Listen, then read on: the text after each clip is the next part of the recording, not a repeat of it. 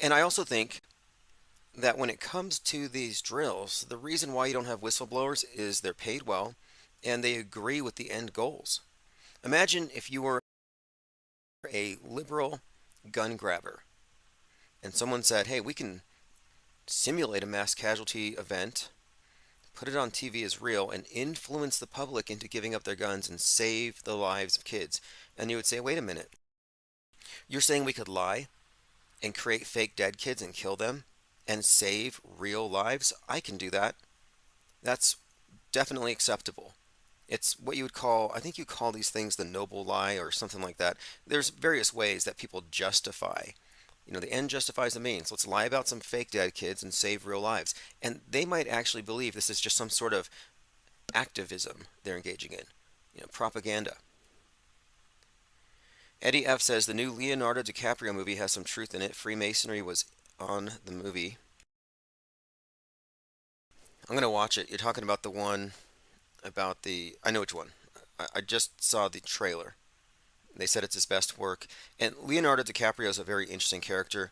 I often point out how these actors have certain archetypes or they have certain symbols attached to them that they carry movie to movie, and so you have to look at them as a contiguous whole. The same character that you saw in the Titanic, you could consider that to be the same person in Don't Look Up.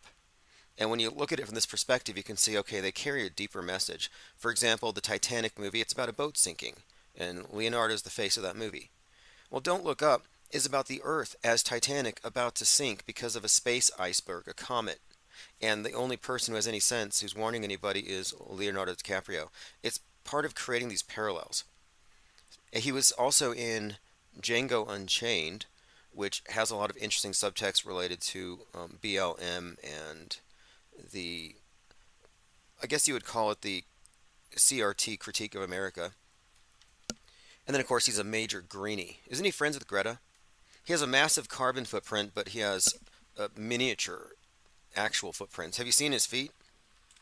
Not that I look at that kind of stuff, but he was on his mega yacht, and there's a photo of him on his mega yacht, and I was like, wait a minute, that's strange, because his feet are basically in front, and they just seemed extremely small relative to the rest of him. But anyway, yeah, he gets on a mega yacht. He's got a massive carbon footprint, and yeah, he will never make up for it, no matter how small his actual feet. Joined by HLGGLH, ears up. Salty Siren says, Happy Saturn Day. I'm all shook up Elvis. Yeah, Elvis is a big part of the predictive programming for the coming 9/11ing of Seattle. And I guess we can just use that term 9/11ing. I think in Israel they said they had 15 9/11s that day. Your 10/7 was 15 9/11s? What is that up to? Yep, 10/7 was 15 9/11s. And it was an inside job. They're just recycling the post 9/11 guardrail alternative narratives for people to get mad about. Joined by X322, Citizen Z, Symbia, awesome. Mom with Sons, yay, Saturn Day. Portal Complex, Napoleon Wilson, Reverse History, thank you for joining. Cope says Leonardo DiCaprio. Yeah, absolutely. Now, I'm only interested in watching that movie because when you have individuals that are used to carry such momentous propaganda messages, they're not going to have a movie where it's meaningless. Every single thing they do, every appearance for that matter, it needs to be looked at in this context. Like Arnold Schwarzenegger, the Terminator, part of World War Zero, cutting mankind's carbon footprint in half when the Terminator movie was about killing man because he's killing Gaia. These aren't coincidences. Or the fact that he's Schwarzenegger, that is, he's the paragon of toxic masculinity with his big gun and his big muscles and all this stuff. Meanwhile, James Cameron, the director of the movie, says that, I guess he actually said that masculinity itself is a toxin, that testosterone is a toxin. So T2, Terminator, too much testosterone. Baja Pickleball says, best show alive, Fepinati. Yep, and this is just beginning. We're in the early stages. We had to assemble the rafts, which we've done. We've established the parallel media as a thing, and it does exist, and it is self-aware. But the next stage is for it to amass all of its numbers and become self-aware as a unified entity. That's why you've been using the Kraken imagery. That's the key here. Because the red pill thing was co-opted by alt media, and you get these characters like Tucker Carlson, who's like, wow, the George Floyd story was a lie? He died from fentanyl? That's like a recycled side story, a recycled alternative narrative 3 years old that in no way challenges the essential fakery of the thing. But he's like, look at me, I'm blowing a whistle on Twitter. I'm like, who falls for this stuff? But that's where red pill, that's where conspiracy is. And they see someone like Tucker, who's a fake populist, as their way to reach mass media because they're under this delusion, and this is truthers in general. They're under this delusion that if they can just get their truth out, people will, quote, wake up. And it's like, so you guys aren't awake. It's the false awakening. You went from the blue pill dream world where you were comfy into the red pill nightmare, which is just as fake but deeper in the deception, deeper in the weeds.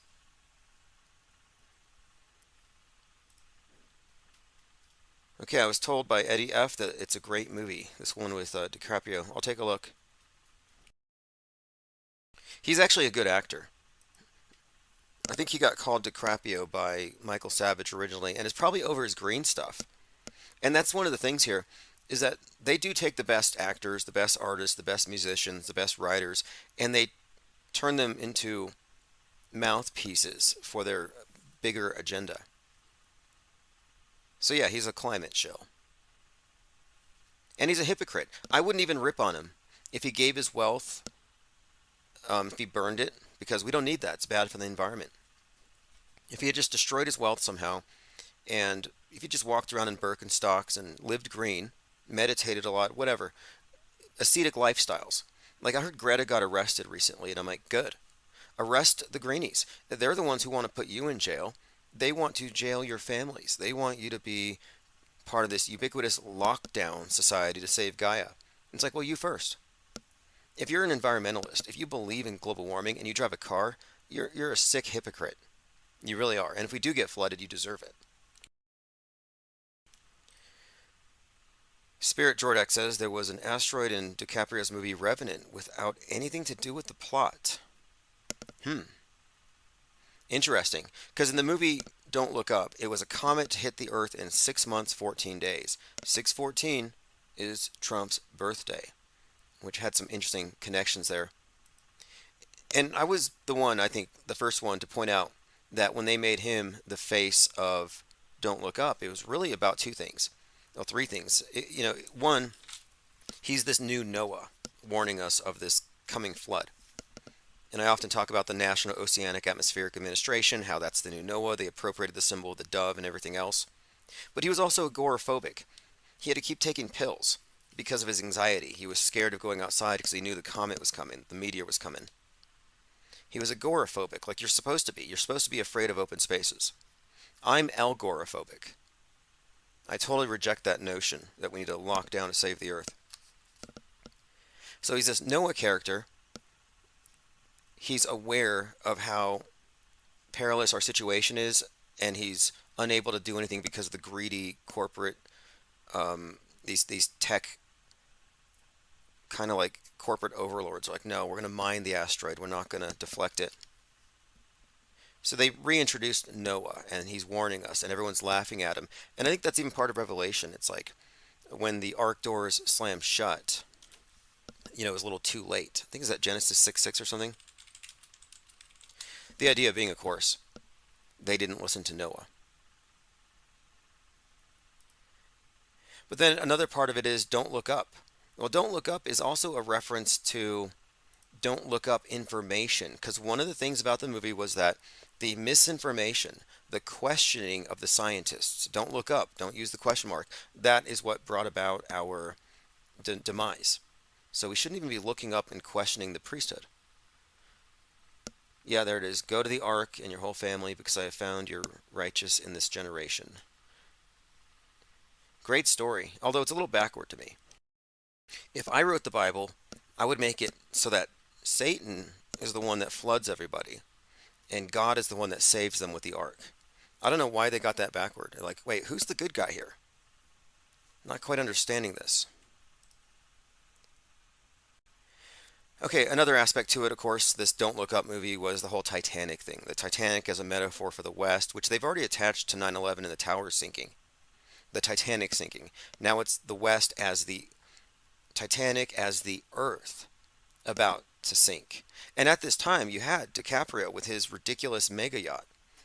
Bezos was out there flexing on his mega yacht. Salty Siren says Trump's birthday is allegedly a new Mandela effect. Yeah, the Mandela affected, the reality fluid are not reliable sources of anything at this point. Unbelievable. It's still around. Let me read this because I went to go see World War Z and Israel's 9/11. I checked out this theater where I plan to stream or air or play, South Pole. We've been working on South Pole behind the scenes here, and I think if we can get the production value where it needs to be, standardize the lengths as we've been discussing, utilizing all the tools we have, including ChatGPT, I would like to produce something that we could maybe even play before a general audience just for reactions. And this latest South Pole episode has a scene I'm working on now, which has, just say, Ben Shapiro and baby heads as part of it. Linda Curtis says the Noah story is a Titanic story. Yeah, pretty much. The whole environmentalist movement is based on a reiteration of Noah's flood, which is stolen from what? The Epic of Gilgamesh? It's all recycled. And in fact, they have replaced with their iconography, this is all syncretism, religious syncretism with their symbolism, they have actually turned the god of death and rebirth into the god of recycling. The green god. The original vegetation god Osiris, the god of the earth, is green, and the recycling movement is all about this.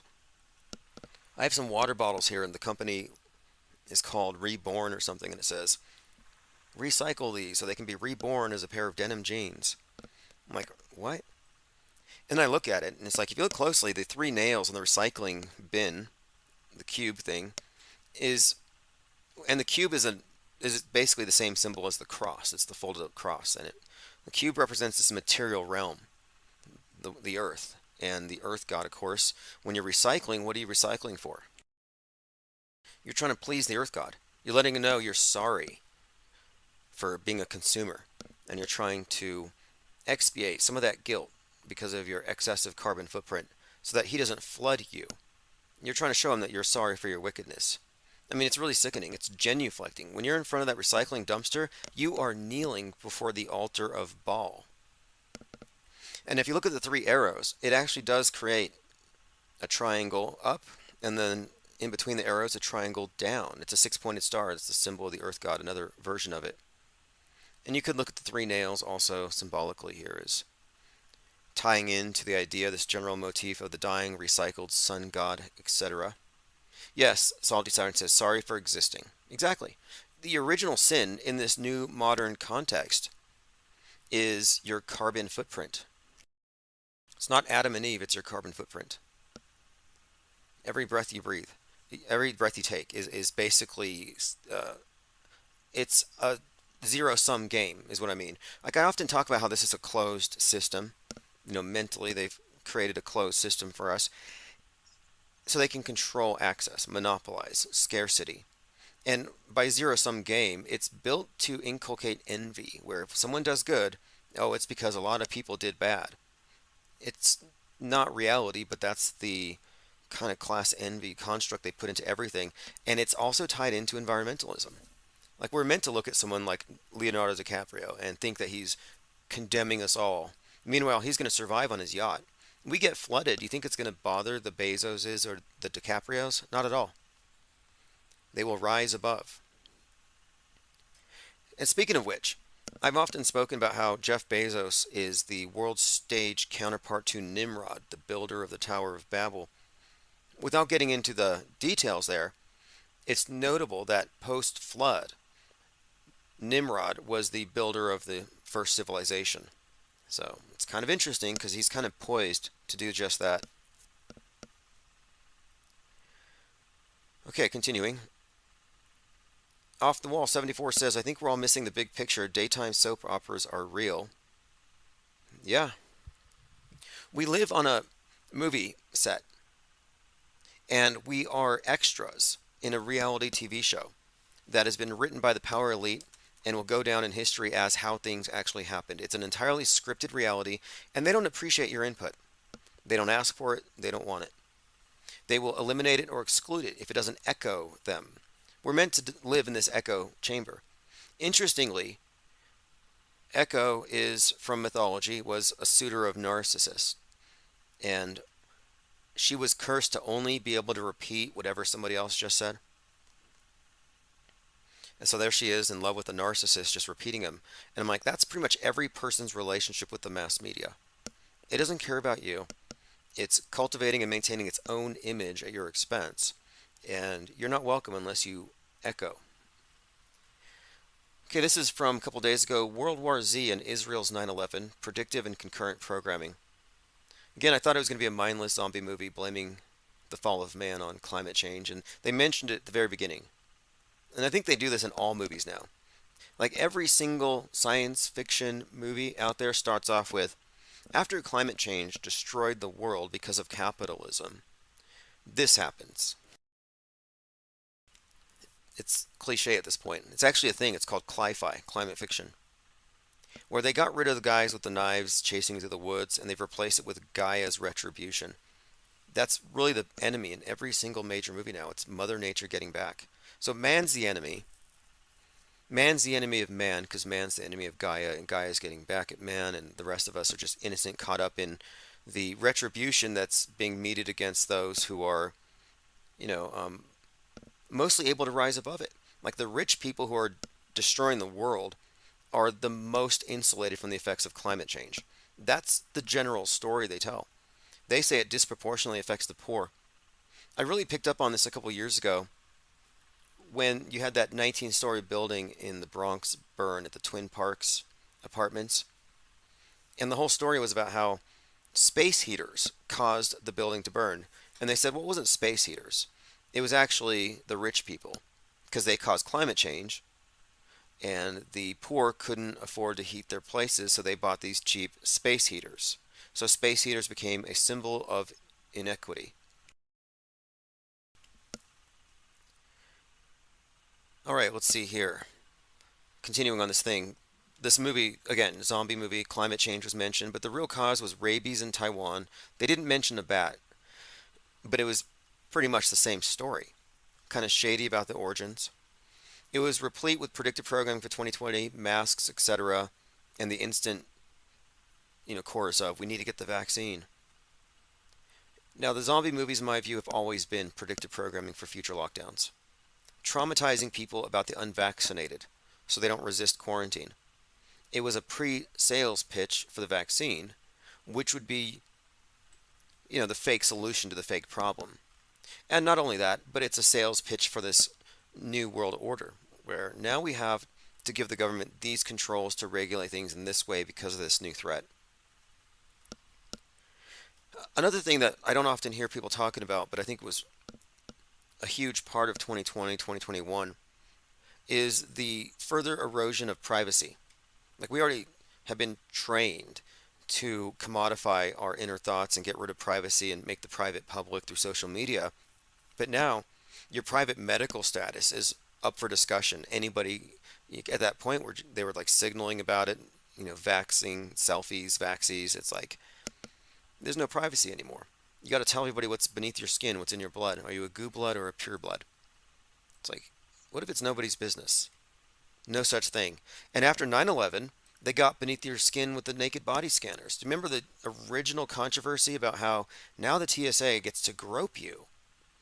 They get to palpate your body and look at you with an x-ray scanner that lets them see through your clothes. Like, okay, so now the privacy invasion just got one stage deeper. 9/11, 19 years later, COVID. Now they get to know what's in your blood. Next is, and they're not done yet, the next part is what's in your mind, what's in your browser history. I'm starting to wonder if I got blacklisted. I'm still awaiting results on my background check. I'm wondering if maybe it's something I tweeted. maybe I need to create a new persona to engage the real world that in no way connects to my online opinions because these may be liabilities in the future.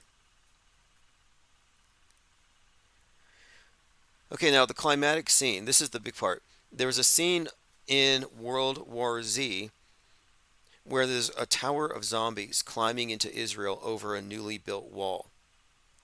Now, this contained a couple tie ins to our recent situation. So, in World War Z, they're climbing over the wall, just like Hamas paraglided over the wall. Second, in the movie, there's an inference that Mossad had advanced knowledge about the coming pandemic, and Israel built up their walls in preparation for the zombie attack. So here's a narrative of, oh, they knew. And even now you hear it, Netanyahu knew. Repeating this stuff like, oh, Bush knew, so we can get into war. They're recycling a lot of 9/11 claptrap, so get ready for that. And third, the Palestinians were allowed in. They opened the gates and they let the Palestinians in. And they said, every person we save is one less zombie we have to fight. So now you have peace. World peace because of what? An alien threat. And this is another kind of subtext here. How many times have we seen movies where, or scenarios where it's like, we would all be one if we just had an outside threat? I even hear some conservative types talking about missing the days after 9/11 when we were all unified. Like, what do you mean we were all unified? Unified in what? In shock, in terror? You want to go back to that? You want to go back to that? Have another trauma bond? Insane. My point being, this movie had a lot of connections to right now with the over the wall, the infiltration, seeing IDF soldiers dying. So you have this merging of Palestine and Israel, but their noisy celebrations draw in the zombies and they all die. So what does that say? If you let them in, you're all going to die. In the movie, they mention the 1973 Arab-Israeli War. And this is a tie-in to the 50th anniversary attack, which we just saw a couple of weeks ago. The fact this movie is being promoted right now on Amazon pretty extensively, an extended version, but moreover, it's being played here downtown. And I'm like, why is it showing at this theater? It's just some innocent zombie movie getting close to Halloween, sure. But now that I looked at it, from a more metascript perspective, the imagery of Israel under attack by zombies, IDF soldiers dying, 9/11 imagery, plus it's, in a post-COVID world, it actually seems to be too much to be coincidence. It's an older movie. I had never watched it. I was actually kind of impressed by it. I didn't think it was as bad as I had heard from some of the. See, George Romero, who did the Night of the Living Dead and kind of created this genre in film, said the movie was too high budget and basically destroyed zombie movies. I think it was like 400 million bucks, but I don't really think so. It's a mostly generic thing. Okay, let me open up phones here. It's Infinite Plane Saturn Day. Hey, what's up, caller? Can you hear me okay? Yeah, I didn't expect to get through. Is there much background noise? Not on my end. Just Okay. a lot of general. Actually, on my end, I got like a fan in the background. If that doesn't bother you, can you hear me okay? I think I might have a hum on my line, but you sound good to me. I think this old landline I'm on probably has issues, but uh, when we start delving down that, the breakdown of infrastructure and everything. Right, right. Yeah, Well, it's fortunate for I don't get in that easily. Am I interrupting a particular thread, a no, particular I mean, discussion thread? today's just Infinite Plane Saturn Day, which I leave it open to whatever we talked about in the past week. And we were just talking about World War Z, a Brad Pitt movie I saw the other night that just happens to have this climactic scene where the zombies go over the wall into Israel. And I'm like, this is predictive. Well, it was predictive programming, but they're replaying it downtown, and now it's like this just reinforces what I saw in the news. And I'm just commenting on how you can't escape the MSM echo chamber. Yeah, I read your piece on World War Z, and I have to tell you that from the very beginning, as soon as I saw those ridiculous paragliders I'm thinking to myself, hey, Granny, break down the shotgun from the shelf. Like I'm Jed Clampett. You could shoot those things down with a shotgun, right? I mean, come on. Then I'm turning around and I'm seeing an interview with a former IDF intelligence officer who says even back in the old days, there's no way that even a stray cat could cross that. They had motion sensors and everything else. She says this is ridiculous. She says there's no way in hell that attack, quote unquote, was a surprise. And she stared right in the camera and said that it's out there. The Well, I video's mean, look, out do there. you agree with me that this is just a recycled template narrative from post 9/11? Well, the first thing, it's so weird. As soon as I heard the 40 dead beheaded babies, 40 seems to have you're the numerologist here. I'll get into biblical gematria if you want, the 40 years and all that. But as soon as I said the first thing I thought was what you Nayara and her testimony before that committee there, they basically they dumped the babies. So out of the incubator, that's the first thing I ask. If I see anybody well, no one wants to talk about it now because it's debunked, right? Or is it? It's Has debunked. Yeah, Snopes they said, debunked it? yeah, the Kuwaiti baby thing was fake. They admit that was fake. It's on the Well, 33rd anniversary. but right. What about this 40 dead babies right here, though? That's turning out to have originated with a what do you call it? A hearsay from a reporter who allegedly heard it from an Israeli soldier. It's a third part. Blah blah blah. But again, My uncle. the Nyara thing was on 10/10/1990. The 40 baby heads 10/10/2023. Literally 33 to the days to the day, years to the day. Oh, They you're did thinking. a psyop. It's too They much. probably got a whole file cabinet full of psyops for that day. There's only 365 days in a year, and there's only, you know what I'm saying? Like they don't index every script. That's a Hill and Knowlton were the ones who coached Nayara, who was she was the daughter or the niece of the Kuwaiti ambassador in residence. Is that right? Yeah, And yeah, well connected. when you, yeah, but Hill and Knowlton were the ones who not only wrote the script, but they coached her in that. They're the ones that really should have been held accountable, and I think they just got bigger contracts from it. But it was so the way they drove people. So the first thing I thought when I heard this, oh, Hamas has beheaded 40 babies. I thought, give me a break. I said, did they dump them out of the incubators first? That's what I want to know. Funny. So I'm posting that all over the place you on made that Republican connection. Okay. sites. Yeah, I'm going over to Todd Starnes and Dan Bongino and all the Republican sites around on Facebook, and I'm saying, hey, did they dump those babies out of the incubators first? I hope they sure dumped them out of the incubators onto the cold hospital floor. But here's the thing: there's a couple generations that are too young to even remember that. Okay, that's the key word, You, generation. Okay, you mentioned the 40. I think the 40 may be a reference to the generation, and it may reference, I don't know, it just seems like everything that's happening now is recycled to impact the present generation. Like, let's give them their 9/11. Let's give them their baby atrocity with the but terrorists you're coming. telling me that young people won't do enough homework this is Nick Bostrom's simulation argument. We can get into that. That's exactly what this is. You're telling me that young people out there, Gen Zers and Gen Next, really young people are not going to be hip enough that they're going to go plowing through libraries of this stuff and say, what are they doing? They're using the same old stupid scripts. And you're telling me that because they're video game. These kids are into video game. You're telling me they're not going to go back and say, look at this. This is the same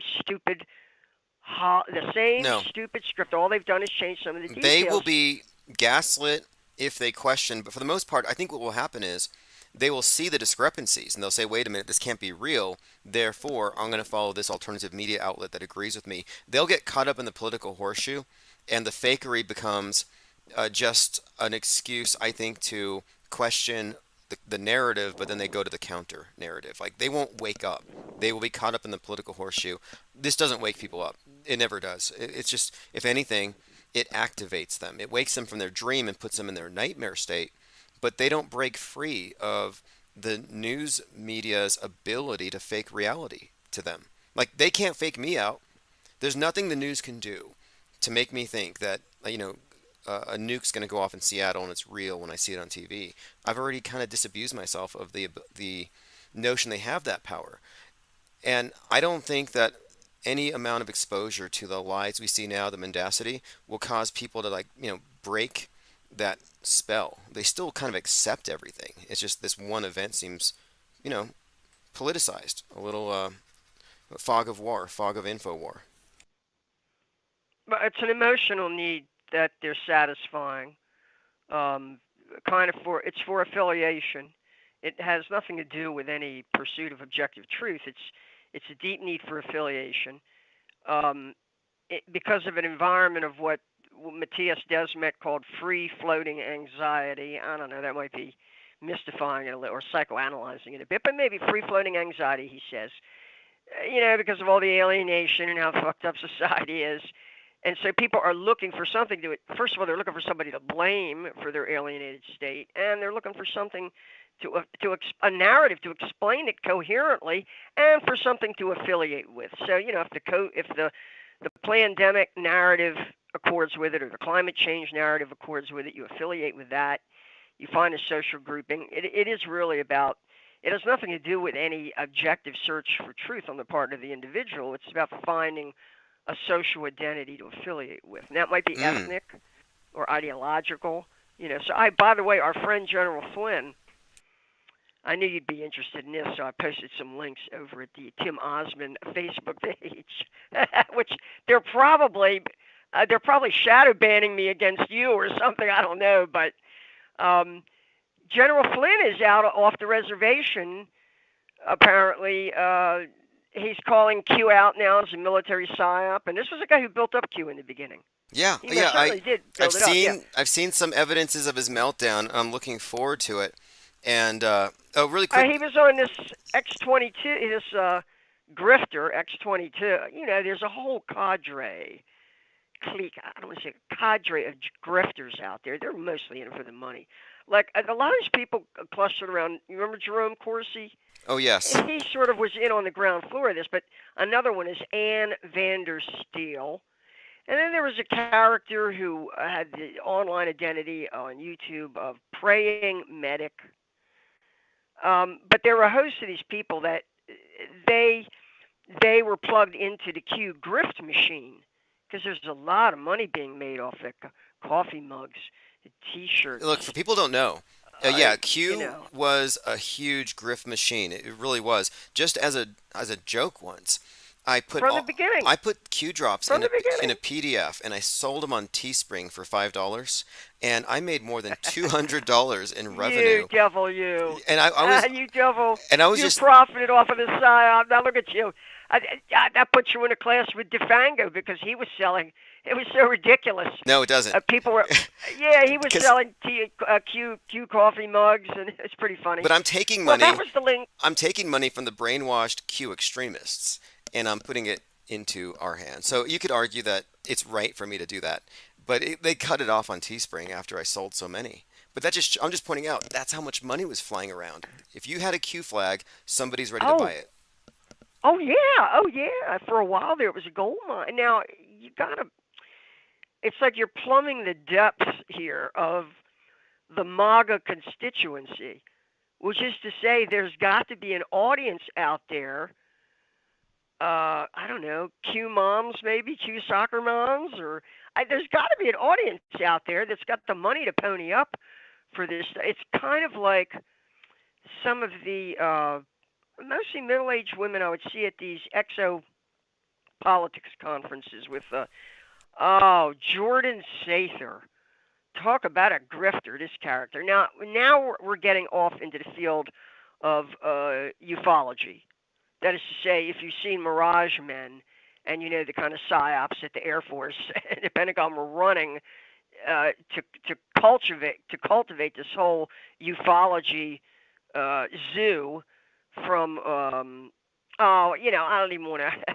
The one who I think about the most is Alfred Weber, but that's exopolitics. Yeah, where there was a galaxy, an ambassador to the galaxy, and blah blah blah. Yeah, they brought Crazy that shit. in. Michael Salla. They brought that into Q. They brought in this fringe of Q where eventually it's going to bring in the Yeah, UFOs. they And sketched right over. you Jordan notice Sather was one. you said Another one was Wilcock. Is his mhm. name David Wilcock? David Wilcock.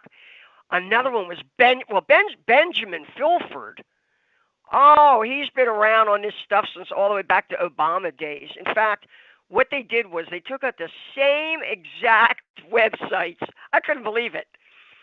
When Obama was running, they said Obama was going to arrest all the war criminals and all the gangsters, and he was going to set things right. Really, they And did there that was with going to be Obama these. too. Yeah, they did, and all they did, Benjamin Fulford websites did, was change Obama to Trump. That was the craziest thing. They didn't Oh change my any goodness. other wording, and they put those same websites out there, and I'll bet they're still making money So it's all just because people recycled. want to believe in this. I'm telling you, people want to be in that cast of thousands.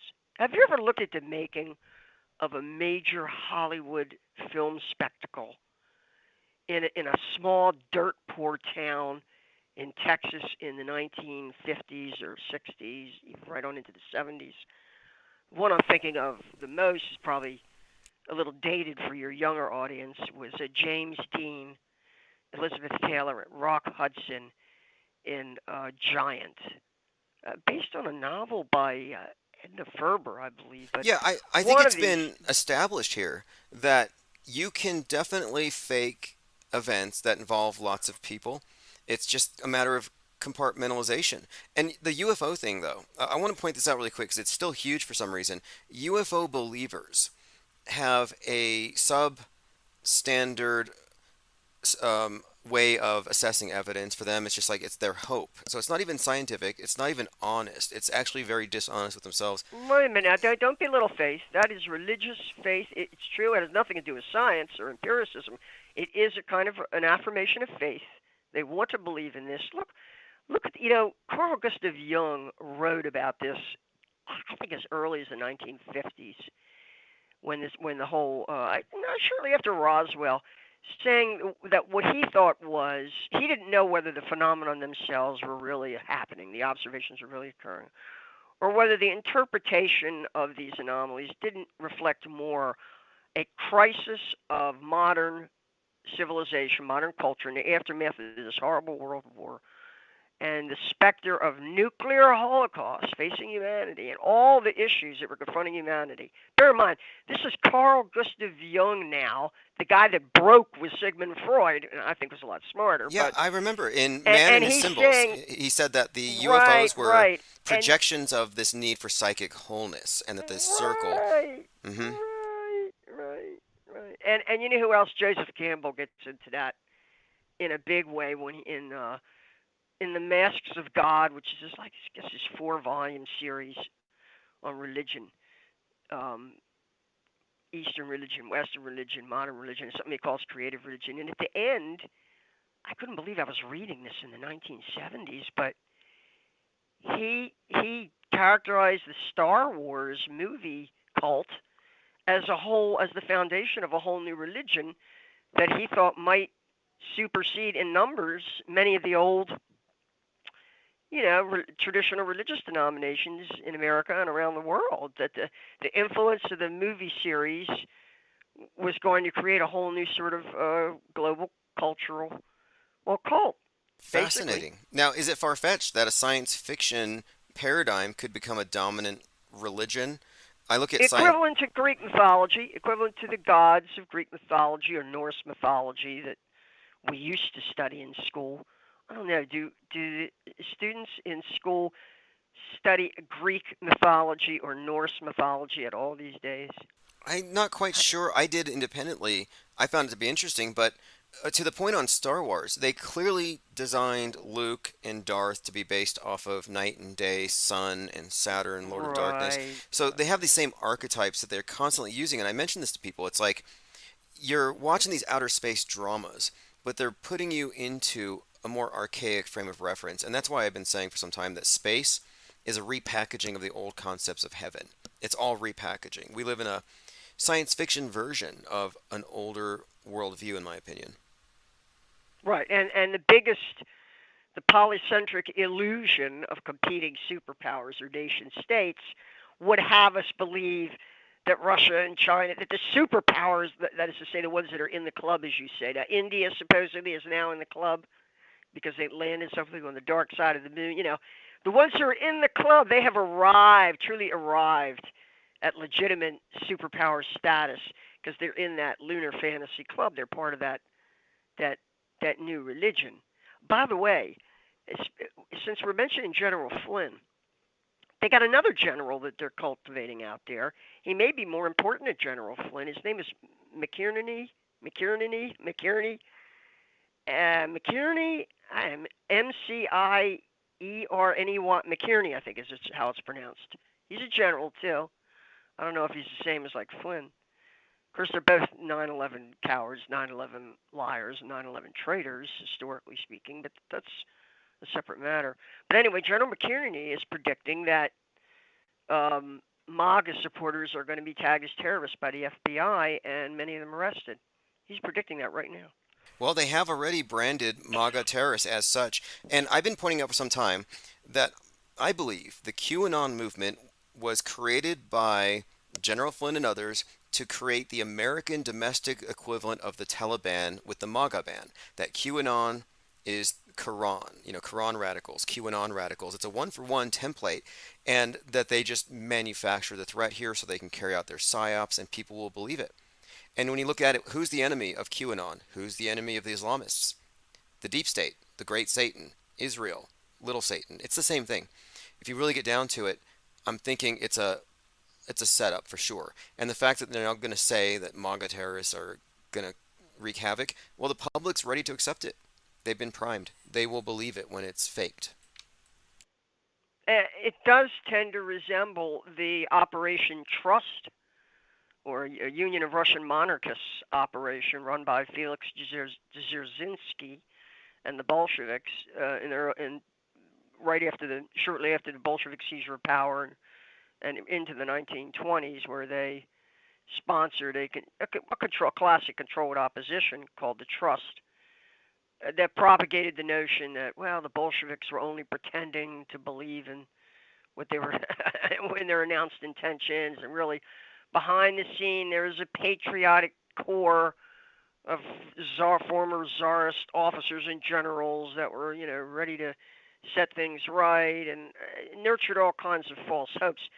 But the target there was the emigre population in the capitals of Europe: Paris, Berlin, London, Amsterdam,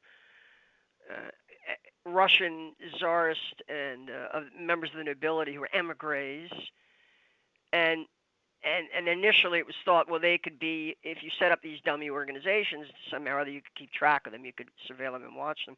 But what happened was it became an opportunity for the new Soviet Cheka to infiltrate Western intelligence agencies, especially the British, because the British got involved in financing a lot of these anti-Bolshevik operations. So it's a game that they play.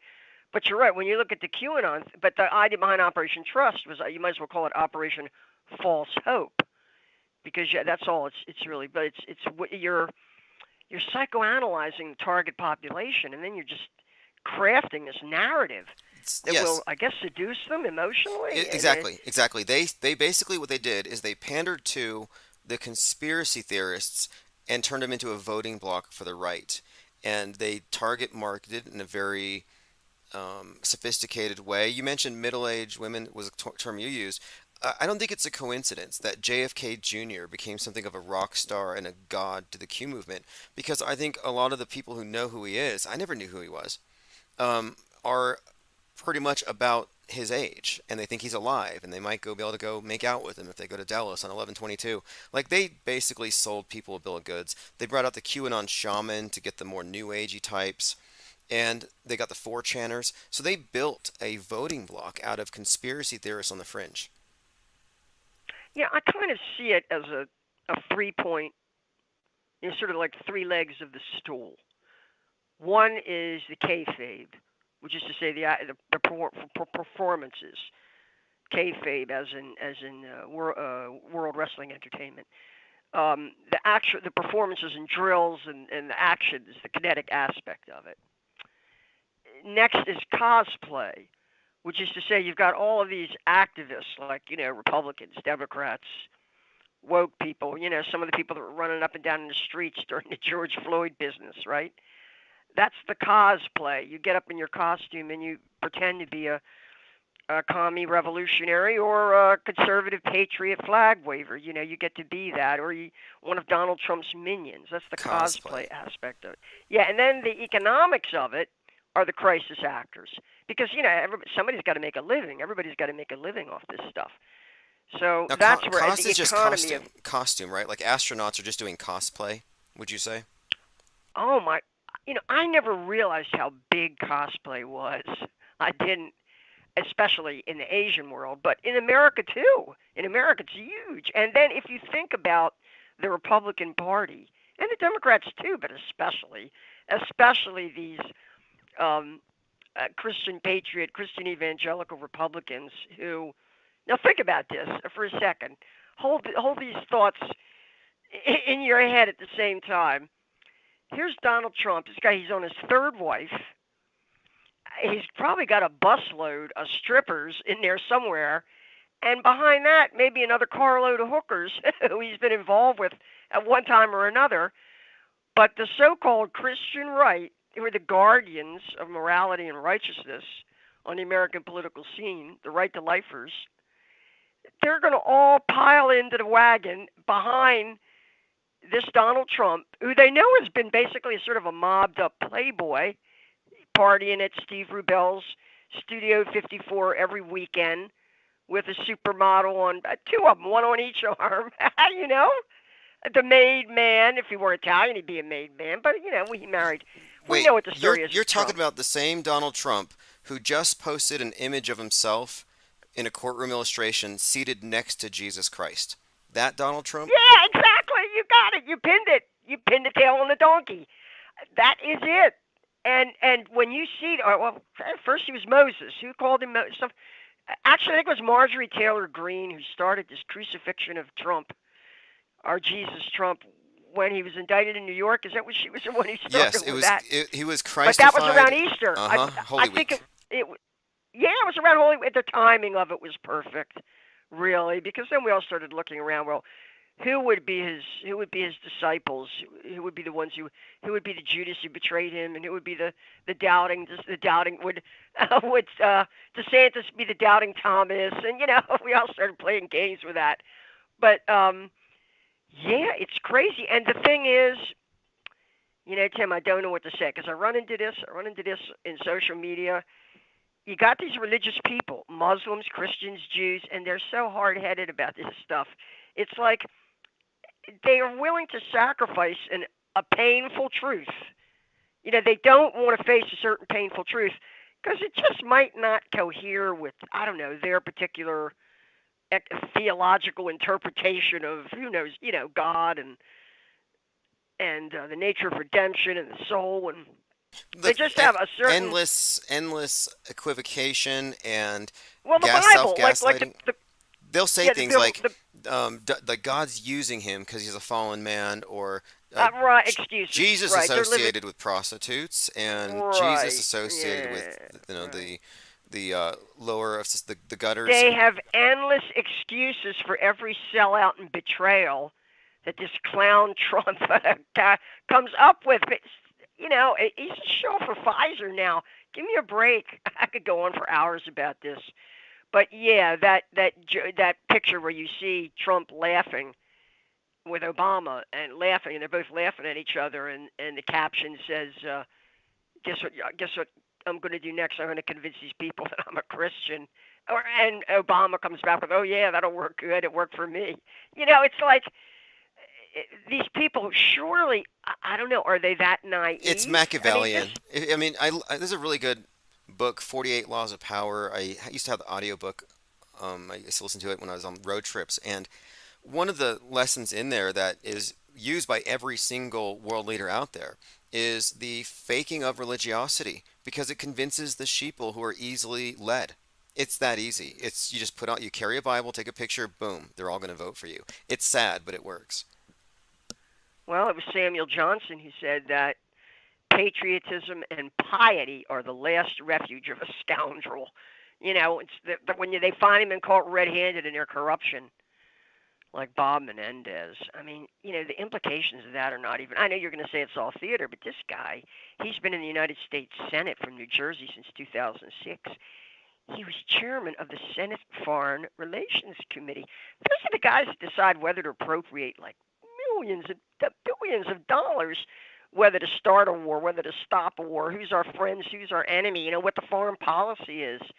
Like he wasn't compromised and blackmailed that whole time, and now they've got him supposedly with a stash of gold bullion in his basement and cash stuffed into jackets. And I know you're going to say No, I look, it's I don't all made up, I'm not aren't you? Are you going I'm to tell not a me it's all reality made up? nihilist. Here's what I am. I do recognize that we live in this lie world order infrastructure, but it's on a need to know basis. Not everyone's in on how much is fake. It's very compartmentalized, but the fact that they're not really killing people doesn't take away from the fact that the terrorism is real and the real life consequences and changes in governance is real. So I don't just dismiss it all. I don't know how real these characters are, how much movement or freedom they really have, especially if they're heavily televised. And like Trump, for example, there's no way Trump's a rogue in my view. If you ask me, Trump is playing the role that was scripted before he was born. And I know that sounds, I don't know, black pill or it sounds pessimistic, but no, I think he's a wholly owned puppet of the monolithic media cult that runs this place. How do they make it work?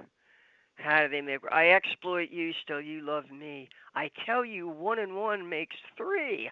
The cult of personality, the cult of personality, the cult of personality. Everybody's looking for that Messiah to save them because they don't have the internal guts to face up to the implications of just how phony it all is. But see, the difference, me, is you're into the simulation aspect of it, and I'm into the simulacrum, which is to say, and I know you're into the simulacrum sometimes as well, but I'm really into the net effect that this is going to have as people who are like people are behavior, for example, is Yes. triggered. Where You mentioned you know, the way that they're psychoanalyzing their target audiences. And lately, I've been really looking closely at it from this perspective. And I have a manuscript I'm developing on this very concept that if you look at media as singular, like mediation itself is like weather, it's just like it's this thing that we all have to contend with. And if we can give it a personality in general, what traits would you give it? Well, it talks down to you. It's the authority. You can't really talk back. And when you really get down to what's presented on there, the emotional roller coasters and the news cycle, I think you can argue that the media is narcissistic, that it's a gaslighter. And the long term effects of gaslighting are well known. You know what it does?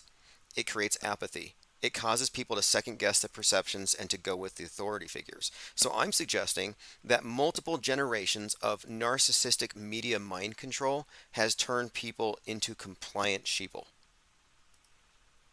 I want to say something here about the term gaslighting because it's not always understood in the sort of rich sense that it should be.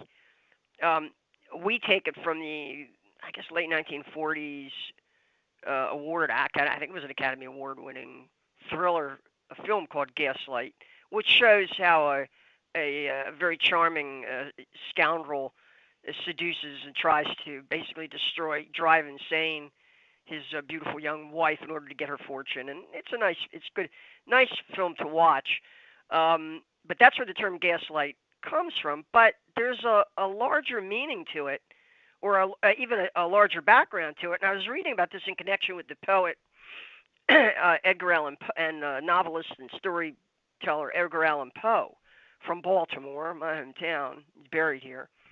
Um, Poe apparently, like many of his contemporaries, suffered from, you might say, the environmental poisoning of gaslight. That is to say, beginning in the 1820s, 1830s, 1840s, the predominant form of lighting in houses, the first lighting, permanent lighting that people had, street lighting and inside house lighting, was gas lighting. They started running gas first.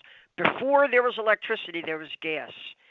And gaslight continued to be, short of candlelight, continued to be the predominant form of indoor lighting right on up to the advent of of Edison and use of the electric light bulb, which really didn't show up, I don't think, until maybe the 1880s, 1890s. But Poe, Edgar Allan Poe, and others, if you were in such an environment, because it turns out that the gaslight that was used in these closed, tight environments, especially in the wintertime, was toxic.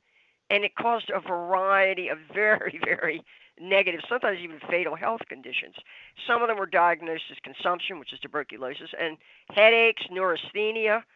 And Poe complained constantly of the headaches and the bad dreams interfere with his sleep, because he was living in the midst of, he's spending all this time writing his material with this gaslight burning in the back, heating and lighting where he lived, right there in Baltimore, Richmond, Right, other right. areas. So he may have inadvertently, literally gaslit himself into. Maybe it influenced his work. I don't know. Does it have any sort of Well, that's, hallucinatory? yeah. Mm. I think he sort of insisted on that himself, that he felt. I think he kind of sensed that the gaslight might be toxic, because he said he could smell it sometimes. He said other people said they couldn't. And it became something of a paranoid subject for him. But he wasn't the only one. We have French writers of the exact same period, Flaubert and others, who complain about the effect of the gaslight that was being used in the first modern indoor heating and lighting was gas, and it was not done well, and there was a lot of leakage, and just the exposure to it itself created all kinds of toxemia in people that was probably misdiagnosed as infectious disease. I wouldn't be surprised. But that's important to understand about the term gaslight. It has a much longer history than simply Sure. I guess it would be 1949 And it classic became film. like it kind of got grafted into this self-help area, probably in like the 90s or something, and then the internet recently has brought it back, and it was the word of the year for Webster's Dictionary 2022. And it's not just Oh, lying. really? Yeah, it's not, because that's how many people were looking it up. So it's not merely lying, it's lying to somebody when they know you're lying and you know they know, but the lie Who is going to who pass. designated it? Who designated it word of the year? I think it was Webster's Dictionary, their online dictionary. So they're admitting. Now, I don't know how they collect their data. I don't know what they base that on. But they're admitting that this word has now entered the popular culture. And if you use it out on the street or at the bar or anywhere else in casual conversation, people are likely to know exactly what you mean. And they're not going to say, what Yeah, do you mean? But they're and going the to know. purpose of it is that when somebody is telling you that what you perceived isn't so, and you know it is so, and by force of will or authority or position, if you're not able to challenge it long term, if challenging it causes cognitive dissonance or friction, and you just lie along to get along, you become apathetic. And I think that's one of the reasons why the media gaslights us and creates confusion as a matter of routine, because they want us to be helpless and in need of somebody to sort out reality for us, because when we try it on our own, we run into resistance, we get contradicted, etc. Uh, but there also had to be, there has to be this will, really, a will, an affirmation among the masses themselves that they want to be a part of this narrative, to belong to something. And I don't think they care whether it's true or not. And that comes back to that big movie production in Marfa, Texas, Giant with James Dean and Rock Hudson. Everyone, I mean, talk about East Palestine, Ohio. Marfa, Texas was probably about the same size. Just some dirt water town there in West Texas. But I guess oil was around, and that's where the money was being made in oil. But I think the oil might have dried up in Marfa. And here was this movie production company coming through. And this was a classic. Movies have been made about this. Movies about the making of movies. Really, seriously, there have been movies made about the subject of big movie production company moves into small town and takes over. Yeah, well, That's actually the they basis get for. really behind the scenes. I mean, I watched that Wes Anderson Right. movie Star City, and the main character is based on Kubrick, and it's kind of showing you how everything is fake. But one of the things about that movie, and it goes back to what we were talking about with Aliens, is that they have these individuals praying the Lord's Prayer, but instead of Our Father who art in heaven, it's Dear Alien who art in space. They I've pray seen that. to the Yeah, I alien. saw that. What sounds like something out of, I don't know, Doctor Who, or where would I have heard that before? Something like prayer to. Oh well, I'm thinking of that scene from George Lucas's film THX-1138 with Robert Duvall. Oh yeah, that was George Lucas's first film. It came out on a 311. We had looked at Yeah, that one. there's a scene in that called The Confession, where he gets into a confession booth with an AI bot. It's great. Right, it's an And he's AI based. Jesus. That's right, and it. Yeah, Oh yeah. man, they just use AI to extrapolate Jesus's face from the Shroud of Turin, and yeah, Well, now you get into that. I mean, that's another one where true believers, well, you wonder if it's worth the time going down a rabbit hole like the Shroud of Turin I because call them low information believers. If you still believe in relics, I'm sorry, but you're at a lower level of discrimination than is right, required to understand the world I would stage. I wouldn't resist the opportunity to elevate the level of discourse by saying, well, what we have from about the same time or a little later is something called Lorenzo Valla's exposure of the forgery of the ages, the so-called donation of Constantine, if I can refer to that, because that was one of the most important. It was like a sort of a turning point in from the medieval world into modernity. Basically, the papacy claimed title to Rome and the surrounding territories from the Emperor Constantine to the Pope. Supposedly, the Emperor Constantine deeded the city of Rome and the surrounding areas, Campania maybe, or Umbria, some of the areas around the so-called papal states, to the Pope in Rome in something called the Donation of Constantine's document, a relic, an artifact. And we really don't hear much about this document at the time of Charlemagne, right? Just to date it in your mind historically. Traditionally, coronation of Charlemagne as Augustus in the West by the Pope is a Christmas Day 800 AD. We're talking, and this is the earliest that we could date the donation of Constantine. But around about the year 1420, 1430, comes an Italian scholar, brilliant in Greek and Latin and everything else, named Lorenzo Valla. And he says, look at this. He says, the language in this document is bogus. This is a forged document. And he basically proves from the language itself that the document is a Mm. shitty forgery. It's a bad Right. forgery. That's a good way to do it. You could analyze was this the syntax at the time, and that's a perfect analogy. A forgery that changes the way people see an event is the same thing as a relic. It's basically false evidence. It contains a loaded premise. Like the Shroud of Turin presumes that Jesus not only existed, but that he transcended in some kind of spectacular light show that somehow X-rayed himself onto the blanket. I mean, that is a loaded object. It's like a loaded question. It's like that relic doesn't have any logical connection to this supposed event. You have to establish that first. Oh, you know what the true believers will say now. You know what's true, and I have read. Oh my God, I've read their articles in the archaeology journals because I got into it. What the true believers will say is, radiocarbon dating validates our dating of this relic, this cloth, to approximately first century AD or something along those lines. They'll fall back on the validity of radiocarbon dating. Of course, radiocarbon dating, number one, is notoriously inexact. You actually have to take a piece of organic material. It doesn't work on rocks or stone. There's got to be some carbon in there. Organic material. It's got to be organic material, and you got to basically burn it first.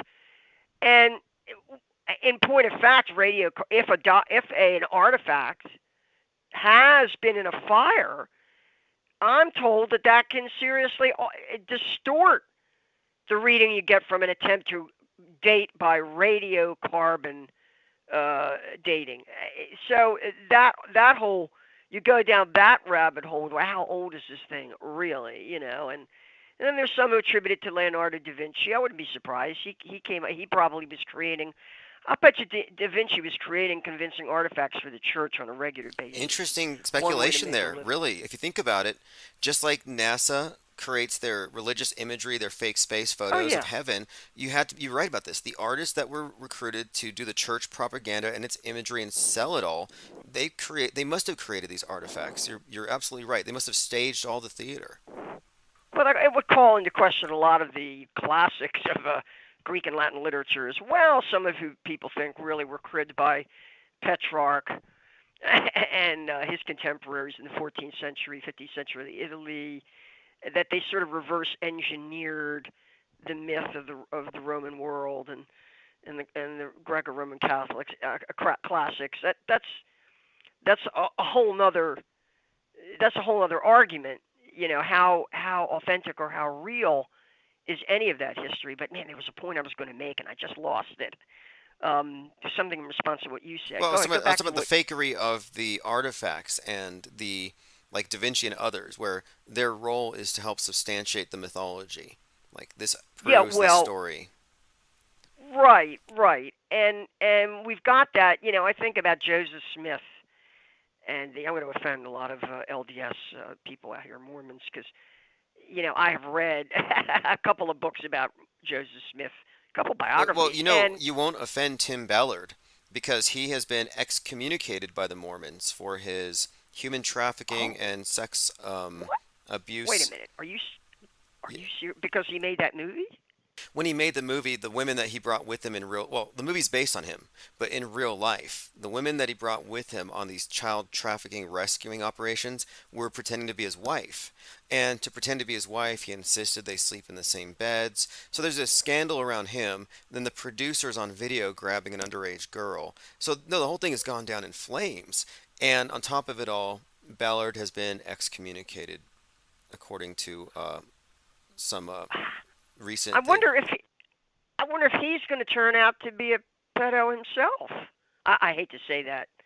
That's really going a little Hey, bit maybe look, bridge too far, he's isn't one it? of the guys that started the whole Wayfair. He promoted the Wayfair conspiracy theory about children Well, being the Wayfarer, transported. yeah, Amazing Polly was looking at the Wayfarer, and also Balenciaga. Eddie Bravo was really getting to Balenciaga. I was listening to Eddie Bravo the other night, thinking about, wow, it would be great. You two should have a go at it, but arguing about because he really is on the same. He's on the same page as us in a lot of different areas. I've been listening to some of his podcasts, and he really is on board with most of what we contend about the fakery going on and Eddie everything else. Bravo? Oh But yeah, I don't get the idea that Eddie Bravo's an insider. I think he's looking just as we are. And I remember he was really look trying. into it. That's the name of his series. Is look into it. Yeah, he's on So Rofkin. that's He's one his. of the reasons I subscribe to Rofkin. He's got a And good let show. me tell you why I got a soft spot for Eddie Bravo because in addition to being a superb grappler and instruction in Brazilian Jiu-Jitsu, he knows how to do verbal Brazilian Jiu-Jitsu, how to take your back without you even knowing it. I listened to him do this to David Icke one time. It was beautiful. Um, Eddie was on there with Sam Tripoli and one other guy, and it was kind of funny. And David Icke was going on and on and on, and finally Eddie Bravo just hits him with it like, well, by the way, David, what do you think about the Apollo moon landing? And Ike just first, Ike, it was like a deer in the headlights. If you watch the video of it, it's like a deer in the headlights. And then he says, well, to tell you the truth, I hadn't really looked into it. This is a guy who's telling us about reptilians, and there's actually David Icke has spun ufology Yes, myths David Icke did a whole back in piece the day. on who built the moon. One of his books. Hollow moon. Is Yeah, he an advocate of a hollow moon? yep. He says the moon's Yeah, hollow, right. that it actually came down here and it dumped a bunch of water on us. It's hollow like an egg now, but the oceans came from the Right, moon. right. He's Is been that there. explains tidal lock? So it was so beautiful because I got to tell you, I have always kind of, to me, David Icke is perhaps a more tolerable Alex Jones in the sense that he's a little bit easier to listen to than Alex Jones, but he's still full of shit. He's always been full of shit. He never called out the TV fakery of 9/11. Never. He could have. He could have never. So David Icke is. I know he's made a good living. He's living here on the Isle of Wight. Probably got a nice estate there.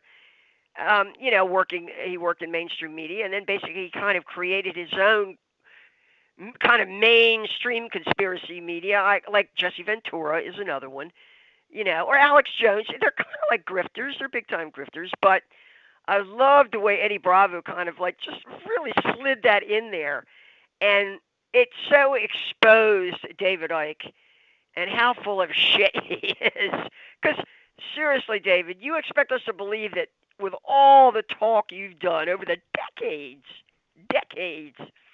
about interdimensional figures and reptilians, lizard people, um, all that talk, and you never once questioned whether everybody, we're out here screaming, hey, this Apollo stuff is fake, but the ISS is fake, and outer space is fake, and maybe wonder is he even? And now I think what's happened is if you cornered Ike now and asked him about flat Earth, he'd probably have a whole rap prepared now. You know what I'm saying? Now he'd be prepared with what his new party Well, line yeah, was he's going to be. But definitely. If you ask me, he's it's like I think he was a goalie in soccer. Maybe he was a soccer player. Then he got into politics. He was in Green Party. He was kind of an insider with the Green Party, and I thought, okay, he's somewhat trustworthy. right, He had an right. interesting take on everything.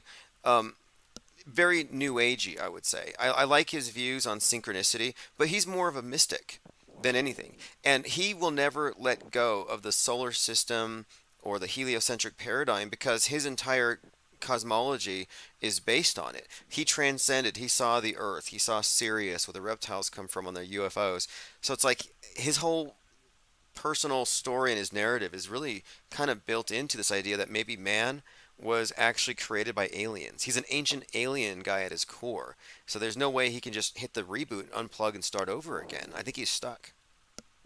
I'd have to see the specific psychedelic that he took to get to that point. Ayahuasca. Like it reminds me a little bit of Max Egan is another one who suddenly had visions, And I'm thinking, dude, you just tripped on some bad shit.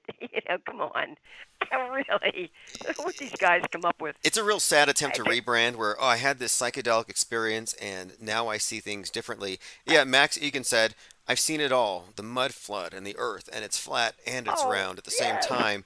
yeah. A total breakdown, but it was fake. It wasn't a real But what breakdown. he, what he didn't see? He didn't see that another grifter named Ken O'Keefe was out there ripping him off for thousands of dollars. You want to check out that story?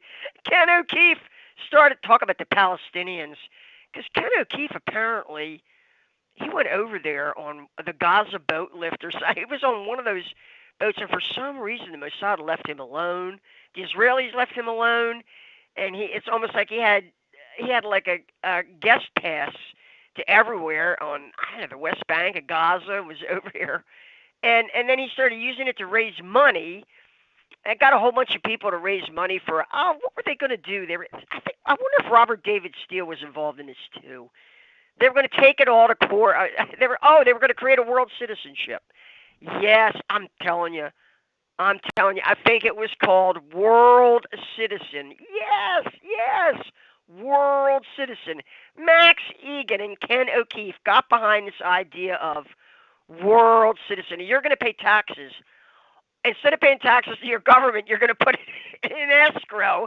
This reminds me of the scheme you were talking about with was it the Nasara Gassara people or the Q people who were saying don't bother paying your gas and electric Oh bill yeah, at if this you're in year? Canada and you're a loyal servant of Queen Didelot, you don't Oh have to pay right, your right. bills. You just got to tell Well, them. Roger Stone. Wait a minute now. Didn't Roger Stone do a cameo for her? Yeah, Roger Stone did a cameo, but he claims he doesn't remember. He was just reading the lines, and it was 160 bucks. You can get Roger Stone to endorse anything. I'll bet he cashed that in. I'll bet he did.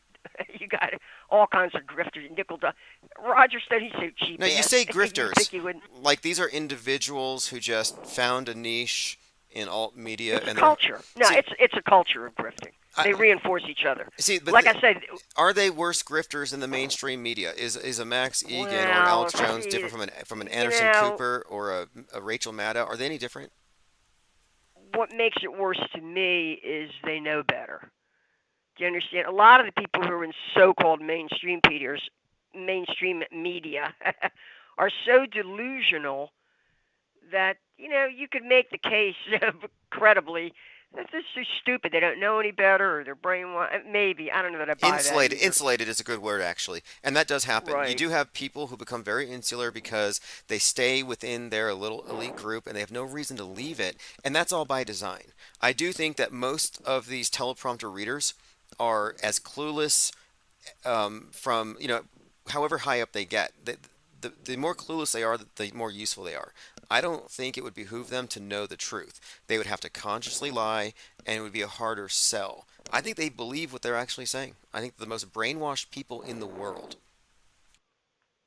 How could you indict Brian Williams of NBC, MSNBC, whatever, for lying at all those different times when he was just reading from a script? In his mind, he was just reading from a script. He doesn't know any better. Is he responsible if the script is a pack of lies? Like with this Middle East, this stuff going on right now in Gaza. Really, is any one of these talking heads you see on TV, or Fox, CNN, PBS, wherever, they're just reading from a script. That's going to be their defense. Well, in your If opinion, there were, has auto hoaxing been 100% vindicated? empirically, it converges on 100%. It's been vindicated so many times, over and over and over. So much so, here's what I say in response to that. Fool me once, shame on you. Fool me twice, shame on me. Fool me three times, four, five, it means somebody loves to be fooled. And that's what you got. You got a population out here that just loves to be fooled, like tickle my fancy.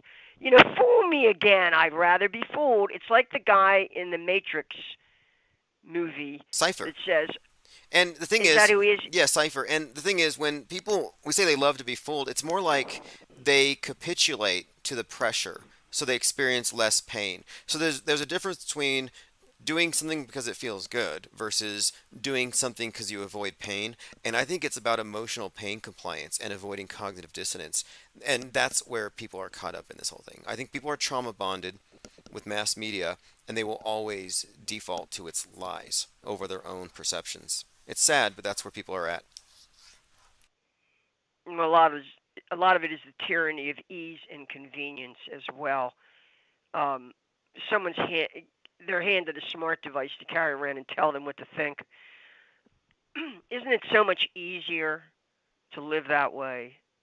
I mean, let the AI make the decision. You want to buy a new car, or well, nobody's going to be buying any new cars. They'll probably be like renting Google cars. Who knows what? But you want to make this purchase or do that, this or that year, that or here you have experiencing these symptoms. Let's run it to the AI and see what the AI says, because the AI has the answer. Actually, in THX 1138, they show that as well, and Rollerball too. It has that kind of the AI has basically taken over Yeah, a that's a lot of reoccurring theme. You're functionality. right. That's an interesting point, though. 1971's THX 1138 is really about the computer that takes over for human governance. And this is a theme that's been projected onto the future since really the late 60s, early 70s. That's part of Space Odyssey, HAL 9000. And I found some pretty interesting breakdowns suggesting that HAL 9000 might just be a modern interpretation of the demiurge concept, if not the literal demiurge. Like if this world does have some kind of alien intelligence governing it all, it's HAL 9000. It's this AI they're introducing that will essentially take the place of God as an authority. I wonder if that's the meaning of the original Latin reference, Deus ex machina, the god of the machine, which we're told was really a sort of artistic reference to a plot device in Greek drama, where just in order to explain something away, you have the gods intervene. God in the machine, God out of the machine, or God in the machine. But yeah, and the thing is, it's really it's overhyped up the yin yang. First of all, there is no such thing as artificial intelligence. The reason why I can say this is because I hold a degree in computer science from the Johns Hopkins University Whiting School of Engineering Applied Physics Lab from the late 90s, when most of these language models were being developed. And so I was kind of there at the creation of these things. And everyone used to laugh their asses off every time they heard somebody use the phrase artificial intelligence. We called it machine learning. You wrote programs that basically calibrated machines so you could increase their powers of judgment, for the ability to read a dot matrix, for example. Like, distinguish between a 3 and an 8, perceptrons and so forth. It was about grading machines, instructing machines, so that they could take over human processes. And the idea of it being called art, we knew that the phrase artificial intelligence was nothing more than advertising PR hype, because there is plenty in artificial in it. Very, very little real intelligence. The only intelligence that's in it corresponds to the intelligence of the programmer who writes the code. Would you say that they're Otherwise, it can be purposefully, incredibly. like they're purposefully mystifying it with the movies, with the predictive programming, and the way they talk about it? Musk Oh, too. Elon Musk is always saying it's the biggest threat. Look, Spielberg. they are mystifying it Spielberg for the people didn't who fall. Spielberg. Yeah, Spielberg. He took over for AI for Kubrick's movie. And what Right, I'm saying is, I'm right. pretty sure that the same people who fall for the Shroud of Turin are going to hit their knees and pray to the AI. Like, I think that this is, The holy AI. yeah, Yeah, they are they're going to, gonna fall on their knees. yep, Right, right. You could do the sacraments, and well, the hand sanitizer will be a sacrament. yeah, the hand sanitizer to get Yeah. rid of the COVID from the people who don't Well, believe what? the AI. Yeah. What I'm saying is this, and when I see people go on about this, oh, Jews and Muslims in the Holy Land, I'm saying to myself, look, um, the World Health Organization was there on the West Bank and in Gaza and in Israel shooting everybody up with that serum. So don't even pretend. I mean, the COVID lockdowns, you think there were COVID lockdowns across the board in Palestine and Israel? Everybody was on board with the COVID mythology over there. Everybody. So, nobody was challenging it. And it was, so I don't really see. And look, here's the thing.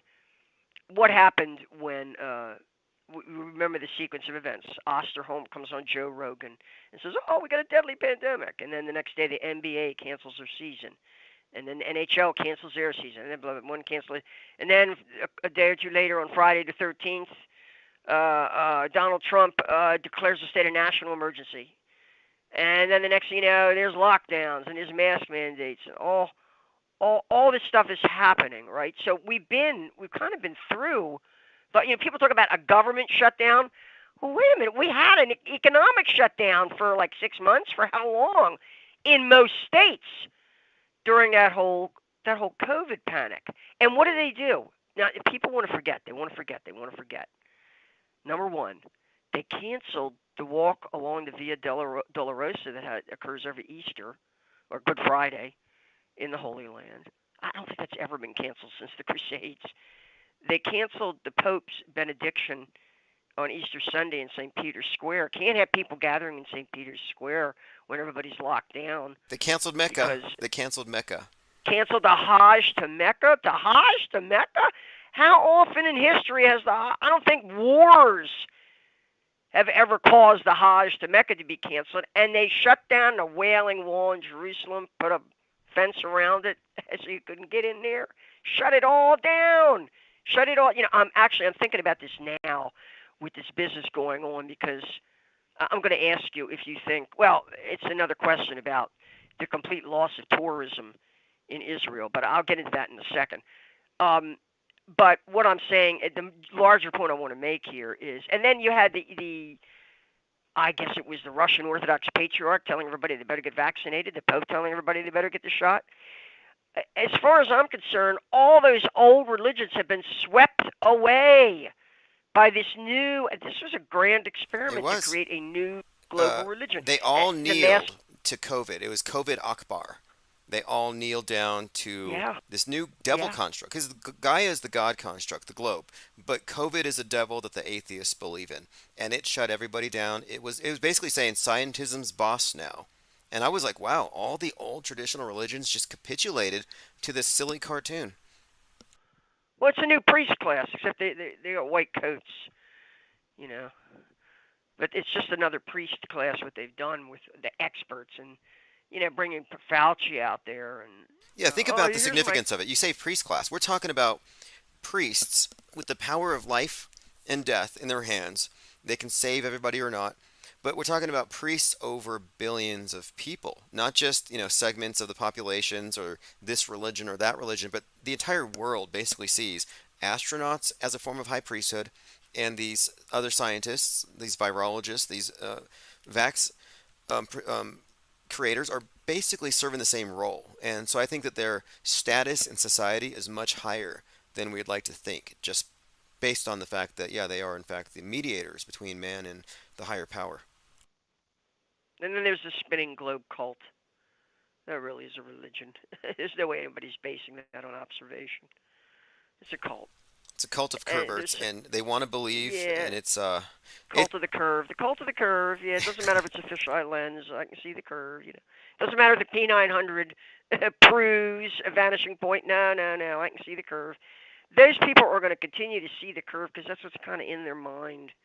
They're religiously they have faith in it that way. They can't risk giving that up.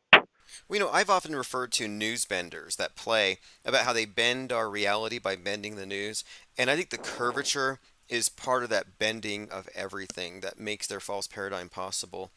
I appreciate your call very much, Lynn. Great to catch up on what do you call this right now? Is this World War III yet? How many times have they already called World War III? Well, like I'm saying, if you think that this is just a stunt that Benjamin Netanyahu pulled off to save his failing political career, consider the millions and millions of shekels that the Israelis are going to lose in tourism now that flights to Tel Aviv are shut down because of the situation. And ask yourself, he's willing to self-destruct, to do a controlled demolition of tourism, which is a major part of the Israeli economy. People aren't going to come there if they hear this stuff is going on. And what is he doing? That's how selfish. That's what a psychopath, this guy Netanyahu and the people around him, they're willing to sacrifice the Israeli economy just to, I don't basically wag the dog. That's what it is. It's a wag the dog. But anyway, that's Yep. just my. Yeah, Wag the Dog. Shout out to Unit 303. And I think that's the case right now. It's Wag the Dog Media has been the standard operating procedure. Well, there's money. There's a lot of money involved too. Don't minimize that. Money and power, control. That's what they really want. Sustainability is just coded language for predictability, which means controllability. All right. Talk to you later. Awesome. Thank you for the call. Have a great night or day. All right, everyone, this is Infinite Plane Saturn Day, 10/21/2023. Catching up with Lynn there. Covered a lot of ground. I see we have about 65 people on the main channel, a few others on the back channels. I upgraded. I want to say thanks to all of you who have been supporting the channel. I upgraded. We're now on 8 platforms. And probably starting tomorrow, we'll jump onto Rofkin Live as well if there's anybody who wants it there. Angst G says World War Infinity. Yeah, it's World War Infinity because it's perpetual. It's a cyclic thing. We talk about the number 40 and the 40 heads, and I think it may tie in, and I'll show you where I get at this from, to the idea of a generation. And these are generational psyops. Pre 9/11, terrible Ben Affleck movie comes out, Pearl Harbor. 9/11 happens. Oh, this is your Pearl Harbor, guys. It's all about putting things into your frame of reference. Not a coincidence that the Modern Warfare 3 came out the night before the attacks. It's all concerted.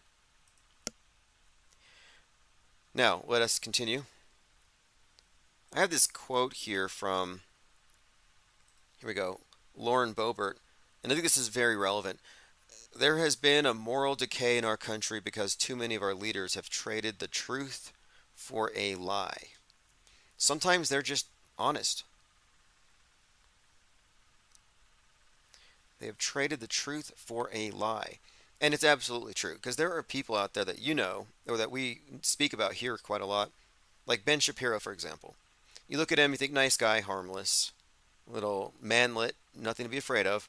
But after the 7th, after 10/7, which was Israel's 9/11 times 15, he's like 40 dead babies happened. Let's kill everybody else. War, war, war. I'm like, how did this guy just go from, kind of a calm social commentator to a war hawk, covering himself in dead baby blood, climbing on top of these piles of hypothetical dead kids in order to grandstand and attack those who don't conform as somehow part of the other side. This is from The Onion.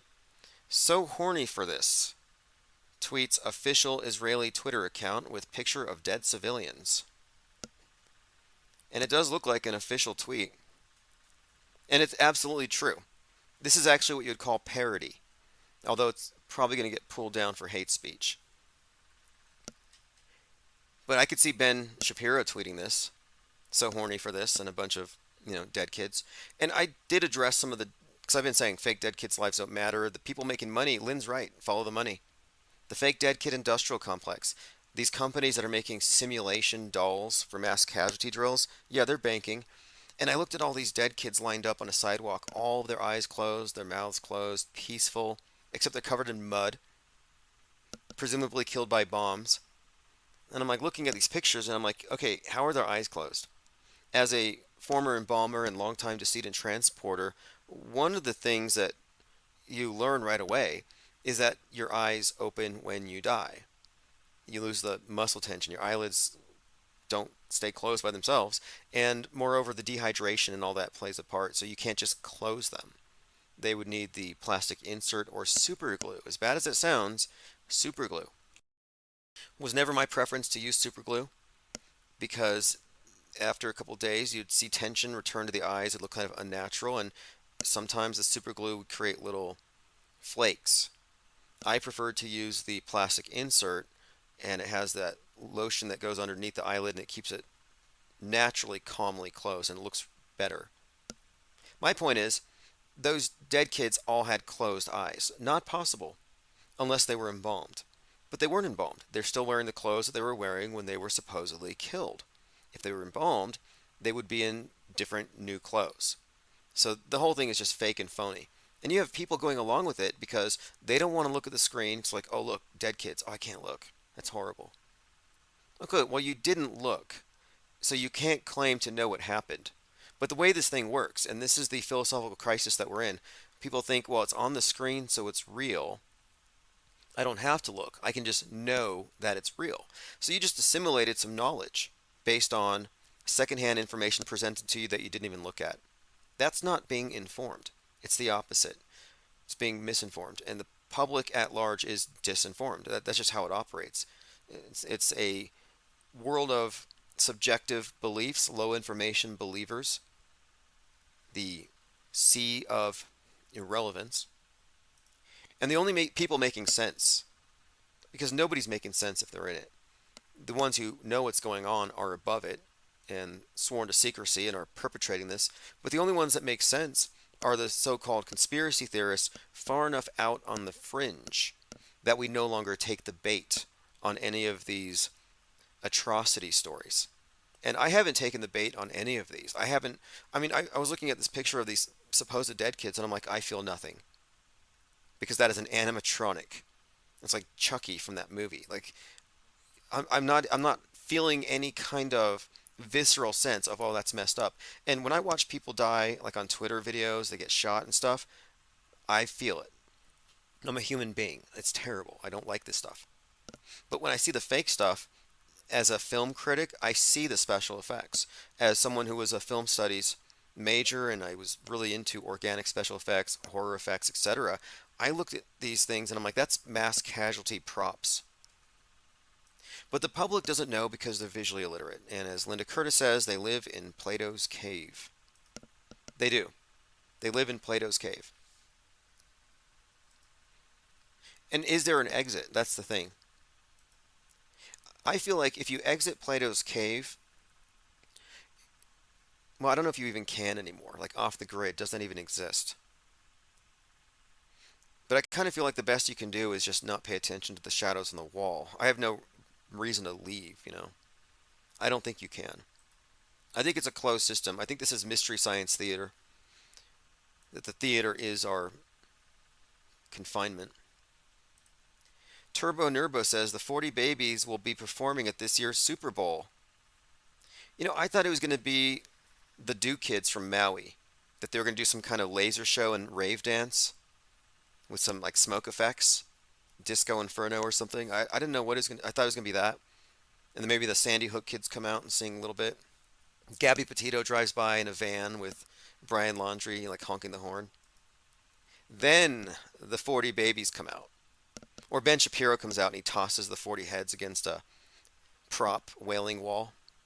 That's actually one of the scenes that we're writing for South Pole. I'm sorry, Ben Shapiro. Yeah, Ben Shapiro is one of my favorite subjects when I look at the right, when I want to study where they're at. It's like, okay, this is the line they're sticking with. And I asked Lynn, have we been vindicated? Those of us who are calling stuff fake until proven real. And we have been, because one thing that's come up, and this has been across the board, people are recognizing you can't judge it real right away. That's the very definition of skepticism, suspending judgment. And if you have people in the news media saying, hey, you have to suspend judgment, I'm sorry, but you're going against the operating system. You're going against the way that the public is meant to interpret this stuff. Like, I don't think they want the public to be skeptic. They want you to be reliant on them to interpret the facts of your reality. Here's a really good find here. This is posted by King of Bertaria. 11 years ago, The Economist shows Hamas on a paraglider attacking Israel. And sure enough, this is from The Economist, January 4th, 2013. There are many, many examples of The Economist accurately predicting our future. We often talk about the winter solstice version of The Economist, where it has China, a new sharp power, and the new shape of Chinese influence. It's got this COVID ball like Earth. Look at this one, A Rough Guide to Hell. And it definitely has paragliders going into Israel. So has this scenario ever been talked about before? The people at The Economist knew something.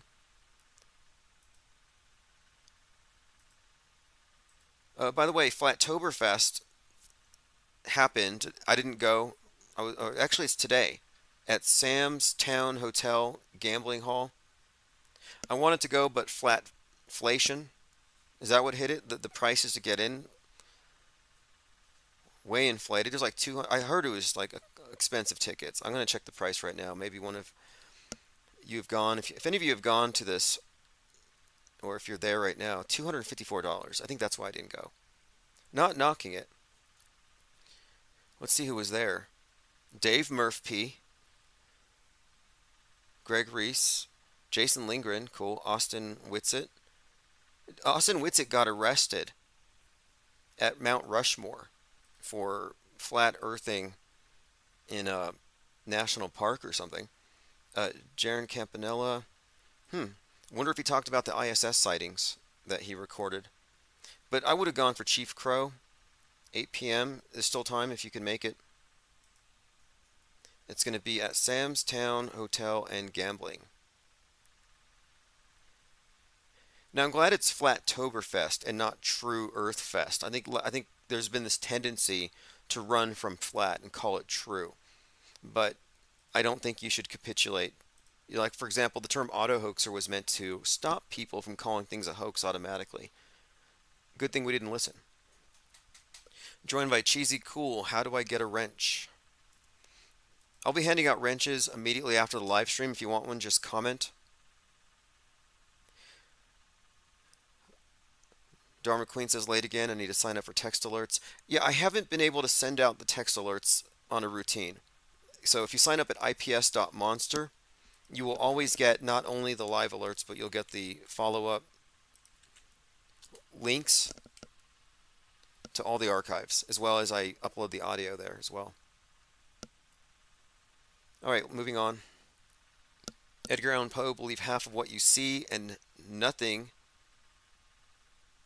that you hear. Now, I was going to juxtapose that against this. Elon Musk recently said, believe what you see, not what you're told. I mean, what do you think of that? Believe what you see, not what you're told. In the age of visual illiteracy, a deep-faked society, visually illiterate, they can't tell the difference between real and fake, and you're saying believe what you see? Insane. I'm with Poe here.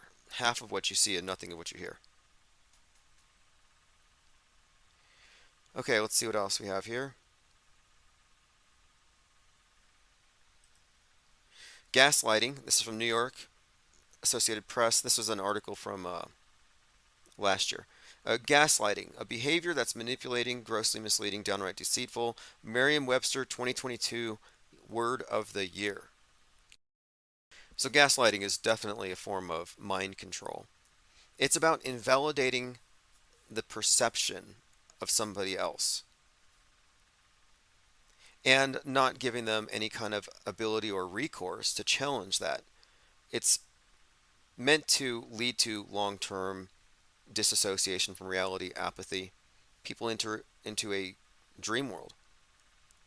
This is what you see in a microcosm, I think, with destructive cults. And then you can kind of extrapolate to society writ large. What does it mean when we're all being hyper-mediated through a doomsday cult's frame of reference that says that if we don't cut back on our consumption of dino juice, we're all going to die because the oceans are going to rise. Cheesy Cool says, my wife took my kids to see the Paw Patrol movie. My 3-year-old said they had to save the town from a meteor. Sorry for the spoilers. It's probably full of serious propaganda or symbolism, these Paw Patrol movies. I bet it's full of all kinds of occult, Masonic stuff. Just so much brainwashing. They have to start when they're 3. But this is also interesting. So you're 3 years old, and now you know it's within the realm of possibility that a giant rock can come down and kill everybody.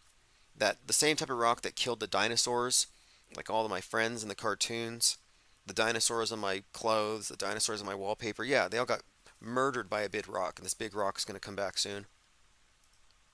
It's all programming. And it also presumes that we're in a heliocentric system with space rocks that can fall on us. It presumes that this entire thing has already been settled. It's settled science. It's kind of a way of just giving them the big picture. I wonder if it has a climate change message.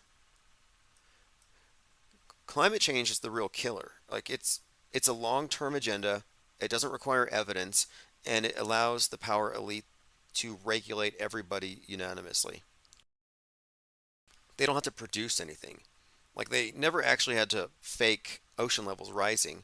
The best they can do is scapegoat, like Maui. Yeah, climate change did that. But meteors require special effects. I'm not saying they're not going to do it. If they can fake a nuke, they can fake a falling rock. All right, moving. Oh, dinosaurs in space, Angst G says. That reminds me, there's a Chief Crow song, Dinosaurs in Space. Maybe he'll play it live.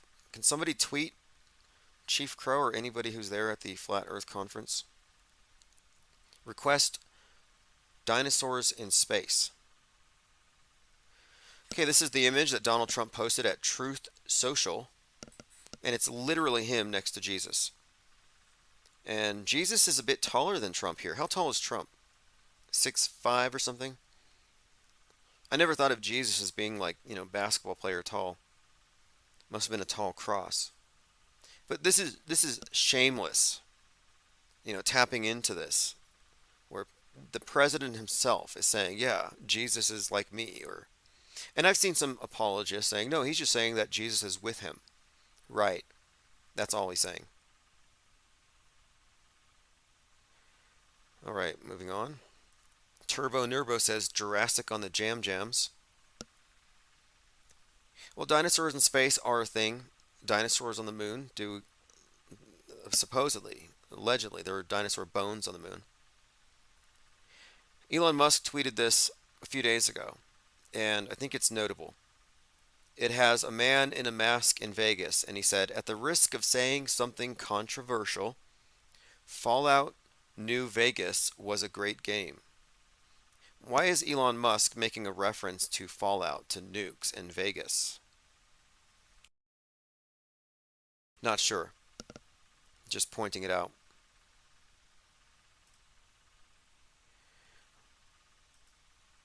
All right, this is Infinite Plane Saturn Day. We were just talking about a few things. Paragliders were predicted to go into Israel by these Hamas militants on this Economist cover from 2013.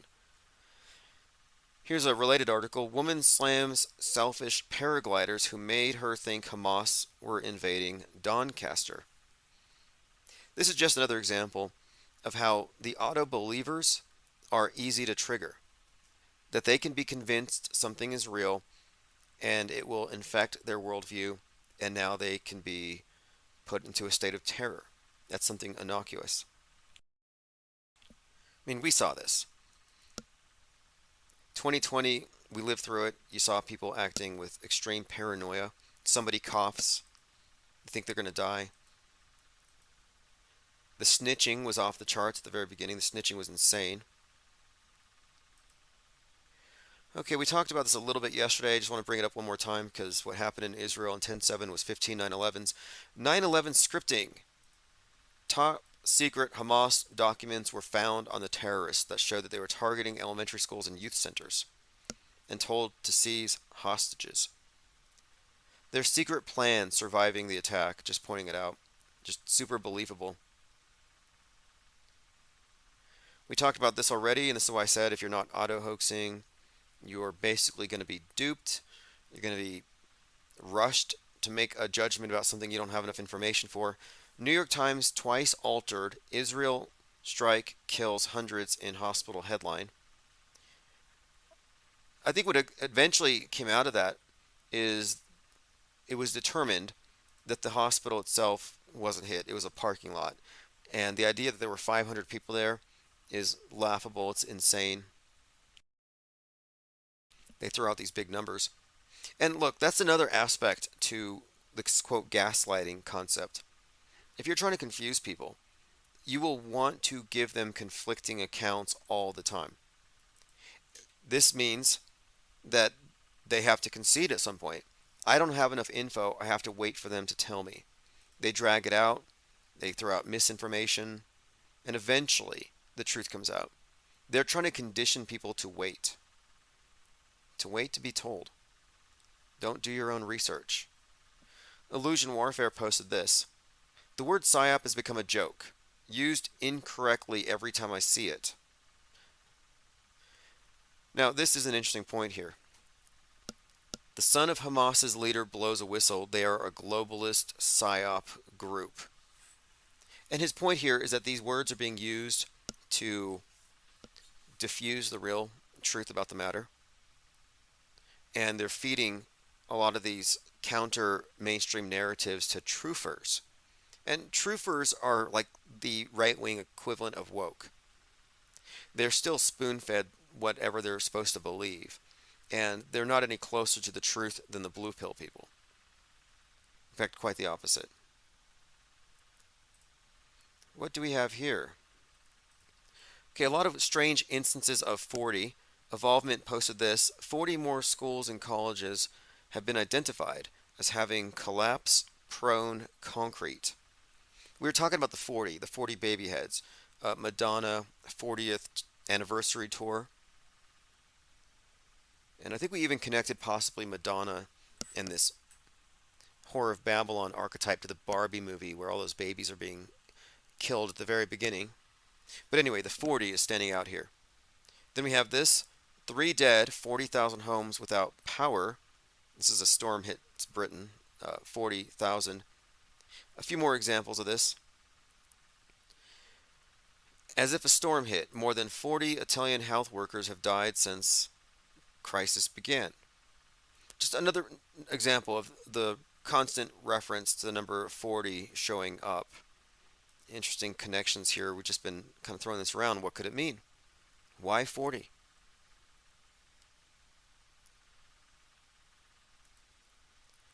Okay, so Greta Thunberg sent an image of herself, "I stand with Gaza." And along with this picture of herself and this sign that says "I stand with Gaza," she included a photo of a miniature octopus, like a kraken type thing. Anyway, she said something like "I stand with Gaza," and someone said to her, "The blue octopus is an anti-Semitic trope. I deeply hope this is a weird accident, but the prominent placement is concerning." So apparently, Greta Thunberg's toy octopus is anti-Semitic. First I've heard of this. I would not have made that connection. But she subsequently responded with, "It has come to my knowledge that the stuffed animal shown in my earlier post can be interpreted by some as a symbol for anti-Semitism, which I was completely unaware of. The toy in the picture is a tool often used by autistic people as a way to communicate feelings." I didn't know that part of it. I know, so Greta is autistic, and she uses the octopus to communicate her feelings. So is she communicating anti-Semitism? But whatever it is, it's another one of these things, another examples of these like secular blasphemies, like the bowl cut hate symbol, AOK symbol. Used to be 666, now it's "I hate Jews" or whatever. Unbelievable. I'm not going to extrapolate anything more from this, like the whole Kraken symbolism. This is not anything other than um, a broad brush here. Everything is anti-Semitism. Give me a break. Like the word hate. You know how many hate crimes are just absolutely manufactured, fake anyway? Let's do some more 40s. At 40 years, Prophet Muhammad had resorted to spending a whole month in the cave for his usual retreat. There's another 40. Another one here. Why is 40 significant in Judaism? The period of years represents the time it takes for a new generation to arise. You can also derive the word quarantine. I think you can get 40 from that. It comes from 40 days or something along those lines. So there's something in here with these repeated references to 40. Not quite sure what yet, but it's there. Here's a political cartoon. "How dare you use plastic bags? We need to save the world." It's Greta Thunberg with a Palestinian Free Palestine flag, and she's chasing down a Hamas soldier with the bag full of Israeli babies. But yeah, he used a plastic bag, not sustainable. Huge hypocrite here. You have to remember, 57 million tons of PPE have been added to the oceans since 2020. 57 tons. And the people who believe in this stuff, the people who wear the PPE, are also the believers in climate change. Like, I will make an allowance of a millimeter. The ocean levels may have risen 1 millimeter, but it's only because of the 57 million tons of PPE, because of people like Greta Thunberg.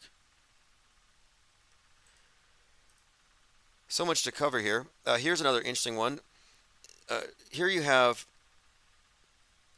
Hakeem Jeffries, who happens to have Barack Obama's birthday. Hakeem Jeffries is talking about Jim Jordan, and we're looking at this Speaker of the House race and all this stuff. He calls Jim Jordan a, quote, "clear and present danger." Jim Jordan, a clear and present danger, apparently because he's a MAGA terrorist, among other things, which is all true. But the point of it here is a clear and present danger is a Tom Clancy that predicted 9/11. Breaking moments ago, Hakeem Jeffries just spoke about the upcoming vote for the Speaker of the House. He called Jordan a MAGA extremist and reached out to the moderates. Let me play this clip here. To end as we know it. He wants to end Medicare as we know it. Doesn't believe that President Biden was elected in 2020. That's disrespectful to the American people. Jim Jordan wants to impose a nationwide abortion ban, and he is the poster child for MAGA extremism. There you have it. The poster child for MAGA extremism. But he says we have a clear and present danger. One other thing, a clear and present danger was actually being played in the audiobook format on the International Space Station on 9/11. It was being listened to by the only American on board at the time, and when he watched, this is his own account, from the ISS, when they saw 9/11 happen, they said, oh, this is a strange coincidence. It's pretty much what's happening in the book right here. Clear and present danger. Wants to impose a nationwide abortion ban, and he is the poster child for MAGA extremism. We are saying to our traditional... When they say MAGA extremism, what do they mean? Like, I think the extreme part of MAGA is, I guess it's the January 6er types, not the JFK coming back types. The white nationalists, I guess, would play into this a little bit. The Nick Fuentes types, who don't say MAGA, but they mean MAGA. That it's all the same thing. MAGA-ism is the antipode of progressivism. You know, one of them is about the future, and the other is about this idealized past. These are competing utopian schemes. But listen to him say, quote, a clear and present danger. That's a 9/11 reference. Republican colleagues, good men and women on the other side of the aisle, in the attachment to the extremist Jim Jordan, and join with Democrats in finding a bipartisan. Peter W. says, not wanting to kill babies is extremism. Too funny. Yeah, he wants to stop that. He's an extremist. But it's all in how they word things. Because for them, the whole issue is about bodily autonomy, and they've made it synonymous with controlling lives. So it's not even about abortion itself. That word is almost a red herring. Not that the pro-life people have a real clue. Most of them are just tools and a voting block. Have they done anything? Have they stopped anything? Have they changed anything? I don't think so. Now take a look at this. Biden pops up with this weird chin thing. I don't know if you all saw it, but if you turn the picture upside down, it kind of looks like a frog, but he's got these lumps on his chin. Liz Kronkin posted, here's a perfect example how the mainstream is gaslighting you. If there's any evidence that Putin is using a body double, they treat it like a serious claim. However, if Biden pops up with balls on his chin that grew overnight, and you call it a body double, they call you a conspiracy theorist. Don't believe your lying eyes. Yeah, exactly. Great points here. This is from Newsweek, and they're saying Joe Biden's chin in Israel video sparks conspiracy theory. Yeah, he's got these balls on his chin. Like it looks like some kind of liquid dripped down and settled, but in two different spots here. And it looks very strange. I don't know what to make of it. But some people have said it's a body double. Like, why is that even an extraordinary claim? We've seen his body double. We've seen the body double of Kamala Harris. But a lot of people are looking at this and saying, yeah, it's a deep fake. And if you say that, you are, of course, a conspiracy theorist. You're a conspiracy theorist. You're an extremist. The extremists to me, though, are the people who fall for the propaganda and act accordingly, who get provoked. Like, I don't know if it's real, but some guy apparently thought that the Global Jihad Day was real, so he went out and stabbed a Muslim, which I think is probably fake. Here's a pretty good one. 2 actresses caught red-handed. If you look on the top of the screen, you have a couple of Palestinians with AK-47s. And if you look below, you have a couple of, I guess, Palestinian victims leaving a hospital. Are they warriors, soldiers, or mourning victims? It's the same pair. 2 different costumes.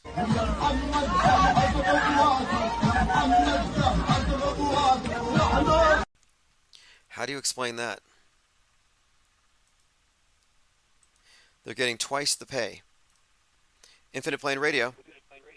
Hello, Tim. It's 5. I just want to make a quick comment on the balls on the chin.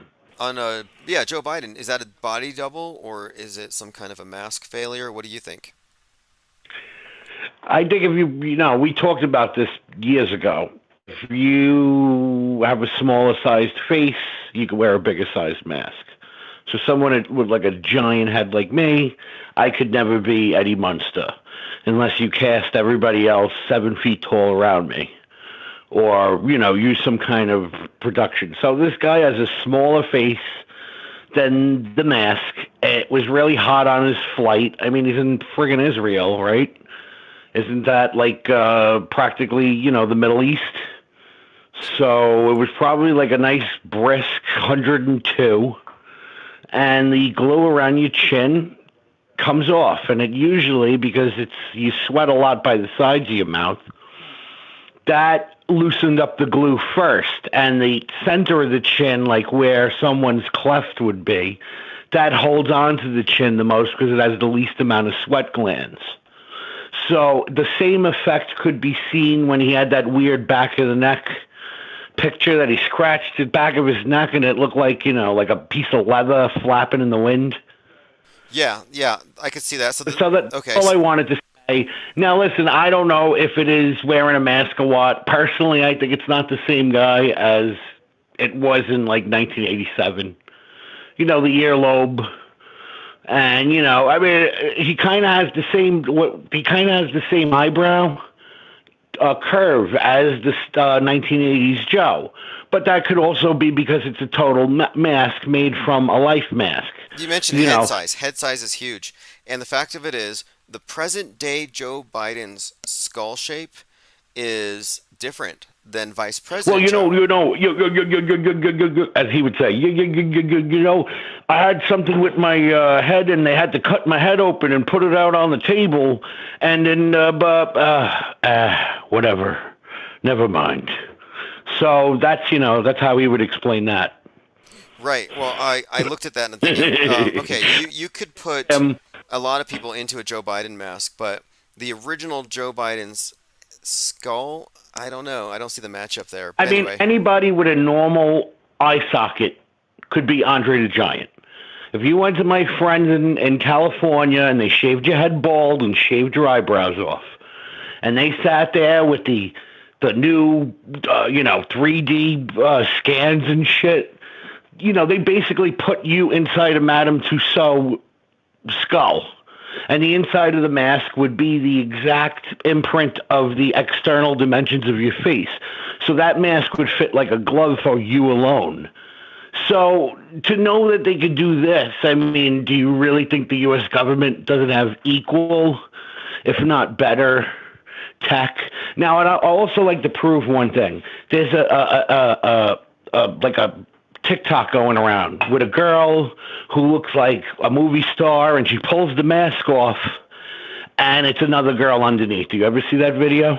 I haven't seen that one yet, but I'll take a look. She puts both of her hands in the mask and stretches it off and pulls it off, and she's a different girl on it. She looks like a hot, gorgeous model, and it's fake because if you watch the video, when she finally pulls it off her head, the hair disappears from the mask. So what you're actually watching is somebody sitting there with a green screen colored dishwashing glove material mask with no form, no shape, no definition. And they pull it off. The hair, everything is done off CGI. So it makes it look like, oh my God, but all they did was, this was like generation 1 of deepfakes, where they actually had the green screen to target it in the area. Like many people say about the plane with the chroma key. You know what I mean? On 9/11. Yeah, so there you go. We could say, I mean, imagine if 9/11 happened today. Yeah, nobody would be able to tell anything. It's almost a cliche. Have a great day, my friend. Yeah, Alex Jones used to say that the elite have a technology that's like 40 years above what we have, and it's like, I don't think it's true in terms of space Well, technology or any of Alex that, but in terms of like media, Jones also coined my favorite phrase, or. So there you go. yeah, yeah, I've heard Unlimited that one. possibilities, which Yeah, is that 5 that needs to words go on a in a. bumper sticker, and then put Infowars.com. I'd like that one. I'd put it on my car. I would too, probably. Hey, thanks for the And call. Beetlejuice, the one from Stern. I usually tune him in for words of wisdom. So anyway, have a great day, Timmy. Awesome. Have a great one. Tim. All right, that's 5 minutes of fame. All right, let's see what we're talking about. Leo Biddle says, I suspect we're being shown these doubles for a reason. It's pretty mainstream. But are we being shown them? Some of these things are, I guess we are more or less, but it wasn't like it was served to us by the mainstream. We've been digging at this since 2018. We've been digging at the masking of actors playing multiple roles since before Nipsey died. It's just now that it's become kind of loud, the media has to get in front of it. Kind of like they did with the flat earth topic. They ignore, they attack, they laugh at it, but eventually they have to co-opt it to prevent it from going any further. And now they can pretty much monopolize this particular conversation. Kind of reminds me, I saw something today. It was someone talking about clones. And I always thought that this clone thing was kind of, I don't know, what do you call it? Truth or bait. And I think the reason for it is you can distract people from masks. If people see masks, they might understand the infrastructure of fakery. But if they say, oh, that's a clone, they lose all credibility. But I've seen some talk about clones getting around, and it's usually celebrities. I notice that it's usually celebrities that are being used to push a lot of these guardrails. So, for example, you see something weird about some politician's face, and you're like, maybe it's some kind of a synthetic mask, a real technology that's known to be used by these agencies. But then you came across this idea, and you're like, oh, wait, no, it's a clone. Well, you've just been discredited. Already started. Back in the day, it used to cost $50,000. Who knows how much it costs now? If you ever notice a rapper first, everything's fine. Then something goes wrong. They get out of line. They end up in jail. They come back looking totally different. And it's up to us if we're gonna let them play in our face or if we're gonna go, that ain't him. And then speaking The title of this one is Cloning is Real, Stay Woke. of they cloned Tyrone, isn't Jamie Foxx part of that? He came out looking. They were like, "Where's the tattoo?" Where's his tattoo on the back of his head? They showed a picture of him. He was in like McDonald's or Wendy's or some damn where. It looked like the clone was just testing itself out. Like, yeah, all right, I'm out. Let's see what's going on. I'm happy to be in the world. Now, Jamie Foxx was in They Cloned Tyrone. Now, again, I don't believe in clones except for one. I'm pretty sure that Aaron Haywood 4.0 is not a perfect clone, but rather a discarded leftover from a failed attempt at cloning Michael Jordan. So some kind of bad batch of cloning materials resulted in Aaron Haywood 4.0. All right, let's continue. And reverse history says, cue the Halloween synth horror music. Yeah, exactly. It seemed like the clone was literally testing himself out. But my thing is, where was the tattoo in the back of his head? And it just makes you wonder, like, do they do this shit to like play with us, to like see if we know, to see if we still dumb, to see how many of us are dumb, to see how many of us are brainwashed so they can know how many more to continue to brainwash? Interesting questions. Whatever you think about that. They Cloned Tyrone brought a lot of this up. And if you haven't seen that movie, it's the perfect amalgamation of Truman Show, Westworld, Dark City, and I think we could probably throw in a few other, but for the most part, it takes this idea of the Truman Show reality in a totally controlled environment, a mind-controlled population, and mixes it with this almost like a science experiment, like underground, subterranean military bases, spying on people, testing out me. In fact, it reminds me of this other movie. It was called Josie and the Pussycats, about music being used to mind control the youth. Same thing. There's some interesting scenes where it has this type of music playing. These guys are fighting. They switch the song and they start hugging. If you haven't seen it, they cloned Tyrone, Jamie Foxx. It came out in the wake of these rumors that he had died and had been cloned. And my contention on it is that it ties into something else. That Tyrone is a way of referencing, I think, the spate of BLM martyrs, starting with Tyree Nichols, but going back to Trayvon Martin, and of course Trey, Tyre, or Trey, these anagrams all reference, I think, the same basic myth having to do with Hiram Abiff. We'll get back into that later, but Jamie Foxx is just one of these characters that is interesting because, again, he's in a movie about being cloned, but there's rumors that he's a clone before the movie comes out. And it's all intentional, it's all marketing. Noel said, my suspicions that these huge shill accounts posting about the masks are still peddling Pizzagate narratives. Oh, he's noticing the people who are yeah, that's true.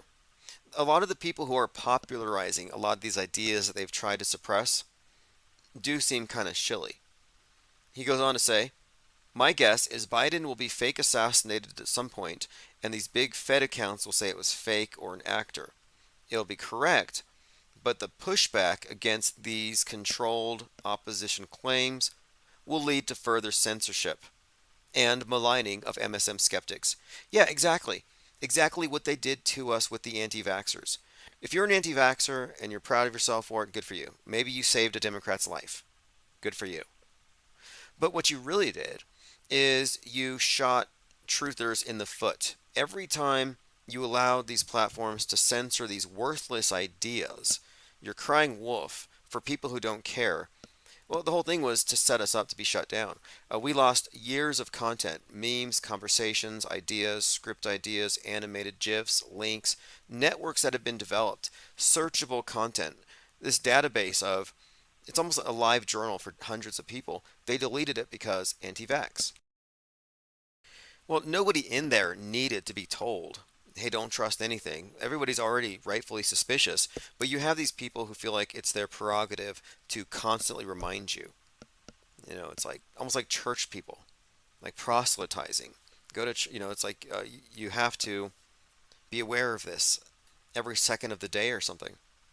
My point being, they used anti-vaxxers as sabotage because they had the public's acquiescence to the censorship, because the public had been convinced it was a public health emergency. And so I think this guy's right here. Noel here is right, that they're going to say it's problematic that we have these people who are calling things fake at this level and causing confusion. It's extremely ironic considering that the mass media is there to confuse you by design. That is its purpose. But they're the only ones allowed to confuse you. Biden says the attacks on Israel was like 15 9/11s. Can we get the math on that? What's 15 times 9/11 times 10/7? Here's a meme. It's got Vince McMahon. 10 9/11s? Yeah, eyebrows up. 13 9/11s? Okay, now you're talking. Eyes open wide. 15 9/11s. Jaw hits the floor. That's it. 15 9/11s. Leo Biddle says, do you think viruses exist, Tim? I think it's a construct. I think the pandemic model is unrealistic and based on lies. I do believe that they have taken advantage of just cyclical seasonal sicknesses and rebranded it and attached it to a bunch of propaganda in order to get people to go along with this radical change in our paradigm. But I specifically think that the virus concept was introduced into the modern world to replace the old concept of sin, because they're updating our priesthood. They've updated the globe. I'm sorry, the God construct. The God construct, the angry God. It's kind of the globe. It's the the biggest picture, the biggest authority. When they showed us the face of Gaia with blue marble, to me that was the introduction of a unifying God construct. They needed the eschatology, global warming. They needed the relationship between the priesthood and the believers who need to be saved. And part of the salvation from the modern sin is, of course, the ritual of vaccination. As far as this sin concept goes, I think what they've done too is they've replaced the moral panic, like the panic-demic, with the pandemic. And there are parallels here. Pan does have to do, if you get to the etymology of it, with fear. And it's based on ruling people by fear. But it's interesting to note that the utopians who are progressive are really worried about the virus and pandemics. The MAGA regressives, or what would you call them, the traditionalists, they still believe in sin. They don't believe in viruses. Well, they do, but they don't believe in vaccines. But they believe in sin. They fall for the satanic panic narratives. My point being, panic-demic and moral panic-demic, these are ways of controlling people, and they're phasing out the old one and bringing in the new. I also don't believe that the vaccines kill people. I think the people who say that are true believers in it, and pat yourself on the back for being a good believer or whatever. Isn't that what you get? You get some accolades. Isn't that some kind of a thing? Like, oh, I believe in it, so I get some kind of a title or something. In this world, we reward believers and snowflakes, the faithful. And I'm just saying that a lot of truthers are believers. And I don't think that if you're a believer, you exist in truth. I think you're relatively truthful compared to the other guys who've been branded as liars. It's just too subjective. My point being, if you can't point to a pile of bodies, I'm not going to believe that there's an actual pile of bodies, whether it's 40 dead babies or 6 million vax killed people. And the numbers are always changing. Joined by War Child from D Live. Thank you for joining. Kevin Morning says the story is running off video games and Tom Clancy. Yeah, Tom Clancy's a big name in metascripting. Commenter says, recent study says cold air can damage the immune system, making it easier for viruses to make you sick. You know what can be transmitted as a pandemic? Hypochondria, religions, memes. Like, some things can be communicated, but mind viruses in that sense do kind of exist. I guess in that sense, you could consider me to be a mind virus carrier because I'm trafficking in. But the premise of the virus and the virus of the mind is that it doesn't require volition, that you believe something because you were exposed to it, not because you thought about it. And that's a problem. I don't arrive at beliefs because of exposure. I have to know something to be true. So I don't catch, quote, mind viruses. I always thought it was a ridiculous idea until I realized that the way that they've created the media infrastructure, it's designed to leave people incapable of arriving at truth by themselves. They have to find people they trust. The only way to have a grasp on reality if you're a world stager is to be a believer. And if you're a believer, it means you're not filtering from that source. If you're not filtering, you don't have a mental immune system. If you don't have a mental immune system, you might just catch any belief that comes your way as a matter of habit and practice. Mind aids. And if you're a mind aids patient and you're exposed to a concept that the state doesn't want you to have, they're worried that you will catch it and run with it, like conspiracy theories, flat earth. In fact, they've made that argument that people became flat earthers because they watched Alex Jones and YouTube recommended it. So they caught it. Again, the idea here is that you can catch something even if you're really smart otherwise and you're mainstream otherwise. You can catch these ideas. And if you can catch the ideas when you're not paying attention, then shouldn't you want to be protected? Shouldn't you demand that people wear mind masks and get their minds vaccinated before going online, eventually people will. They will say, hey, this person is tweeting without a mask on. They're spreading mind viruses, mind flu, these influencers. Yeah, maids, says 5 Minutes of Fame. They've got the maids. Gematria 101 says critical thinking is illegal. Yeah, if you have critical thinking, you actually have a banned operating system. You're not supposed to have it. They're supposed to remove it. Like there were conspiracy theorists who believed that the vaccine would take away your immune system, so you would be dependent on the government to keep you safe from viruses. I'm like, wait a minute, they're giving you AIDS? Well, if you think about it, they have done this mentally. They have mentally given the masses of believers a mental condition equivalent to AIDS, where they cannot defend themselves against any ideas that are intruding. Thus, the need for the government to sanitize everything and keep it safe. Peter W. says that admitting the earth is stationary is hate speech. Oh yeah, it's anti-globe hate speech. Now, you are a liar if you say you know the earth is spinning and curved from what you've perceived. You can only know it or believe you know it to be a spinning ball if you saw it on a screen. From your perspective, it's flat. From your perspective, as a human being, it will always be flat. Exalt says, looked like I was removed from the IPS Discord and South Pole Discord. Yeah, I had to pull you out because you were dropping anti-vax stuff.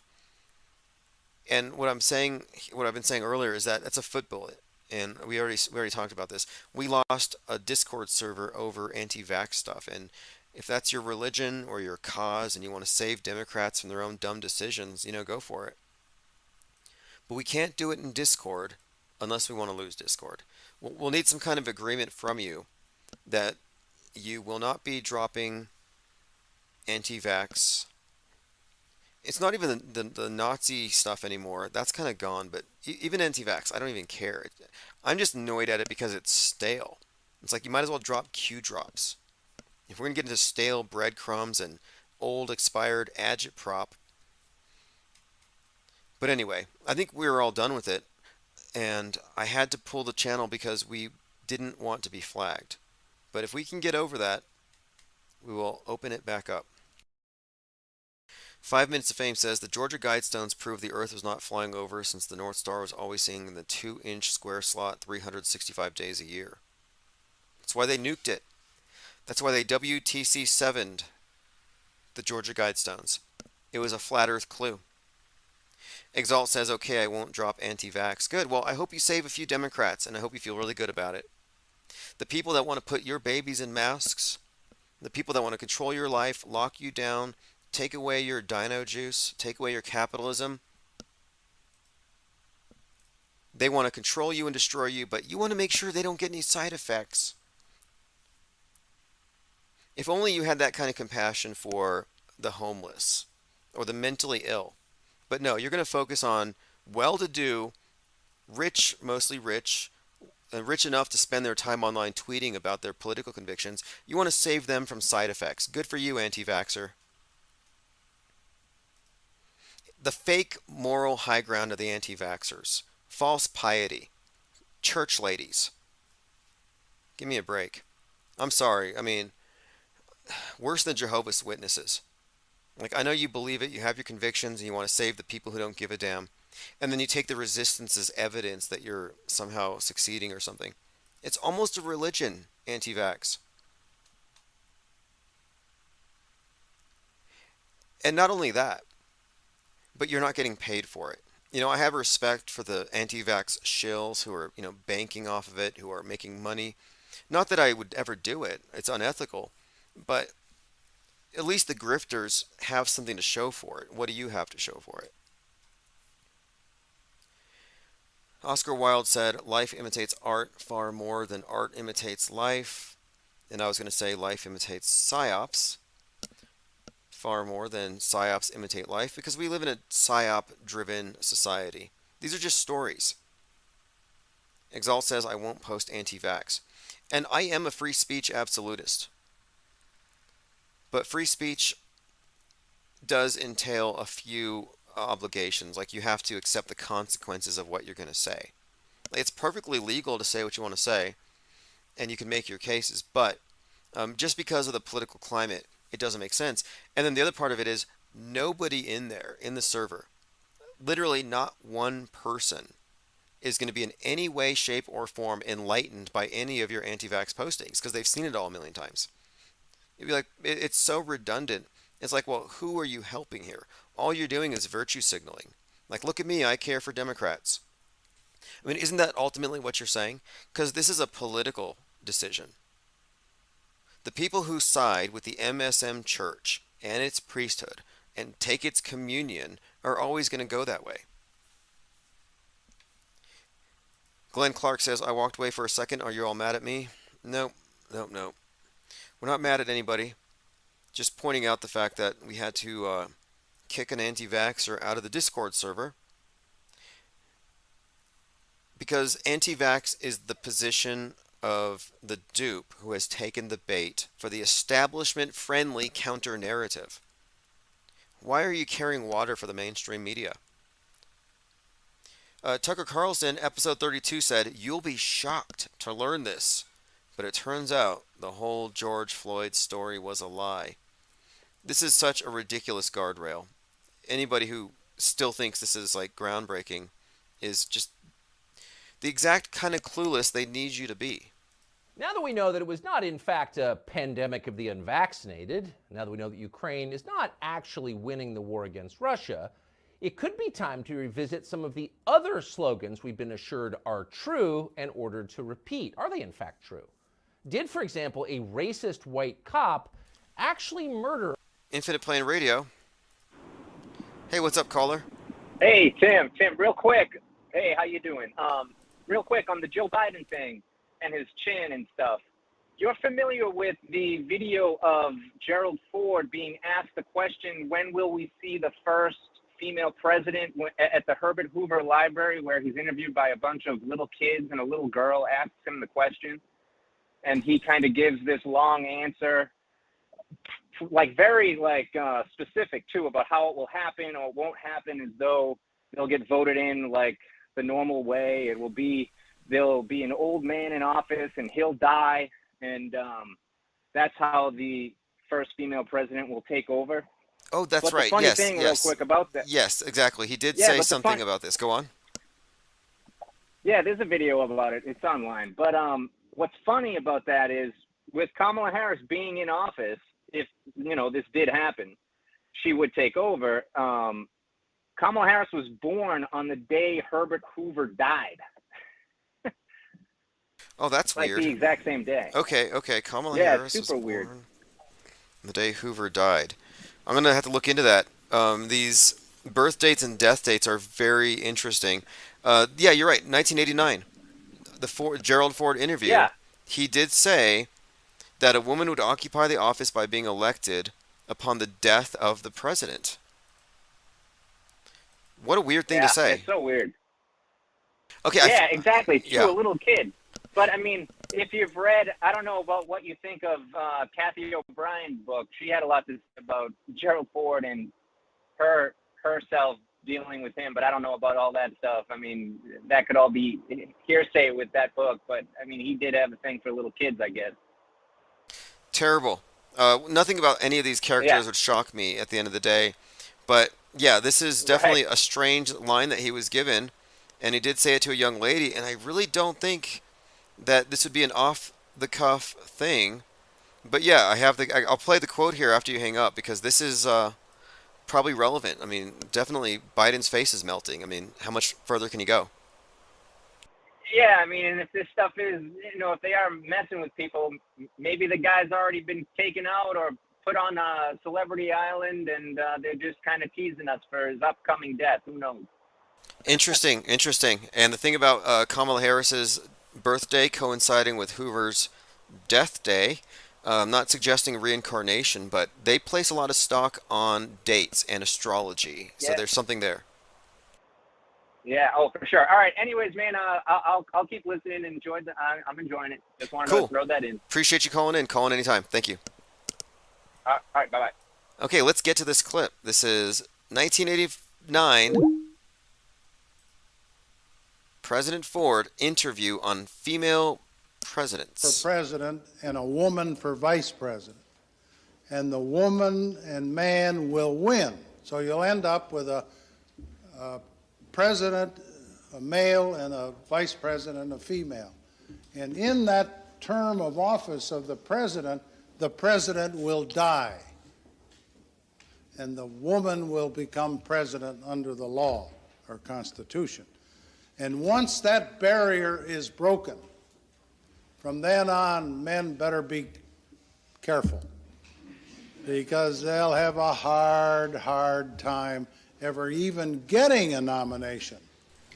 Now that's an interesting and ominous warning, considering the proximity to the release of the Barbie feminism, Barbie Land, this Whore of Babylon, and the Ken dollification of men today, toxic masculinity and all that. Very interesting and very detailed. I'm going to play this last few seconds again here. Hard time ever even getting a nomination in the future. But that's the way it's going to happen, and I think it'll probably come sometime in the next 4 or 8 years. Now he was off there. He thought it'd be sooner than later. But that scenario was quite specific. I would have guessed 33 years. Glenn Clark says, "I'm clearly not mad at me, but Tim being savage to the anti-vax, we're just trying to help people see a point that they're dangerous." No pun intended, I'm sure. And to that I would argue that the people who want to take your AR-15s just want to help you see the point that those things are dangerous, that guns kill people. In fact, I will make the moral and intellectual equivalency between anti-vax and anti-gun. Guns versus needles, left versus right. One is active, one is passive. They are both involved in self-defense, which is interesting, but from a different perspective. One believes that you should be defended by your government. You don't need your own guns. That you should be defended by a government-injected immune system. You don't need your own immune system. Whereas the other side says, no, you got to defend yourself. You need your guns. You need your own immune system. You got to protect your skin borders. So you have this perfect dichotomy, and it's designed this way. And I'm just saying that anti-vaxxers are part of a political campaign that isn't really about saving lives. It's about saving lives, I guess, in this specific scenario, if you believe it all, but like they think they are. They're not really saving lives. Dwayne Garrett mentions here, why not campaign against cigarettes or alcohol? More people die from that, and it's confirmed. Or obesity. If you're going to campaign to save lives, and that's my point here, is like the character Exalt, who's posting the anti-vax stuff, and I banned him. I try to get it out of him. I'm asking him, are you saving lives? Are you a hero? Can you at least admit that? Like, I am a hero.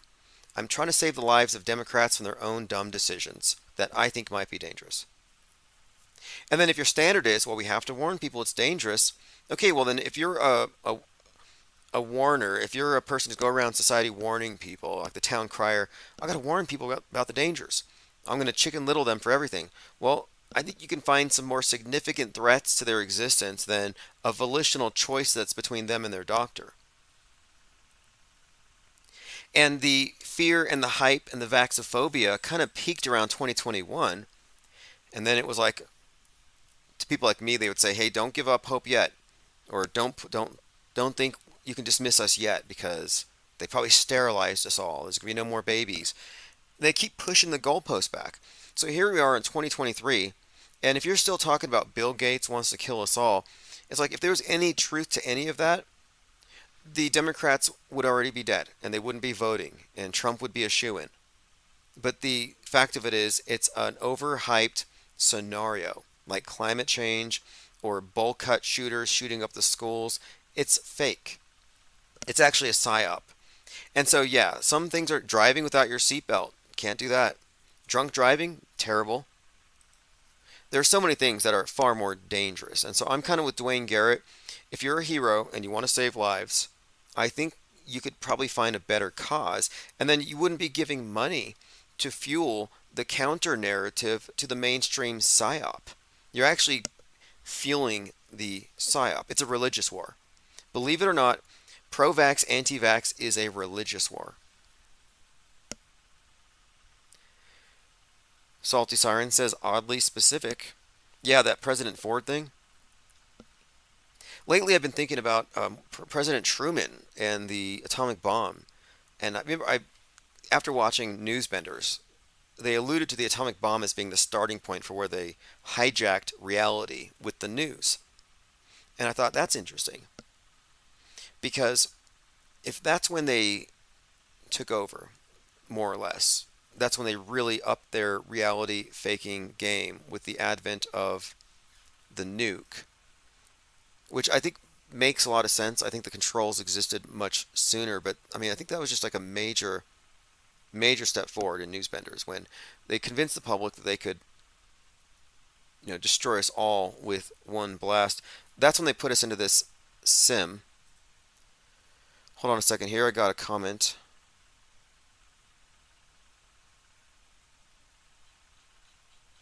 Linda Curtis says the news is the nuke. Yeah, that could be it, though. If they blew up objective reality with the news, then yeah, essentially, yeah, it really is.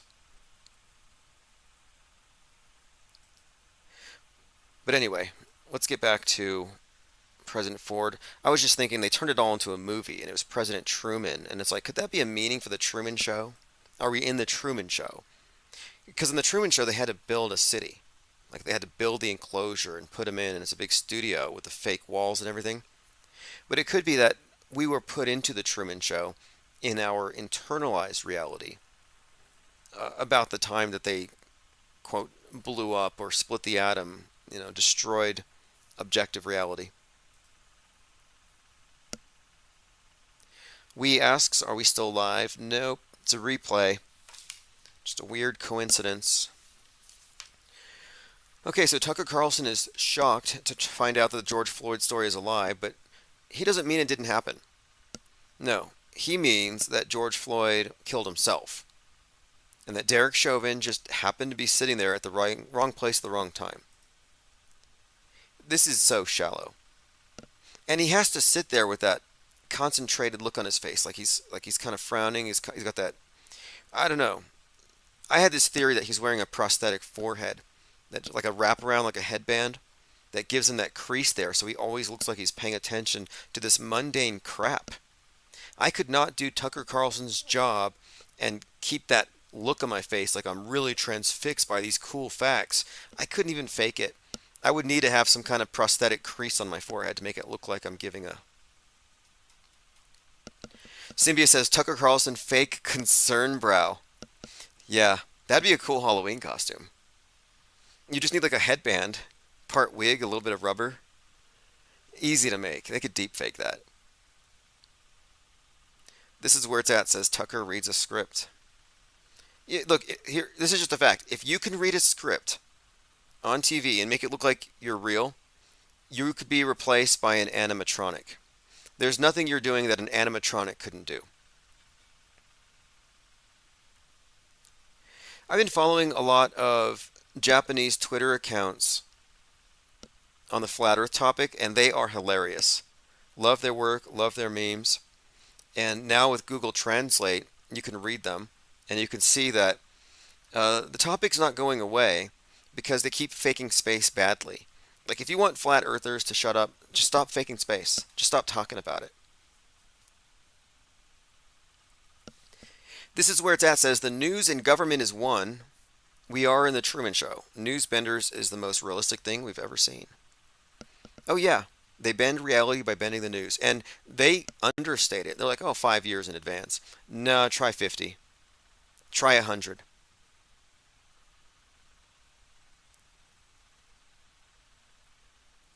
Gematria 101 says, Gerald Ford aircraft carrier was on the news on Kamala's birthday, 10/20. She was born in 64. Ford aircraft carrier is number 64, headed to Israel. Interesting. Now, I've heard some comparisons between Ford as being bumbling and falling around and Joe Biden. and some other connections here between that and maybe the Gulf of Tonkin. There's going to be something with that carrier, according to some. Something else, Kamala's birthday. Now, do you remember when Kamala was chosen to be the VP? There was this Drudge Report headline that said, "Rip Kamala," or "Rip Kamala Harris." And I was like, wait a minute, rip Kamala Harris? This was in August of 2020. And then Kamala Harris is like, I'm like, what's going on here? WWE superstar James Harris, popularly known as Kamala, passed away at 70. One of the most iconic superstars. Kind of recognize him. Anyway, this wrestler, Kamala Harris, Rip Kamala, this was in the news about the time they picked her. Interesting, anyway. Don't know what to make of it all, but look. Ronald Reagan was shot. Him and Hinckley, were shot by John Hinckley, who happened to have JFK's birthday. So a presidential would-be assassin has the birthday of a president who was assassinated. These are just interesting connections. This is where it's at. It says Kamala Harris is Lisa Simpson. Yeah, there's plenty. I mean, Simpsons have had so many episodes that at this point, you can almost take any news story and say it was predicted by The Simpsons. And I'd make one other point here. For predictive programming to count, it has to be assumed that it was viewed by the same people who are going to see the fake news event. It has to be reaching the targets. Does anybody watch The Simpsons anymore? This is where it's at. It says, auto-hoaxing makes life less stressful and free from the stress of news and history. Stress-free living. Yeah, you're not worried about aliens. You're not worried about pretty much any of these things that they've been hyping. Meteors, asteroids, comets, global warming. And it matters. It matters when you've removed superstition and fear from your frame of reference for a lot of reasons. And it all has to do with mind control and the manipulation of stressed out populations. And I'm actually working on a manuscript on this topic having to do with the relationship between man and media and how media can be defined, I think, by its characteristics as a narcissist, and what implications that has for the people who are subject to it. But part of the program is what I call in one of the chapters the news cycle of abuse. The cycle of abuse is they're really mean to you, then they're really nice to you. And the way it works is the mean stuff, the cruel stuff, even if it's covert, we're just talking psychological manipulation, the mean stuff gets put into your subconscious. It's repressed. The nice stuff really stands out. And when you're deprived of positive attention, affection, you're mentally and psychologically abused for a period of time, you're starved for the affection, attention, and validation. So when they put on their good guy mask, you're susceptible to it and you forget all the bad stuff. And then once you get a little too accustomed to that, they take off that mask again, bring back the devil, and put you through the torment again, and the cycle begins. And this intermittent abuse and reward locks people into these abusive relationship cycles. And I think you can see how that same cycle is used by the mass media, which delivers all of the stimuli, positive and negative. It's the source for all of it. And I'm also mentioning this in the context of these generational psyops. This generation's 9/11, Israel's 9/11, the dead baby story being a recycled version of a previous dead baby story. These are intermittent examples, where it's like every once in a while have the sky fall, every once in a while flood them, every once in a while have some mass atrocity in this form, and it works. Salty Siren says trauma bond. Exactly. And then what's more, and this is where it's very pernicious, is that when a population, I think this is the very purpose of mass mediation, is that the population is in this interpretation of reality. It's not the real thing, but it's an interpretation, and it's the dominant and the only one, and there's no alternative. So you can't really unplug. And I think when people unplug, or if you try to unplug from a closed system, you're confronted with the vacuum.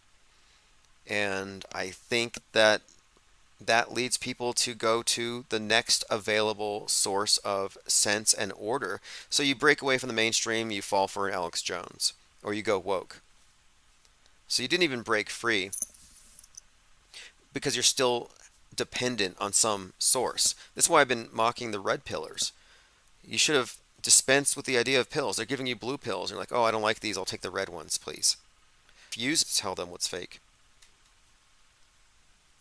You should know, just surely based, I think you can just do a quick logical take on things. Occam's razor, a few heuristics, and you can kind of cut down on a lot of things.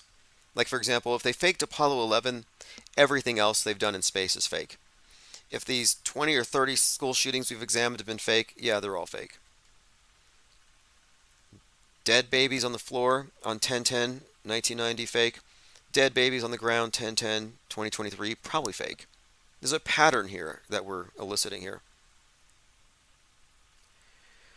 All right, let's see here. Eddie F says, I feel lost now that I know life is fake. I think people feel like this after they leave religions. I think that is the case. And you'll notice this is also true with cults. So I talked about how individuals leave these toxic interpersonal relationships and they go to the next one because they haven't learned how to function in their own reality because it's been taken from them and they've replaced it with someone else's. So oftentimes they go to some other controlling person, one controller to another. And it's the same with cults. People will go from cult to cult, religion to religion, denomination to denomination, priest to priest, looking for the answer, the right guru, when ultimately the need to have that mediator is a sign of a person who's been, I think, disabused of their own, I think, the need to be the arbiter of what you believe to be true or false. They've been deposed. Mind control. Mom with Son says, did Twitch just end streaming? Did we have a gremlin attack? Some gremlins on hang gliders flew over the ice wall, sabotaged the infrastructure. I'm looking here. It looks like we're good.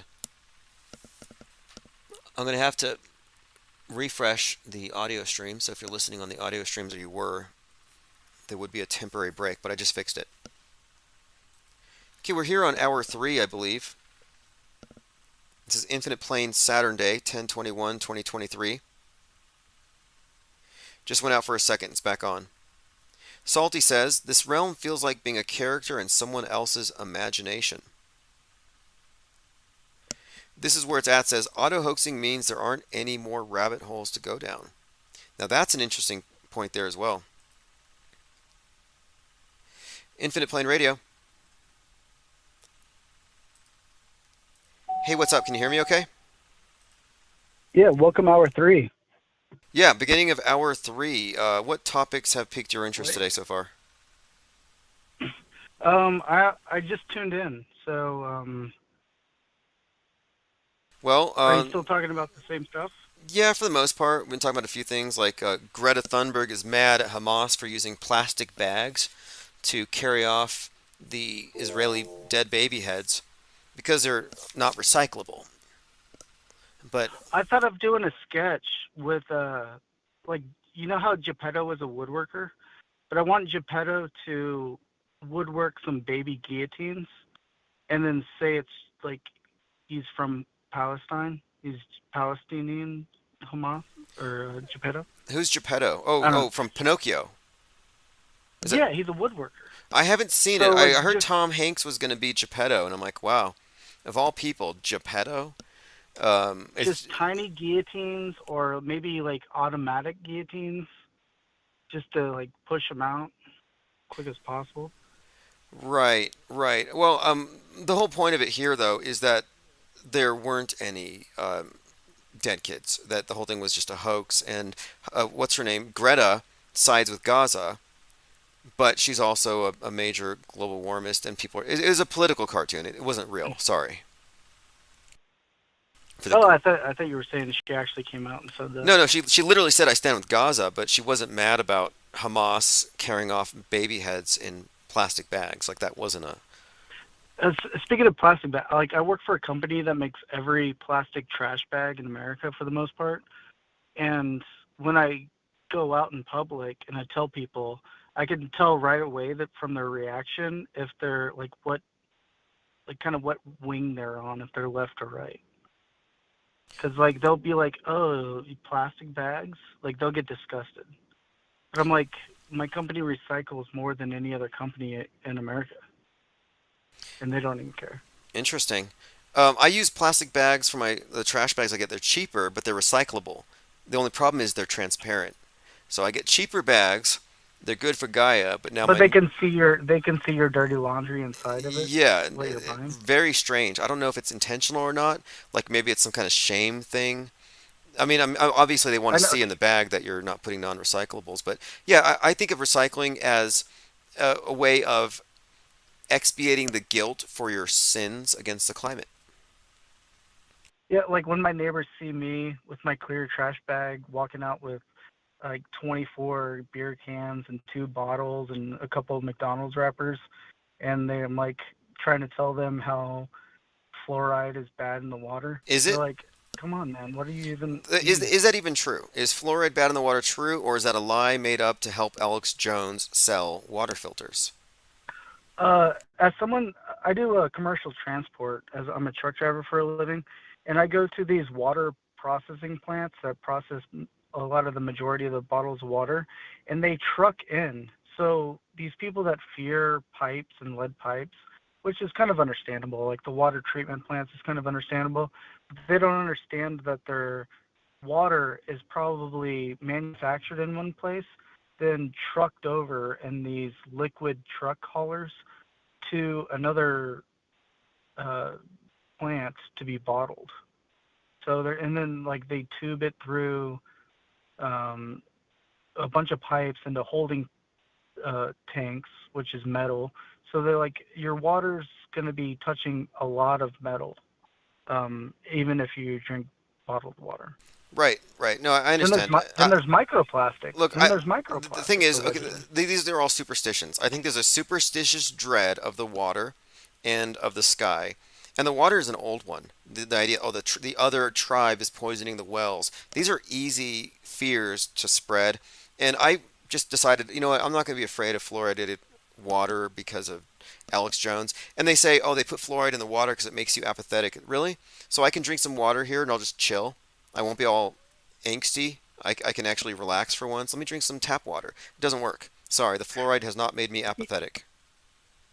Yeah, I think that those how the frogs transition is from field runoff water into creeks, and I've seen some deer on the side of the road with some crazy tumors, and so I don't even want to eat wild game anymore. Like I don't even know what's safe to eat. Well, look, I don't have any of those fears, to be honest. I think that a lot of the trutherisms are based on superstitions, and I'm trying to really get rid of a lot of that stuff. Because look how much damage it's done in the last few years to the cohesion of any opposition to mainstream lies. Just the brainwashing is so intense. I guess it's always been this way. Well, I think everyone wants to know, what do you eat? What's your diet consist of? Mine? Wouldn't you want to know what I what look do you like eat? first? Wouldn't you want to know what I look like before you decide to take my dietary Well, recommendations? We saw your Mark Sargent video on the student council video or whatever it's called. Did I look reasonably healthy? You looked possibly like in the mid state of your transgendered into a man.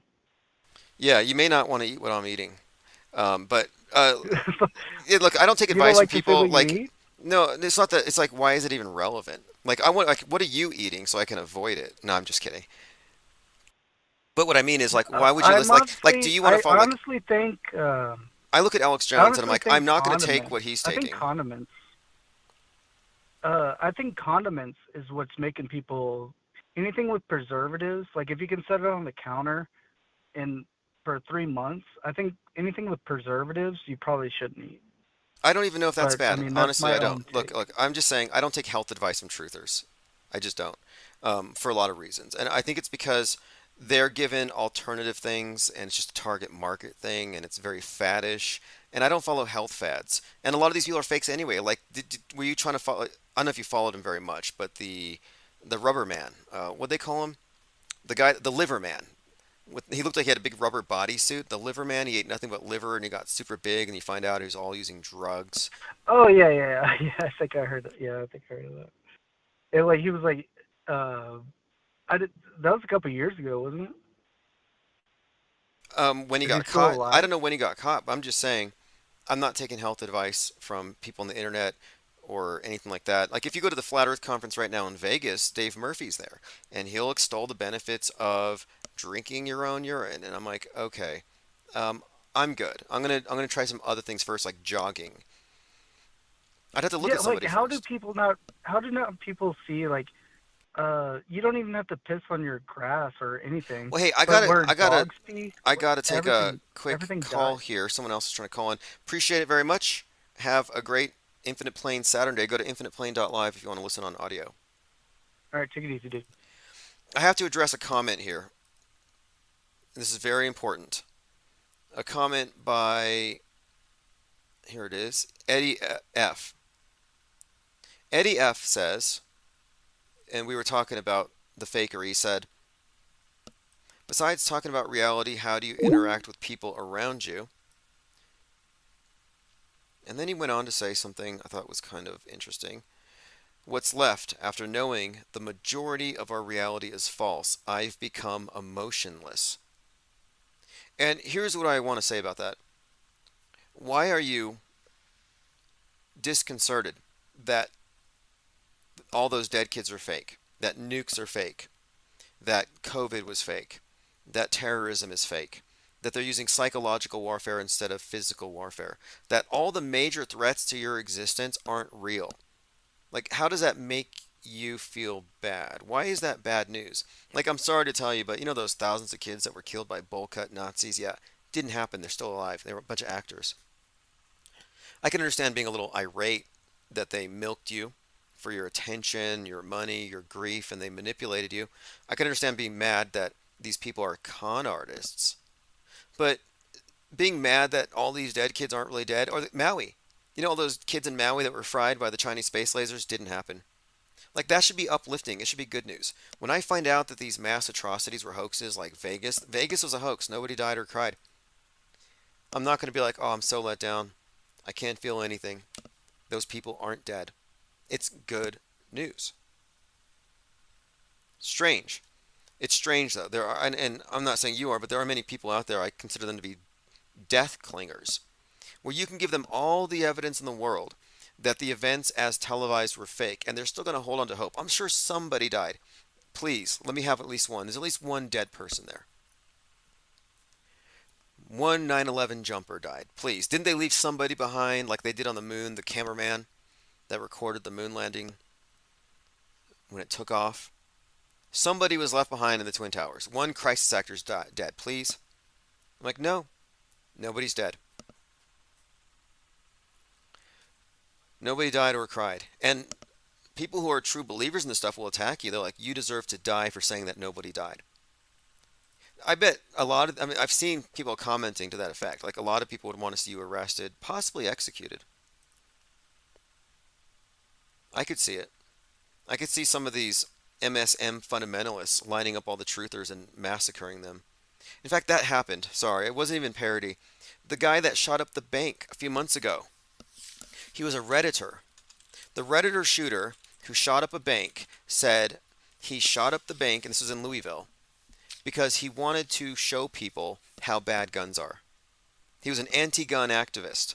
This would be like David Hogg shooting up a movie theater. Body cam, Louisville, Kentucky cops take down shooter. I believe he even had a manifesto. Louisville bank mass murderer was an anti-gunner. Yeah, an anti-gunner picks up an AR-15 to score political points, 25 years old, goes to a bank, and even shot a cop in the head. 5 people dead, 6 injured.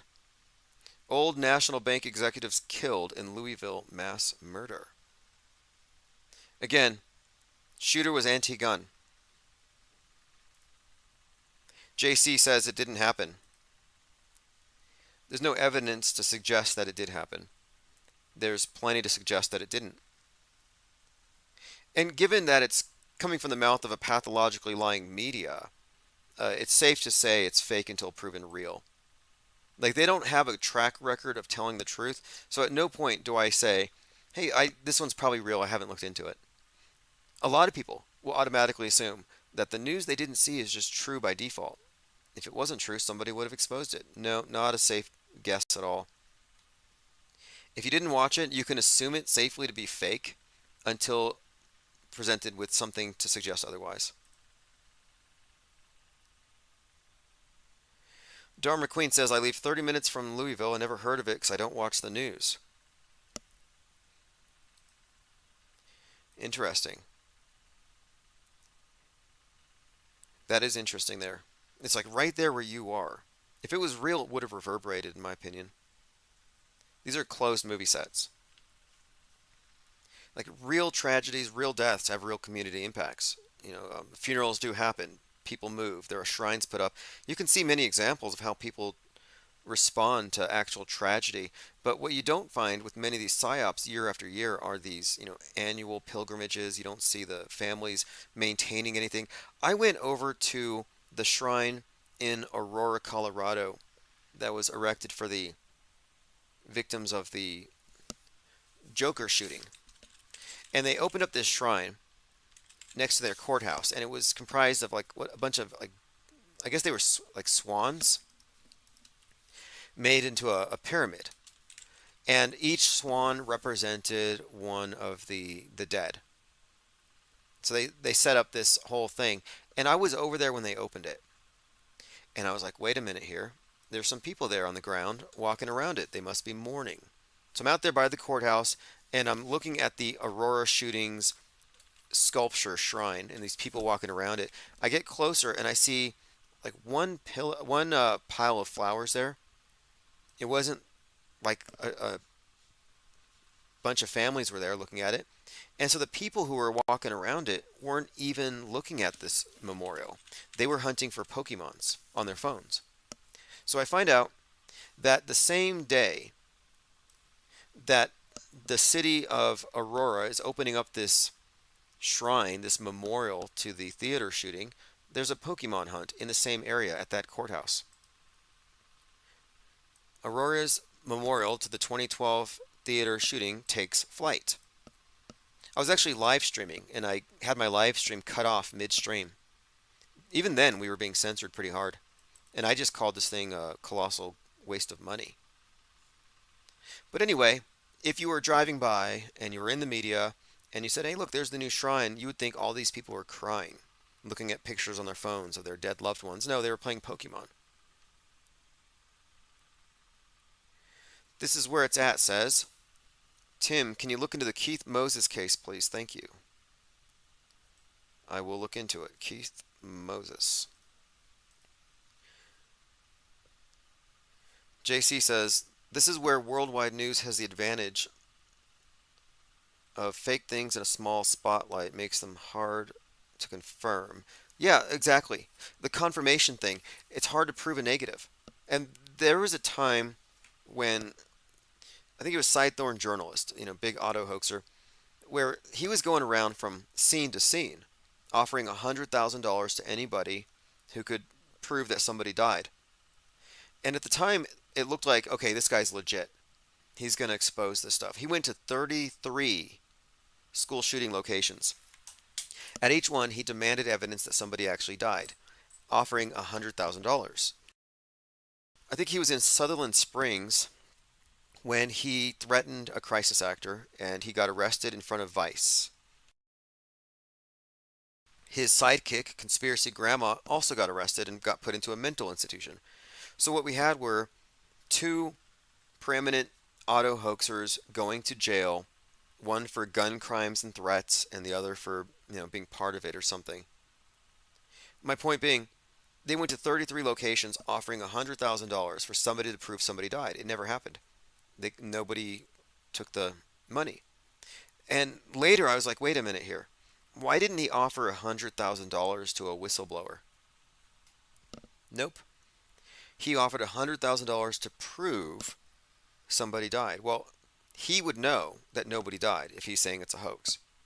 So you're asking for $100,000 to prove a negative?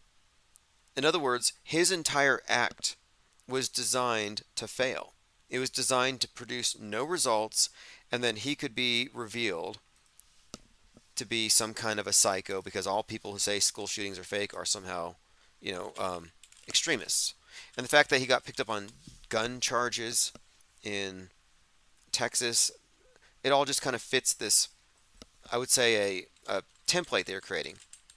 Not to mention, they put conspiracy grandma in a mental asylum or something like that. Here's the article from it, and this is back in 2018. Sutherland Springs crisis actor conspiracy theorist was arrested for trespassing while harassing victims of the Sutherland Springs church. Definitely a closed movie set.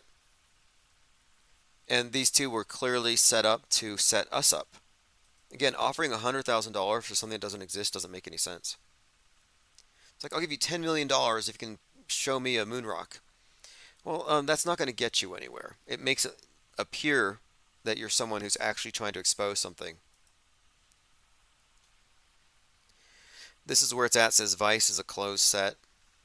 Oh yeah, I would say not only is Vice a closed set, but these are actors on their stage. And of course, this was all 33. They went to 33 locations. Give me a break.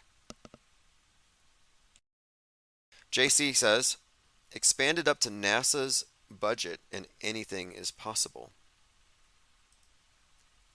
Yes, NASA is there for mind control. Outer space is just a metaphor for inner space. Space wars, we're in the middle of a mind space war. When they're flooding you with memes and tweets, yeah, this is trying to occupy your mind space. Elon Musk, leading promulgator of mind space junk and space junk.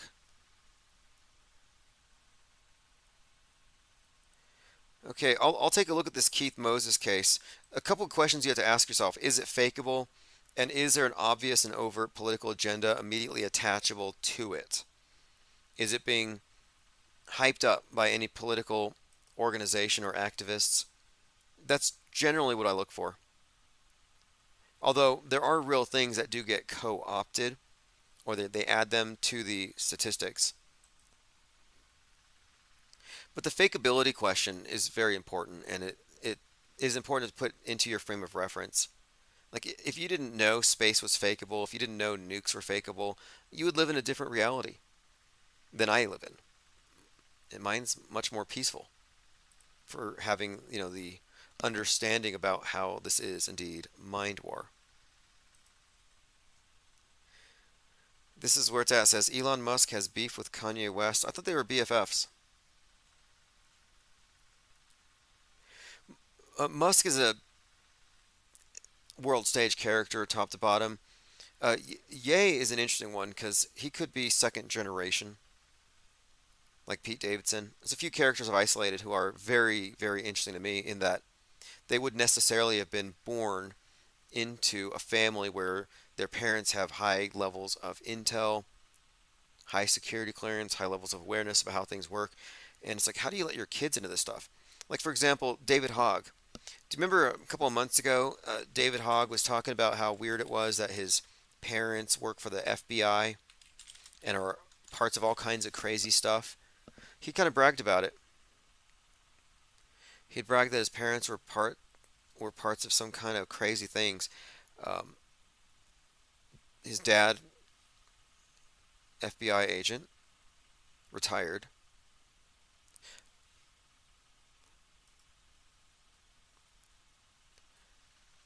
All right, I think we've covered most of the notes. I'm going through my minds.com/infinite plane society if you want to follow me there. Trump tweeted a picture of himself as Jesus.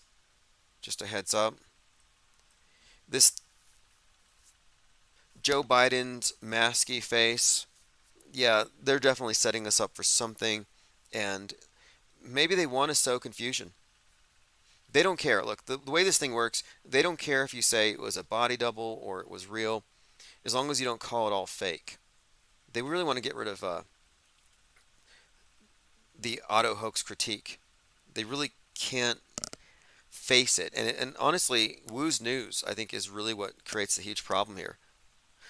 January 6th is meant to be a psyop to frame the next election cycle and politics in general for years to come, and yet it's so fake that it undermines all of that. If you watched Wu's news breakdown of January 6th, you probably wouldn't ever vote again. They don't want that happening. They need you to be a participant. I'm going to play this clip here. There's a few excerpts from various appearances of Buzz Aldrin talking about how we never went to the moon. Let's look at the photo. You say that's me? Okay. Check out the name badge. It says Aldrin. Looks like you're right. But notice the helmet. Can you see my face? No. This is a secret I've been keeping for almost half a century. On July 20th, 1969, Neil Armstrong and I pulled off humanity's first extraterrestrial prank. What was the scariest moment of the journey? Scariest? It didn't happen. It could have been scary. Let's look at the photo. You say it didn't happen, could have been scary. Who knows what he's talking about? It's very ambiguous. I don't think this is a reveal. Maybe it's out of context. Don't know. Strange. But this is one of the points that I've been making quite a bit lately about how you can get facts put out there in the public, but without the proper context, they mean nothing. Buzz Aldrin could say we faked the moon landing at this point, and it would get drowned out. They just these disparate facts outside of the context of the world stage, viewed as such, aren't even facts anymore. You know, facts in a realm of subjectivity are fundamentally meaningless and divorced from reality. JC says no astronauts can agree about the stars. Yeah, it depends on who you ask. You ask Don Petit and you can see comets and stars and colors. And then others are like, oh, it's pitch black, nothing to see. I'm like, well, which is it? It's like, are the babies dead? Or did they never exist?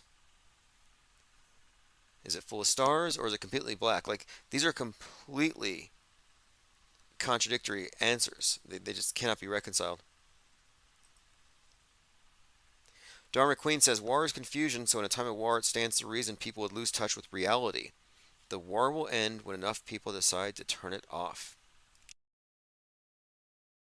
Oh yeah, and this one in particular has all the hallmarks of a long-term agenda. You have conspiracy theories that they plant there, like they knew about it, they let it happen, it was an inside job. And all these conspiracy theories assume it happened. This is where it's at, says, was Buzz doing a parody bit. Yeah, he was doing a parody there about the moon landing. And they get laugh tracks associated with it. And I think that might be part of the psyop. You know, when you go outside of what the collective thinks and they laugh at you, it sends a message. It's a powerful message. You don't want to be outgrouped. You might want to change that. Might want to conform or assert it's just a joke. There's something vaguely threatening about the large group laughing at something to somebody who might be insecure or who doesn't want to stand up to the mob. Mob psychology, like the way they use fashion to spread 2020 with the masks. It really did work. They used fashion to spread the entire new ideology and the whole new way of looking at everything. But the laughter there is associated with speculation. And I think that's one of the reasons why all the hit pieces against most conspiracy theorists have been designed to make them look either laughable or crazy. All right, let's see what else we have here. Going through my notes. If you want to follow me on Twitter, it's IPS Insider, INCITER, the name of our print publication, which will be coming to life here very soon. We were sort of delayed. Apparently I'm too dangerous to hire to be a cashier. They did my background check and probably saw my Twitter account. Maybe that is what happened here.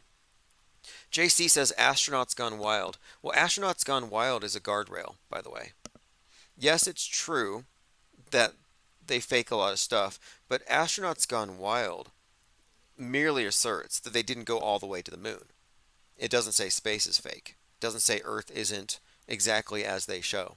It doesn't go all the way. The guy that got punched by Neil Armstrong, or was it Buzz that punched him? The whole point of it is that was a setup. That was a red herring, controlled opposition, doesn't go all the way, but manages to stifle the conversation just short of calling it all fake. Illusion Warfare posted this. Jim Jordan looks like Harvey Dent from Batman. And that is kind of interesting considering how much the Batman story has been overlaid with politics in the last couple of years. Probably not a coincidence. And we've done a lot of these breakdowns on Batman and Joker. Joker associated with the radical left, Batman with the radical right. Very interesting split there. And you'll see how it's used throughout these various psyops pretty consistently. The Batman franchise with Christopher Nolan. Very notable metascriptor. I guess many would consider him to be on par with Kubrick. If you had a contemporary Kubrick, it's going to be Nolan, who just did The Nuke. By the way, J.K. Rowling's has a tattoo, Solve Coagula, on her arm, which is the same tattoo Baphomet has. So why would J.K. Rowling have a Baphomet tattoo? Very interesting, considering her anti-trans rhetoric as well. Very notable there. So many interesting clues and tweets that I have here. You have to follow my Twitter feed if you want to get all these links. I highly recommend that you read Jewish Space Lasers by Mike Rothschild. And the reason why is that if you're going to make claims about some centralized control and you think you can point your fingers at this group, you might want to see the best research on the material to see if what you're asserting is baseless or not. And in that case, there's quite a lot of questions raised about many just almost cliche assumptions and statements people make. Like, for example, oh, this is terrible. Sorry, this is great. This is a meme someone just sent to me. Crispy dead baby or adorable puppy, the choice is yours. This is a perfect example of our bifurcated reality. So apparently you have a picture of a puppy or a dead baby that's been cooked. Now, one of them is AI generated, the other isn't. And people are just going with whatever fits their cognitive bias and their political persuasion. It's kind of a test. You can see where somebody is on the present war based on what they see there. Yeah, the choice is ours, illusion or reality. Great tweet there. Breadcrumb says, a girl I know just got that symbol tattooed on her, Harry Potter fan. I think it's called the Deadly Hollows or something. We says, are we demonizing the Baphomet again? I would ask, well, what's your take on the Baphomet? First of all, I mean, you are talking about the symbol of the Church of Satan. So to say that it's being demonized is a little ironic, considering it's pretty much the preeminent symbol of Satanism, a religion that believes in demons. Or at least I guess, is he the king of the demons? What is Satan's thing when he summons the demons in Paradise Lost?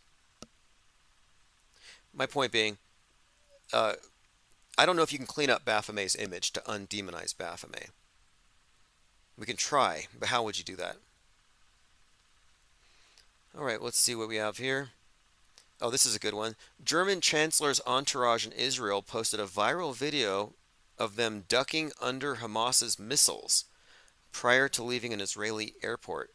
The only problem is their dramatic performance accidentally captured people in the background walking around as though nothing were happening.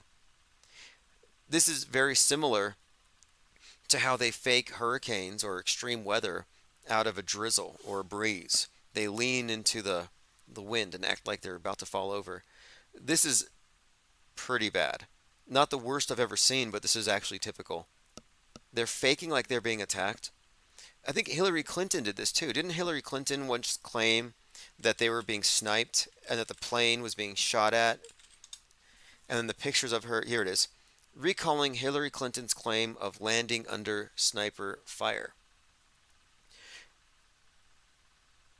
Clinton forced to admit she exaggerated the tale of coming under sniper fire during her visit to Bosnia. Clinton says she misspoke. Okay, anyway, this was her 1996 landing in Bosnia. She had to backpedal after describing dodging bullets. I guess she jumped into the cockpit and landed them safely, dodging bullets and everything. Anyway, nothing new there. And then there's a video that shows her on the tarmac getting hugged, just chilling. They obviously weren't in a hurry. Breadcrumb says, look at the Neuralink machine and you can see it's the Baphomet head on it. Now, the Baphomet is not the devil, not necessarily. And these are all really subjective terms anyway. Like, okay, so the devil's the bad guy, and the good guy is the one that murdered everybody with the flood. Okay, got that. And the one who, you go down the story, and it's like, it's really hard to say. It's very relative. Commenter says, one of my favorite edgelord parables is asking mainstream atheists what year it is. Interesting. The year would also depend on, I guess you have the year of light. You know, the Masonic cult adds like 4,000 years to it. But no, the thing is, the atheists will say that we've broken free of the stranglehold of religion who previously defined and labeled everything, which is more or less true. But being an atheist, or the term atheist, is also kind of biased, I think. I think the reason why Christopher Hitchens started using the term non-theist is because he didn't want it to only be interpreted within the question of the biblical God. Like people say, do you believe in God? It's like, well, do you have to answer it as though we're referencing the Christian God? And these terms are just way too subjective. Like again, the Baphomet goat thing is very ominous looking, that's for sure. But what is it really?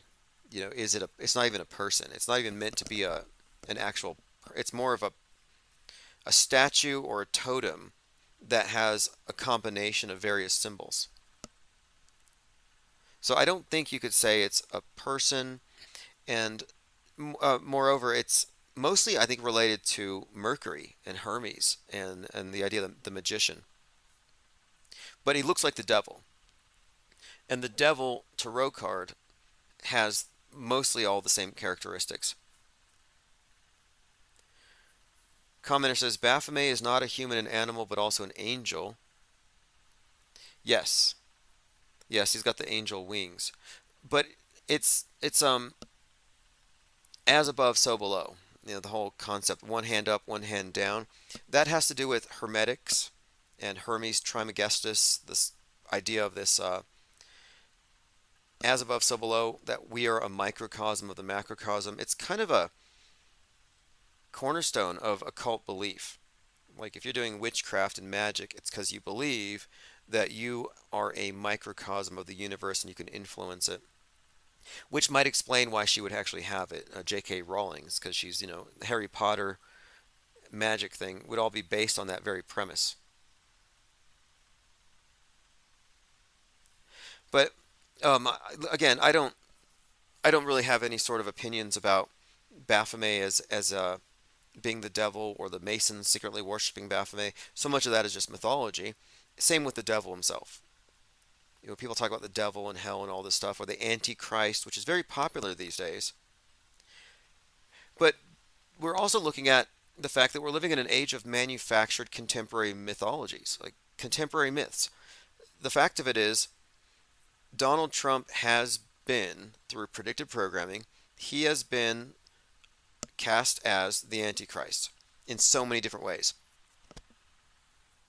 But it's not the biblical Antichrist. It's like a combination of the Hollywood Antichrist and the biblical. It's an amalgamation. JC says, was looking at the satellite hoax today. So many examples of it online, just sataloons. Yeah, a lot of people still lie. And this is an interesting one for me. A lot of people feel comfortable lying to defend the existence of orbit and satellites. They'll say, oh, I saw it. I saw the space station and it went over my house. I'm like, when and where? I don't remember. Like, you guys are the worst eyewitnesses. If you saw a spacecraft and you can't remember when or where, it'd be like saying, I saw Bigfoot. Where were you? I don't remember. I forgot. Like, that's notable. Seeing a spaceship is a big deal. And if you're saying you saw a spaceship, you need to bring receipts because it's an extraordinary claim. But the claims have always been vague. But once I discovered or paid more attention and realized the Earth's got a shadow that cancels out low Earth orbit satellites being viewed more than half an hour after sunset, suddenly all these people claiming that they were seeing these low Earth orbit satellites shut their mouths. And then like, well, what did I see then? Well, if it had a light, it was a light on the craft. And satellites don't have light bulbs, so it wasn't a satellite. We can rule that out. Like, well, what was it? You tell me. You can assert it's a UFO, or you can bring out your Occam's razor and just say, okay, it was an airplane. The ISS has been falsely placed into your realm of possibility, same with UFOs. And that's an old trick. One of the reasons why they infuse us with so much of this entertainment that supports their extraordinary claims is to keep things in your frame of reference so it seems believable. One of the reasons why they had that movie Modern Warfare 3 come out the night before this thing happens in Israel. They wanted your frame of reference to include this sudden war, modern warfare. JC says, can't see anything 300 miles away. I've looked at some long distance photography, and one website I used to frequent was called Beyond Horizons, and you could see this peak that was 280 miles away. It was in the back of the photo, and this peak was so blurry, like you couldn't really see anything. You could kind of detect it was there. You could not see any details. That's how far back it was at 300 miles. And yet, we have people taking pictures of the space station 300 miles away, and you can see the astronauts on it. And I'm like, wait a minute. The space station is the size of a football field. When I look at this long distance photography, a football field would not be discernible on that mountain 300 miles away. And yet, you're claiming that you can see a space station from 300 miles away in all this detail. We've been joined by Pete Shea. Thank you for joining. I believe Pete Shea believes that the Earth is on the back of a giant dodo bird. Am I getting that right? We haven't spoken in a little while. All right, I believe we've covered a lot. If you had skipped the news for a couple of days this last week, let's just say you tuned it out, you would have missed nothing, because a lot of stuff would have been asserted, a lot of stuff would have been true, you would have been shocked and horrified, and then hours later it would have been debunked. And then you would have realized, okay, none of the stuff happened. So you come back after missing a couple days, all you missed was a bunch of false alarms. Let's see, Pete Shea has a video, says, the ballers say this is genuine. Okay, now the Ball Earth believers who don't talk about fake space or the space station aren't worth talking to. They're just not being honest with themselves. So this is Mount Fuji as seen from Mora Rock, California. 5,375 miles away. Impossible on a globe world record. Mount Fuji as seen from Mora Rock, California.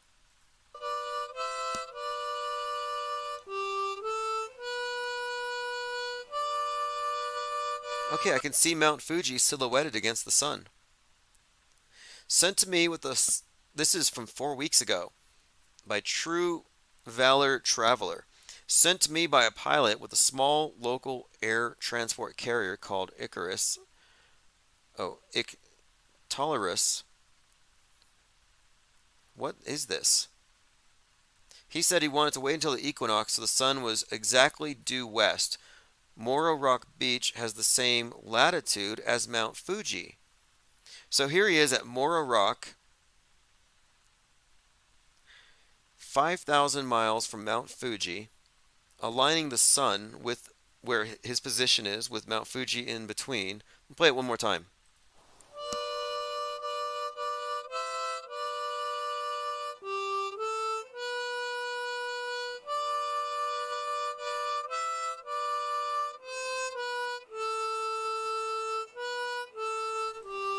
Don't know what to make of that. Mount Fuji as seen from Morro Rock, California, 5,300 miles away. Commenter says, being at the same latitude, how is the sun visible through the mountain? Funny, when the sun is setting in California, it's 40 degrees above the horizon in Japan. Maybe you were... We'll see. I haven't seen any good debunkings here.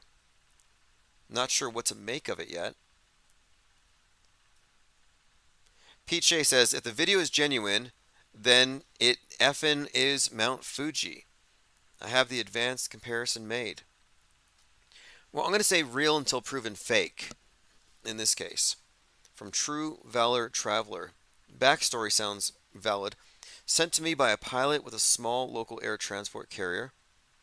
Said he waited till the equinox so the sun was exactly due west. It's certainly fakeable. If I was going to fake this, I would just put that on there, but I don't know. 5,000 miles, this would imply flatness, would not? This would pretty much debunk the globe.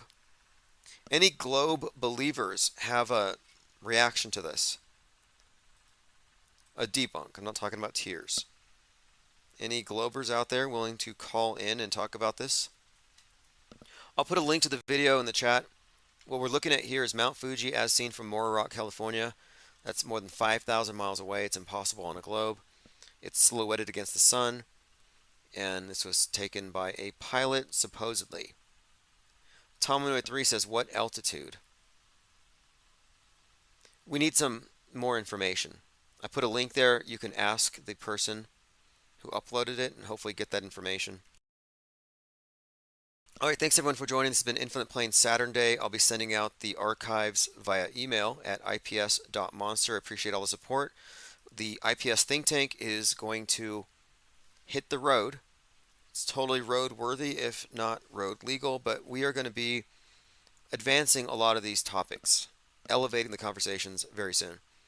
Pete Shea says the ballers at Gem Pandas are the first to call it a fake video when they doubt it, except when it comes to ISS footage. Yeah, isn't that funny? They're like, oh no, that's got to be fake. No, wait a minute here. Every time you're shown fake video, you're like, no, it's real, it's video. If it's video, it's real. If I see it, I say it. Say it's real. I saw it on a screen, it's real. This must be blowing their minds. Anyway, thank you all for joining. This is Neo Mode Gucci Flip, Infinite Gang. And again, you can get the links to the archives and the newsletter below. It's a creeper beat, man. Come on. You know it.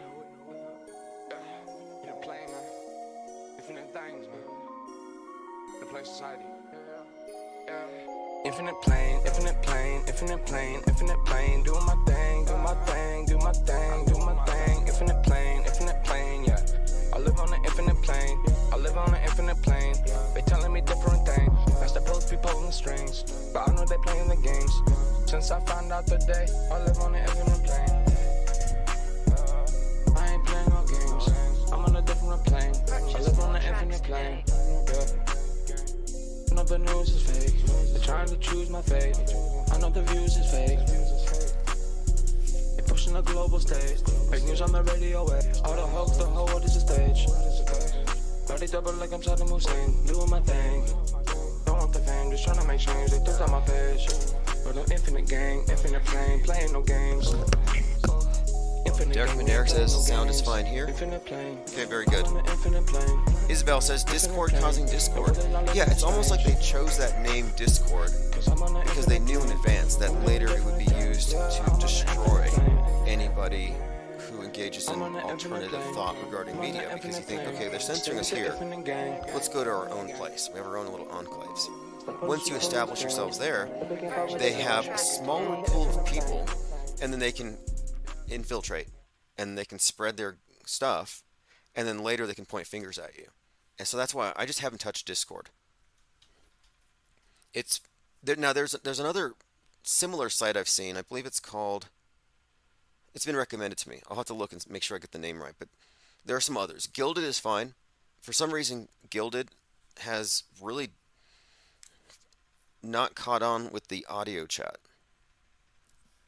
But we do need it. My point being, in order to activate the iPower Press Club, we are going to need some kind of voice chat. We could even do it on Skype. So I'll leave it up to you all. I mean, the purpose of this is we're going to be doing some directed research, and we kind of want to do a lot of the stuff outside of earshot. And it's not for live streams. But we don't want to be infiltrated. We don't want to be contaminated by obvious plants. And obvious plants are people who are carrying memes for the government that wants to censor us. And so one of two things are true. If somebody's carrying such memes or carrying ideology that is stemming from controlled opposition, they're either dupes, which means we don't need them, or they're active agents, which means they're nefarious, they're malicious. I don't take chances. Either they're evil or dumb. You know, who do you want to follow? Somebody who's evil or somebody who's duped? I'm like, no thanks. But we have to have something of a litmus test. And we used to do this originally with our Discord server, where it was like, how many died at blank, and is this real or fake? And if they couldn't pass that, we just didn't let them in. A perception test. And you should have to pass it. And if you can't pass it, what would you want to do with a bunch of people who don't believe what you believe in anyway? It wouldn't make sense for people who still have some attachment to the world stage deception to want to hang with us anyway. We're like saying, hey, you can't sit with us. And they're like, how can we get in there anyway? Like, if you're truly worried, for example, about your race going extinct, you're like, but my race. It's like, well, we don't have a racial filter here. You should just go spend your time somewhere else. You should be replicating, not hanging out with skeptics. Tomanoid3 says, different colored glowies, collect them all. Yes, a lot of glowies. Discord is all glowies. But I figured the truth is, and this is just what I kind of thought long term, it will filter itself out. Especially as we get into the election year and people get emotionally invested in celebrities. Should we even say politicians? Like, do we need to call Trump a politician? Or even, any of these characters? I think they're just celebrities. It's celebrity worship, and they're voting for celebrities. Let's stop calling them politicians like there's a difference. Reverse History says, we are auto-hoaxing for the impending conflagration of the Earth-wide propaganda forest. They're going to intensify it. Like right now, Colorado just kicked Trump off the ballot. California is looking at the same thing. Other states are looking at it. They are going to ramp it all up. And Elephant Tusk says, do you think we'll have a Floyd 2.0 in 2024? It's possible. I think we're going to have two. I think there's going to be a couple of significant events on both sides. I think they're setting up a fight. It's pretty obvious. It's been the case. And when it happens, it's going to be triggering, and the people who can't see through are going to get caught up in it. And we're going to have clear heads. Just like with 2020. A lot of us were aware of what was coming, how fake it was going to be, and we watched as people around us got swept up in the anti-vax thing. They got swept up in the controlled counter movement.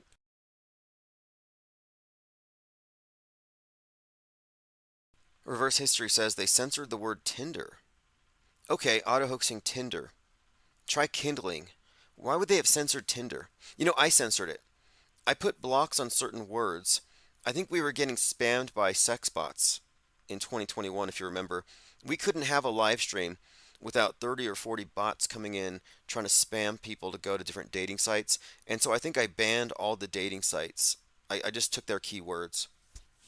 I banned a lot of words that nobody here would ever use, but generally sometimes you come across them. No, anyway, let's continue with this. The movie Civil War hasn't even come out yet, and it's already being called predictive programming for Civil War. We've talked about the crack in everything, the meaning of the kraken as a metaphor, the schism. And I often talk about how perfectly split down the middle everything is. Left, right, how it's beyond just Democrat, Republican, but that it's an actual intentional bifurcated psychological warfare operation, and they've filtered people into two distinct categories, and it's all part of this black and white Hegelian dialectic. Now, what's happening next is they're going to somehow trigger some kind of event, and this Civil War movie seems to be predictive programming for what comes next. And that movie, Leave the World Behind, really kind of made the point in the subtext I think to help the audience or to get you to understand that there's a sort of like a subliminal, unspoken kind of war already going on. There's already tension, and that it's going to be exploited. The point of the movie was that the shutdown of the communications was only part of a strategy that involved causing a civil war by allowing the people to destroy themselves, to allow America to just destroy itself from within. And it's like, we could be at that point. It looks like that's how perfectly poised we are for this civil war. And then we have stuff like this coming out, which just seems to reiterate what the movie has been emphasizing. The 1619 Project, or the year 1619 and the White Lion, juxtaposed with 1776, MAGA versus BLM, a collision of worldviews that have been made perfectly diametrically opposed. The political horseshoe, far right, red pill, far left, woke. And the woke and red pill are mirrors of one another. But here's the Biden administration removing the Reconciliation Monument in Arlington. The monument was built 109 years ago to honor post-Civil War reconciliation and national unity. Yep, they just removed it. 109, interestingly, kind of upside down. 106, 109, we see these numbers quite a lot, but anything 16, 106, 611 seems to be associated with this Kraken thing. We've been noting too that movie Leave the World Behind had a zip code that they emphasized, 11963. So you have 119, which I've described before as having reference to Genesis, the fall of the Tower of Babel, which is what the movie was about. The communications network, the one world language shutting down, scattering the tongues. Ethan Hawke's character can't help the lady speaking Spanish. So the 119 is pretty clearly accounted for. All of the Donnie Darko references. That's actually the date it came out. And I've been talking about this for some time, the meaning of this number and how often we see it in all these different psyops. Rodney King was beaten for 1 minute 19 seconds. Hit 33 times.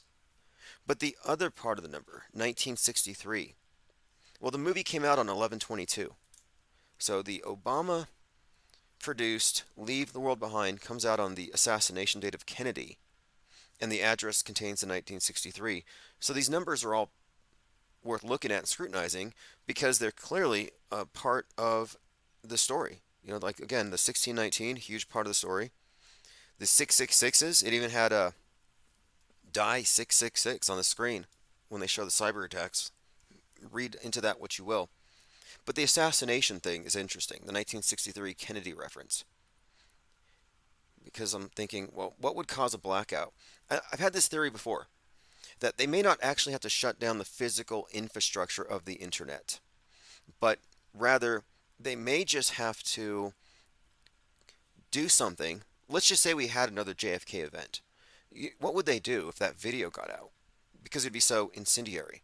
Look what they did after Christchurch when Brenton Tarrant, remember, he's like shot out to PewDiePie and he shoots up a mosque, drives down the street, shoots up a mosque, and he was live streaming it.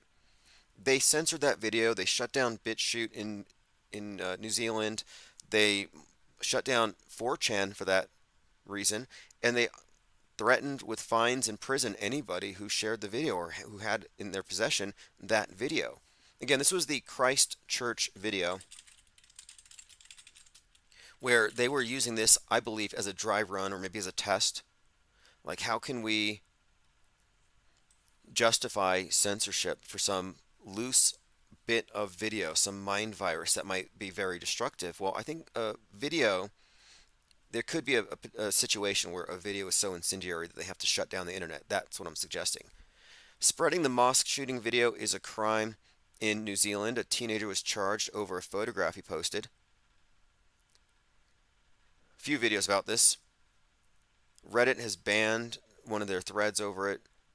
Social media races to stop the attack video from spreading. New Zealand debates free speech after this the manifesto, they want to ban that as well.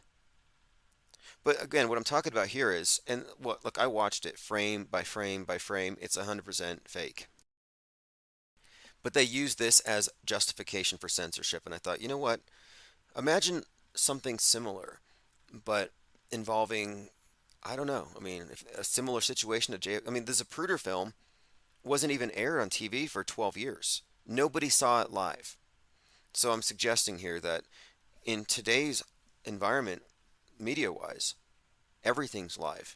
And I could see certain content perhaps being so disruptive to the very social cohesion that they would have to temporarily black us out. So that's kind of what I'm thinking, that Disease X, this big shutdown, may be the result of, imagery of a mind virus, some kind of we'll see. Like, look, think about the impact of the video of Derek Western Chauvinism kneeling on George Floyd for 846. If you recall, that was very distressing, very disturbing. Anybody who watched it, it was shocking. I mean, and it makes you want to turn away. I don't turn away because I want to find out if it's real or fake, and now I know it's all fake. But my point is, when it first came out, a lot of people were afraid to call it fake because it was just too intense and you didn't want to get blowback from it. But that's why you have the raft. We don't have any of these fears about what the consensus might think holding us back from calling something fake fake. It's not real until proven fake because people are emotional. It's fake until proven real. I don't care about your fake tears. Or your tears for fake people. All right, let's continue down the comments. Mizell says, I found IPS 2020. Isabel N. IPS February 2020, the only thing making sense. Yes, when everyone else is losing their heads, we're going to maintain reasoned dialogue. We're not going to be falling for any of these tricks because we're not plugged in to the 24-hour news cycle where every 24 hours you believe what happened yesterday and the next day, just absorb it day by day. That's not how it works. You don't have to believe it until you have enough information to verify that it's true. And if you're not plugged into the rush, you can't be rushed to judge based on sparse information. Maybe you don't have enough information to know it's true. But if that's all you have, and you're in the habit of just assuming it's true until proven false, you're going to be left believing a lot of stuff without a lot of substantiation behind it, which is where most people actually are.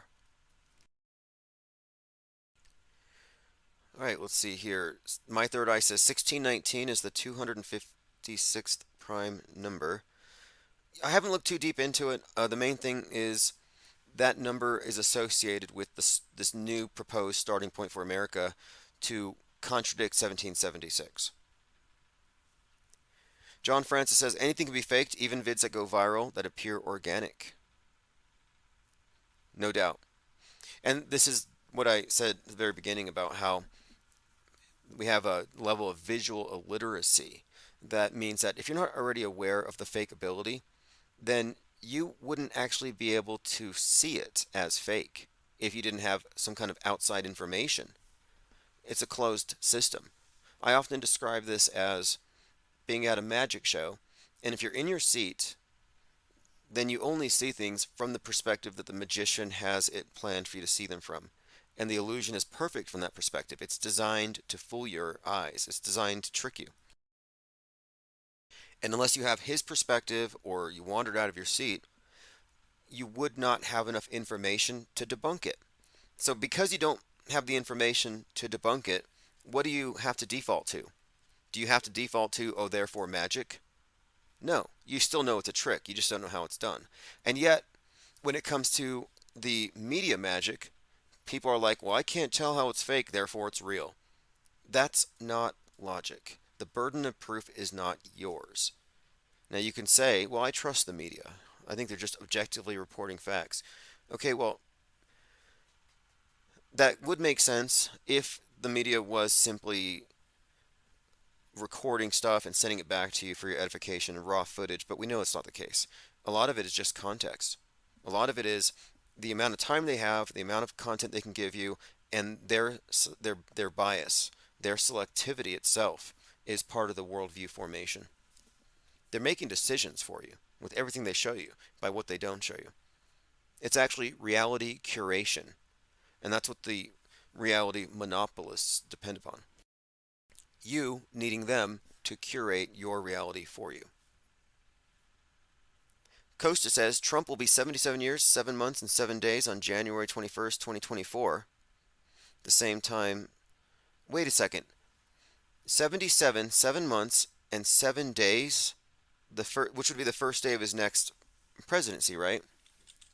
How old was he when he first got elected? I'm pretty sure on his first one he was 70 and... Let me see if I can find that number here. There's a number of numbers, like 77, 777, that were really connected to Trump in 2016. It seems like it's repeating. Very interesting. Yeah, 70 years, 7 months, 7 days. I see. 58's another one that follows him, and it also connects really strongly to Biff Tannen and Back to the Future. Alright, let's go on. I'm talking about the Civil War thing. Another example of where they're kind of building up this change to the zeitgeist to get us thinking about Civil War. Now, why is Civil War so scary when we just had World War III? Like in 2022, it's like, oh, World War III just started. Now it's Civil War is about to start. Like we should be on World War 20 by now, as many times as they've hyped it. This is like the 15th Civil War since Obama was elected. Like it's always hyperbole. Pro-Hamas vandals have desecrated the steps of the Lincoln Memorial with graffiti. So you have blood on the Lincoln Memorial. The tearing down of the Reconciliation Monument. The movie Civil War coming out. Trump being kicked off the ballot. And now, let me play this Shattered Union PC trailer. This is something we played before, but it's been circulating again. It's a game called Shattered Union, which makes me think Tom Clancy, The Division. There's so many examples we can give to this reference to a split, or the crack. This is Shattered Union PC trailer, and I think it's foreshadowing 2024. Following a disputed election and a tie vote, the U.S. Congress installs the most unpopular president in U.S. history as David. Now, one more thing. This came out originally in 2008. 2011. Okay, so this came out a little while ago, but it's about a disputed election. So it even kind of foreshadowed 2020. And a tie vote, the U.S. Congress installs the most unpopular president in U.S. history as David Jefferson Adams becomes the 44th president of the United States. Shortly after the election, increased unrest, rioting, and a growing number of militias have given rise to ever-increasing domestic terrorism. In response, the president invokes the Homeland Security Act and declares martial law on the West Coast and other areas of the country.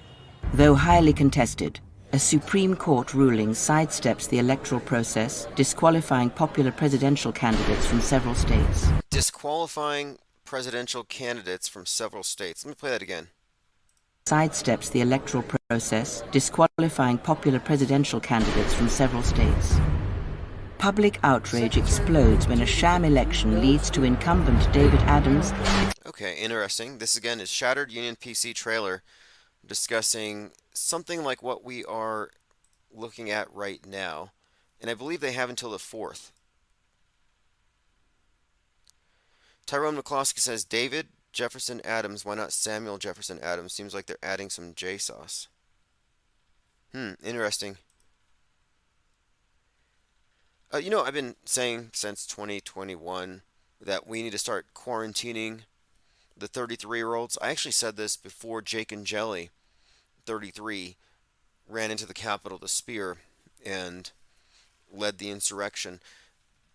Deranged man calling himself Captain America charged after attempting to enter a military base with an AR-15. Anybody care to guess how old Captain America here is? Again, I'm working on a design for my gold stars with the number 33 that I'm going to send to the first person to guess correctly on any of these pop quizzes. How old is the deranged man calling himself Captain America? He just tried to break into a military base. His name is Baruch Roche. And he was just indicted on one count of attempted possession of a firearm in a federal facility. And this is on 11/3. This happened in Tampa. Rome got it, 33 years old. Yep. 33-year-old crazed man. He refused to give himself his ID out. He said he was Captain America. And he tried to get on base. Demetria 101 says Phoenician Z was 7. The letter Z is 2 sevens, one upright, one upside down. That's really interesting. I was just looking at one of Aleister Crowley's books, Liber Oz. And Oz, O-Z, this book is where do what thou wilt shall be the whole of the law comes from. And it's a statement of rules by which they will live by. And it's kind of libertine, I guess. But I thought it was interesting because it's Liber Oz, but they also call it Liber 7-7 or Book 7-7. I'm like, what does Book 7-7 have to do with Oz? And I was just kind of looking through it and thinking about it, and I thought, it's probably 7-7 encoded into that Z somehow. G33 says there's Z on the Russian Chanks. Yeah, and then World War Z was just playing locally, and I went to go see it. And interestingly enough, it takes place in Palestine and Israel, and it has zombies trying to break into Israel, and the Palestinians hide in Israel. But because they get together, the virus gets in. I mean, it's interesting because it's the timing of that being just shown here locally coincided with the 10/7 attacks. All right, let's go ahead and continue. Again, 33-year-old trying to break into a base. Captain America, what does that mean? Well, I'd say AR-15 is a prop in this little play. Captain America associating patriots with terroristic violence and derangement. 33, well, again, Jake and Jelly, 33. Code Monkey Z, 33. We can go down the list. The common theme is order out of chaos. That's the motto of the 33rd degree, and I think these are chaos agents. That's what the meaning is. They're bringing in chaos so they can institute order. Again, if we had any common sense, we would quarantine 33-year-olds. Is the U.S. in a silent depression? Economists weigh in on the viral TikTok theory. A silent depression. I've been talking about Leave the World Behind and the Matthew Perry connections, and there's more. This 1028 death, an eclipse, his character's birthday being 4/8, the eclipse where America's X'd out, the X across America in the movie on the map of America. And I was saying maybe Matthew Perry going underwater could symbolize this blackout also pertaining to some kind of financial collapse, the Titanic sinking. And it was revealed he was being treated for depression. So I'm thinking maybe depression, even adds to the idea that we're looking at something referenced financially. Tominoid 3 says Captain America led the Civil War. Okay, I didn't know that. Now we're getting some of this. That's definitely a clue here. The plot revolves around the U.S. government passing a Superhero Registration Act to have superpowered individuals act under official regulation, somewhat akin to law enforcement. Superheroes opposing the act, led by Captain America, find themselves in conflict with its supporters. Okay, so Captain America started the Civil War. Fascinating. Again, against the backdrop of all this Civil War talk, the monument being taken down, blood on the Lincoln Memorial, the movie Civil War, the states kicking Trump off the ballot. On top of all of that, Captain America tries to get onto a military base with an AR-15.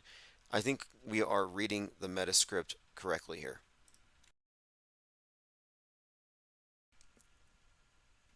Costa says Trump was in his 777th month when he exposed Obama's birth certificate.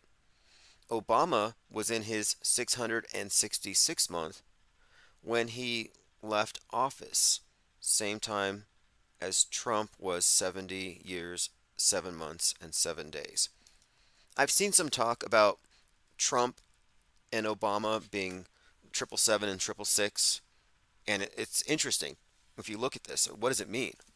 And one is the Antichrist, one is the false savior, or something like that. There's some kind of story here. Obama's born, his birthday is August the 4th, which is interesting because it's the 216th day of the year, which is 6 cubed. And 6 cubed is 6 times 6 times 6, the 216th day of the year. And Pythagoras said that the 216, that number is the number of years it takes for a soul to reincarnate. He calls it the phoenix cycle. So you have this connection between the phoenix, the 666, and Obama kind of tied in here. And there's something else too. Hakeem Jeffries, the minority House Speaker, has Obama's birthday as well. His birthday is also 8/4. Yeah, August 4th, 1970. Hakeem Jeffries, American attorney and politician. He has been the U.S. representative for New York's 8th Congressional District since 2013. Anyway, interesting here because I listened to him speak once, and it seems like he has this Obama affectation. Probably not a coincidence. Speaking of affectations, I was listening to Tim Pool today, and he's still talking like Donald Trump. You've got to hear it. It's too late for him to walk it back. If he stops doing it, it's going to be obvious that he was doing it. He got in the habit, intentional or not. Maybe he caught a mind virus. Reverse History says, I wonder how closely Baum's Wizard of Oz theosophy relationship connects to Libra Oz and Osiris. Haven't looked into it. Interesting. Well, Oz over the rainbow, there's something there. There's a lot there with Oz and Osiris, but this idea of the two different realities is kind of interesting. You know, I look at Alice in Wonderland and the Mad Hatter, Hades and Persephone, Dorothy and Oz, Dolores and the Man in Black in Westworld. But you can find many examples of this dynamic, like this, you know, the person who rules this underworld and the person venturing in. And Dorothy going over the rainbow is interesting, where she goes into this other realm that he controls. But the theosophy thing, I'll have to look into. I know there's other meanings to it as well, like follow the yellow brick road. Well, it's gold. And the Wizard of Oz, Oz is an ounce, you know, ounce of gold, OZ. So the Wizard of Oz is a reference to investing in gold. There's a lot of meaning attached to this, but I find it very interesting when you look at the character Dorothy, and again, Dorothy and Oz and that relationship, and then you can compare it to Alice and the Mad Hatter, or in the Stanley Kubrick film Lolita, it's Dolores Hayes, who is the character in that one, who, this is all really, it gets into the weeds here, but this dynamic is Persephone and Hades, and I've just seen it so many times, even recently, some more recent iterations. We'll have to do a deep dive into the Wizard of Oz, though, the Wizard of Osiris. And you know, his name is kind of interesting as well. His name, well, his names is Oz Pinhead. Oscar Zaraster Friedrich Isaac Norman Henkel Emmanuel Ambrose Diggs. So it's an acronym, but Oz Pinhead. And I thought, what does that have to do with anything?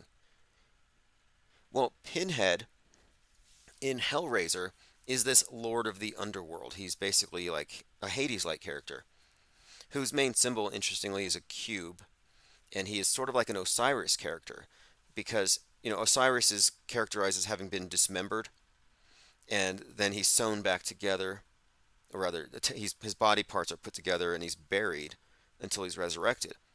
Well, the character Pinhead was similarly ripped apart by these hooks that came from all directions and hooked into his skin and ripped into pieces. So he's also dismembered into many pieces. And his symbol is the black cube. And of course, he's in the underworld or hell or Hades. So I kind of find that to be an interesting connection as well. Kind of like the Wizard of Oz, he's the ruler of this parallel realm over the rainbow wonderland, where it's just this archetype. Very fascinating character overall, though. Okay, let's continue here. Costa says, Robin Williams once called Trump the Wizard of Oz in a skit. Yeah, Robin Williams, interesting character. Remember, his death was actually concurrent with an episode of Family Guy where he kills himself. I mean, what the hell? And it was even specific, like he hanged himself from a doorknob or something. And in this Family Guy episode, he's appearing in all these different objects, really surreal, and he's even in a door at one point. We're talking about Robin Williams's real-time death happening on TV on a cartoon. That's an example of what I would call concurrent programming, I guess. I don't know what you would call that. Mind effery. I mean, they're really screwing people up with this stuff. Eerie coincidence, it says, from the New York Daily News. Griffin tries to kill himself, then resorts to cutting off his hands to remove his powers. The episode occurred minutes before news broke that the Oscar winner had died. Yeah, here it goes. Robin Williams' Family Guy episode depicting a suicide attempt aired on BBC shortly before his death was actually announced. Unfortunate timing. Family Guy episode about Robbie Williams aired moments before his death was announced. Eerie coincidence, eerie coincidence. So weird that the Family Guy episode about Robin Williams was on last night just before it was announced that he had died. So there was some kind of concurrent predictive programming here. Same thing with the Boston bombing. There was an episode where the character is depicted driving his car over a bunch of marathon runners, and in another scene he detonates 2 bombs. Boston bombing, 2 bombs. 2 explosive crock pots.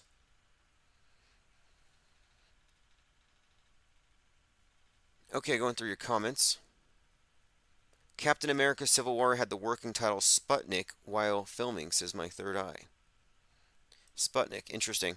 Now that's again the association with Sputnik would be Russians winning the space war, 10/4/1957, and then the first vax, Russians winning the vax race.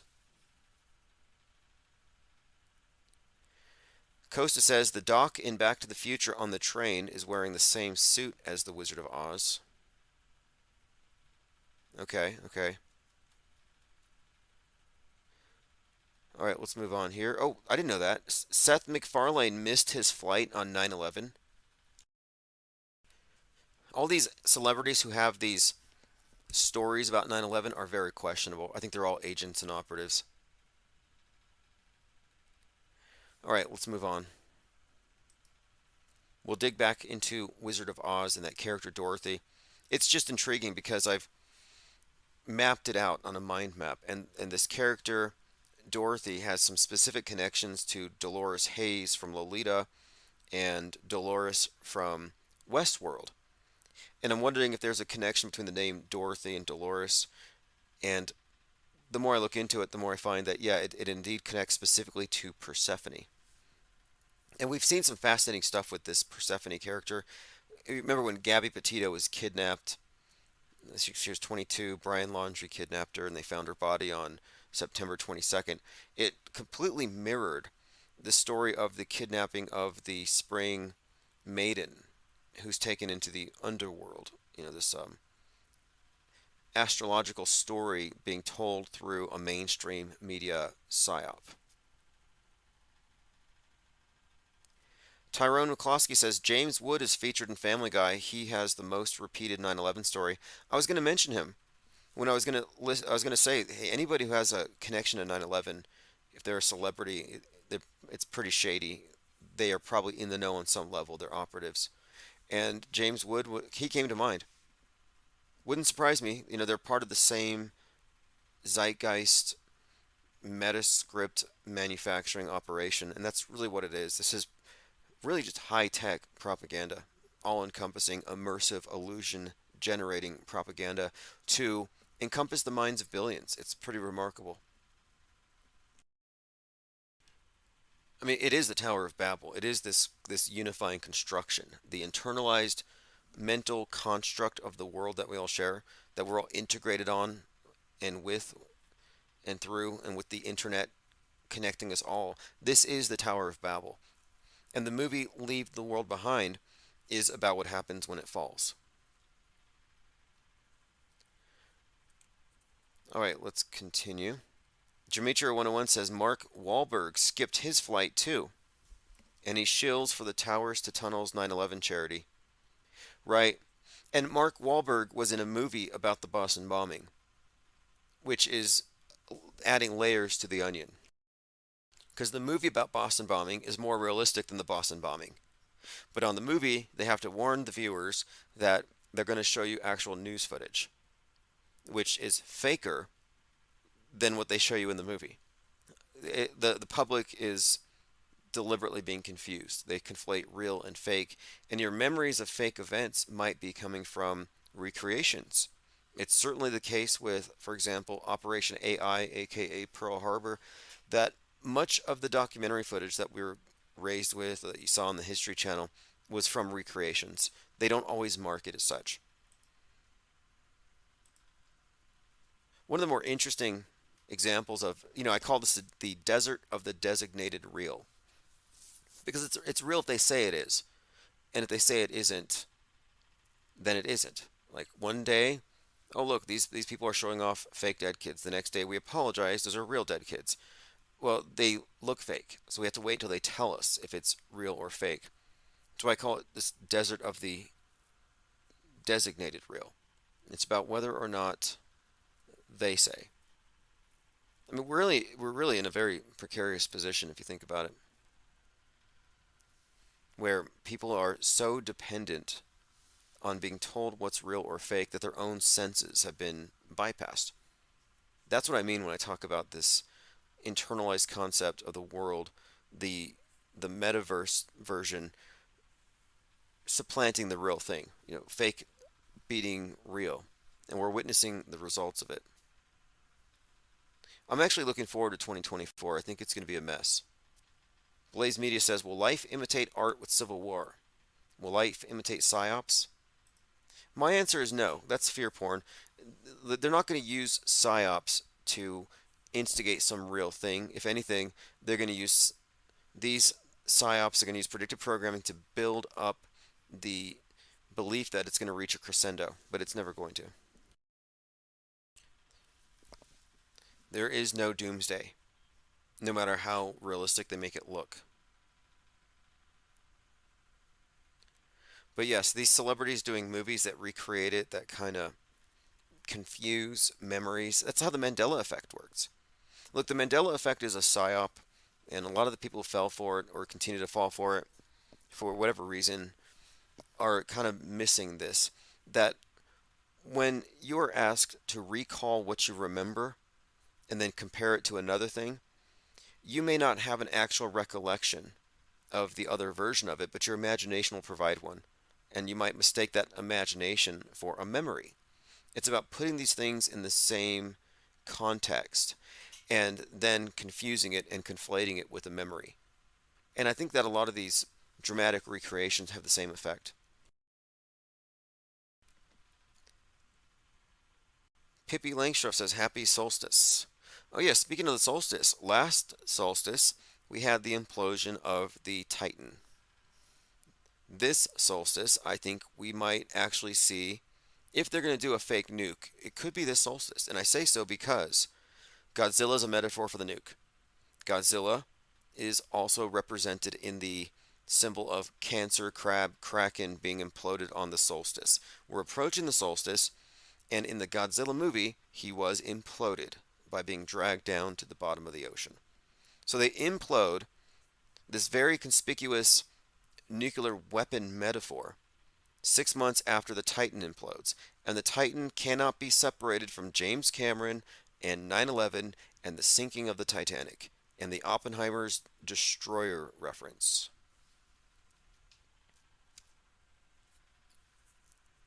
So this solstice, again, was also hinted at in the movie Leave the World Behind, where the rich guy with the bunker said, take care of yourself this solstice.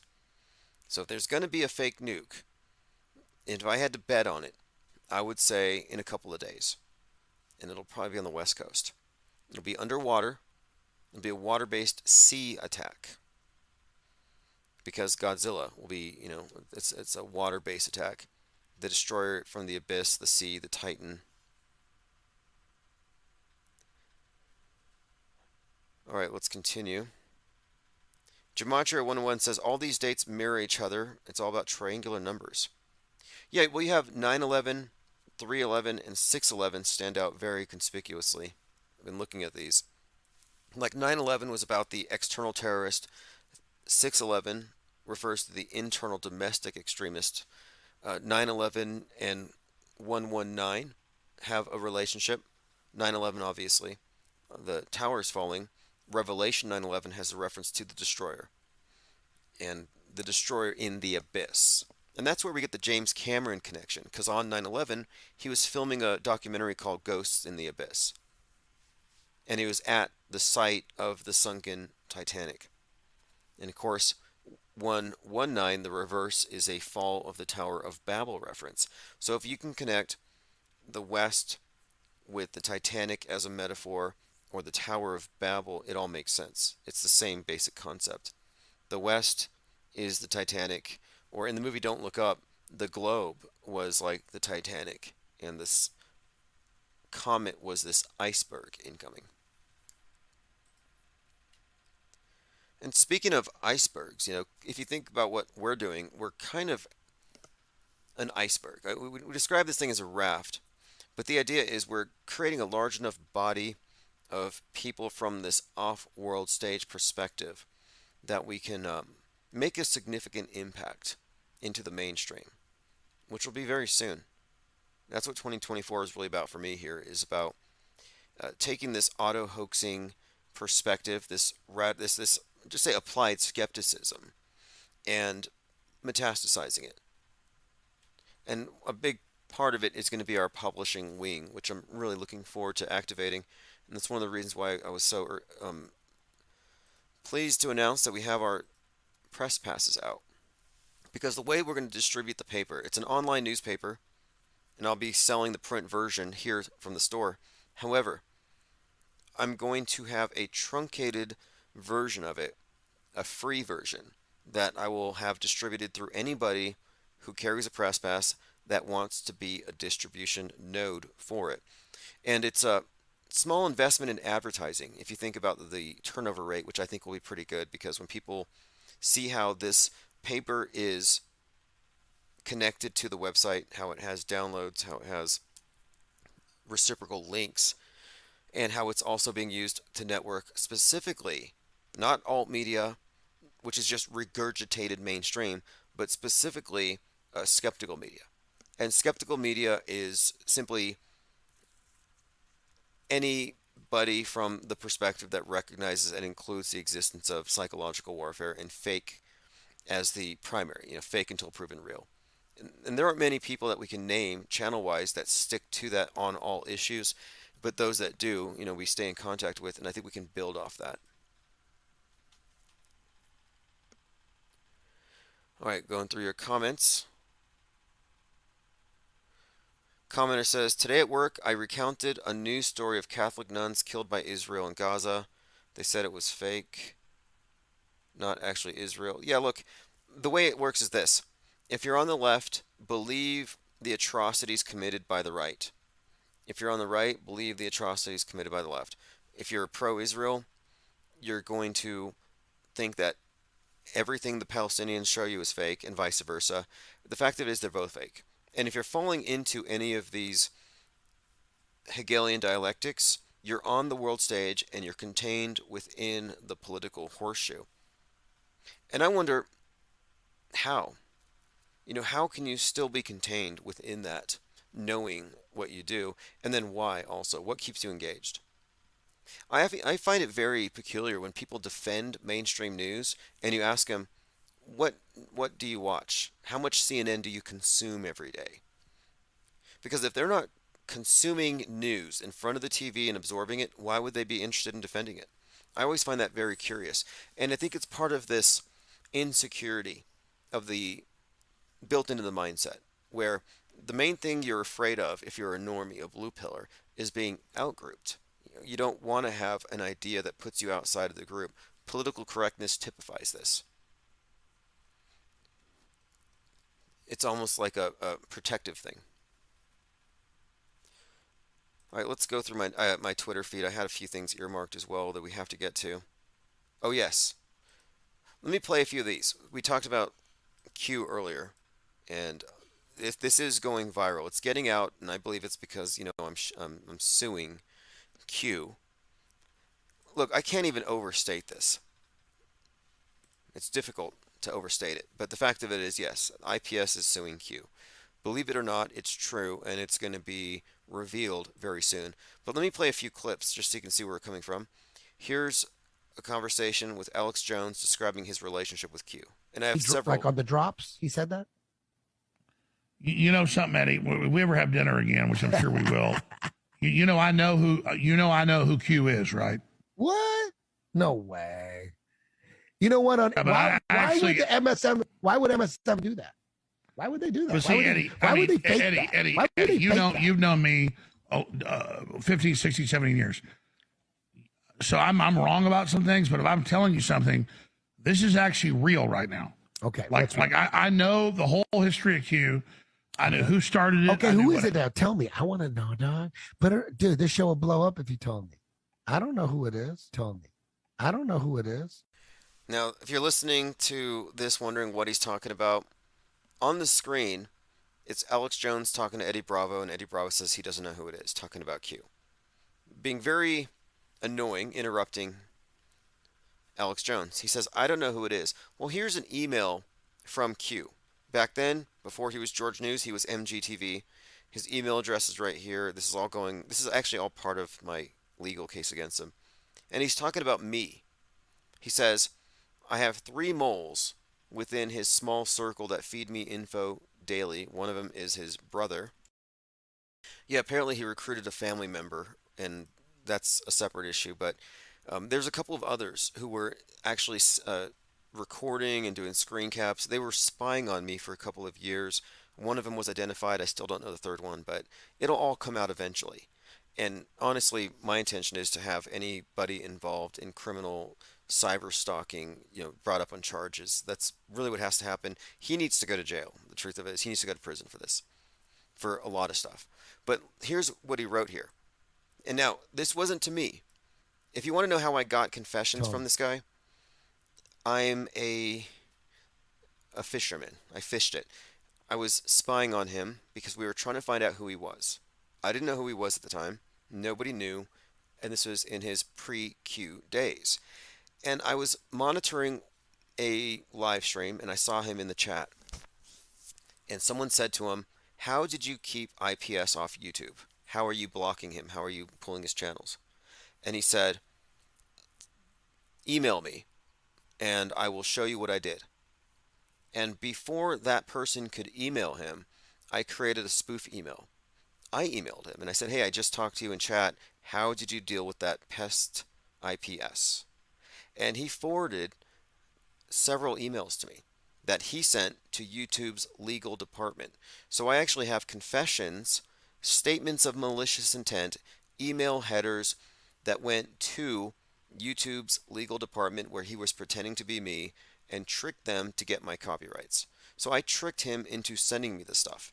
And one of the emails here he sent included this: I will be at the Flat Earth International Conference with Eddie Bravo.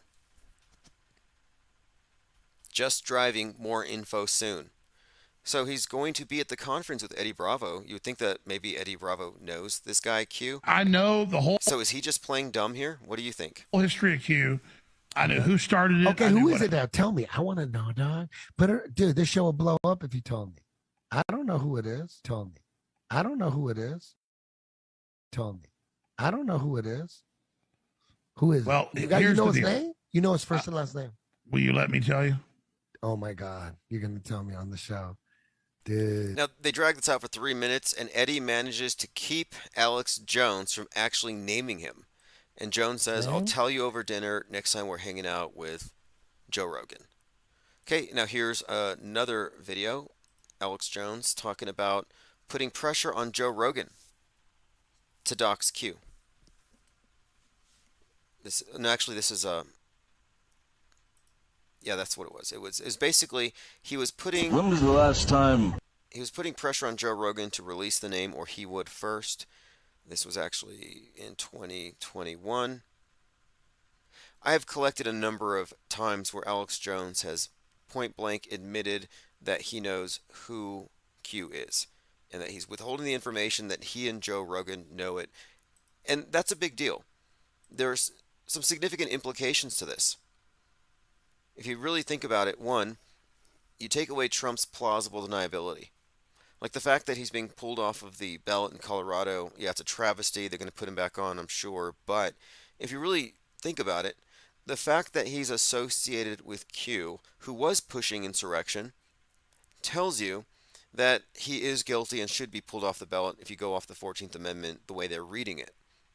But that plausible deniability is shielding Trump from culpability in the riots, and that's why they want to keep this hidden. This Q guy is in the White House. He's in the White House press corps. And a lot of people didn't want to believe it. Many still don't want to believe it. A lot of people I've shared this information with have ignored it and derided it, but the fact of it is, it's true. Whether you want it to be or not, facts don't really care about people's feelings, and this lawsuit is going to bring it out. This lawsuit is going to bring him out into the open. And again, it was stamped. I have the civil case number. It's civil unlimited, civil infinite. I'm asking for $1 million a year for the years this channel was suppressed in this way.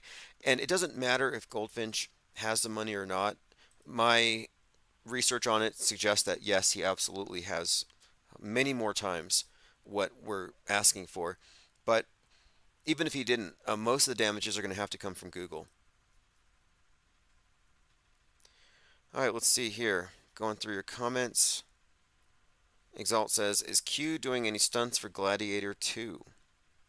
No, Q is not P. Godlewski.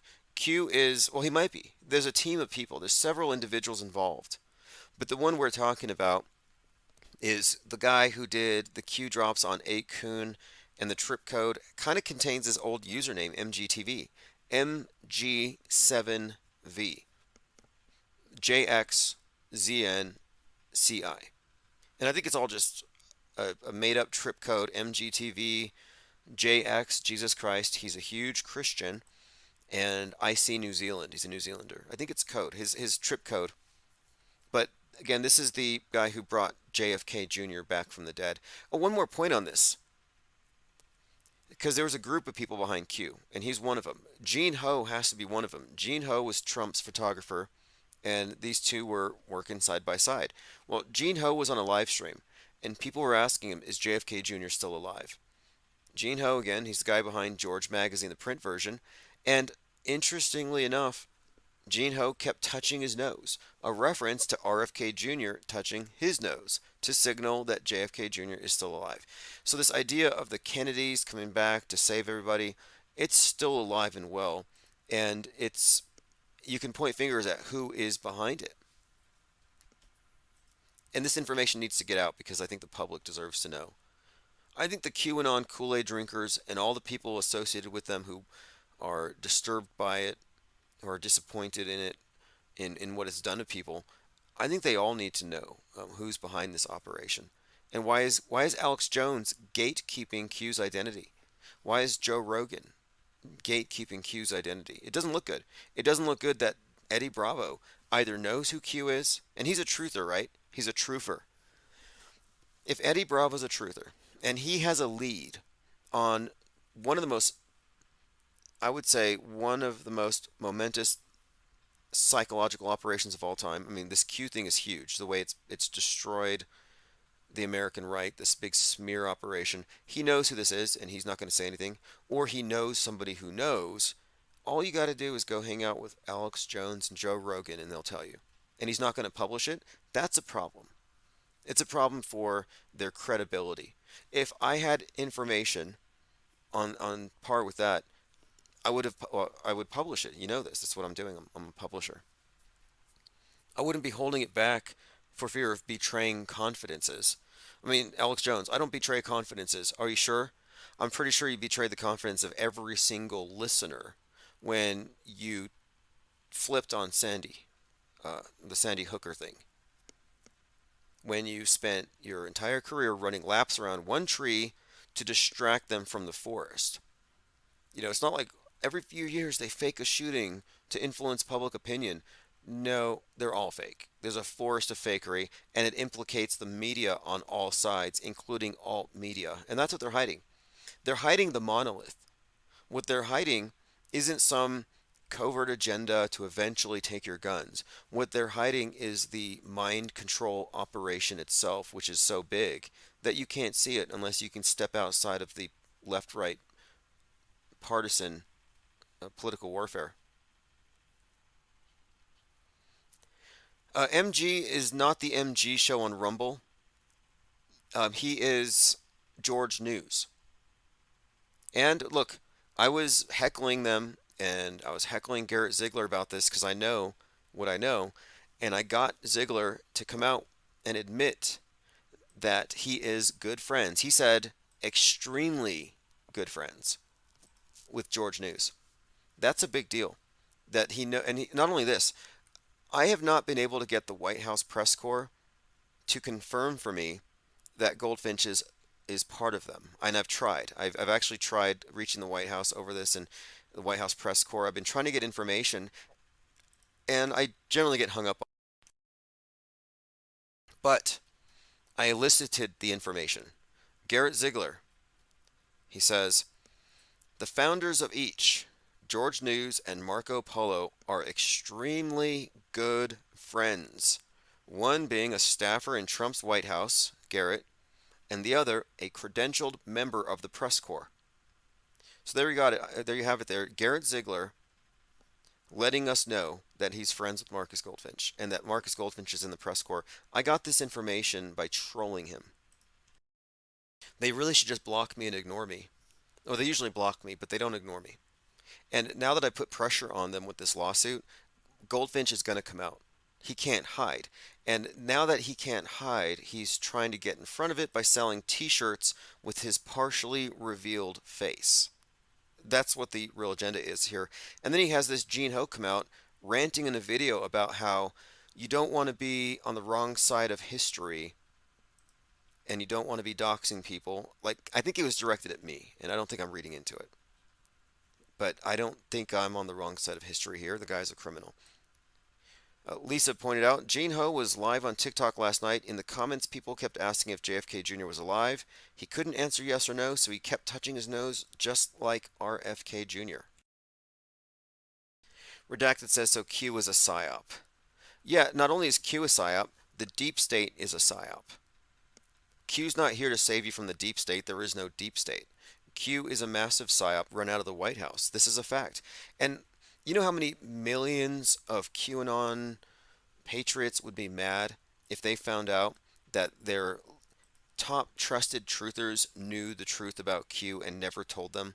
Oh yeah, this is just some boring actor from New Zealand with some gig to LARP in order to dog whistle to all the conspiracy theorists out there, get them under one umbrella as a voting bloc, and line them up to vote for Trump. That's all it was. There is no deep state to be destroyed. There's no children being trafficked to Democrats that you can save by tweeting and retweeting a bunch of hashtags. This is not fifth generation warfare with digital soldiers. No, that it's just chicken feed and mindless distraction to keep you from recognizing the monolithic nature of the mind control apparatus. So yes, is Q a psyop? Absolutely is a psyop. Look, January 6th was a simulated riot. Nobody died or cried. It was a closed movie set. You really think that Trump is going to be pulled off the ballot for a fake event and not called out as fake if he wasn't part of it? Like, if this was a legitimate attempt to take down a legitimate potential leader, he would have said, I'm not taking the fall for that riot because it was fake. Look at Woo's News. Trump would have Woo's News on video, on an interview, and he would say, hey, explain to us how you can show how Ashley Babbitt's not dead. Let's go ahead and just tear apart this entire ruse to destroy MAGA. But he's not doing it. Why? Because he's part of it. That's hard for people to accept. It's hard for people to accept that Trump is as much a part of the psychological warfare against the people as any of the Democrats you can name. Pelosi, Trump, same team. Any of these villains they gave you on the left, even World Economic Forum, Klaus Schwab, Trump, same team. They're all same team.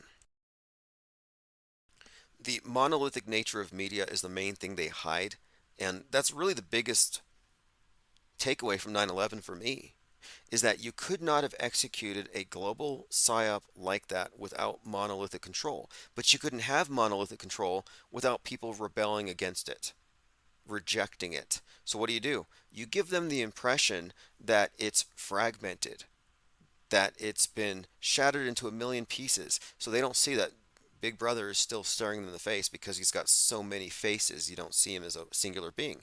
This is what I mean when I say they distract you from the forest with the tree. They have you looking at the thing, the current thing, the psyop of the week, psyop of the month or day, and you're looking at this one event, and it distracts you from the fact that there's an entire array of psychological operations at all time, every day. I mean, really, MSM is a non-stop psychological operation, and you could say it's against the people that are targeted. You could look at it as in a way, almost as a military operation, insofar as it's being used to subdue, pacify.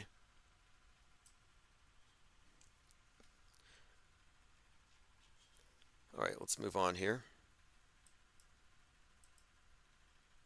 Arrest Marcus Goldfinch, new hashtag I started.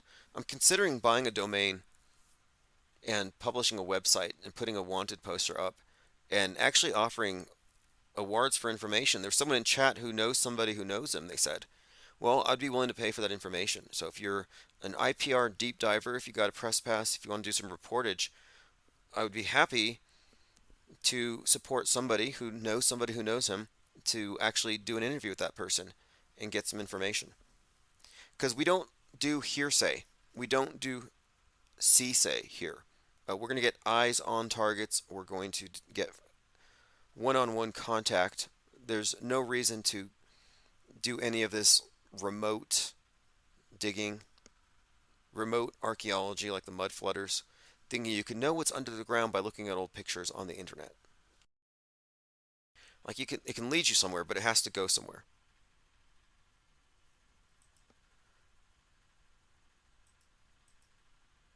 All right, again, if you ordered press passes, you probably got a tracking number. If you didn't, email me at timosman007@gmail.com. Those are coming out. And I have a few ideas. And again, it's going to be a series of proposals, various stories, various things we want investigated. For example, I would like someone to go, and I may do a lot of this myself, to the Neutral Buoyancy Laboratory, where they have the space station simulation in a swimming pool. I would like someone to actually go visit that as part of our overall critique of the space station movie presented as real. If you didn't know, the space station is not only fake, but the spacewalks are filmed underwater. Don't believe me, believe your own eyes. Watch a video of astronauts on a spacewalk. Watch a video when they have their helmet cam on, and look at the lighting. Look at the light loss and diffusion. The light loss and diffusion gives it away. It's underwater. Now, only the spacewalks are underwater. I've heard some gloobers try to misrepresent it and say that we're claiming that they're all underwater. No, most of it's on a movie set here on Earth. The swimming pool here on Earth is where they do the spacewalks only. But the lighting gives it away and they can't walk it back. It's an Achilles heel. And ever since I've been talking about it, there's been a lot of attention on the matter. Even the USA Today did a story saying it's not underwater. It's almost like they're talking to us and trying to refute us real time. Tucker Carlson, the actual end of democracy. That's what everybody's saying about Trump being pulled from the ballot. In some ways, we still don't know exactly what it was. It was not a Trump-led insurrection. The crowd had no guns. They had no plan to overthrow the government. Nothing like that has ever emerged.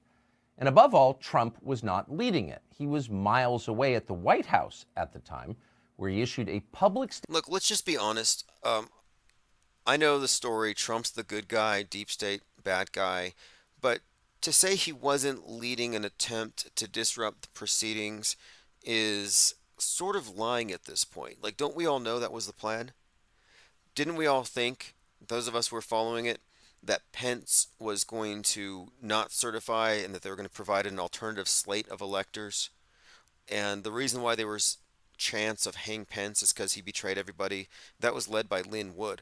Like, there's no question, in my mind anyway, that this was an attempt at disrupting the proceedings, causing chaos. Like, that was never a question for me.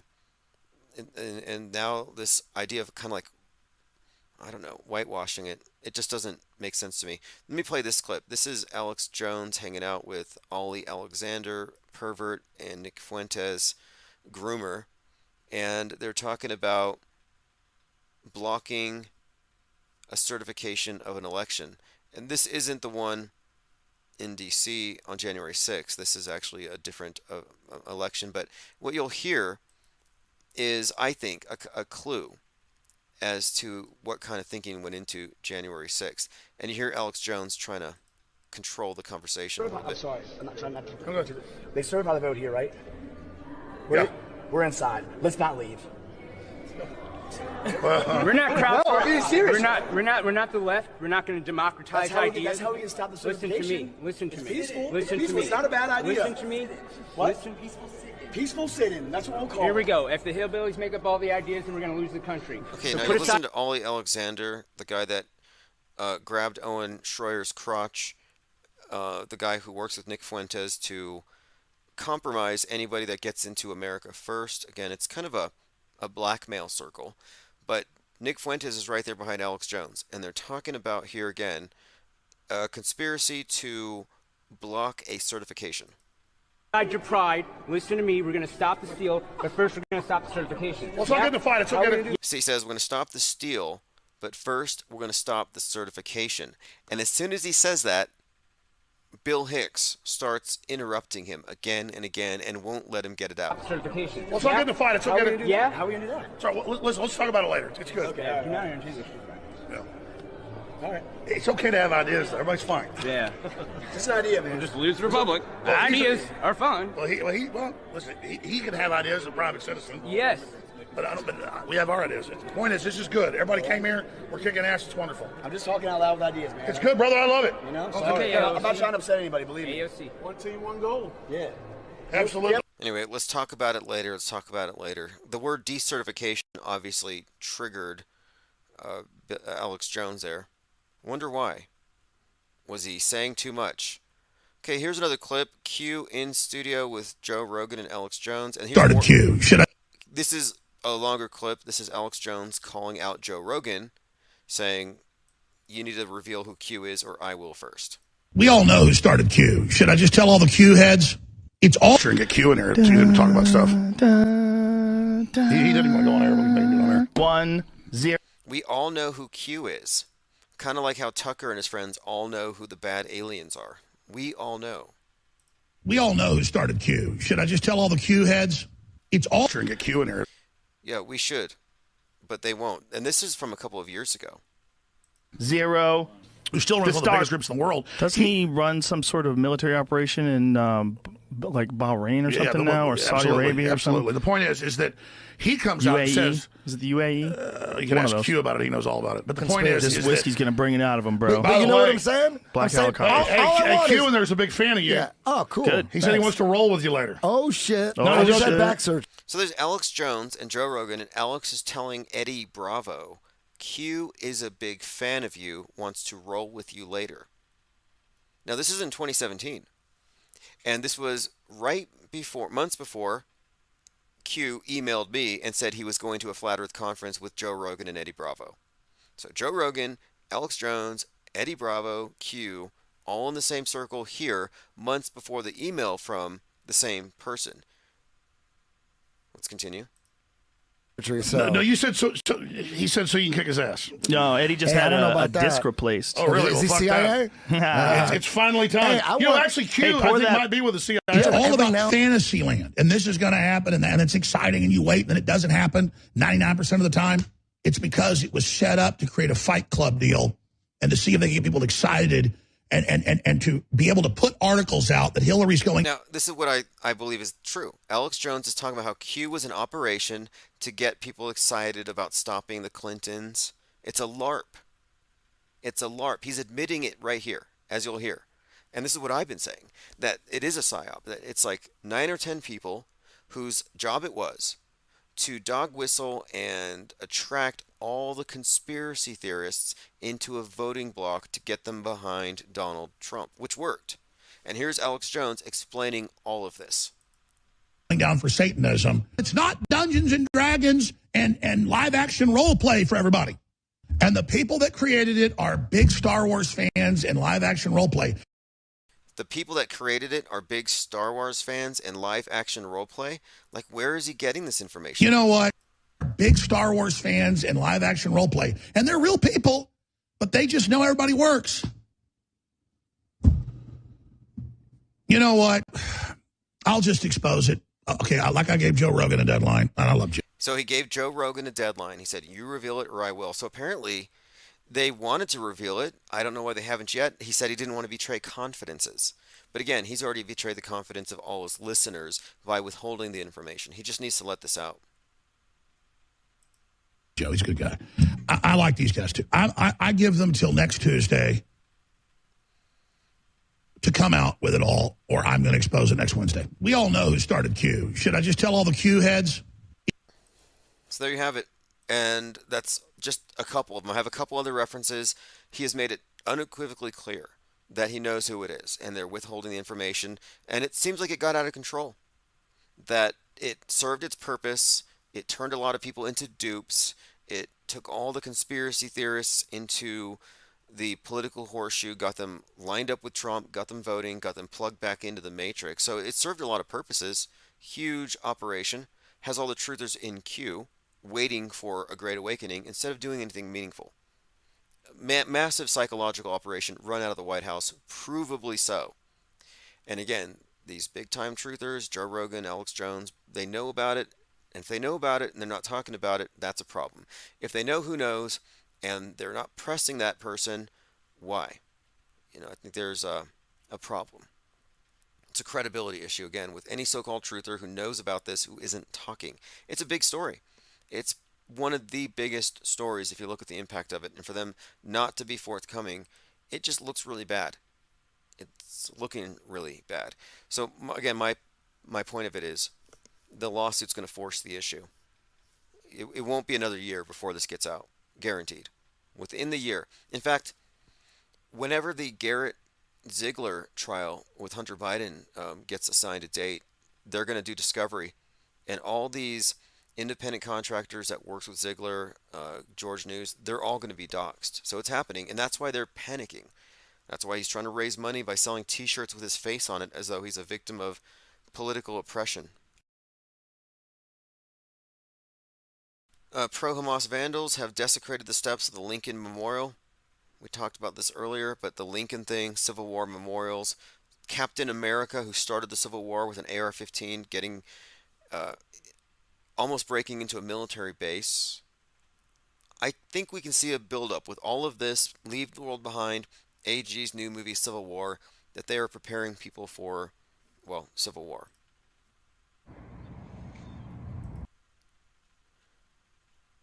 All right, let me go through my notes. This is Jim Brewer, and this is a short clip where he's talking about Biden. First of all, also, I don't think Biden's real. Call me a conspiracy theorist. That's not a human being. He's not. He's been. I'm trying to get it out of General Flynn. He won't let it out. No, that's him. Oh, okay. It's Jim Brewer at one of these great, what is it, Awaken America tour, just saying Biden's not real. Not a big deal here. This is like an old story, but I just thought it was notable that he's asking General Flynn to tell him the truth, because this is part of this idea of devolution. And what they believe here is that Q is part of the White Hats and they took over already. They already killed all the bad guys. The deep state's already dead. We've already won. But because it's so much of a shock for people, they've replaced the bad guys with clones or actors and doubles to maintain the charade until a time where they feel like they can tell us the truth. So what they're referring to with, General Flynn, can you tell us the truth, is when are they going to reveal it? When are the masks going to come off? When are we going to be let in on it? And the nonners, the Q heads, believe that they have been on the inside this entire time, enjoying the show, watching the movie. So they're sitting back waiting. They're waiting in queue for this great revelation, for the curtain to drop, and it just hasn't happened yet. Just 2 more weeks. They keep pushing it back, and at some point, we're all going to get the truth, or at least that's what they think. And there they sit, waiting in queue for somebody to tell them the truth. It's pretty sad at this point. Very culty. And not culty in a good way like this. This is kind of culty if you think about it. We are fostering a culture of disbelief and skepticism of mainstream world views, the dominant paradigm, and building a community on that premise. That's very culty. But there's a huge difference between destructive cults and, positive cults, or cultures, you could say. And I would say a culture of disbelief in a world gone reality fluid and immersed in subjectivity is actually sensible. The raft is a sensible alternative to the sea of irrelevance. Breaking: Lieutenant Governor of California has sent a letter to the Secretary of State asking her to, quote, explore every legal option to remove former President Donald Trump from California's 2024 presidential ballot. They're really ramping this up, aren't they? Pulling Trump off the ballot. This, again, ties into Civil War, Captain America, and all of that. Again, if you missed it, this has been the news all day. Colorado Supreme Court removes Trump from 2024 ballot based on the insurrection clause. And I'm not taking sides on this, but just being 100% honest about it and objective, yeah, he did set off an angry mob. And even though it was staged and fake, the sentiment there generally agreed upon was we got to stop the deep state pedivores. What did they think was going to happen? It's just strange to try to play innocent at this time. Just own your stuff. Own it. Have accountability. You tried. It was a power move and it failed and it looks really bad on you. But to say that you didn't do it or you're innocent is just gaslighting at this point. Self-gaslighting. Which is kind of what they're known for. Let me play this clip. I found this on my TikTok. This is something I found a couple years ago. This is Johnny Depp. And he says, when was the last time an actor assassinated a president? Obviously a reference to Abraham Lincoln. When was the last time an actor assassinated a president? They're still going to have to go out and put a bullet in Donald Trump, and that's a fact. And there's a clip here of Snoop Dogg, who recently quit smoking pot, but I think it's a ploy to sell edibles. And he's pointing a gun at Donald Trump in a music video. And, when was the last... and if you remember, they even killed Trump in Julius Caesar. Shakespeare in the Park. I think was it in Central Park or something, where they had this play where Trump was Caesar and he got killed. So they've been killing Trump for a long time, a really long time. Why? Predictive programming. They're going to JFK him. See, that's kind of what I think. And at this point, I'll just put it out there. I think there's going to be some kind of event that is so triggering that they have to take precautions to spread this incitement by shutting down portions of the internet. Exactly like what they did with the Christchurch shootings. I think that's a precedent-setting event, and it got through, and everyone was fine with it, and it served its purpose. But I think that's happening next. So that's kind of what we're waiting for next, I think, is the next big event. And the movie Leave the World Behind showed a nuclear bomb, a mushroom cloud. But why would they specifically do a mushroom cloud, a nuke, and announce it so obviously in a movie? It's got to be, if you ask me, maybe a metaphor. And I've been thinking it could be an event that's a reset event. Any sort of event that everybody experiences at the same time, that synchronizes us, a world synchronizing psyop. How many of those? How many world synchronizing psyops have we experienced? I mean, look at the atom bomb, Hiroshima, Nagasaki. That obliterated objective reality. It didn't destroy the world, but it destroyed the integrity of our shared internal world, because now it's being mediated through this mendacious media that augments it with things that don't exist. So in other words, we entered into this augmented, staged reality with the advent of the atom bomb. Then you can look at the JFK assassination or the moon landing or 9/11, these types of things, where everybody agrees that this event happened and it shocks everybody the same way. Everybody has to change accordingly. These are big resets. And I think that we're being primed for a major reset, whether it's a mushroom cloud simulated off the coast of Seattle and flooding or something, or if it's something else, but I think it might be metaphoric. Like, for example, a JFK-like event. And why else would they have associated JFK with Trump for so long? Symbolically. Just the immersion of all this JFK lore attached to Trump, then the cult is saying, oh, Trump is John F. Kennedy in a suit, in a costume. Why would they associate it if the objective wasn't to lead here? And now you see Donald Trump with a 47 on the side of his head, because he's going to be president number 47. Well, 47 has some specific connotations. Super Bowl 47 was the Blackout Bowl, 2013. Same year that the movie American Blackout with Obama in it came out, foreshadowing this newer Obama movie. But more importantly, 47 being associated with the blackout is very interesting, considering, again, Derek Chauvin, 47, stabbed 22 times on a Black Friday. Hockey player 47, slashed by player number 22. Black on white. There's this black on white, this Hegelian dialectic is being inferred here. Thank you, Gematria 101. Appreciate the support very much. We all do, and that's what keeps the text alerts going. Anyway, my point is this 47, this 22, there's been these numbers have been reiterated again and again. And ever since, 4/7, 4th of July, the Highland Park shooter, I've been paying attention to this. And the Highland Park shooter was the guy with the 47 tattooed on the side of his head. And he had an unhealthy obsession with Lee Harvey Oswald. So there's your JFK association. He had Lee Harvey Oswald on his wall. So you have this Oswald associated, or rather obsessed, mass shooter with a 47 on his head, associated with Trump because he's going to Trump rallies. And then he shoots up a 4th of July parade. So all kinds of 47s attached to a shooter, a headshot reference, temple, the side of his head, where Trump wears the 47. And then I've even connected this to Joker in Full Metal Jacket. Full Metal Jacket, Kubrick film. If you do the subtext of it and you analyze the characters, you can see that Joker is actually based on JFK, who was, again, we're looking at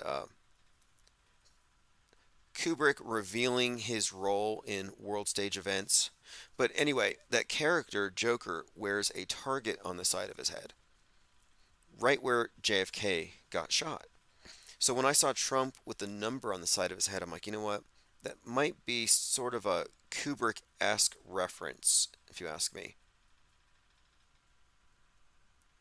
But this 47 thing also has another connotation. Trump was the apprentice, right? Well, if you look at the structure of the Masonic death and resurrection ritual, which is what we're ultimately referring to, tied into JFK, the killing of the king, right? They come in as an apprentice, but it is in the third degree where they are symbolically killed and resurrected. And in the third degree, there's a lecture about the 47th problem of Euclid. So 47 is connected to that particular ritual. So there's just another tie-in. And another tie-in could be the player number 47 who had his throat slashed. Well, in the Masonic rite, you have what's called the penal code, which is if you spill the secrets, you get your throat slashed. So there's another connection to the ritual with the 47 and the death. And of course, the black and white stuff ties into it. Derek Chauvin, Western chauvinism, getting stabbed 22 times. And the number 22, again, significant. Leader of the Proud Boys got 22 years. Derek Chauvin got 22 years and 6 months. But what is with that? 22 stabbings for 22 years. Player 22 hits 47. Now, 666 months ago, Saran shot RFK. So there's that. How old was he at the time of the shooting? And there was something else about him a couple of years ago. I know he used did he use a 22? I'm pretty sure he did. Yeah, okay, it was a 22. So that was another connection. Saran used a 22 to shoot RFK. There's a story being told in the numbers. I'm glad that movie Leave the World Behind was so ham-fisted, because I'm getting a lot of reviews from people who have never listened to Infinite Plane Radio, have never delved into Metascript breakdown. But I did put an article out about the 1619 meeting, and 1619 was where the emergency broadcast was being transmitted on the movie Leave the World Behind. And if you searched Leave the World Behind and the number 1619 for the first couple of days, now a lot of people are talking about these Easter eggs. But for the first few days, the Infinite Plane Radio podcast on the topic was actually showing up on a lot of searches, and I was getting a lot of hits.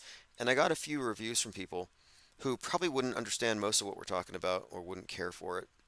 But look, is the 1619 Project a racial reckoning the USA needs? Like this type of thing, 1619 versus 1776, Western chauvinism or the Proud Boys versus BLM. This is the black and white. This is the manipulation of the Hegelian dialectic that they are playing upon. And the crack, the schism, is the dividing line between the two. And speaking of the Masonic cult, they use the black and the white checker floor. I think it represents something, because they say they're on the level when they meet.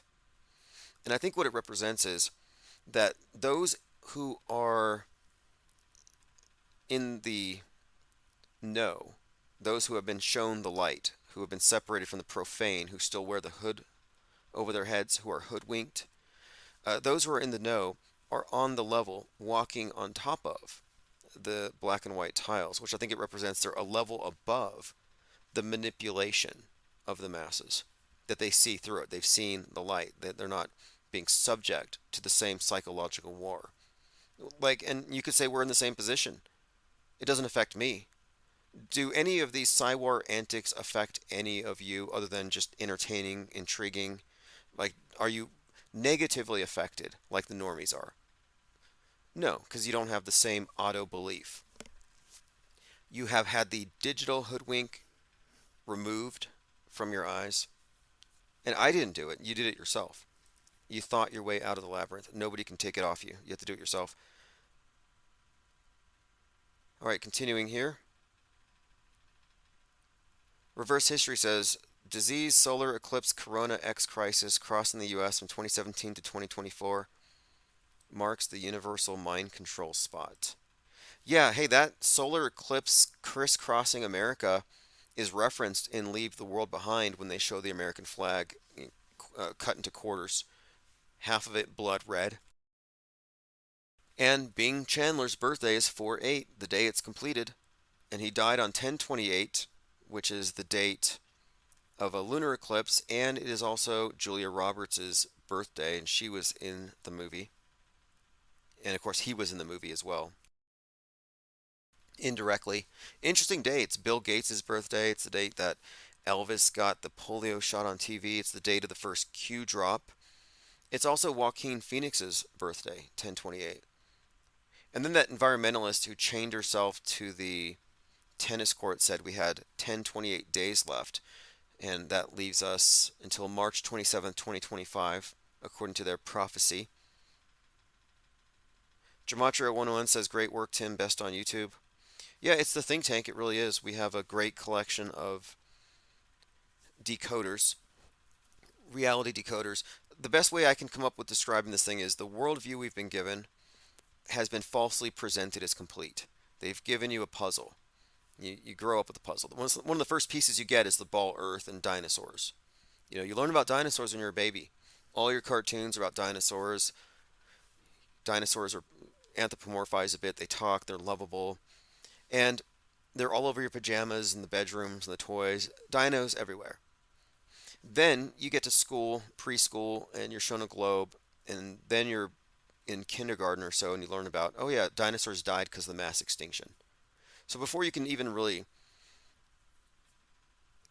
pronounce extinction, you have the idea that a big rock came from the sky and killed all your friends, basically. Your imaginary friends, these dinos that you had bonded with, are all dead. So your concept of mass extinction is implanted early. So you get this big puzzle piece right away. But then as you go through your education, more and more pieces are added to the puzzle until you graduate and it's complete. You know everything. And anybody who has pieces that don't fit in the puzzle is a conspiracy theorist and you need to burn those puzzle pieces. But those of you who've looked closely at the puzzle see gaps because they have forced pieces in specifically to exclude the pieces they don't want you to see. And what we're doing is we are working on this multi-million piece puzzle because one person can't do it alone. It requires a lot of people. And that's what we have been doing this entire time. All right, let's continue. Gematria 101 says, Joker was the logo of the 1717 Masons in England. I didn't know that.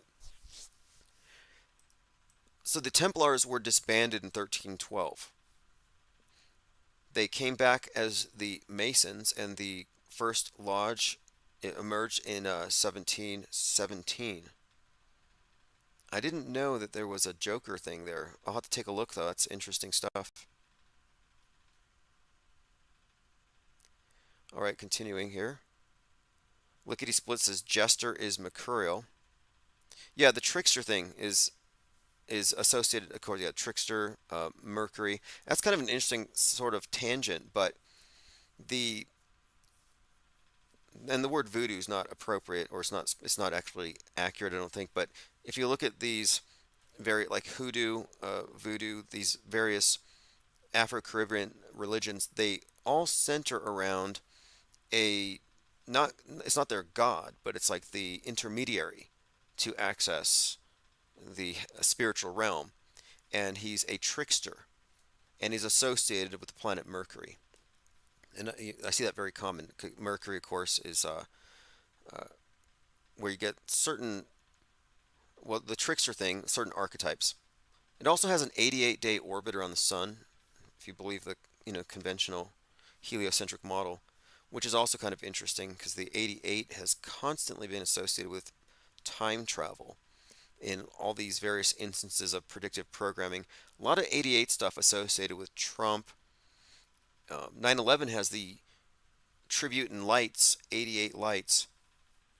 And there's 88 constellations in the zodiac, which is like this wheel of time. So I think there may be some connection there. Again, it's from Back to the Future, which has Trump in it as Biff Tannen. But to travel through time, you need 1.21 gigawatts, 88 miles per hour. Cubstar says the dinos have long, complicated names. Some children spend a lot of time learning the names. There may be a mind trick there. Right, and then you go to the museum and you see these sculptures or you see these bones. Like, oh, you could dig these up. And it's believable. They don't tell you that these things are made in China and that the actual discovery wasn't as cool as this gigantic skeleton, but it was basically just a toe bone and everything else is an extrapolation. Like, I know how it works. Let's say I'm an archaeologist and I need a grant.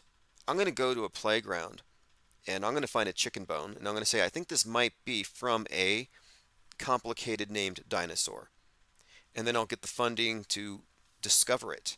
And with enough money, you can discover anything. Give me a plot of land and tell me to discover something there, and I will. And it wouldn't take very much. And you come up with a model, and you submit it to some factory in China that makes these plaster models, and they set it up in the museum. You get a big press release, and they think, look what we found in your town. And people come from all around and look, and nobody checks the tag on it. It's all a mind game. But what does it represent? Well, it's a monument. It's a monument that backdates their story. So like, oh, look, what we told you is true. 66 million years ago, a big rock hit the earth, and we can prove it because this, this, and this. It's all part of their creation myth. So we have alternative creation myths. We have creationism, and then we have their Big Bang story. And I think these are parallel creation myths. I don't believe in dinosaurs necessarily. I believe in plaster models and, well, these are more or less, like I said, they're monuments. These are children's stories. Tyrone McCloskey said, I heard the same extrapolation howler that a toe bone will lead to a 2-story tall T-Rex. Yeah, to me, it's pretty obvious. There's an incentive, sort of like what William Hearst said. William Randolph Hearst, he's like, you provide the pictures, I'll provide the war. It's that simple. And by the way, Hearst had hired JFK's father. And then JFK, I think he did war photography or something. That was his... let me see if I can find some information on that, because there's a connection here between the Hearst family and the Kennedys, which is very interesting. Yeah, JFK... the military photos from the Kennedy years. I'll see if I can find it here. But there was definitely a connection with the Kennedys and the Hearst family. That was kind of something I was thinking about exploring. Here we go. How JFK's brief stint as a World War II journalist influenced his politics. So there you go. And this is the role that is that he plays in the movie Full Metal Jacket. It's actually JFK being referenced there. It's just sort of like this inside thing that Kubrick does with all his films. Even in The Shining, the manager of the Overlook Hotel is obviously JFK. All right, I have to go run some errands. I will have more time tomorrow. I think we'll be taking calls probably earlier. Civil War is about to kick off. It should get interesting. We're pre-auto hoaxing everything as usual. It's not going to be real this time. It's not going to suddenly get kinetic. It wasn't like we've just been observing a build-up to when it's all going to go down. It's not going to end like that. There is no doomsday. There is no end. It's a non-stop cycle. And any ending is just a new beginning. It's all encoded in their symbolism. That's kind of how it works. It's this recycling. They recycle a lot. But the reason why they don't end it is because then they will lose their control. It's not the thing itself, but the threat of the thing that gives them all the power. Tyrone says JFK was planning to buy the Boston Globe after his second term. Interesting. Well, JFK Jr., George News, and people look at the George News magazine and think that it predicted 2020, and you wouldn't be wrong. It had a lot of interesting references that seem to indicate foreknowledge of the 2020 agenda, which doesn't mean the 2020 was real. It means that the general storyline, at least in broad strokes, was known to the insiders long in in advance. All right, we'll continue this conversation tomorrow. This is Auto Hoax or GTFO. Sign up for the archives, and I will check the volume before I submit it this time, and I'll see if I can get all the levels right. Thanks for your comments. This is Chief Crow and the Flat Earth Worms. I'll put a link to this below.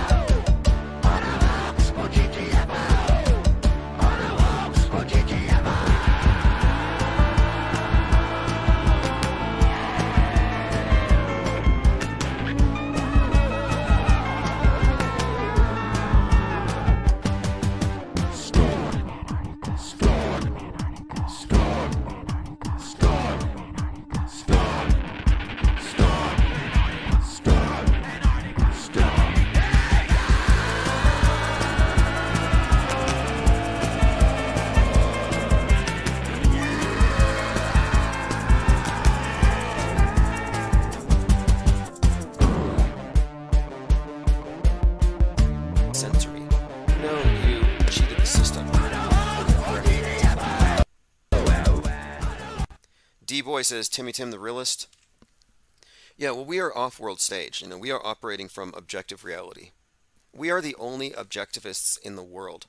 The Objectivist Society, the legacy of Ayn Rand, they went into subjectivity when they fell for Apollo 11. Okay, we're here, Infinite Plane Saturn Day, 10/28/2023. Shout out to the birthday boy, Bill Gates, who happened to be born on the day, well, this is actually, 10/28 is the anniversary of the date that Elvis Presley shot himself up with the polio vaccine on television. Bill Gates would have been 1 year old. And he said, when he saw that, he must have said to himself that he wanted to somehow be attached to that miraculous occurrence. It's also the 6th anniversary of Q, so shout out to all the QAnons who are still addicted to hopium, fighting that, and still expecting JFK Jr. to descend on a flying saucer, to come out riding a velociraptor, to go rescue the children from the tunnels. How many years have those children been in the tunnels beneath Las Vegas being trafficked around? Like I was saying, if they keep on waiting the next election cycle, they're going to be voting Democrat. It's like too late. But yeah, 6 years. That's amazing, right? 6 years that they've been promising that Hillary Clinton would be arrested. And there are some who think maybe this is the year. Like maybe it was always about 2023. And they can push it back indefinitely. That's actually part of the trauma bond. This is what's so messed up. You know that cartoon of Lucy and Charlie Brown? Like the most famous image of them is Lucy holds a football and Charlie runs to kick it. And every single time, without fail, she pulls the ball before he is able to kick it. He never learns. And she never ceases to enjoy his pain. Like she's definitely, this is just a cruel trick. But there's something really strange about this phenomenon here. I'm not saying it's masochistic, but there is some kind of this effort by Charlie to, I don't know. It's not that he's, again, not that he's trying to hurt himself, but he's in some kind of a toxic bond. And this happens with cults. It happens with religions. It happens with relationships. And I'm just saying the QAnoners are in a toxic relationship with their savior, their absentee savior. T. Ross says, Under channel stopped working. Yeah, we have multiple channels. This is a Hydra. We have about 8 platforms that we're on right now, and we're going to continue. All right, we are joined by Polly Coffin, Diana South, Cat Bunny Buffalo, Mom with Sons, Cup Star, Zin Velis, Frank Muramango Penguins, and P. Trippa. Okay, so let's go ahead and get into the topics today. The House Speaker's ARC, Rage Virus, and then Q Turn 6. Now, I had remarked on how this whole thing, this whole shooter thing, the guy running loose for 3 days, the guy in Maine, that this was going to be connected to X, which I call Disease X, and that this was going to be the starting point for somebody radicalized on X into becoming a terrorist. So you have a MAGA X radical terrorist.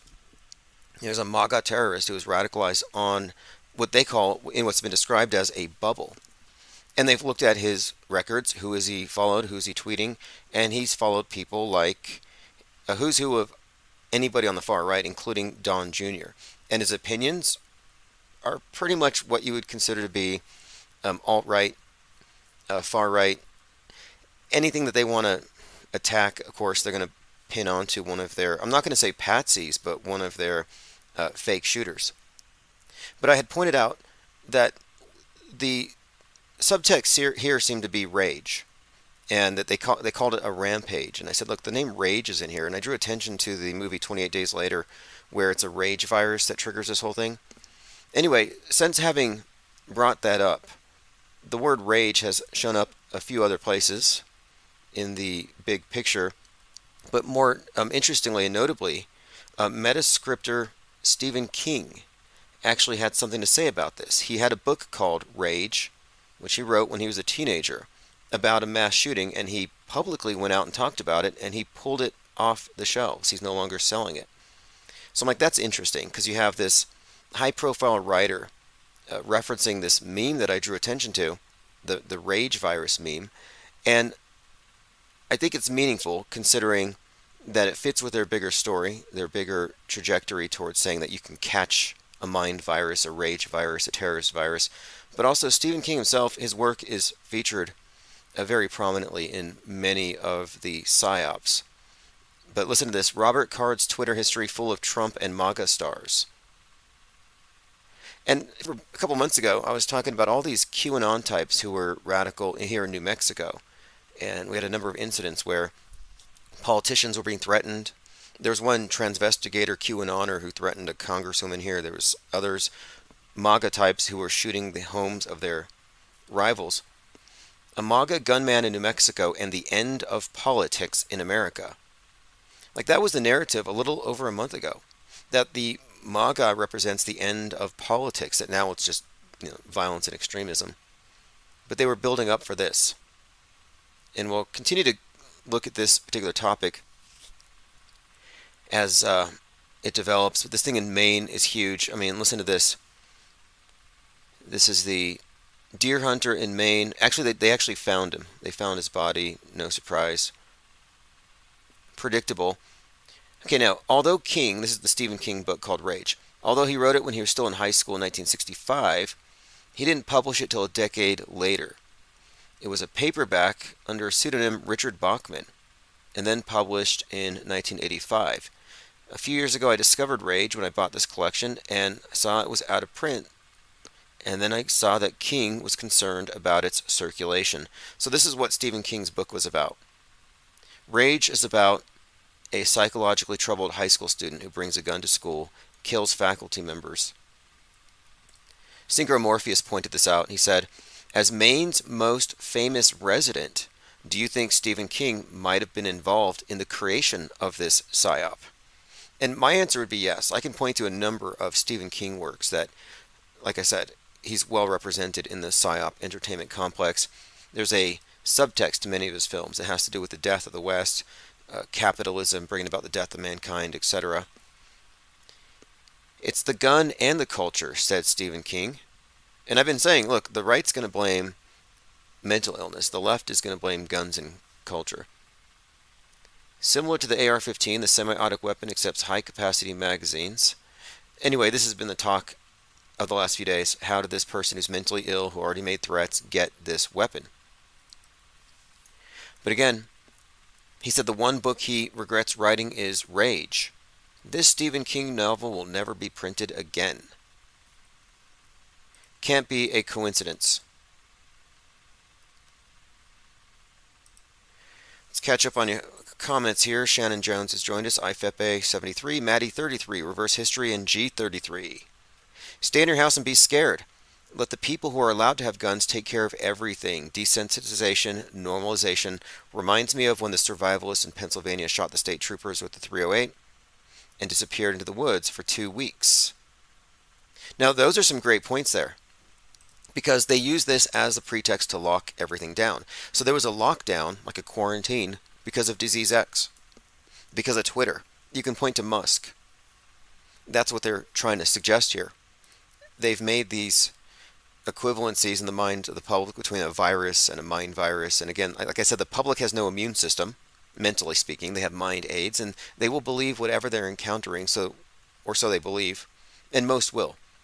And this is the excuse. Oh, the mentally ill. By mentally ill, they mean mind aids. They mean they cannot filter out bad ideas. They will catch all ideas. They will be radicalized if they go to a radical website, and they will go shoot something up. They've been setting the stage for this for some time. So I'm saying that the right wing are shooting themselves in the foot. Every single time they say, this was because of mental illness, not because of guns. Well, you played into their hands. Here you have decades of fake shootings. Left says guns caused it. Right says mental illness. Well, now the left is like, yeah, mental illness. And it's because of free speech. 2 for 1. They kill 2 birds with 1 stone. Blame free speech for infecting the mentally ill with the mind viruses that cause them to abuse the Second Amendment. It's a psyop, obviously. But the locking down part is very interesting as well, as G33 pointed out here, because look at the relationship between the left and the right and Big Brother. And this is the key, if you ask me, to understanding the schism. The Second Amendment group believes that you have to defend yourself.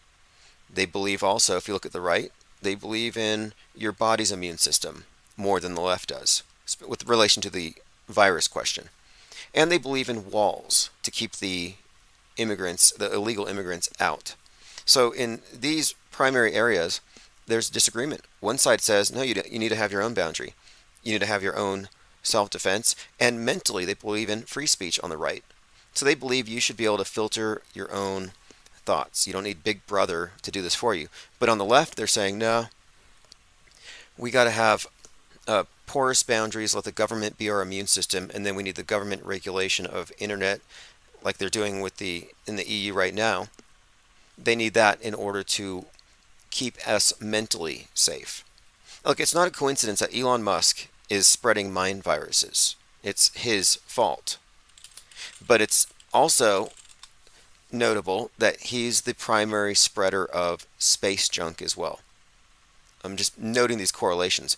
But right now we're in the era of the EU Digital Services Act, which is going to basically kill free speech online. And I'm saying Musk is a fall guy in this. And this guy going around shooting people, this Disease X thing, locking people down, it has agenda written all over it. I have no reason to think anybody's alive, and I mean, nobody's really dead. I'm saying that it's pretty much a combination of a few psyops we could probably look at. Has a lot of Boston bombing attached to it. You know, the whole Boston bombing thing was about the individual on the loose, and they had to lock stuff down.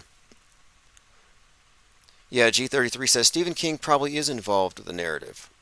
Yeah, I think he's a metascripter, and he did a follow-up to The Shining. It's called Dr. Sleep, and Dr. Sleep has predictive programming in a way.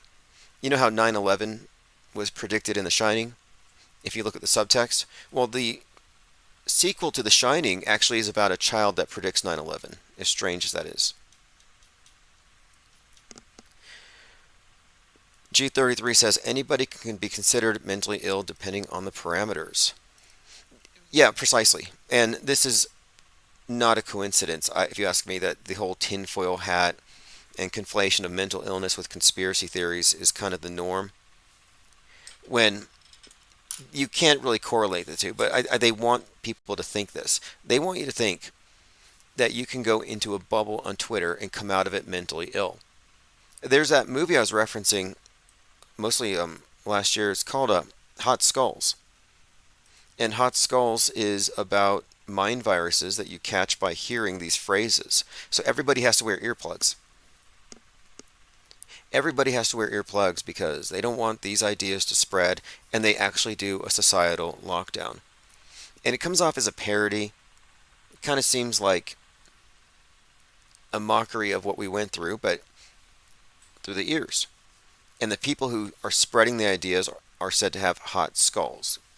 And the person who's the main super spreader, the subject of the story, is the person who has all these banned ideas in his head. They call them jabbers, the ones who speak in public without wearing earplugs, which may even be an anti-vaxxer reference. We're joined by Michael Stassen over on Odyssey, and we're going to be live on, this is going to be probably in another couple of months. I have to get some insurance for this, but we're going to be live on iHeartRadio very soon. Once I have the 24/7 back on and no interruptions, we're going to be carried live on iHeartRadio's app. So we have the podcast there, but we're also going to carry the live stream. Same with TuneIn. And it's a pretty big deal in terms of access. Like if you're in a, it'd be really easy for people to find us. Just tell Siri, open iHeartRadio, play Infinite Plane Radio Live. G33 says, I saw footage of the main shooter at cornhole tournaments at the bowling lane. Didn't look like the picture the media was plastering. The original picture made me think of Jake Gyllenhaal from Covenant, which is the name of the school where the Nashville shooting happened. I thought it was kind of curious, too, because that movie is about military, and this guy was a vet, and he's also military. So I think there might be a connection to the movie Covenant. I haven't finished watching it, but if you look at the screen, this is the picture I'm talking about. And a lot of truthers are calling this MK Ultra, and I've been warning against that. But that looks like Jake Gyllenhaal in the movie Covenant, where in the movie he's got this 33 on his sleeve. But there's a big trend now. All these big channels are saying it's MK Ultra, he's mind controlled. All of that suggests that the event was real. I put out an article called Bowling for Lewiston. And here we, again, described how Robert Card is being revealed as an ex-radicalized MAGA terrorist. And I called this out as the narrative based on one crisis actor with a Patriot jersey on. Patriot represents MAGA in these PSYOPs, in their symbolic language here, just as the Eagles tend to represent the FBI. I've been noticing these fascinating trends. But here's a non-coincidence. Bowling for Columbine. See, this is a generational PSYOP, kind of like what happened in Israel's their 9/11. They need to reboot a lot of these operations for each new generation, and so they need to reboot the whole mass shooter scare. So here we have massive manhunt underway after mass shooting kills 16, and the star here, and I remarked on how while the shooter was still on the loose, one of the victims was putting her face on TV, one of the witnesses, which is really dumb. And she was being called adorable. It's just a crisis actress. I mean, we know this, but the point of it is she's pictured holding a bowling ball that looks like a globe. And that's the same bowling ball with a globe that Michael Moore has. So we were just making some connections between Bowling for Columbine, the bowling alley in Lewiston, maybe even Bowl Cuts. The other location where the shooting happened was called... the name started like Scheme EGs, like Scheme was in there, kind of interestingly. But anyhow, this bowling ball, bowling alley symbolism is somehow connected. We're still kind of unpacking all of that. Robert Card wanted for killing 18. See, the number went down, but they sent it out there as 322. They always telegraph, even if the numbers change later. George W. Bush throws the first pitch of the World Series. So what do you make of this? We just had a new 9/11. We had a 9/11 memorial falling guy ritual thing. A 33-year-old fell down that well. But now here's George W. Bush, who threw the ball after 9/11, and here he is, another one, throwing the first pitch. And it's the 119th World Series game. So it's kind of a mirror. Interestingly enough, we were talking about the symbolism of the guy falling in the reflecting pool as some kind of a mirror. But yes, President Bush's 2001 pitch, the ceremonial first pitch before Game 1 of the World Series. I mean, this is some kind of symbol here. I would suggest maybe it pertains to the recycling of the 9/11 story, bringing back Islamic terrorism, perhaps. Skimonges, yeah, Skimenges. Again, happy birthday, Bill Gates. Happy birthday, Q. Do we have any QAnoners here still trusting the plan that are willing to admit it? Musk tweeted this. This is a quote by Isaac Asimov, one of the architects of our fake cosmography. There are no nations, there is only humanity. And if we don't come to understand that soon, there will be no nations because there will be no humanity. Doomsday prophecy. They want us to think that we can somehow, if we don't all become one, we can just self-annihilate. We're all just going to mutually self-destruct or going to destroy each other. It doesn't work that way. They want you to think they have this kind of power. But he does have one point here, if you ask me, is that there is only humanity. I don't think we're divided into different governments. I mean, it's all for show. Because we're all under the same mind war, the same spells. Okay, there's a connection someone made here between, and this is deep, if you go down this trail here, the Back to the Future series, predicting 9/11, Twin Pines Mall, and the symbolism of the pine trees, Twin Pines, 9/11, and then it has the timestamp 116, which is, of course, a mirror reflection. We saw the same thing with George Floyd, the 3 pines. And here, and Kevin Mooring found this, the main shooter was part of a militia. Their symbol is 3 pines. These are just puzzle pieces, putting it together. Diana South left this comment. More than 10 years ago, I worked at a level 2 trauma hospital, and yes, we participated in these drills. Usually, we had volunteers for simulation mass casualty events from Cub Scouts, Girl Scouts, off-duty first responders that were distinguished from real patients in the ER with different colored wristbands, and each carrying an envelope with a fake ID, a description of the trauma, open fracture, or femur, chemical exposure, headache, etc. Typically, they would arrive at the hospital 15 or 20 at a time. One year, there was a simulation train derailment. Another year, it was a chemical spill. There were a few reporters with cameras photographing the volunteers. No fake blood was used, no animals were harmed. And this is a response to a post about someone noting that the supposed victims from the shooting weren't going to a Trauma 1 center. Yes, Peter W., year 6 Delta. That's what they say. If you don't know what this means, consider yourself fortunate. Honestly, this is such a mind game that was played on the QAnon crowd. But they believe that since it didn't come true the first year, maybe it was forecasting the next year. Or maybe it was 3 years. Maybe it's 4 years. So every year it didn't come true, they pushed it back, and they called it a delta. So they would say, oh look, it's the 3rd delta. It's the 4th delta. Endlessly chasing that hopium high that they believe that JFK was going to come down and save them with all this high-tech stuff, med beds, age reversing technology, blue avian aliens. I mean, it's really quite a picture. But it didn't happen, and it's too, I guess, compelling of a vision to let go. And you could laugh it off if you want, but the Seventh-day Adventists began after what they called the Great Disappointment.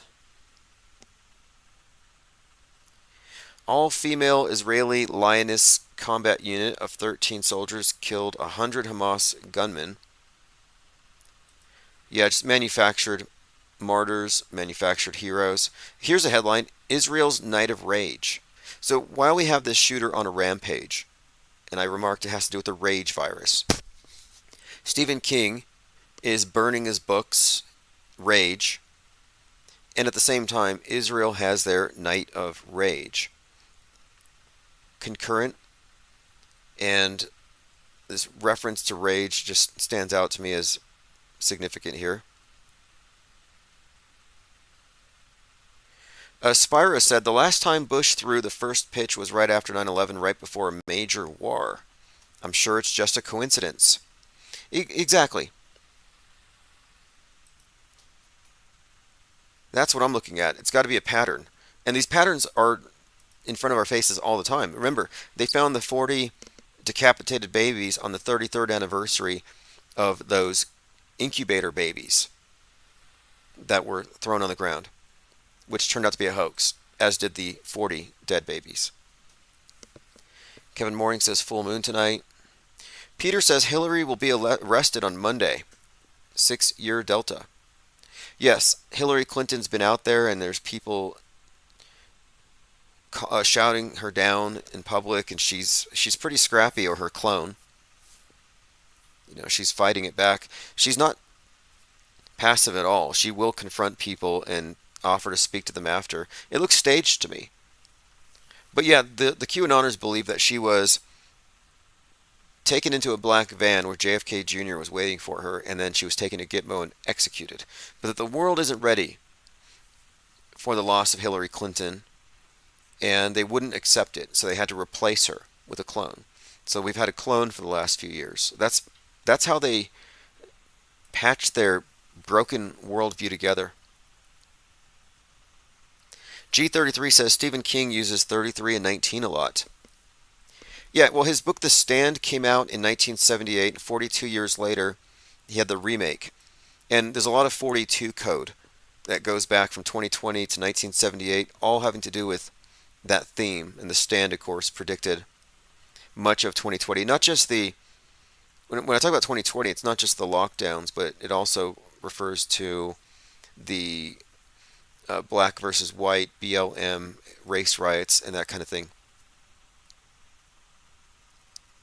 Ready or Not says the reason why Bush threw the first pitch is because the Rangers are in the World Series. He's from Texas. He used to own the team. Well, that's the exoteric reason. That's the reason the public is given. But there's obviously a deeper reason, but it wouldn't occur to anyone that doesn't know that everything in mainstream sports is as scripted as the WWE. And if that's hard for people to understand, that sports are fakeable, maybe they're not really thinking about the amount of money these people are getting paid. I mean, there's something going on. But you can't say, okay, football is totally scripted and fake. I mean, look, there's real athletics in wrestling. There's real athletics in football, I admit. But there are elements there where it's not as real as you would think. There is some level of at least narrative control and scripting. And I think that baseball is exempt from that is kind of naive. I'm sorry, baseball's got to go too. No, you could still enjoy it. I'm just saying that the big games are there for some other meaning. You know, lately we've been talking about the demiurge and the idea of the material realm being under the control of some kind of evil, or I would just say maybe even controlling demigod, which the Gnostics called the demiurge. But anyway, I came across this article going through the symbolism of baseball itself, and the idea that baseball's all kind of some symbolic play, and that the pitcher represents the demiurge. And if you go through it, I'm going to probably find it at some point here, but the pitcher's mound to the base, I think they said is a certain distance. Let me see if I can find it here. Yeah, 60 foot, 6 inches. A little 666 thrown in there. But the idea that this is some kind of a Masonic allegory for the journey of the soul, the cycle of life, death, reincarnation, it's probably in there. Shannon Jones says, do you think King writes all that, or groups of people? That's a lot of content. You know, it's a good question. Like the Metascript department, how many people are actually involved, and is he just the face of it? And there's a list of authors we could point to. In fact, I was looking at Alan Moore. Alan Moore is very well represented in a lot of the predictive programming with, even with the lockdowns. He did V for Vendetta. And you could even credit him with making the Guy Fawkes mask into this, you know, mass phenomenon that all these mass movements are picking up. It's like a symbol in itself. But he's recently released this masterclass on writing that contains 33 lessons. Very interesting metascriptor there. I may look into it. But he had remarked on how he had been interested in Crowley since he was like 12, and that he found this quote where Aleister Crowley said that the most important magical grimoire was actually a dictionary of etymology, the origin of words. And so we're talking about the author and the writer of the scripts. And ultimately, we're looking at narrative spells. And the use of movies to prepare us to do drills in our heads, to basically insert future events into our frame of reference way in advance. The newsbenders are bending the news by not only predicting our future, but projecting it and then guiding us there in training our minds. Peter W. says Matthew Perry died today, allegedly. We'll say allegedly. I hope not. I mean, it's too young. 54, I think they said. But we'll see. I have to, put the brakes on anything that's reported like that directly to the public. I find it very questionable. Because generally someone dies, and it's got to go through next of kin, and I know it's a celebrity, but if I hear it from TMZ, I'm like, I don't know.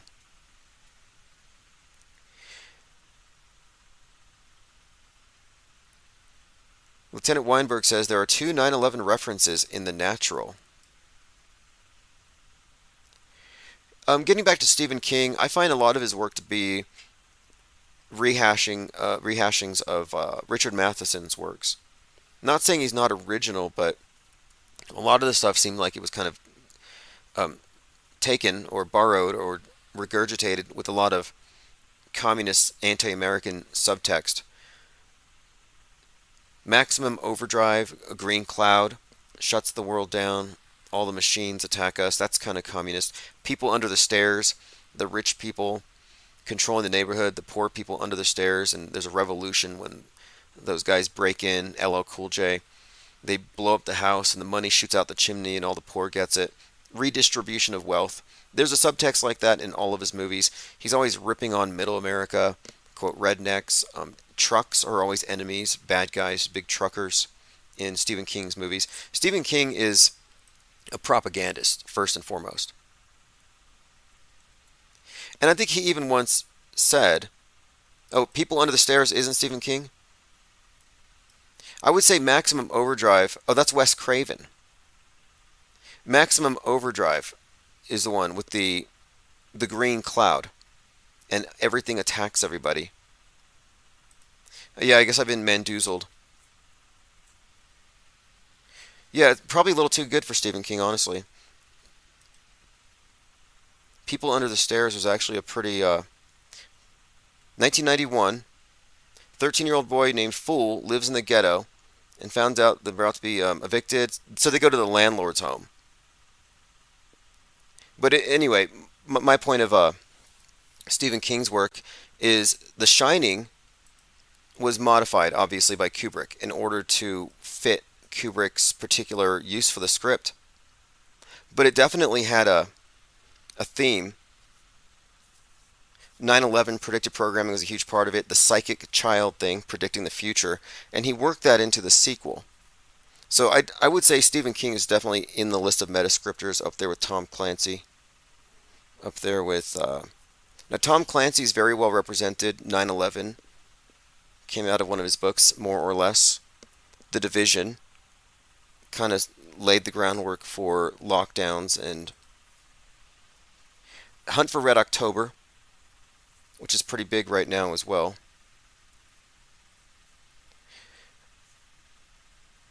Okay, let's see what else we have here.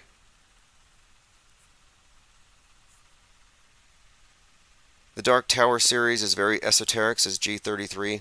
Yeah, I may look into that one. I mean, I don't want to rule it out. I mean, I just haven't had time for anything other than movies. Now, there's an interesting aspect to his movie Pet Sematary, which, again, Pet Sematary is about what? It's like Native American Wendigo spirit taking revenge on people for the past. It's always, again, it's always this subtext of America is somehow being impugned. But anyway, in that series, Gage, the little kid, comes back from the dead, and really creepy zombie child, I guess. But anyway, the actor that plays him, Miko Hughes. Miko Hughes. He played Gage. You may recognize him in Pet Sematary. Now, he was also in Mercury Rising, where he was portraying an autistic child who was able to interpret and crack codes, which made him something of a national security risk. Mercury Rising stars Bruce Willis, a renegade FBI agent who combats federal agents to protect a 9-year-old who has cracked the government's unbreakable code. Now, what's interesting about this here is that Miko Hughes is in a movie about this kid who is, cracking government codes. Mercury Rising. Mercury Rising refers to when Mercury rises up, in the morning over the horizon. It was 8:46 a.m. on 9/11, Mercury Rising, when the first plane hit the tower. So 9/11 kicks off as Mercury's Rising, 8:46, and his father, Miko Hughes' father, is in the Twin Towers and dies at that moment. Interesting coincidence. Now, weirdly, and I went into his biography and I looked up anything I could to back this up, and I couldn't find any evidence that his father was actually killed in 9/11. He wouldn't be the first celebrity to have that thrown into his bio.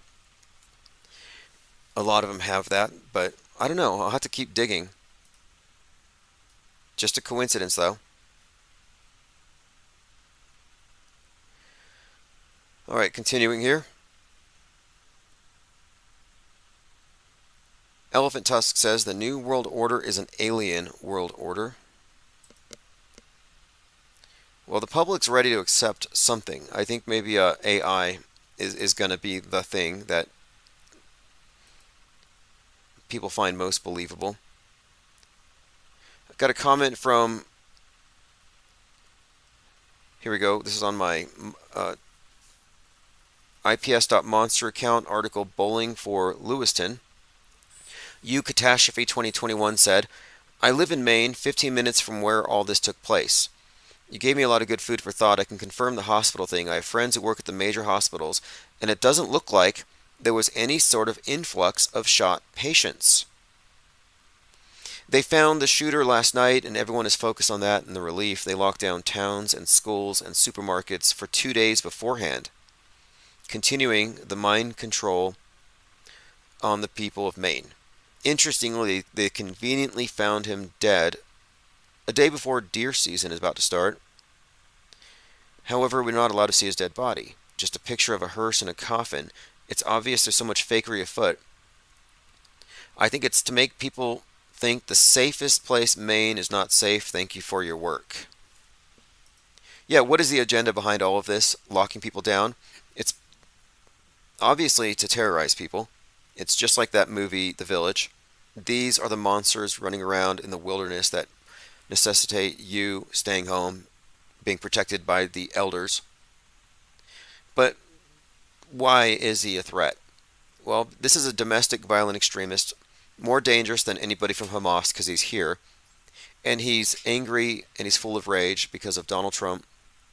And he's angry because of wokeism and his way of lashing out, and this is this caricature they created, is to use his Second Amendment, and it wouldn't have been an issue if he didn't have a First Amendment, and if it wasn't facilitated by people like Elon Musk, where that free speech just, leaves the mentally ill open to mind viruses that they are powerless against, obviously. So we need to censor the internet, sanitize it. We need the 2020 pandemic lockdown equivalent for the internet, though. They need to lock down the internet and get rid of all the mind viruses. And then vax your minds. You have to get some kind of a litmus test. Maybe they have to have some kind of a permit, something. Before you can get on the net, you have to have some kind of an agreement. Maybe it'll be something along the lines of verifications. Like Elon Musk was saying that there are so many bots on X that he's going to make everybody pay $1 to get on. Just like a one-time $1 a year. No big deal, right? Just a way to verify. I'm like, what's going on here? Interestingly enough, I got some emails from YouTube last night from some of my old accounts I don't use, or some of my sock accounts that I still use.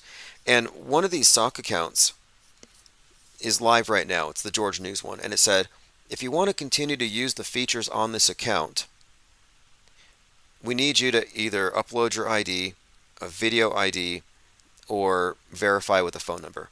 Like, they're actually pushing people towards giving up their anonymous internet use for everybody's safety. Elephant Tusk says, Tim, glad you got your car up and running.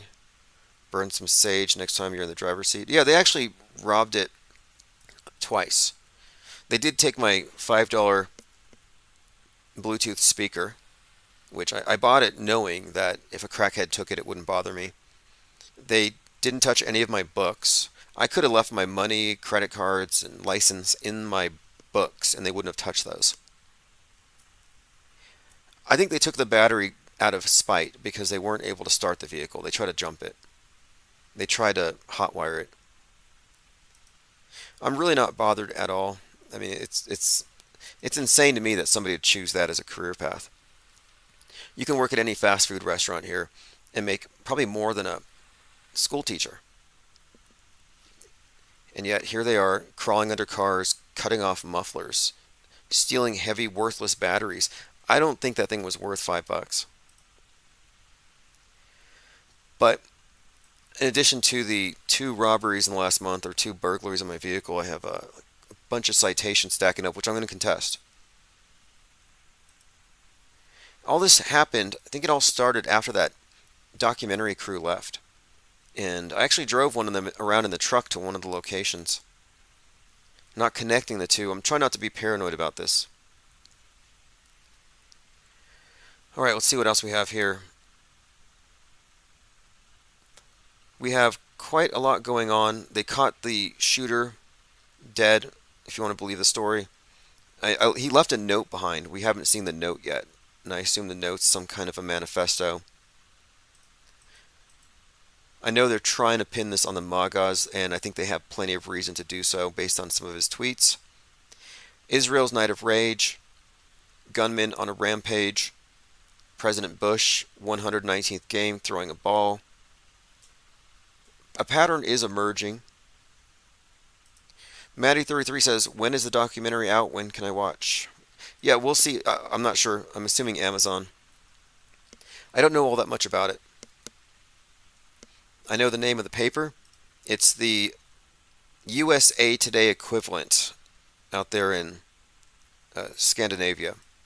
So it's a pretty big paper, and they sent some people over. It wasn't just here. They went to a few places in America, and they were talking to a bunch of conspiracy theorists. They were going to talk to a few different flat earth content creators, but after they spent a day here with me at the headquarters and with you all in the think tank, they said they had all the information they needed. And we're going to go ahead and put the thing into production. But I wanted to get the IPS Insider into distribution. That's why I've been focusing so much on that, because one of the things they talked about when we were here, one of the things we discussed was censorship and the ideas that we cover and why they're being censored. And I kind of turned it into a commercial for our tabloid and for the channel itself, for the whole concept of the IPS think tank. So even though it may be a hit piece, even though they might try to Mark Sargent me, it's totally worth it for the traffic that we get, because we're not trying to reach the mind-numbed blue pillars. Not at all. Oswaldo says, just missed Oktoberfest. Looks like you misspelled Oktoberfest. I'm not going to say it that way. Look, I can't say it was a bad thing. They got 500 people to go.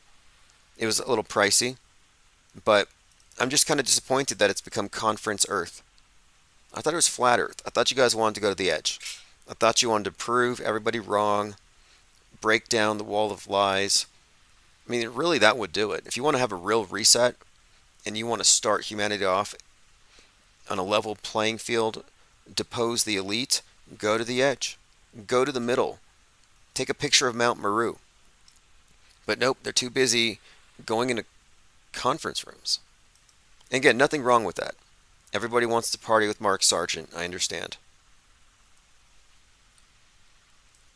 Chief Crow performed. I heard some live, and it was excellent. That's always good. Salty Siren says Drunktoberfest. Well, it's actually keeping.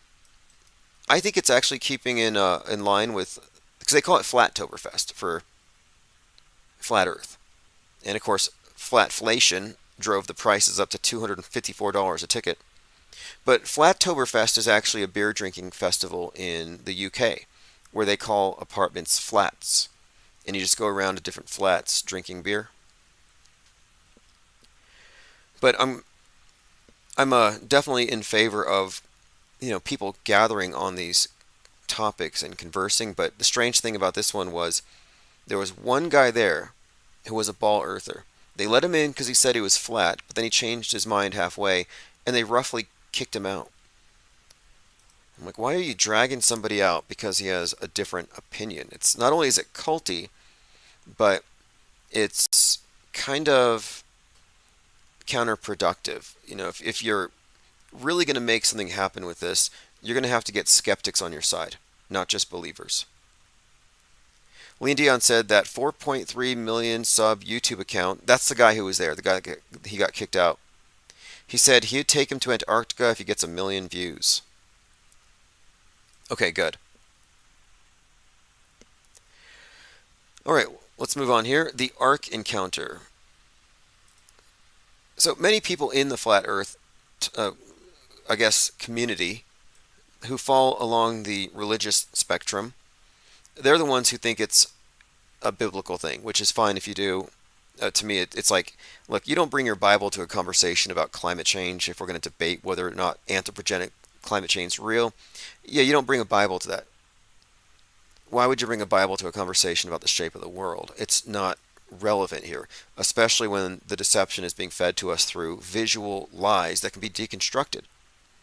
It's like, oh, let me dig up this dusty old verse, this old book, this archaic concept of the world, and try to pitch this to the people who believe we're on a ball. It's like, why don't you just show how the video depictions of the Earth from space are all fake?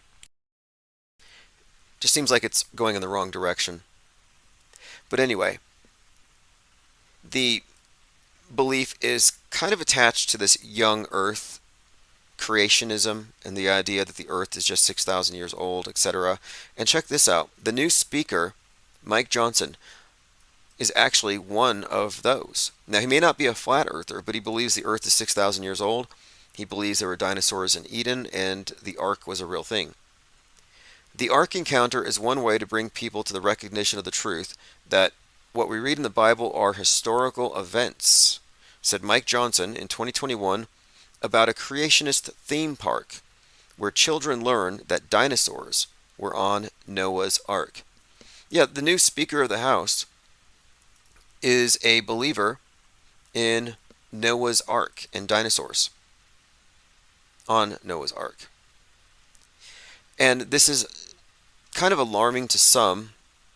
I saw Mike Rothschild was kind of perturbed by this. He's like, wait a minute here. How is this guy in this position of power a believer in dinosaurs and Noah's Ark literally? And, he thought it was a fringe belief. But to his dismay, most of the people in the comments were like, no, Mike Rothschild, we all believe this stuff. So it's not actually fringe. Young Earth creationism isn't fringe at all.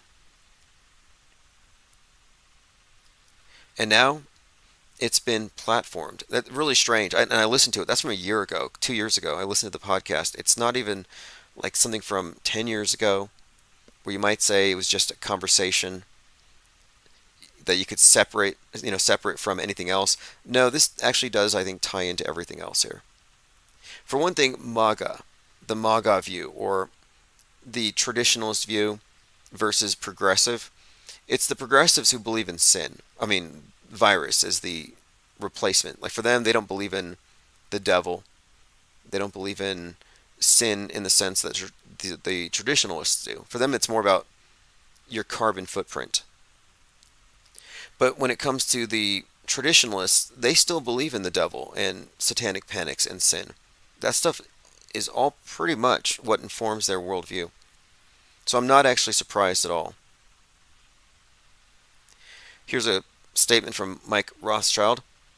More on Speaker Mike Johnson's relationship with Kim Ham and young Earth creationists in a 2022 podcast. He left no doubt that he believes the Earth is 6,000, stating that what we read in the Bible are actual historic events. Commenter says, it's a pretty standard doctrine. If you're surprised, you may need to step out of your bubble. And he said, standard? What bubble am I in? Bible literalists make up 20% of the U.S. population. It's down from 25% in 2017 and 50% in the 80s. The rates are higher in the rural South and Midwest. Johnson is fairly representative of Southern Republicans. It's definitely not extremely fringe. So that was a conversation. Is it fringe that this guy believes there were dinosaurs on Noah's Ark? G33 says, Mike Johnson looks like he's definitely compromised, just my observation. Yeah, I think so. I mean, how do you get that high up without being well, he's compromised in one sense. He's reality compromised. You have to be insulated from reality to be part of the political soap operas. You're in a parallel universe. Lean Dion says, New York Post released a story about finding Noah's Ark in Turkey. Now, were there... Let me take a search for that really quick. Let me take a look at it. Here we go. I want to see if there's any pictures or any measurements, because I'd like to know if it would have room for a brontosaurus. Noah's Ark rock samples reveal human activity. Samples from Noah's Ark site in Turkey. Yeah, this is actually a thing. Again, Noah's Ark. God's mad because of wickedness, floods the world. Noah saves samples of everything. Then a dove shows up with an olive branch in its mouth. Says it's cool to go back. I think a raven even shows up as well. The point of it is, the Noah's Ark flood myth was repackaged for the atheists of the day as global warming, ocean levels rising. The National Oceanic Atmospheric Administration symbol is the dove, just like this dove. It's an old story, whether it's the modern scientific rendition of climate change, global warming, or Noah's Ark, or the Epic of Gilgamesh. It's an old story. I think it's a psyop. It's a way for the elite to control you by convincing you that if you don't do what they say, a higher power is going to wipe you out.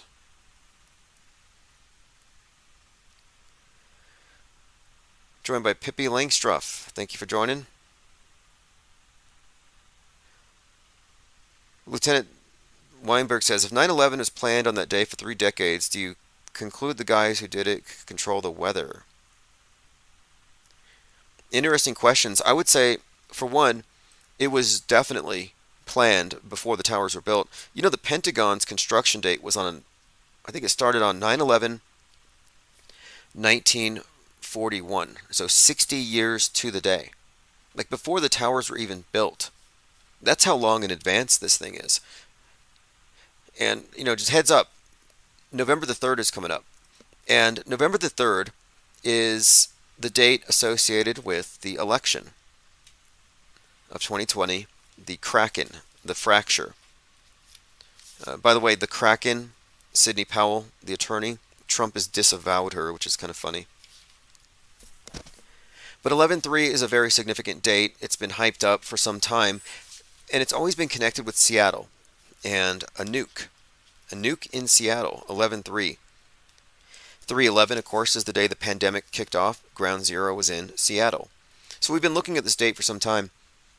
And it happens to be also the date that the One World Trade Tower opened. That date, 11/3, is Godzilla's birthday. Godzilla turns 69. 69 is the symbol of cancer. And as we entered Cancer this year on the summer solstice, we had that Titanic drama where the sunken Titanic lies in the ocean. You have these deep divers going down in the Titan and they implode. And the symbol 6-9 and Cancer, it represents the crab. The crab and the submersible are, I think, correlated here. So what I'm pointing out here is that for like the last few months, we've been having this reoccurring symbol of the crab, the submersible, Hunt for Red October. And now that we're approaching Godzilla's 69th birthday, I'm like, wait a minute here. This is the summer of Oppenheimer and the nukes. Godzilla is a product of the nuclear age. So his birthday, associated with 11/3, a date associated, of course, with the Ground Zero Tower, associating it with the submersible explosion and the Hunt for Red October, I think something's been building up. And here's the final piece to it. 11/3 should be even more significant now, considering that from the perspective of the MAGA terrorist, this is the date that their country was taken from them. So I'm looking at 11/3 as if there's going to be a date, the MAGA terrorists are going to release the Kraken.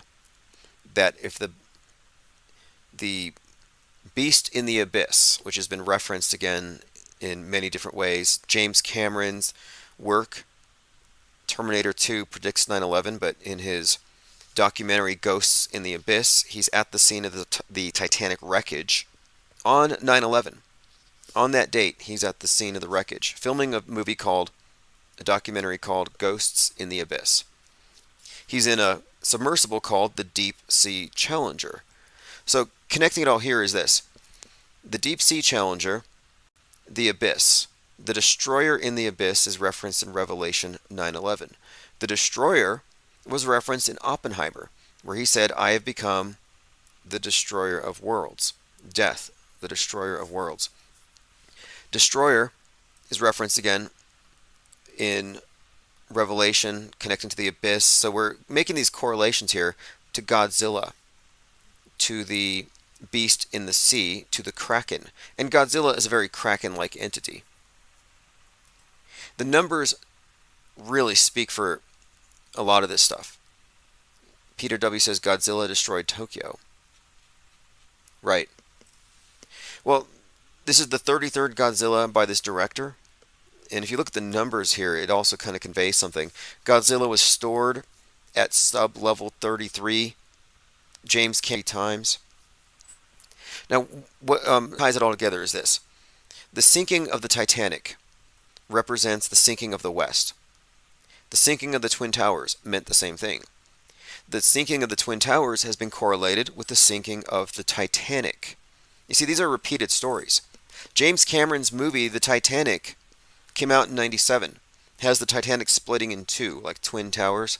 One of them had jumpers. So here you have another connection. James Cameron predicted programming for 9/11, connecting it to the Titanic, and on the day of 9/11, he's at the Titanic. Revelation 9/11 is about the destroyer in the abyss. So again, putting it all together here, I'm saying there's a 9/11 connection to this beast from the abyss, and it happens to be that the new tower rising from the ashes on 11/3. So is this the day that the beast will rise? That the beast from the sea will rise up, just like in James Cameron's Terminator 2, some attack on the Pacific coast. And again, one more time, just the proximity of Oppenheimer to all of this makes me think, you know what? Godzilla is going to take out Seattle next week. Godzilla is a prehistoric reptilian monster empowered by nuclear radiation. So there you have it. The original Godzilla is a dark, somber allegory for the horrific destruction nuclear weapons can unleash. A creature like Godzilla signifies nuclear fear, and these symbols were explicitly connected to the nuclear tests. A few other interesting connections here. 113, the number 11/3. In PBS's series, The Bombing of Seattle, episode 113, there's this scene, or it's a scenario, a drill they did, where they had Seattle getting bombed. Now, this was a drill. It was all just a drill, and it was done at Husky Stadium. The interesting thing about this, a mock bomb raid held at Husky Stadium in Seattle. The bombing of Seattle. The PBS documentary on it was number 113, and I kept pointing it out, and they pulled it. Now, the fascinating thing about this is that this ties into some Dark Knight Rising. It ties into some of the Batman predictive programming for a stadium-based attack. But now, here's what's even more interesting. We're talking about Seattle, Ground Zero, a nuke. EMP, right there by the Space Needle, you have the EMP, and electromagnetic pulse is what you would refer to as the effect of the nuke. It creates this EMP, which shuts off your electronics. Well, you have the EMP Museum right there next to the Space Needle. Now, Husky Stadium, where the bombing of Seattle was staged, is where the wave started. You know the wave in the stadiums where people stand up and they wave their arms? And it goes around. So I'm thinking that's fascinating. The wave is an example of in a packed stadium where successive groups of spectators briefly stand, yell, and raise their arms. A metachronal rhythm achieved. So this wave started in Husky Stadium. That's the first place where it appeared.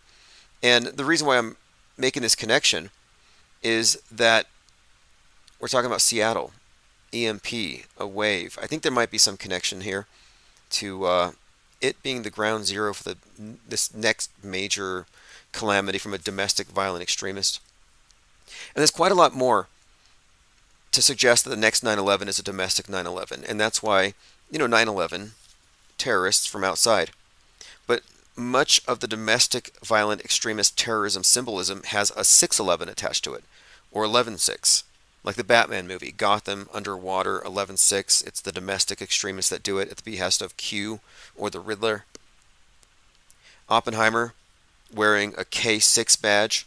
Again, 11/6. The movie 11 Miles Long of IMAX film weighs 600 pounds. Many, many connections with 11/6 and the Kraken, or this attack, this nuke or whatever. And I'm just saying, November the 3rd is a very significant date. Also in the Ingersoll Lockwood books, where it talks about a disputed election. But again, the connection here, the Kraken, Godzilla, 11/3, domestic violent extremists with a grievance. And if they're going to use any date, I thought 6/11, Timothy McVeigh's execution date. But now that I think about it, 11/3 would make a lot more sense. Elephant Tusk says, I missed the Summer of Floyd. Yeah, it was very entertaining. Oh, if you want to call in, let me go ahead and open phones. I believe I have a caller.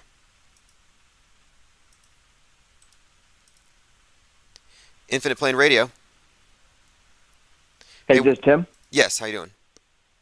Hey, good, how you doing? No, I was listening to your show tonight, and I was asking G33 a question, but I think he thought I was trolling.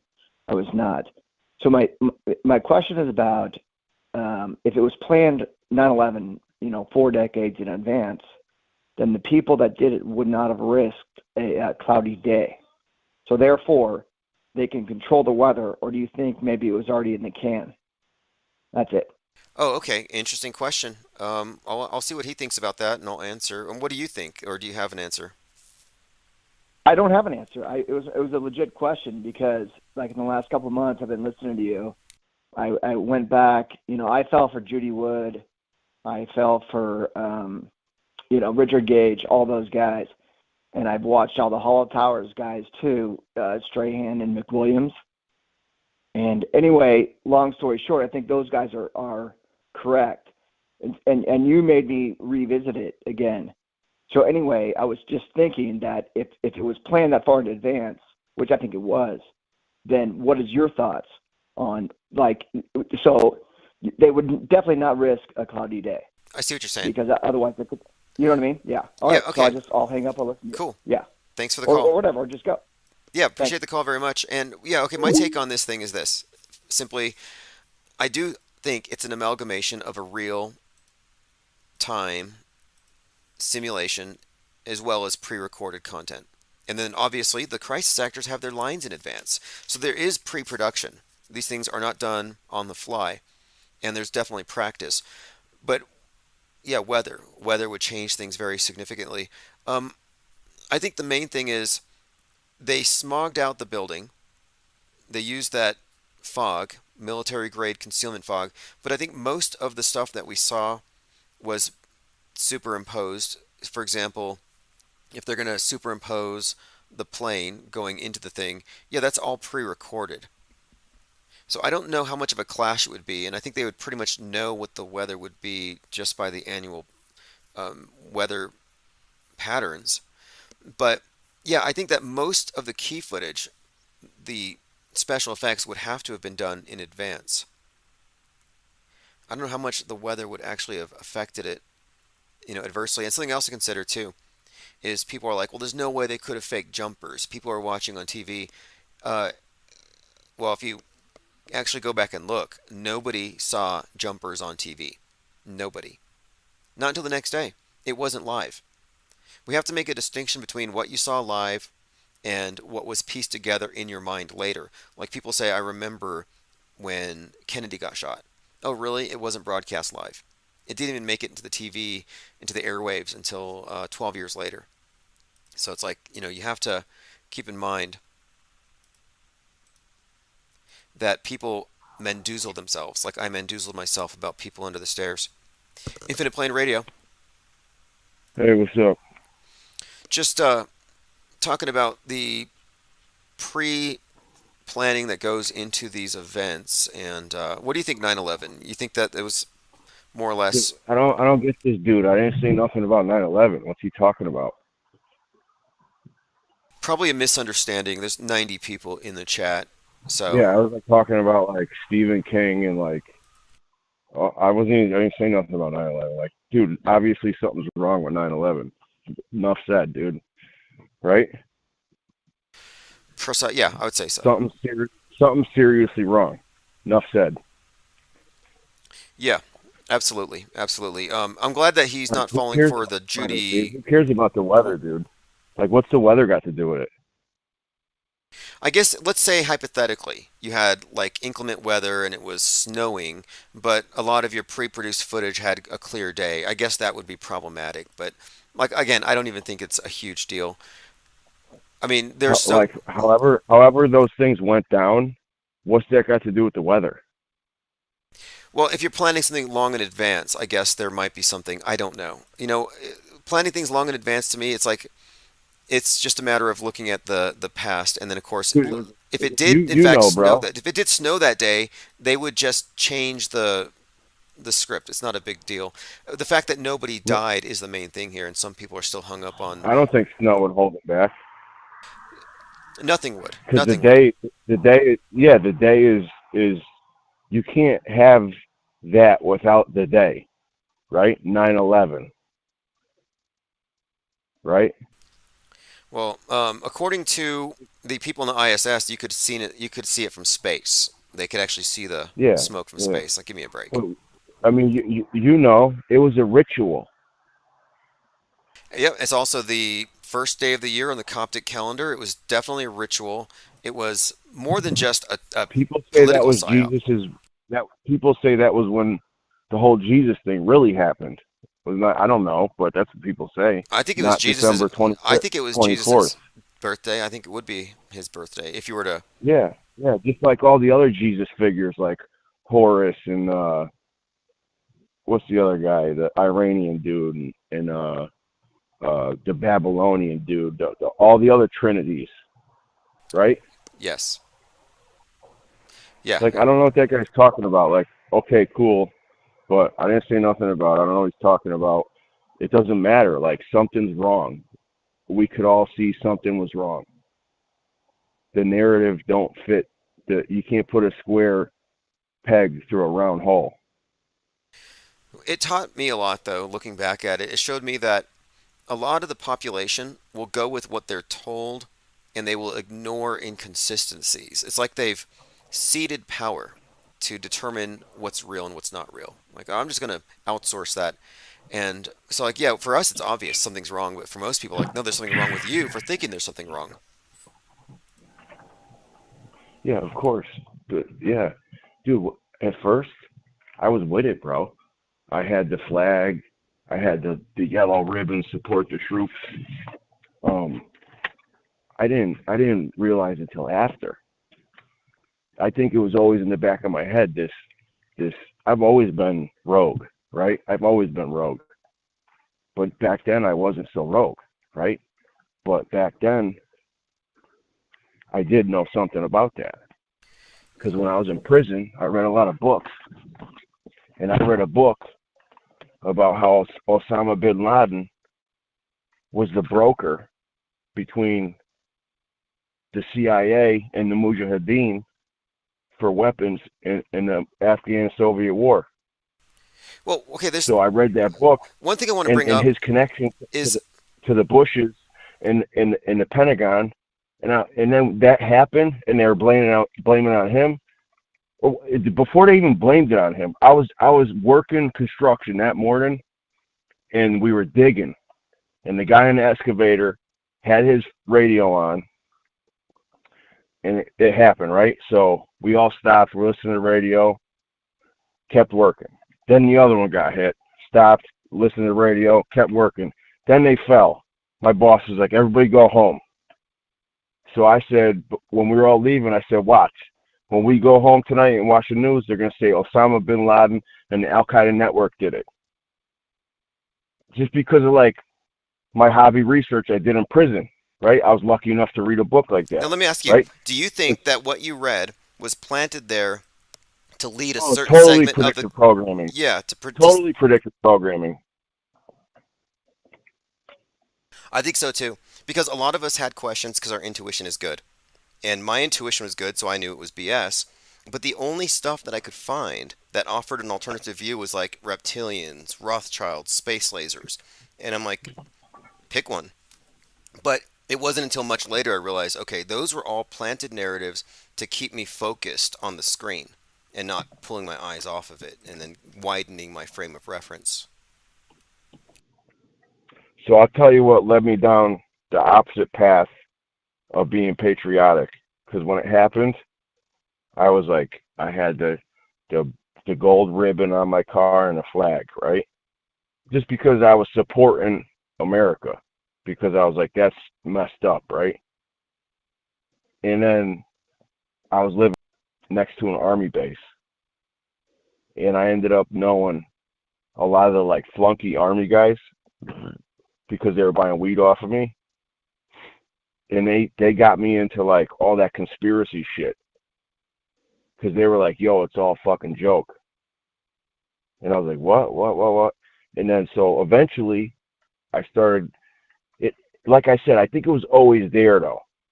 But a thing like that just kind of helped me in my direction. Because I read the books in prison, like somehow spiritually I was guided that way, right? And then these guys like put me on something else, and at first I was like, nah, come on, dude, really? And then I started doing my own, like I did in prison, just hobby research, right? And I started figuring everything out, and it's like, yo, something's definitely wrong, okay? And then I started getting into the esoteric. Every time I research things that happen now, it leads me back to ancient esotericism. And that's the code that helps me break all this BS. Interesting. You know what? I think there's something in that, because I look at what we're living through now as a modern iteration of an ancient control system. That it's a new version for a new paradigm, but you can look at the old versions and look at the old world cosmographies and maybe even from that look at how the world is run today, and it's pretty much the same. And that might be hard for people to accept. They think, oh, you get the right political party, the right values, you're going to win. Like, no, it's a rigged game. There's no winning on the world stage. It's It sounds black pill, but I think it's actually good news that at Yeah, least but we're if you know a boulder's coming down the hill at you, you could step out of the way. So if you embrace this esoteric knowledge, you can see their codes, and they're all the elites. That's what I love, the pyramid, compartmentalization, levels of the bricks, the eyes on the top. They're all compartmentalized. They're all in secret societies, fraternal orders, think tanks, NGOs, blah, blah, blah. Okay? And from what I heard about Babylon and the Tower of Babel, the allegory goes Nimrod was trying to build the Tower of Babel to get to heaven, to like get up there, whatever he wanted to do with God, right? Because he was like a demigod on earth. So God was like, we ain't doing that. And he smited the people by scattering the languages so they couldn't communicate to finish the tower. Which tower right there, bam, like tower. Come on, Twin Towers, tower, Trump Tower, like tower. We all tower. It's so esoteric, the tower. But anyways, the Tower of Babel, he scattered languages. They couldn't finish it because they couldn't speak to each other, and that's where like shit kind of spread. But the elites in their groups, they kept their esoteric code, and that's how they spoke from then on. They had their same language, the esotericism, and that's where all like. That's why the Freemasons embrace that allegory. Man, this is deep. Check this out, because you brought up pyramids, right? The Great Pyramid is 5,776 inches, and in the Masonic Year of Light calendar, they add 4,000. So interestingly enough, if you go to 1776, when America was founded, the pyramid on the bill has 1776. So the pyramid on the bill, 1776, and if you add the 4,000 years, you get 5776. So in other words, the year of light that it was when America was founded correlates to the height of the pyramid that's on the bill. And what's more, I think that that pyramid represents the Tower of Babel. And guess how tall the One World Trade Tower is? The one that replaced the Twin Towers. 1776 feet. So there's a code here. And the code, I think, is basically saying that, yeah, the Tower of Babel, America is Babylon. And the Tower of Babel is our... I'm not sure exactly if it's not just the internet, but it might just be this one worldism together that's about to fall. Maybe it's the West, but yeah, America's Babylon in that sense. Yeah, it's incrementally. They're working towards the great work. However little or great, they take steps every day. They focus on the elites, their groups, compartmentalization. They focus on their great work. They may not even know what they're. That's how. I'm just using Freemasonry as an example. There's all kinds of them, but the levels below and above each other have no idea exactly what's going on. Yeah, it's like security clearances. It's security clearances, and it's a vetting system. Last year was the Pluto return, and the last time Pluto was where it is right now was in 1776. And interestingly enough, it's Pluto or Hades who releases the Kraken. So all this talk about the Kraken and the symbolism really came to a head last year. So I think whatever is going to break the Tower of Babel, the Kraken, the tower that brings it all down, I think it's whatever was unleashed with the MAGA. I actually think it's domestic terrorism. But I do think that in this bigger Masonic allegory, America is the Tower of Babel project. It's Nimrod, and of course, God's going to knock it down. Like they said, the American experiment. Yeah, exactly. That's what it is. I think that's exactly what it is, and I think it's fascinating overall. This whole picture emerging here, that it's like the phoenix symbol. The eagle is the phoenix. It's designed in a cyclic way yeah. to fall, and they build from the ashes. Yeah, you know what I say to normies? Because I don't know everything. I just know a little bit, right? But I embrace it, and I don't let go. I say to normies that have some level of interest, I say, what is the pyramid doing on the back of the dollar bill with an eye on top of it? What does that have to do with America?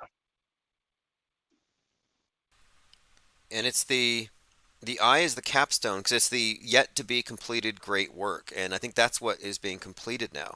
In fact, the capstone completion, I think that is part of what the International Space Station and the program, or the International Space Station and the space program in general is about.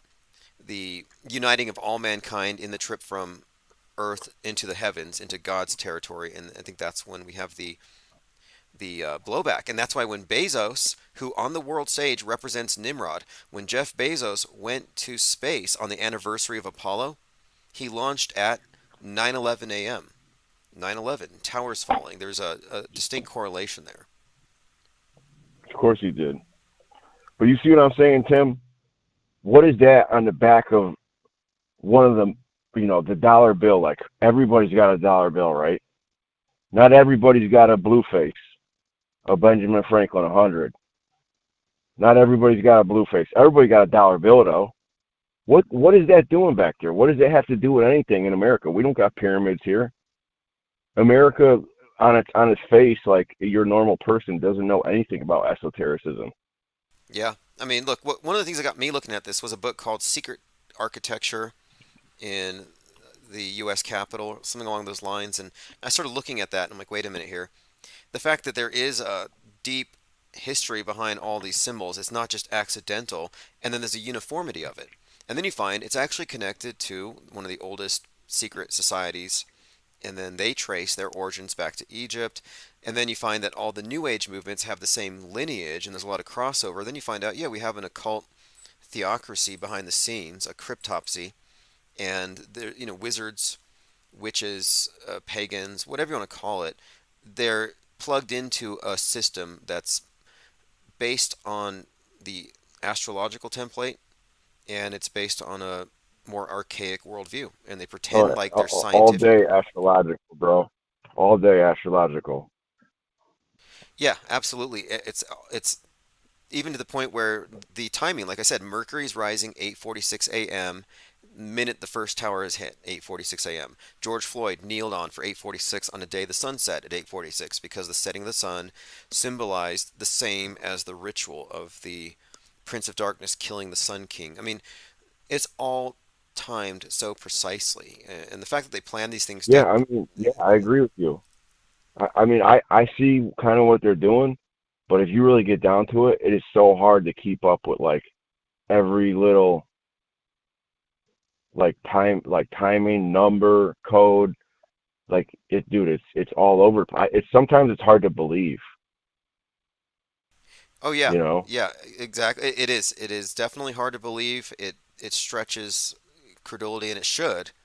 And I'm very slow to say I believe anything, but we've been predicting predictive programming to the point where it's like, okay, on this date something's going to happen. It's like, okay, there's so many instances too where we're not even confused about it. I'm like, these are weird coincidences. It's like, no, this author did this. Oh, that's the fingerprint of Stephen King, and that's PSYOP. This PSYOP was clearly written by Spike Lee. Like, we're getting pretty nuanced in our deconstruction. So I see a heavily mediated population where media is like a drug, and they've put us into their warped worldview, and they have total creative control. It's the biggest religious cult of all time, and everybody's in it by default. Yeah. I mean, psychological warfare. Yeah, precisely. And the more I research that, it's why would you do something? Why would you put the boot on the neck when you could coerce someone into doing it to themselves? Yes. I just started a movie on Amazon called Awareness, and this individual has this power to put illusions in people's minds. And then he's eventually picked up by these government operatives who say, that the governments of the world have done away with real war and violence because they can just do it in the minds, and it's much cleaner. And I'm like, wow, that sounds like very on brand for the Machiavellian elite to use mind war and psi war and to take a deeper level of control over people. And I think that's truth in plain sight. Yeah. Well, hey, I appreciate the call very much. We're watching a few psyops unfold. None of them get a rise out of me. You didn't lock down for the shooter in Maine, did you? No, but like because I'm in New England, they were doing funny stuff in these states. Yeah. They were having heightened police presence in certain schools, and they said it was because of that. And I'm like, yeah, I feel bad for these kids because they're smart because of their youth. Like they're energetically smart, right? But they don't have the wisdom to figure stuff out necessarily. Okay, so they're more susceptible to the psyops, and then their parents that love them are more susceptible to the psyops. So they got these. I've been in prison, bro. Like they're treating these kids with these lockdowns and stuff. That's a shakedown. That's like in prison, dude. That's right. That's right. It really is. That's an interesting You know point. what I mean? The language they're using, and then the cops are at the school and stuff. Like so subliminally, these kids are absorbing this stuff. And Hitler said, "He who gains the youth gains the future." And I'm just using him as an example because a lot of people said stuff like that, right? But he's one of the most popular. Like the Bolsheviks in the Soviets had the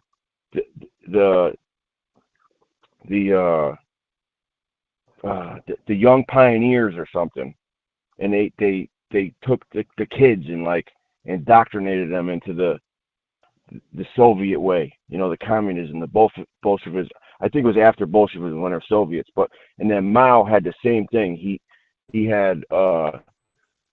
went after the kids too. I forget what it was called. It was the Great Leap Forward, and it was the four olds. It was like old culture, like old ways. It was like old stuff. Get rid of it, and like the youth is the movement. And Cambodia and Pol Pot did the same thing with the Khmer Rouge. I'm not picking on communism. No, you make a I'm great not point. picking on communism because I think everything is kind of like, I'm not this or that. I'm just rogue, right?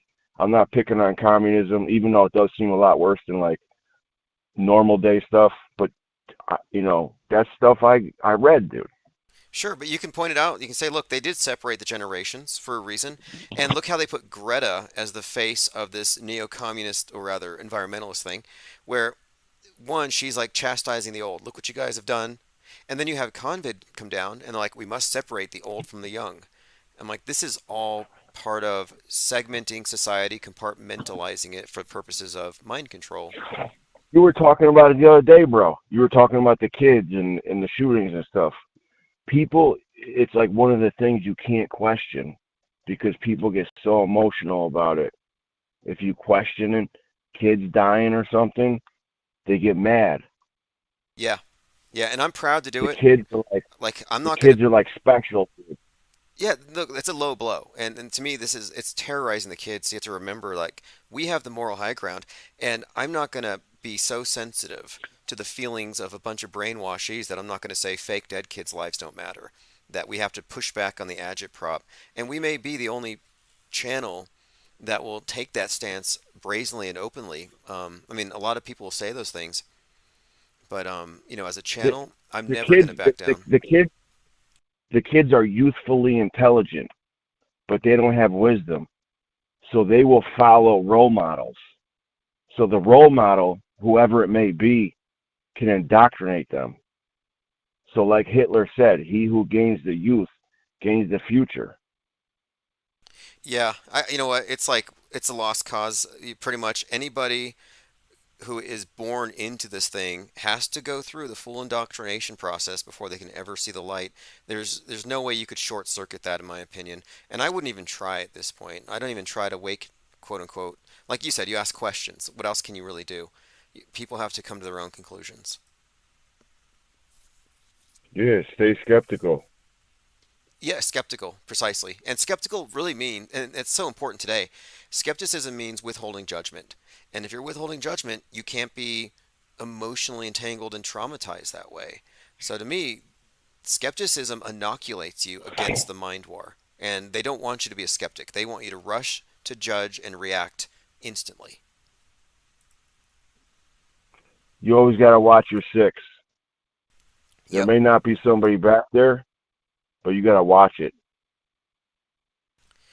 Yep, fake until proven real, and there's obviously many different competing interests trying to get people to believe their particular version. And I'm exiting the world of belief. This election cycle, I'm not really going to side with anybody who's still spellbound. I think there's enough of us to create a big fracture and maintain this conversation, outside of their bubbles. You spell a word, you cast a spell. They broadcast their spells. It's all spellcraft. It really comes down to language and words, and that's why they're so adamant about controlling mind viruses. And I was talking about Richard Brody, Virus of the Mind. Yeah, we've entered the era of the thought crime, and the public is being primed to accept the notion that we have to sanitize the internet, quarantine the internet, and get rid of mind viruses to achieve equilibrium. We're just about there. Yeah, like you're saying with the words and language, like I said, the allegory of the Tower of Babel. God smited the people by scattering the languages. And signs and symbols rule the world, not words nor laws. Awesome. And you know what? Revelation 9:11 refers to the abyss and the destroyer and has some 9/11 connections, but 119, like the World Series game 119, we just mentioned it. Genesis 119 is when the Tower of Babel is scattered. So I think that's what we're about to see. I think that's why that number is also implicit in this thing. Yeah, I'm not familiar with that, but I'll have to look it up in my research Bible. Yeah. I mean, I'm not a big believer, but I do study it. 99, what I'm familiar with, 99, is Jupiter, is 99. And Jupiter is like the king. Like it was always like the king demigod back in the pagan days. I don't know what that correlates with all this stuff with, but that's how I relate 99 is Jupiter.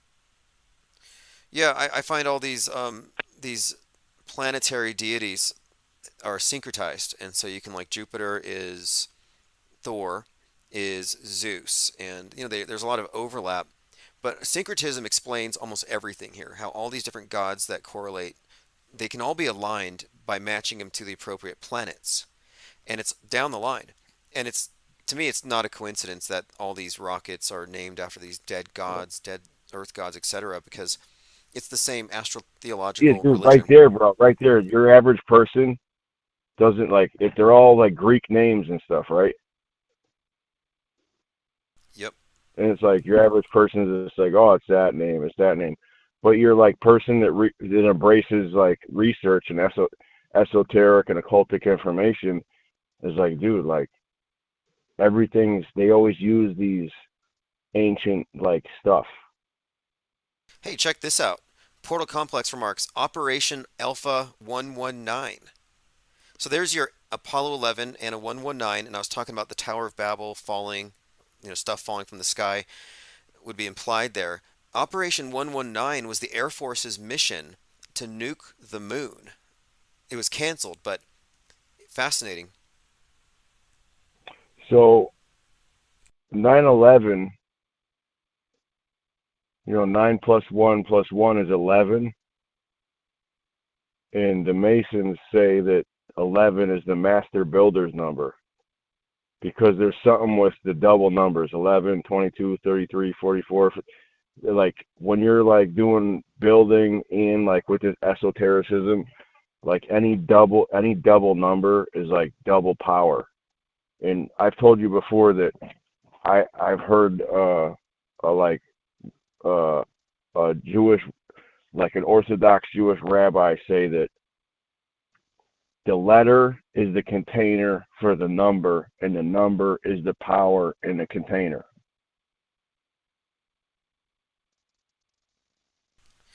Repeat that one more time. So I've heard a Jewish Orthodox rabbi say, like actually different ones, but the one guy was like the best.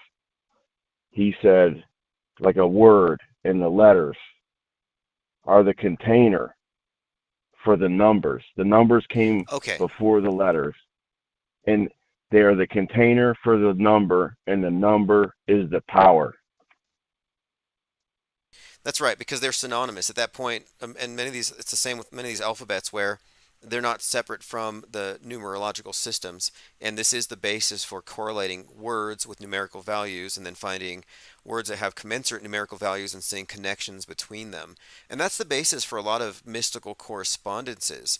It's like they artificially create synchronicity. Yeah. And I think that is the point. I do think that is the point.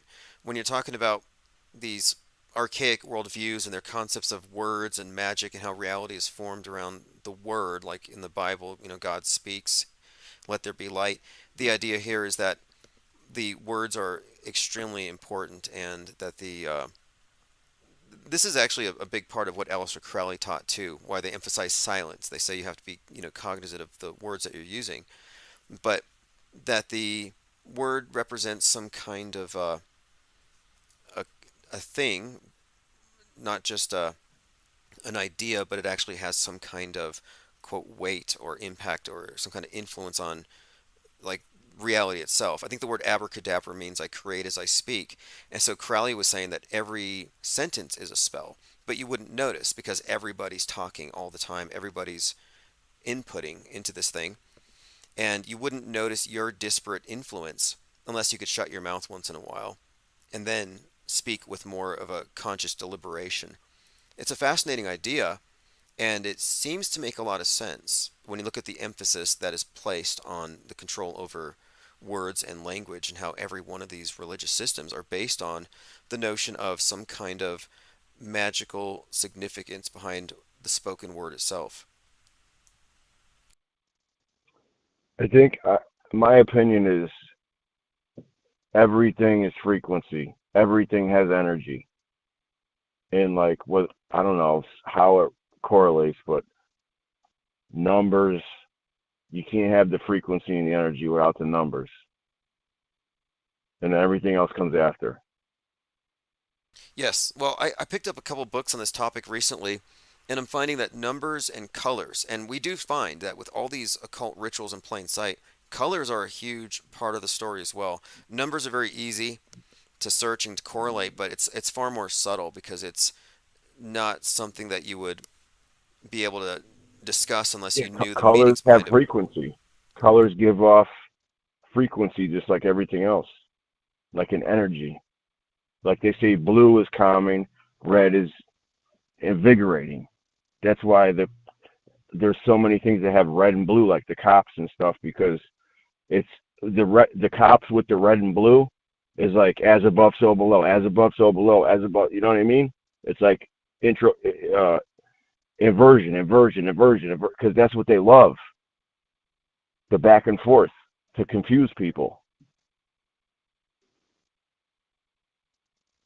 Well, confusion is built into this thing. I think when you have a worldview, internalized worldview, that is given to you that doesn't comport with the real thing, you have cognitive dissonance.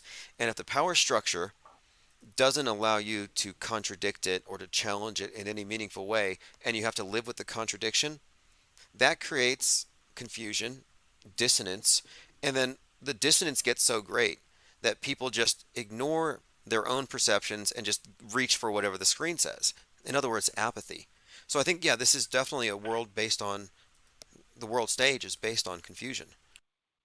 Like all magic shows, it's about confusing the perceivers. If you're trying to control someone, what better state to have them in other than fear or confusion? Or apathy. And I was having a conversation with quote Normie the other day, and they started talking about Israel and Palestine, and they were talking about dead babies and dead babies, and I'm like, yeah, it's never going to change. Nice weather today, and I changed the subject to the weather, and I was just exhibiting pure apathy, and they went along with it, and we talked about the weather. So I realized they're apathetic. Now my apathy was fake. I'm not familiar with. I've heard of apathy, but I'm not familiar enough. What is it? Well, it's just the definition of it in this context, I guess, would be lacking any sort of care about something. You don't care, no emotion for something, get no response. So he's talking about dead babies, and I'm like, yeah, I don't care. Let's talk about the weather. And this person was like, yeah, me either. I don't care either. Like, I realized this person believes in the atrocities, and they can switch it off like that. I know they're fake, and so I don't care. But I get it now. Yep. Yeah, I get it now because I've heard it. It's no me importa. I don't care. That's one of the phrases I learned. I'm learning Spanish. I was like, I gotta learn that one because sometimes I don't care, dude. Like I got other stuff to care about. Like I haven't even been doing as much research as I do because like this stuff coming through, it's so like telegraphed. It's so like they use the same narratives and put a different twist on them. Like I absorb it subconsciously to stay in tune, but honestly, it's like I've been listening to more music because it's like I don't care, dude. It's like all the same crap, dude. It's like they're gonna do what they do, no matter what.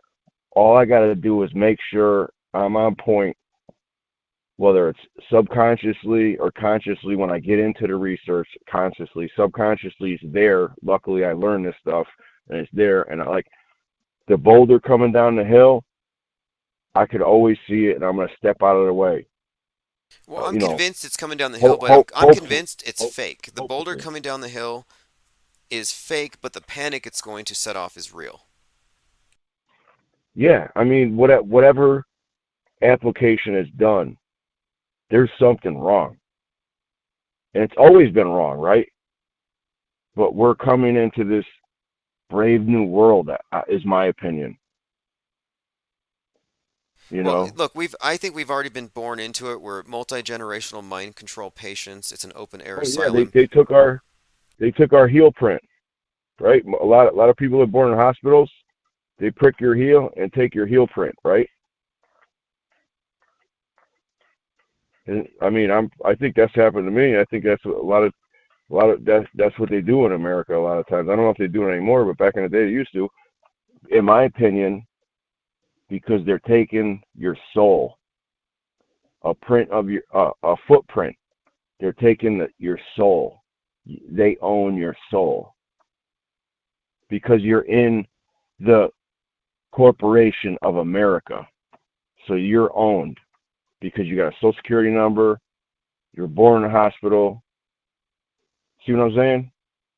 I've heard this before, and it might be true. It's definitely the case, though, in my view, that we are basically residents in some kind of, like, maybe, I don't know what word you would use, simulation. The theory makes a lot of sense. Like, it's a simulation, but it's real. But the internalized version of it is these guys know about the ether.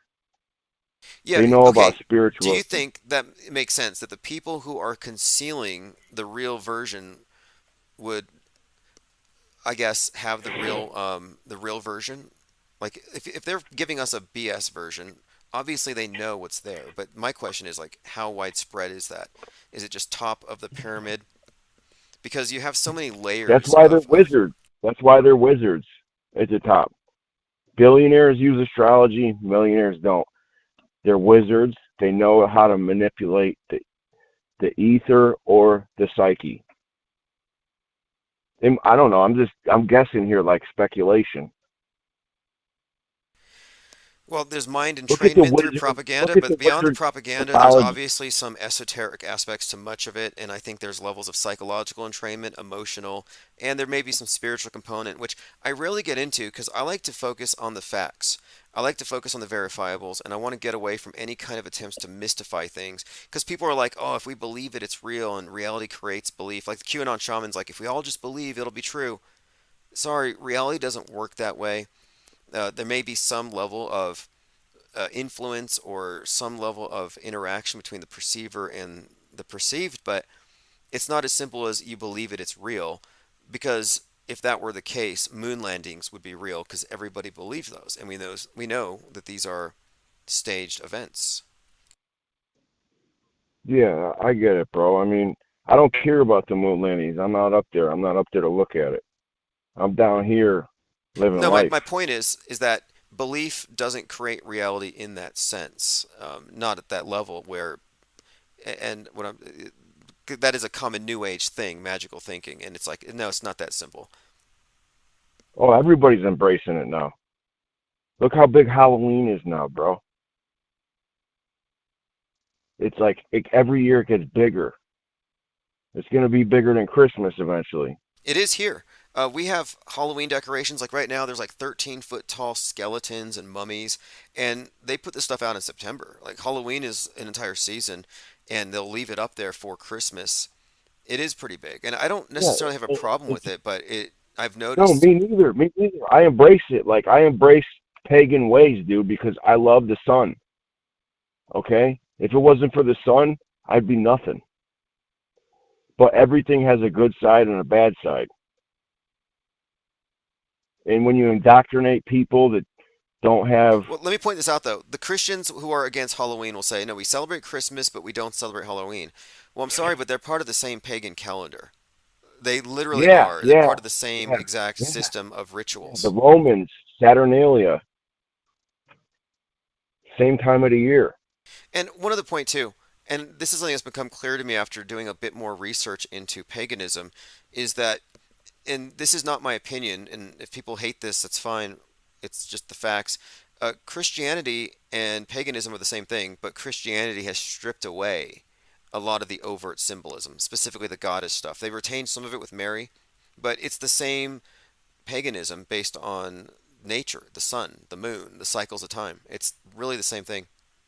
Christianity is paganism. It's just stripped. It's stripped down and given a bit of a cover with some, this Jewish savior. Yeah, so Jesus is the immaculate conception of God, the Son of God, right? Yeah, S-O-N. Yeah, I think everybody's heard this a million times, and it's not even something I care to S-O-N, even debate. S-U-N. Yeah, we all know. No, but I'm just saying, like, yeah, it's all an allegory for any one person to draw their interpretation off of it.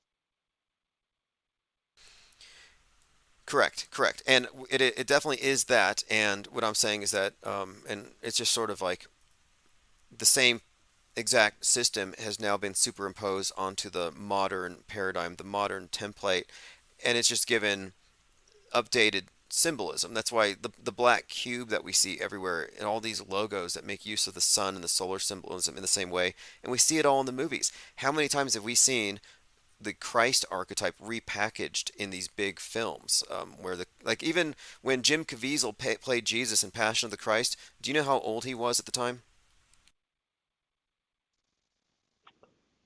I heard you say it. I don't know. 33. Like, this is not a coincidence. I'm just saying they've taken the archaic, the ancient, and repackaged it, new iteration, dressed it up with science fiction, and you can't avoid it. I embrace the 33 because, like I said, I've heard that the double digit has double power. I believe in numerology and gematria because I study it, and I have a embrace of it, right? The 3 and the 33 is like, the 3 is like, it's like infinite. When you do solutions, formulas with the three, it like keeps going. And that's why Tesla said the rules of 3, 6, and 9. And 9 is even crazier than other. 3 is like one of the ones that 3 and 6, 9 too does it, but 3 and 6 are like so embraced. And the 33, right? And I got it on my keychain. I was gonna say something else you made me think of, but velocity, and then you can land there at runway 33 out there in Florida.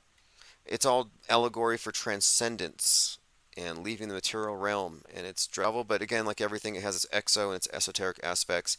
And I'm entertained. Honestly, I'm entertained. I really am. I'm entertained by the exoteric. I'm not bothered that most people are caught up in the dream world. It doesn't really phase me one bit.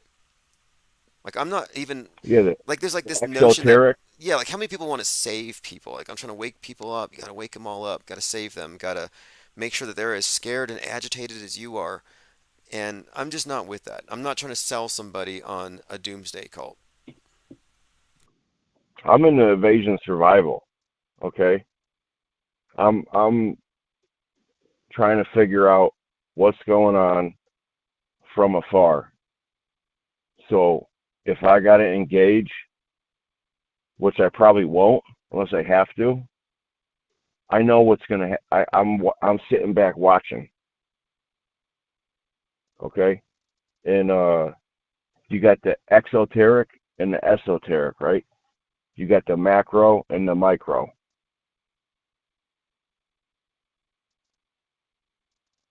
So you got the big picture, and then the where you're figuring out how to map your plan.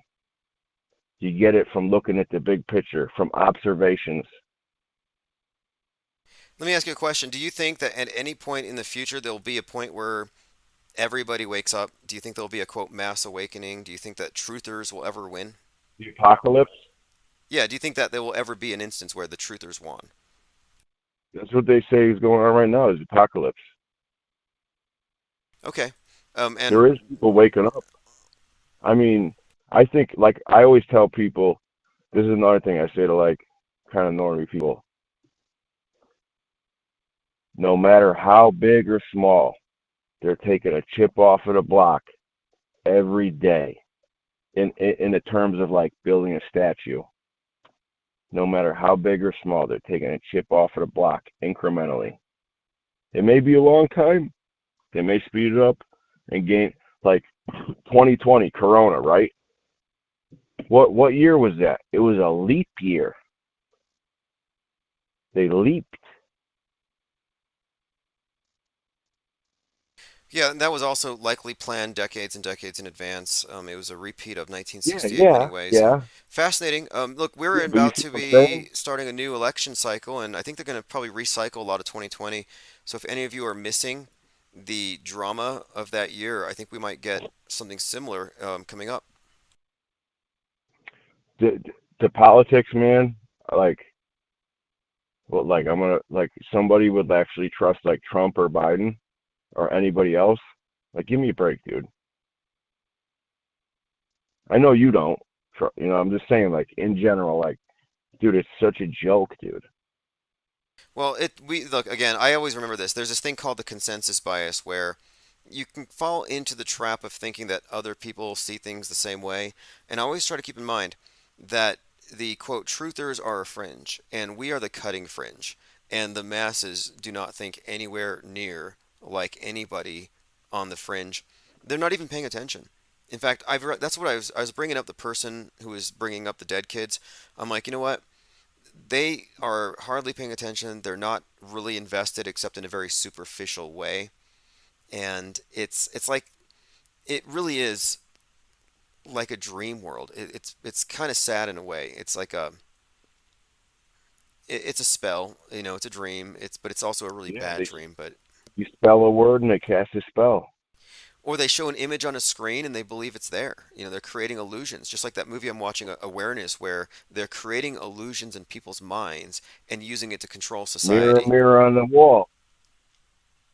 But And it now works. it's a It works TV though. It script. works. People have what I call mind aids, and they fall for what I call see-say. Oh, they see it, they say it. It's worse than hearsay. Not for nothing. I know AJ is totally compromised, right? Controlled opposition, but he does drop breadcrumbs. And I didn't need him to tell me, but he has helped, right? He's the one that said, that I've heard say, the television is a weapon. Yeah, I think, what, the very term InfoWars makes sense. It is what we're looking at, and it is notable that the WEF has claimed that. They stole it from him, and he's not even suing them. Look, the WEF has information warriors to fight conspiracy theories. I'm like, wait a minute. Jones started InfoWars to spread conspiracies, and now they're stealing his brand identity with information warriors. He had to sue the WEF and then use that to pay the Sandy Hookers. I know you're not too much into gematria, but InfoWars, I forget if it's either Pythagorean or Chaldean. InfoWars is 33, and Alex Jones is 33. I'm pretty sure Alex Jones is 33 in Pythagorean, and InfoWars is 33 in Chaldean. Which is this different ciphers. Pythagorean is 1 through 9, and Chaldean is 1 through 8, which is like Yeah, Samaria. I'm pretty sure, though, in Chaldean numerology, Tim Osmond's 33, Blue Wrench is 33. Yeah, I've heard that, too. I know, but you're not Alex Jones, though, dude. No. You know what I mean? He's out. He's like, they killed, what's his name there? Bill Cooper. Uh-huh. Like, he was controlled opposition, too. But they killed him, and now we got Alex Jones. Or whatever happened with him. And Alex Jones, by the way, was radicalized at Waco, where Dave Koresh, 33, was being incinerated, and may or may not have crossed paths with Tim McVeigh, who was also there, who was later executed at 33. But Waco is ground zero for what created Alex Jones. Alex Jones was radicalized by Waco. Isn't that interesting? Yeah. I mean, he's always saying nowadays, like, maybe they'll kill me. I don't know.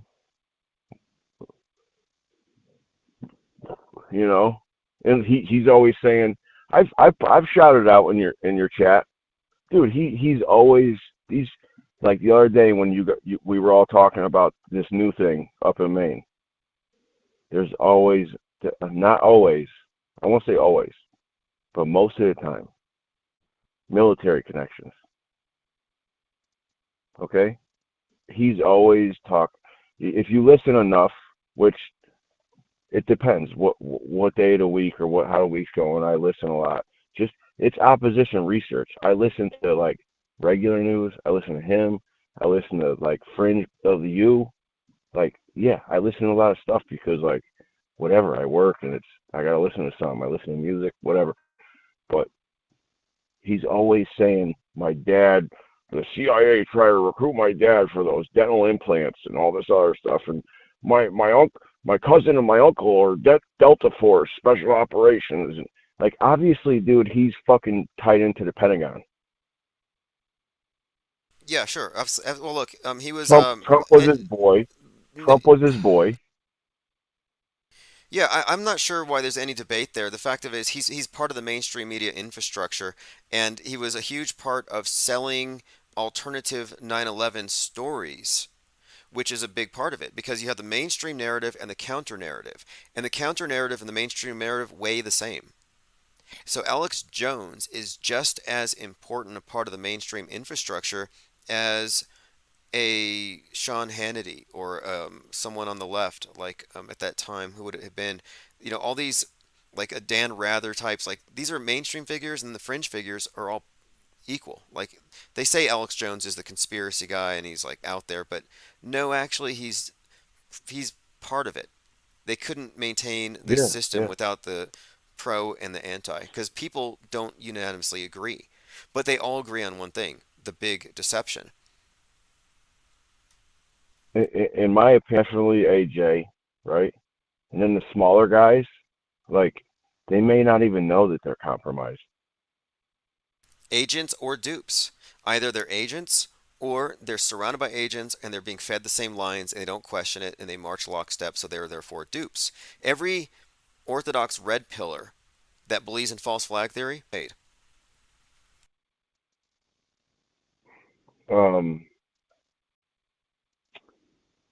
Yeah, I mean, to some degree, I don't want to be like exclusionary. I'm not trying to say necessarily that I'm trying to shrink the pool of people who are in this discussion, but I'm saying we have to be really honest with ourselves.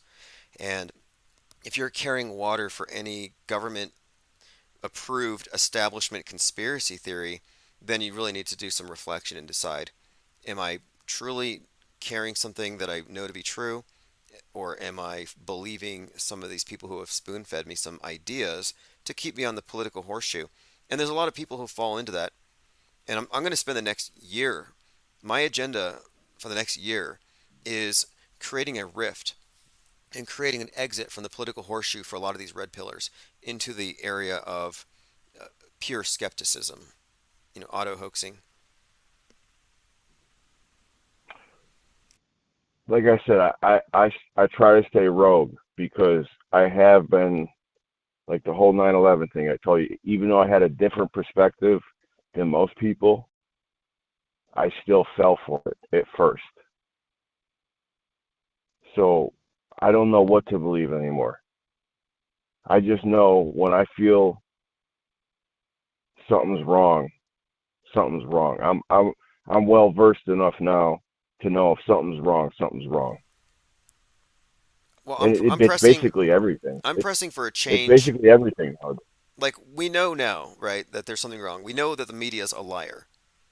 And I think there's been this tendency to still give it 1% of benefit of the doubt. Maybe somebody died in Maui. Maybe they're not like a real issue over there. And I'm like, I think we're past that point. If it lied 99 out of 100 times, for as long as we've been studying it, let's just go ahead and recognize what we're looking at. And I'm ready to take the next step and to start getting past including any narratives that account for false flags or real until proven fake. I mean, I'm not taking any of this guard railing narratives seriously. Like they're saying the shooter was MK Ultra. Or then you had Code Monkey Z saying he's false flag. Yeah, those guys are deliberately misleading, quote, truthers. And I think we can break that. Like I said in the chat, I watched a video from somebody, and I didn't notice it, like, necessarily at first. But what I did notice was that picture they were plastering up on the media everywhere of him walking into from what I assume, from what I gathered, like, it's him walking into the bowling lane with the long gun shouldered, and he's got like shortish hair and like a scruffy beard, right? And he's got that long gun it's got a giant scope on it. And I was like, something about that was weird to me, right?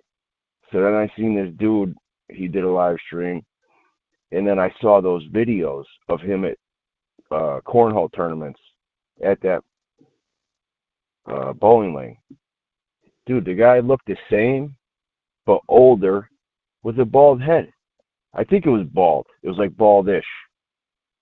Yeah, I like, know. Definitely big not as discrepancy. much. Big discrepancy. And that first one, even the face, the bowling alley, the beard, and I'm like, that one there, he looked like Jake Gyllenhaal, and then the next one, he was totally bald. And he looked younger.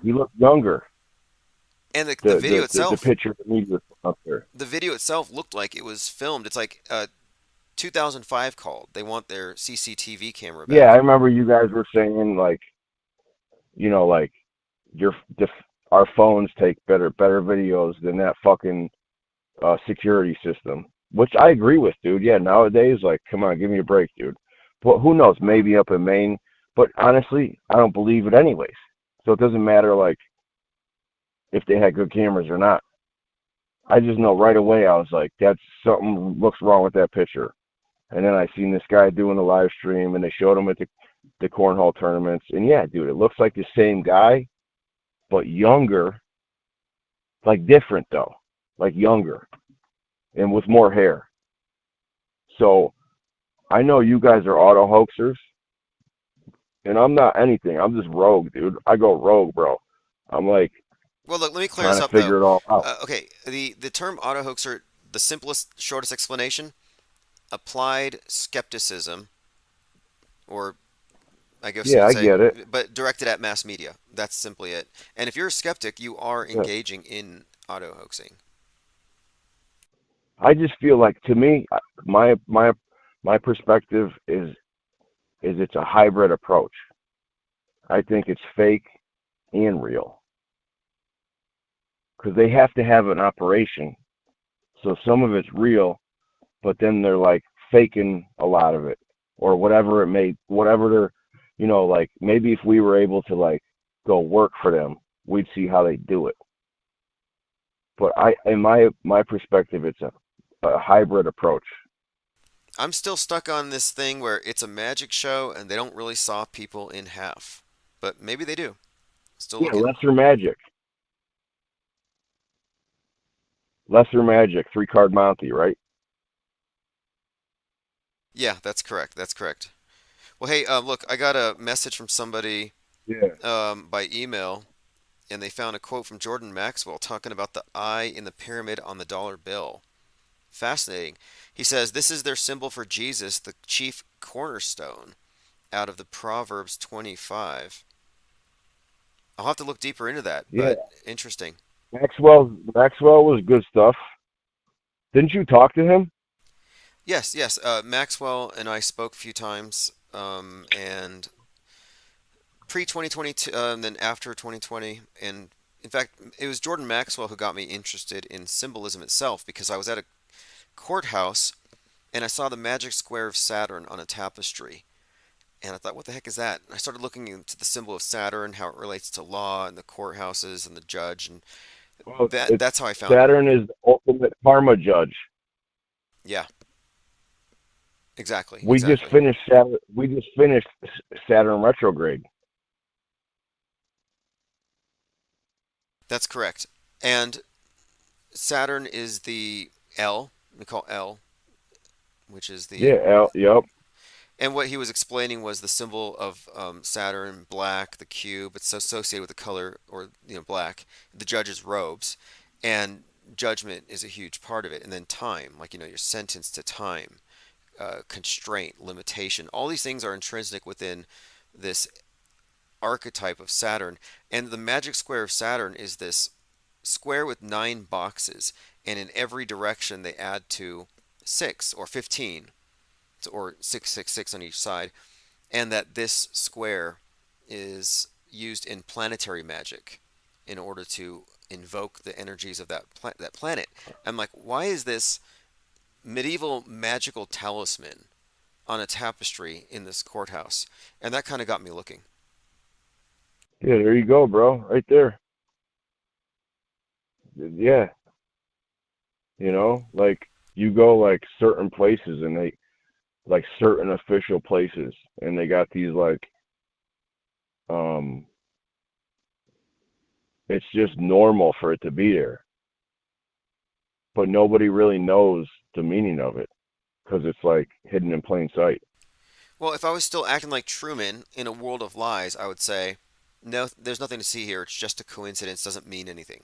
Most people have that internal thought cup that says there are no patterns, nothing means anything. This internal gaslighter. But I correlated it with the symbolism, and I listened to Jordan Maxwell, and then I started paying attention, and I started realizing, wait a minute here, it's not just the courthouse. I started noticing specific things about the architecture and street names, not just here, but in every city. And then I studied that book about DC, and then you can kind of see that. I would love to go to DC. I heard it's insane when you go to DC with the symbolism. Right. And it's just kind of in your face, obvious, and then you can see how the rituals are played out there. Why wouldn't it be, right? Yeah. It's like the capital of America, of like esoteric occultism. Well, you mentioned Jupiter, and I think it was in Jordan Maxwell's book, one of his books, he talked about the capital is, I believe, a temple of Jupiter is Capitolis or something like that. Let me see if I can. He had a. Yeah, because the Romans were pagans, and like their ultimate deity was Jupiter, Capitol Hill or whatever. Yeah, I mean, I don't know enough, but yeah. Well, the main thing that I think I got out of his work was the idea that the world has this ancient power, and you would not know it was there unless you were versed in its symbols. And the people who are versed in the symbols are those who are initiated and shown the light. And if you look at any initiation oath from any of these secret societies, it generally means somebody with a hoodwink over their head is brought into a room and they're shown the light. And then the oath in the Masonic context basically says the people out there are in the dark. That tells you right there that we have a two-tiered society: initiates and the ignorant. So I heard that's why they love the owl. Because it sees at night. Because it can see in the dark. Yeah, that's right. One of the many And meanings behind that's it. that's kind of where I'm coming from with my approach. Is you can see through the darkness of their imposed ignorance. I mean, that's kind of what the owl represents, I want to think. gather information almost as like a recon officer. Like in any situation, just be observing, you know, whether it's like at night or during the day. And honestly, my job got me like that even more, because management is like really strict, and I'm watching my six constantly. You know, the owl symbol is interesting. I've been thinking lately of the bat and how sonar or echolocation, how the bat is screeching in the cave and then it's orienting itself and dodging objects based on the waves bouncing back at it. And to me, that's kind of an interesting way of navigating in the dark by sending something out and then seeing what bounces back. And it kind of reminds me in many ways of the way that research can be guided by synchronicity or by, clues. You're stumbling in the dark, but you have a way of putting your feelers out there, your recon, and it's, so I like the bat as a symbol of navigating in the dark. And dark, I think, is a symbol of ignorance.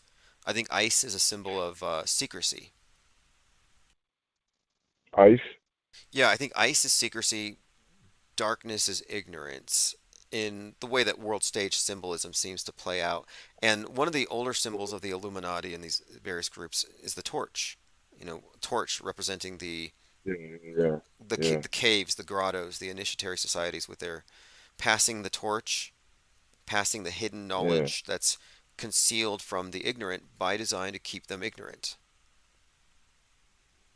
And that's the main thing. Yeah, like it's not like John D. They said they got a picture of John D. passing a lantern to Francis Bacon. Ooh, interesting. Yeah, the lantern is another major one of their symbols. The lantern itself is like the hermit's lantern, and the hermit on the tarot card, that is. But it's all about the hidden light. The word hermit, of course, hermetically sealed secrets. Yeah. Yeah, I guess I'll let you go, bro, because we could just keep going forever. Yeah, fascinating topic. I got fired up. I got fired up because of that dude. Because I don't know what the hell he was talking about. Yeah, it was probably just a miscommunication, but I'm like, yeah, it doesn't matter. We can talk about anything anyway. And I never seen him like in here really. Maybe I'm mistaken, but I don't know if he was like a bot or a fed or something. But yeah, exactly. Fed until proven. Like, who cares? Who cares what the weather was that day, bro? We know something's wrong. It's like that meme where everyone's in a Spider-Man costume pointing at each other and they're all calling each other feds. It's like everybody I don't know is a fed, pretty much. Until I can prove otherwise. Or they're influenced by feds. I mean, this truly is a very controlled environment. It's not an exaggeration. Like, you may not be a fed, but if your following a red herring that a Fed planted there. What's really the difference here? We're talking about regulated thoughts, mind control, worldview regulation. And it's a game to them.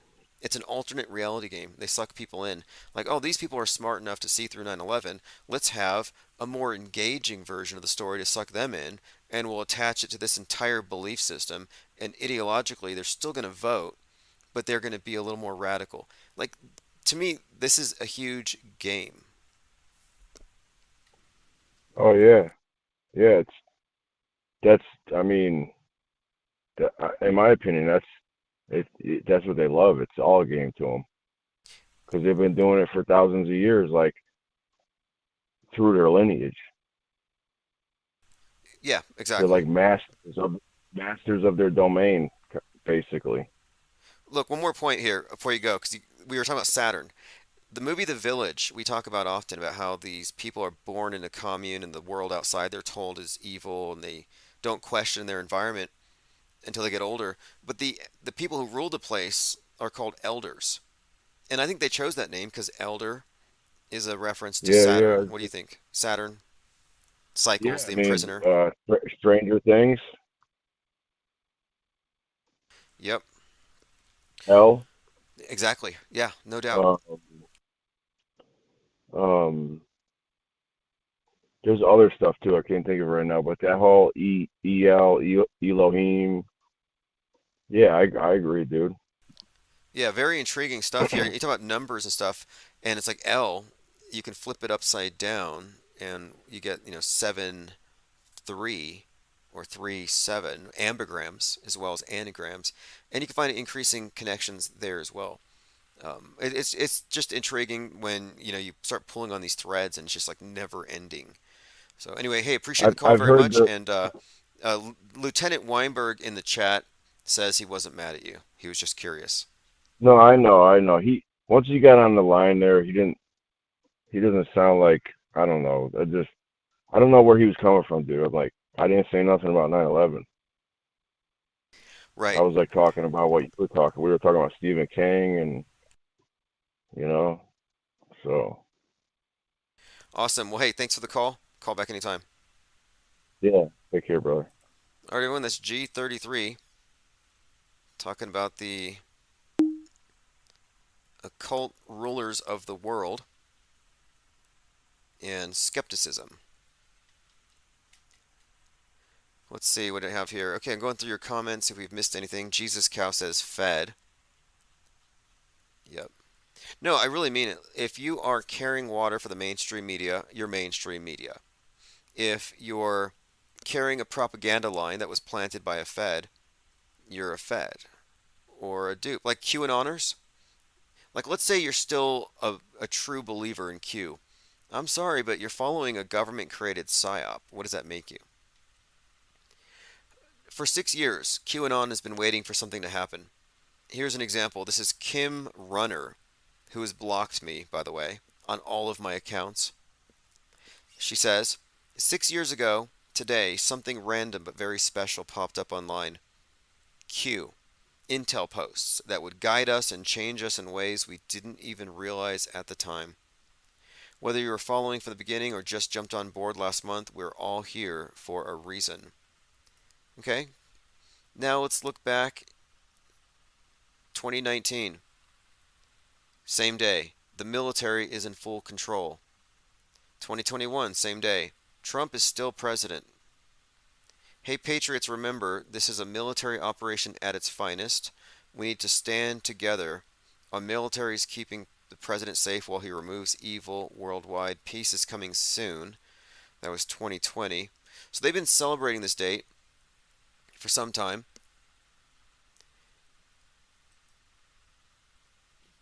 Ready for it. Here's another pretty good one. It's JFK Jr. with glowing eyes.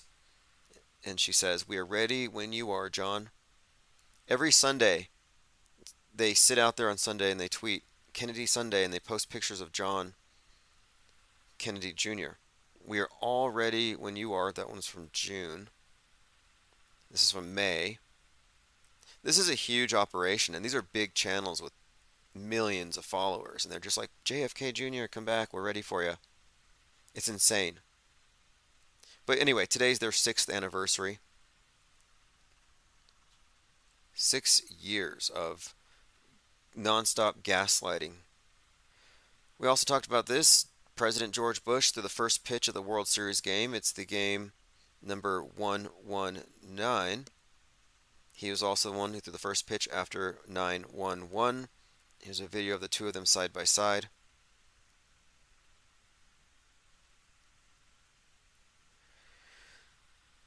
Alright, continuing through my Twitter feed to see if we've missed anything else. This is interesting. Due to out-of-control theft, they put away all their items in the DC CVS. You have a picture of the item, and you have to take a little ticket to the counter for everything. Like, how are you going to loot? Take a bunch of tickets, run to the counter, demand the merchandise? It's really going to cramp their style.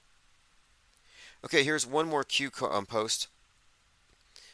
It's Donald Trump holding a picture of a child with black eyes, and he says, "This is why we don't quit." So there's this rumor, or this story going around among QAnoners, that the children who have their adrenochrome removed have black eyes, like panda bears. Really sick stuff. Well, the sad thing is, this was a child who had a brain cancer removed. So they're taking pictures of children who've had brain cancer, and they're saying these are victims of adrenochrome extraction, and thus we need to keep on fighting for Q. I mean, that's as bad as making fake babies for propaganda to start wars. Like, they're all running government operations. QAnoners are feds, or they're basically federal informant-led sheeple. We talked about the new speaker, Mike Johnson, who believes that there were dinosaurs on Noah's Ark. Now, I have a problem with this proposition. Let's just say Noah's Ark was real, and dinosaurs are real. Everything that got on the Ark survived, so where are the dinosaurs now? New House Speaker thinks Creationist Museum is pointing people to the truth. This is from HuffPost. Like, I'm sorry, but if the dinosaurs made it on the Ark, then where are they now? Where are they hiding the dinosaurs? Maybe they can have some kind of committee look into that. We talked about the 3-day manhunt, Bowling for Lewiston, major psyop locking people down, pushing the agenda of mentally ill people being a threat to society because of the First Amendment, which causes them to misuse the Second Amendment, so we have to get rid of both. It's why we can't have nice things. Kind of like the way they censored DALL-E because somebody rendered an image of Mickey Mouse crashing into the Twin Towers. Like, to censor that entire program because of one person's image would be like getting rid of crayons because some child wrote a bad word on the bottom of his desk.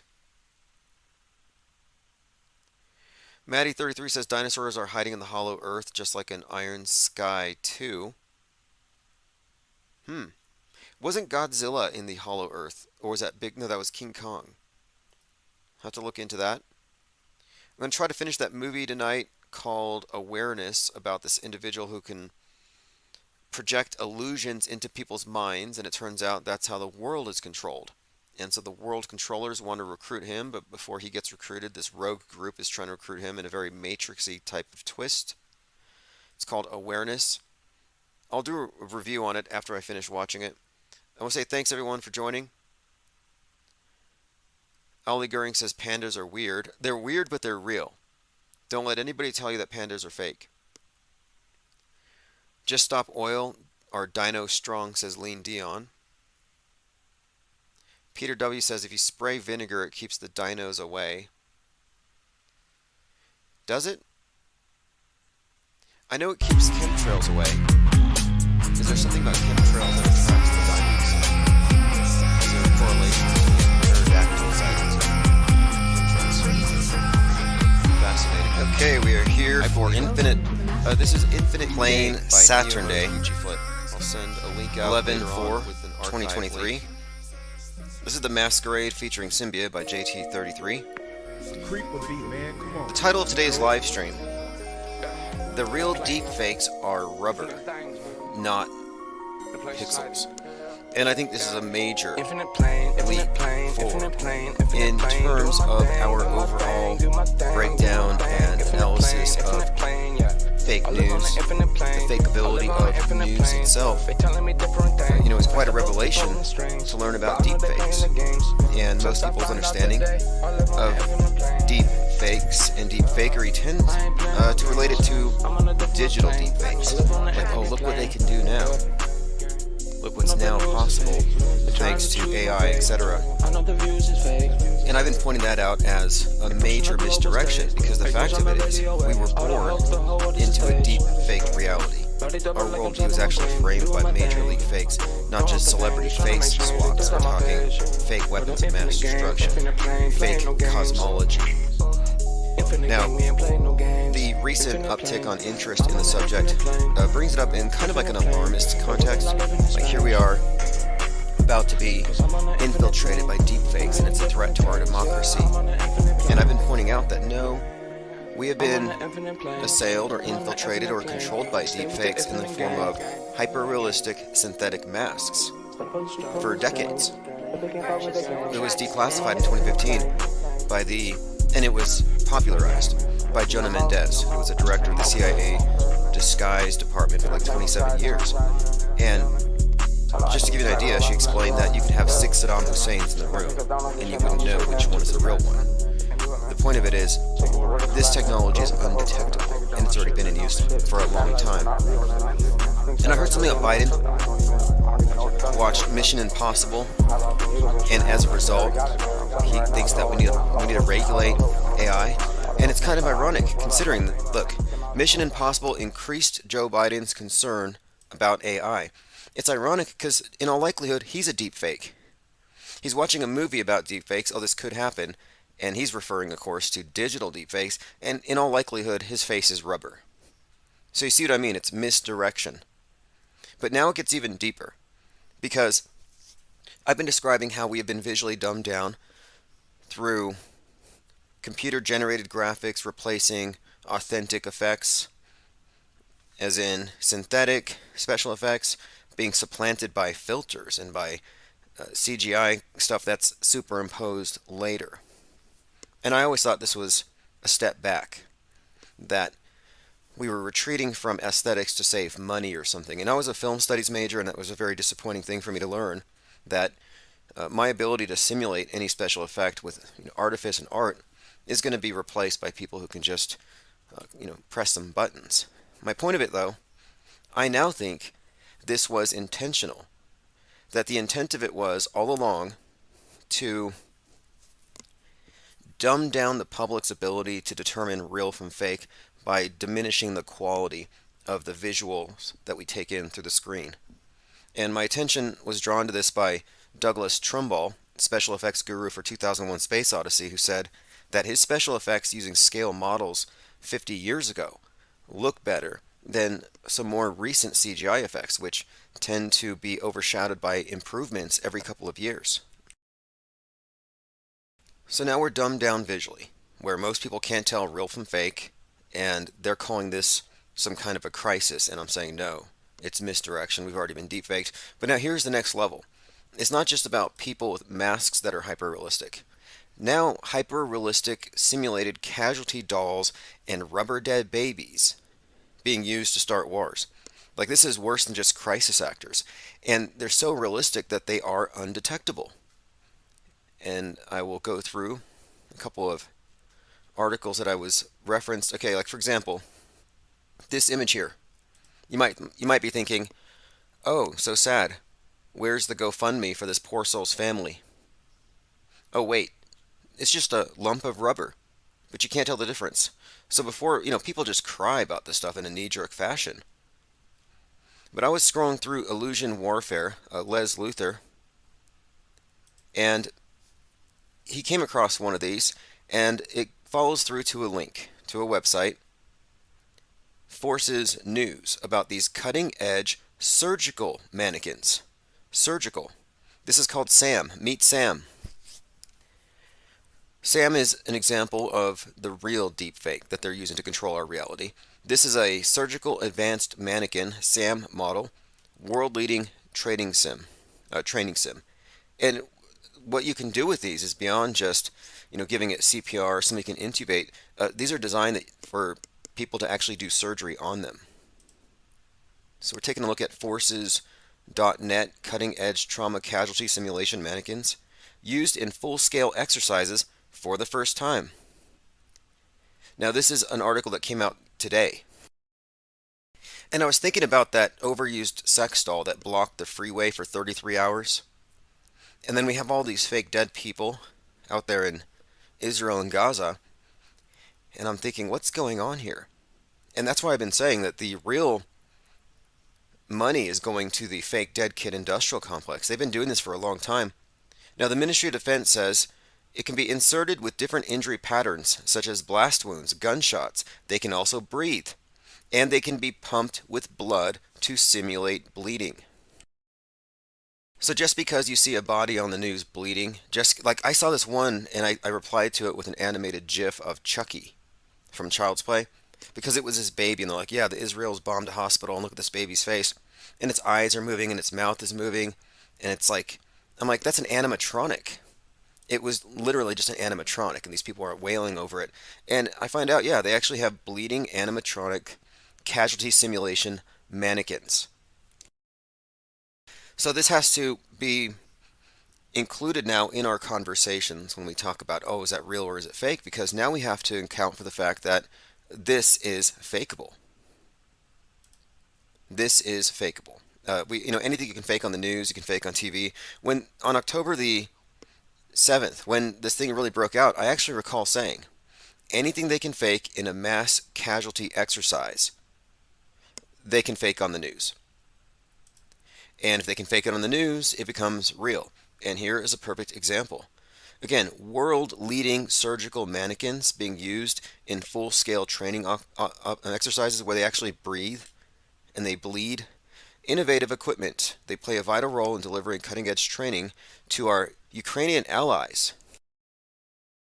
So why are we sending hyper-realistic surgical mannequins to Ukraine? What would they be using those for? And I've trained with very realistic dead body simulators when I was in Fort Lee, Virginia as a 92 Mike Mortuary Affairs. And even then, they were pretty realistic, but these are even better. So again, there's no reason to be upset about anything happening in the world that you haven't personally verified. If you're crying over a lump of rubber, I kind of feel sorry for you.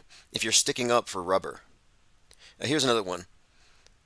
Illusion Warfare, again, Les Luthor, a must-follow account. Lezluthor. Smoke and mirrors, he wrote, a smoke grenade set off for theatrical effects. And what you have here is someone dangling a grotesque dead baby doll for the cameras, and there's like 15 cameras watching, and there's some kind of smoke grenade in the background. Like, this is quite literally choreographed theater. This is not somebody dangling a real dead body. And one of these dummies, you can even see a rubber thing on its belly. Overtly choreographed, running around like theme park entertainers. And I can imagine this being very effective at earlier times. Like, I mean, we're just really discriminating audiences here, I think. But this is atrocity propaganda at its finest, and if you can't see through it, you don't have any critical thinking faculties, you have mind aids.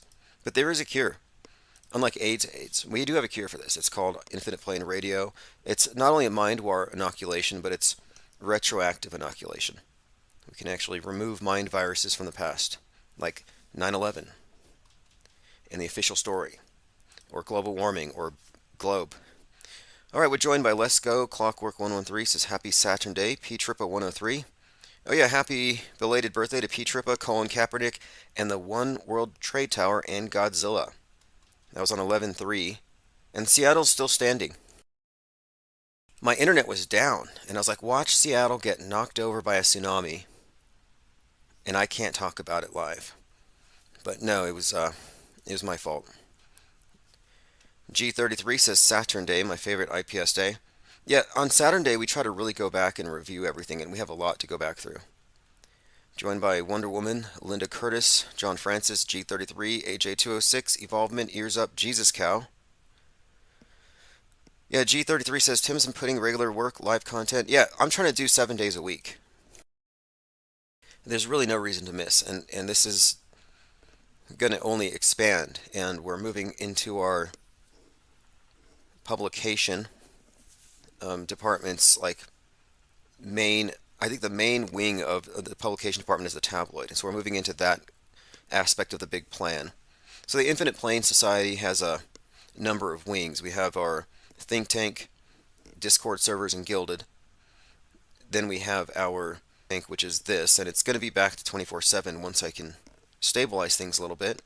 I might even leave this one on, but my point of it is publication is the next part, and that's where we merge the metaverse with the meatverse. They can censor us online all they want, but there's going to be a point where our newspaper distribution is going to mirror the subscription numbers that we have on the internet, and every one of these newspapers will have reciprocal content links, so you can get the paper version, but you want to listen to a podcast, you just scan the QR code. You want to download the art, etc. Uncensorable. Again, we call it parallel media for a reason. We don't need to breathe their air. Joined by Harmon Walker, says, do not forget to hit thumbs up. Thanks for joining. Rocco Calzone says, world stage warfare. Yeah, world spelled W-H-I-R-L-E-D. And it is. When I think of the Copernican revolution, I think of it as a revolution against the mind, a coup, putting us into a matrix, discombobulating us, disconnecting us and our sentience, our consciousness from the universe itself, and now we're just domesticated apes with big egos. Like it was a revolution against, I think, probably the human soul, the Copernican revolution. Nicholas Copernicus, and I'm just suggesting that it's the installation of a false model. And the spinning, the world, the revolution part of it is a key component. You know, David Icke, I wish he had stuck to the reptilians. I don't know where he's at these days. But he put out a really good book called Tales from the Time Loop. And his concept of the universe is kind of similar to mine, I think. He was describing time as like a river, and a segment of light or sentient beings diverge and go into something of like a whirlpool for a temporal experience, a descent into matter, and that they somehow forgot to go back, and that the whirling, the constant circling and the cycling is part of this realm.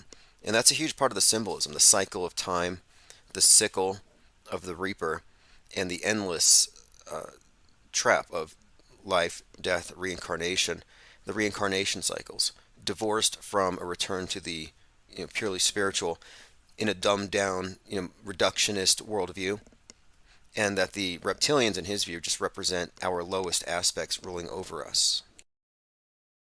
But that if you could overcome the blinkers they put, you would see the infinity beyond this little world stage.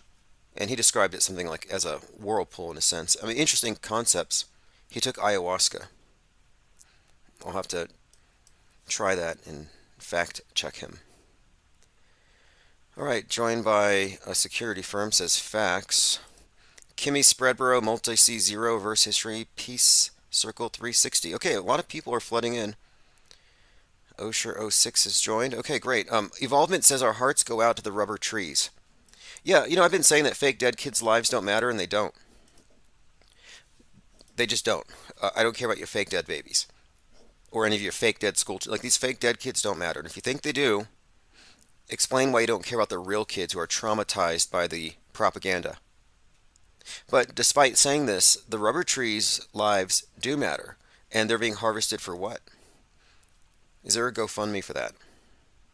We should go plant a rubber tree. Like Infinite Plane Society should plant rubber trees, like, on the side of freeways where they let you adopt part of a freeway. Just a shout out to all the fake dead people. The fake dead people industrial complex is making all the money right now. Just follow the money. Okay, Claptrapism says World War Screen. Yeah, it's 100% mind war. These are the space wars. This is like everything that they've been preparing us for, World War III, but it's all in your head. It's in the internalized version of the world, in a state of utter chaos. Haley Harmon says, yes, Tim, time isn't a dimension. It's the numerical order of material change. It's beginning to take hold in mainstream science finally. Right. I think it's interesting how it's kind of given away in the symbolism and the primates that they put on Saturn. And the idea of the black cube, carbon, 666, the number of man kind of connected with that. And then you connect that, Saturn, black, lead, all these various symbols that relate to that. And it all ties in to the underlying symbol that they use to describe the universe in the New Age movement, the Kabbalistic tree of life thing, where you have the material at the bottom, the kingdom, and the crown at the top. And so one is just black matter, the other is light at the crown. And this corresponds to the vertebrae in the human body, the 33 vertebrae, and the ascension of the fire snake Kundalini represents the awakening of consciousness. Interestingly, we have been talking about the space program for some time as an allegory for ascension into higher states of consciousness when you get into their symbolism, because it is adapted from older systems of symbolism. It's not just garbage science fiction. It does have an esoteric aspect. And recently we found that the speed to exit the Earth, the escape velocity, is 33 times the speed of sound, or Mach 33. So Mach 33 to go from the kingdom to the crown. It's all encoded. This is why you've got 33 engines on the Starship. They're constantly talking like, oh, Elon Musk ignites 33 engines. On the obelisk, which is an ancient symbol, just described today as a rocket. But anyway, it's all symbolism, and we've been reading it correctly. And yeah, the 42 that you see all over Elon Musk's antics with his space program, or Bezos buying a $42 million clock, it's all about Saturn and time and the confinement of light or soul in matter. Dua Simpera says, these are the days of our lives. Maybe we come to this plane to experience the finite. If we are infinite beings, that would make sense as to why we're all messed up down here. Finite, who knows what. Yeah, that is specifically what David Icke was suggesting, that we are, for the purposes of some kind of carnal experience, we're cut off from our higher self, kind of like a video game analogy. You're just playing a role, playing a character. It's an interesting concept, and there's some parallel concepts here. You'll often see the number 33 associated with resurrection, like Jesus resurrected. So we're talking about going up or ascension, whereas the number 42 is quite often representing the opposite, the falling, the sinking, gravity, things going in orbit like the CubeSats, they're actually, quote, falling. The man who fell to Earth, Starman, Elon Musk's little project there in the Tesla Roadster he sent into space, it's all symbolic. Starman, you think about, what does that really mean?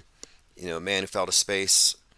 It ties into David Bowie, his movie, but also the concept of the rock star and what that actually symbolically represents. You're talking about light descending into matter. A rock star, yeah, it's light when it's above, but then when it hits the ground, you find out it's a chunk of matter. And so it's kind of I think, an allegory for the fall of man, not just Satan, but every single human being. Hillman Avenger says, hello, the stream's running on DLive without audio. Have they blocked our audio? Try refreshing, because I see it's working fine here. DLive is wholly owned by the Chicoms, and they hate us. So there might be something else going on here. Okay, we're talking about the real deepfakes. This is a big deal. We're talking about the fakeability of things. People are like, well, how, they look at like Sandy Hook, for example. We never saw the dead kids. It was left to our imaginations, and they probably didn't intend that we would ever dig that deep anyway. But now they can readily provide corpses that are undebunkable. Now on the screen, this is something I created with Bing. Bing's DALL-E bot, and I said, make me a bunch of officials mourning over a bunch of dead rubber people. And it gave me a pretty good example of what we're seeing on the news every day. Synthetic simulation dolls. Again, like I was talking about the SAMs, cutting edge trauma casualty simulation mannequins called the SAM model. Listen to this. Professor Pallister developed the SAM model using CT scans and 3D printed masters of specific wounds, such as gunshots or pelvic injuries. The latest version of the model can be intubated and have dead tissue removed, and it can be used for exploratory surgery. I've seen realistic patients for brain surgeons to get used to operating on people with open heads. So it is just so advanced. And you consider how unadvanced the public is when it comes to their media consumption habits. They think that just because it's packed in a 24-hour news cycle, you have to believe it that day. That when it's on the news, you just download it.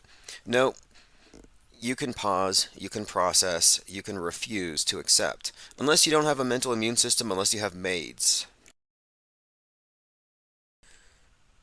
We've been joined here by Jay Diggs, Auto Hoaxer. Thanks for joining. We've got about 50 people here in the YouTube chat. I just now noticed that one of the rubber dummies on my thumbnail has 3 legs. The third leg is like longer than the other 2 legs. I need to double check my deep fakes. But it's getting better. And as it gets better, the public gets worse. There's a separation going on. Again, that's from Forces News. And imagine the surgical advanced mannequin models being used in mass casualty drills right now. Like right now, they're making their money. That's what I said, fake dead kid industrial complex. Whoever made these surgical dolls, they're selling them en masse to the military, sending them to Ukraine, and now suddenly they're finding a bunch of dead bodies over there in the Hamas-Israel thing. Peter W. says rubber dummies have replaced the crisis actor group. Yeah, I'm surprised they haven't thought of this sooner. Like, this is genius. I mean, it's a little late. We already caught on to the whole deepfake technology. We knew George Floyd was one of these. Yeah, George Floyd is a Sigma 7. That's the company that produced it. And get this. The company that produced the hyper-realistic surgical training dolls, the one that looks just like George Floyd, they're right there in the Twin Cities. And their building, Sigma 7, had been there for 33 years. It was the first place torched by the looters. Yeah, the looters. They're grieved because of police brutality and systemic racism, so they go to a mannequin factory and burn it? Sure. Hillman Avenger says, thank you. In fact, audio is working on DLive. It was my techno bobble. Yeah, well, I sent out text notifications. And if you want to get text notifications, sign up for the newsletter, and I'll put an opt-in link on the next one. That way you never miss anything. All right, moving on. That is just such a huge leap forward for auto hoaxology to have evidence of what I knew they already had. Hyper-realistic dead bodies. Little anagram here, probably nothing. Hamas anagram for a sham. Sure, that's nothing. We went down some rabbit trails that I want to continue down as well. We'll go through a few others as well. This is just too good here. So here's something that was posted by Lean Dion. No BS news. Netanyahu rejects U.S. calls for humanitarian pause. Okay, so there's a crisis actor playing dead. We actually have somebody who's dead here under a car. And then in the next shot, his arm goes up and he's waving. Now, he's not holding a cell phone doing the other guy, doing a death selfie. Death selfies are the new vaxies. You know when you want a virtue signal and you get a selfie when you're getting your vaccine? Well, now you can do a deathy. And a deathy is when you're dying on TV to promote war and atrocity, and you hold out your phone and you take a snapshot. Jason Hinkle on X. This guy's channel is huge. I've already put him out there on the IPS Truther Wall of Shame. And by the way, we have a new addition to the truther wall of shame. But he put out a piece here. This has been viewed by 1.4 million people. Israel's getting smoked by Hamas, is what he wrote. And you see some people getting into the enemy tank, some kind of, okay, yeah, they're grenading the enemy tanks. Now, you can believe this if you want. A lot of people say, well, it's on a screen, so it's real. I believe it. Sure. No, anyway, I watched this video. It looks real. Does it mean it's real? No. Turns out, and it took a little while for somebody to add some context, it's from a video game called The Heat. The round is placed backward as well. Anyway, this is ridiculous, but I'm looking at comments, and some of the comments here. Someone here says, this is an atrocity. Roast Ruler says, they smoked them out. Another person says, 40% of the Hamas fighters are already dead. IDF is closing on the high-ranked soldiers. So these people are watching a video game and responding to it like it's real. And, I was just listening to Mike Adams because he had Dr. Shiva on. And Dr. Shiva is extremely smart and interesting. So I'm like, I got to listen to this. And Mike Adams is saying that in Hamas they've had 8,000 casualties. And he said, if you do the per capita calculation and compare it to 9/11, where we have 300 million, 3,000 people, 8,000 versus what they have, Hamas has experienced 300 plus 9/11s. Well, the Palestinians have suffered 300 9/11s. So if Palestine had 300 9/11s and 10/7 was 15 9/11s, then Palestine has been hit with 285 more 9/11s than Israel. They've been out 9/11'd. So this is the Martyr Olympics, and Palestine wins. We've only had one 9/11, and ours was just a recycled Pearl Harbor. Claptrapism says, am I on the trigger wall of shame? No, the wall of shame is truther wall of shame. So let's go ahead and go look at this one really quick. Jack Straw. I put Jack Straw in there as deceiver of Q believers. He shared an out-of-context comment from Trump and convinced his drooling legions of crack addicts, spelled with a Q, that the anonymous person is Q-related. Someone had said to Trump, Mr. President, do you know who Anonymous is? And he said, yes. And he shares this. Everyone thinks that it's some kind of amazing revelation. I think it's Elvis. I think it's JFK. No. This was actually from some editorial from before he was elected. It's not even referencing the Q movement. But anyway, it takes 5 seconds to find some of these things. The one he just did, though, this is another one. This is the one I posted today. The account is called Truth Be Told. And as a rule of thumb, if somebody's channel name has truther in it, or truth, they're probably lying for the government. Or they're dupes. And you can follow dupes and liars if you want to. So Biden shows up in this video where he is saying something really disgusting. Biden, this is from Truth Be Told. Biden tells a little girl that she is, quote, she is one, I don't even want to say it because it's just gross. So he's saying, he's basically calling this kid very attractive, and the mother's recording it. I could play it, but it's gross. Here's the thing. I asked Truth Be Told, did Biden really call this kid sexy? And he says, and I said, is it fake? And he said, no, it's real. So I searched for it. It turns out the clip is edited, and the original version on the mother's account does not have Biden saying anything about a, quote, sexy kid. I mean, it's disgusting. They're making up child abuse video content. This is Q people. They make up stuff to fill in for what they don't have. This is just as bad as Jussie Smollett. It's just as bad as leftists faking hate crimes every week. Here you have truthers, like Truth Be Told, making up disgusting stuff. And he's got millions of followers. I got 2,000.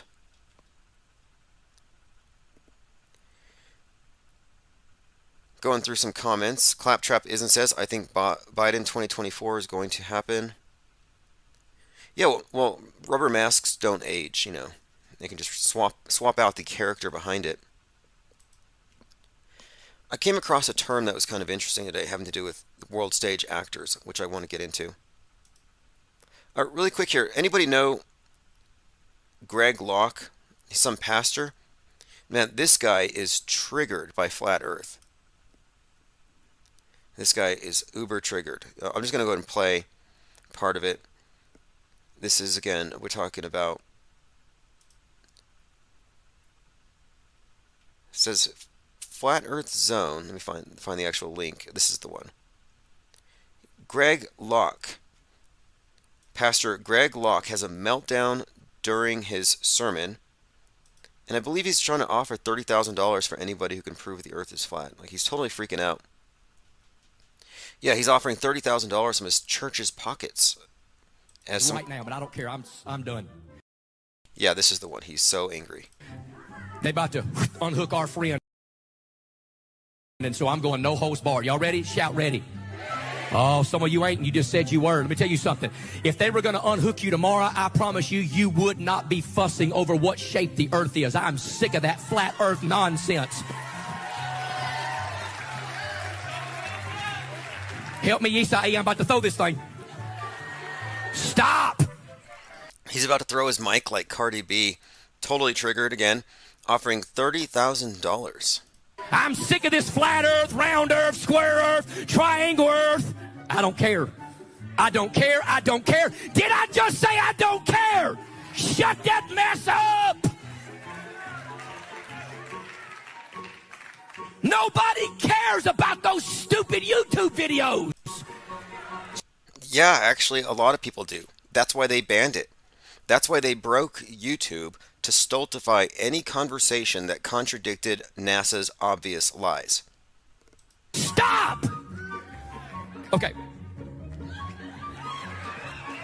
Look them beige socks I got on. This guy's lost his mind. I don't know what he's doing. I haven't watched the rest of the video, but I think he's rolling on the floor now. Caligari Killarney says that English Skull Channel guy is severely triggered by globe denial. See, the thing is, you can't be a globe denialist. You can only be a flat denialist because the globe can only be conveyed through the screen, through the printed page, word of mouth. You can't see it with your eyeballs. Whereas you only experience, see, feel a flat, stationary Earth because you're a human being, and even if the Earth is the size they say it is and it's a ball, you're only going to feel it as flat and stationary. So they have no basis for saying that you're denying the globe. They're denying the flat. They should say, I agree, it does feel and look flat, but it's a globe. I can see it on the screen. But they never say that.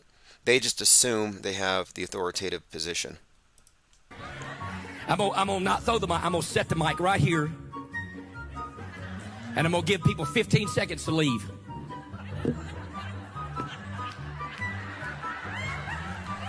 Yeah, this is an utter meltdown. I don't care about biblical cosmology. There is no such thing. That's man-made. There is one verse in the Bible that proves you are absolutely, positively, 1,000% wrong. It is theological, and you make God a liar if you believe in flat earth. Yeah, he just about threw his mic. That wasn't a mic drop. He almost threw it. Super angry. He said here on a tweet, "Not one dime is going anywhere. That's the whole point. Flat Earth is not only biblically ridiculous, it's utter nonsense. How about you actually show up for a debate rather than blow air?" Okay, so this individual is here on Twitter. This is Pastor Locke. And what he doesn't know, I'll let him know really quick here on Twitter. The ball Earth is an idol to Baal, aka the devil. Just thought he should know that. This is Baal's Earth, the Earth God. Yeah, I'll take calls today. Phones are open. 505-349-0420. We're crawling through the notes, but that's Pastor Greg Locke mad about the flat Earth. You know, I was thinking if they want to prove that the Earth is a ball, they want to prove the space station's real, send a cat to space.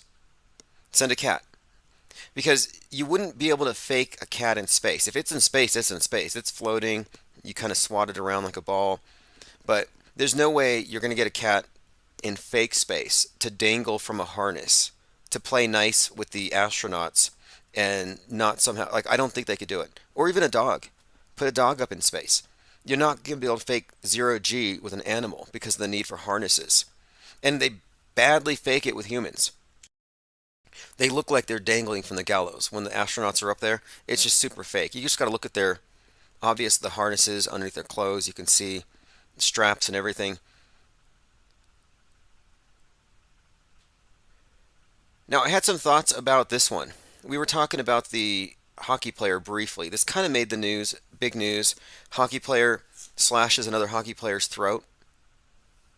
And I thought, okay, this guy's 34, which is like the new 33. I think they realized what we're up to, and they don't want us decoding all of their little mysteries, and so they kind of cloud it. Like 32 dead babies in Hamas. Yeah, 32, I'm sure. Now, here's what's interesting here. The story is, and this is pointed out by a number of people on the right, that it was a black player slashes the throat of a white player with a kick. And the family comes out and they say they want to have, quote, justice. So they're asking for justice, which is kind of strange. Adam Johnson, his aunt, says she wants, quote, justice for ex-NHLer after reckless kick that killed him. Now, I don't know why you would call him an ex-NHLer, just because he's dead. But anyhow, it's kind of gruesome. Could be real, could be fake. At first I thought it was just real. I didn't have any reason. I mean, it doesn't seem that... It's not outside the realm of possibility. But it's very unusual, which is why it made a big story. So I started thinking, well, justice is probably a symbol. You know, black, white, the balance, the scales, a Libra, were on the dark half of the year. But then I noted his number is 47. So the victim, Adam Johnson's helmet number, or player number, is 47. Quote, Adam, our number 47, was not only an outstanding hockey player, but a great teammate, incredible person with a whole life in front of him. Now, 47 stands out to me because Donald Trump wears the 47 on his hat. And we noticed last year, while the 4th of July parade shooting at Highland Park, you have the shooter with the 47 tattooed on his head, obsessed with 47, going to Trump rallies, obsessed with Oswald. Today is 4/9/2023. It is Easter Sunday, or Ishtar Sunday, depending on whether you celebrate the conventional religions or you openly espouse and worship Mystery Babylon. I think it's also Ramadan, Passover, and I believe that the goddess Gaia is really mad, and they're propitiating her at this time as well. We'll go through some of the climate hysteria.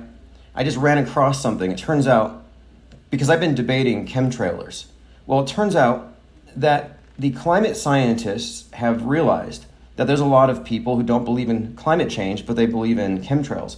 And now they're saying contrails cause climate change.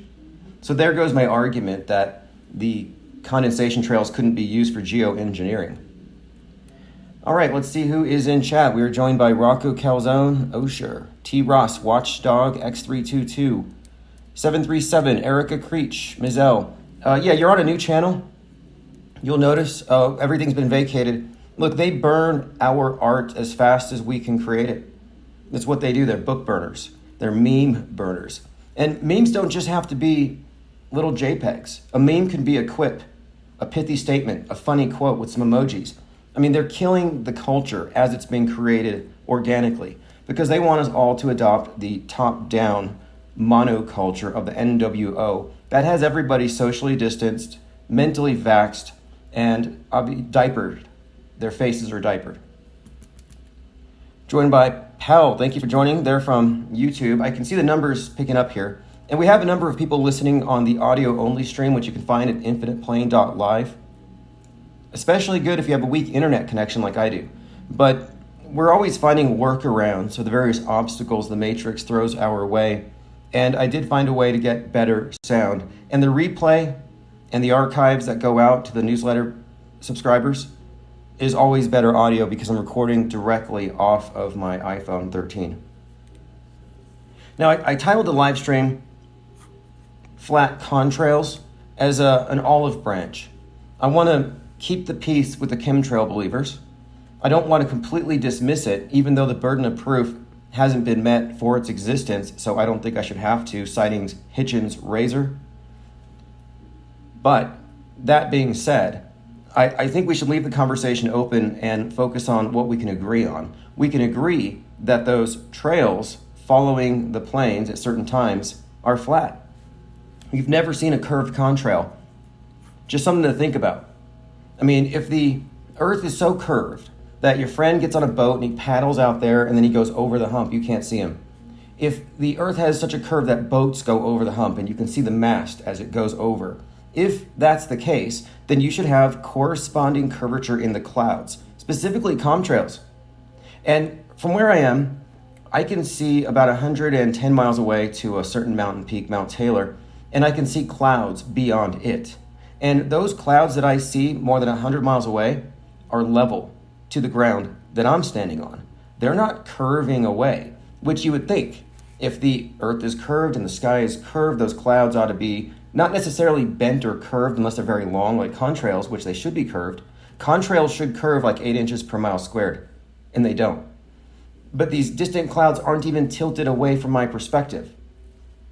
Well, what does that mean?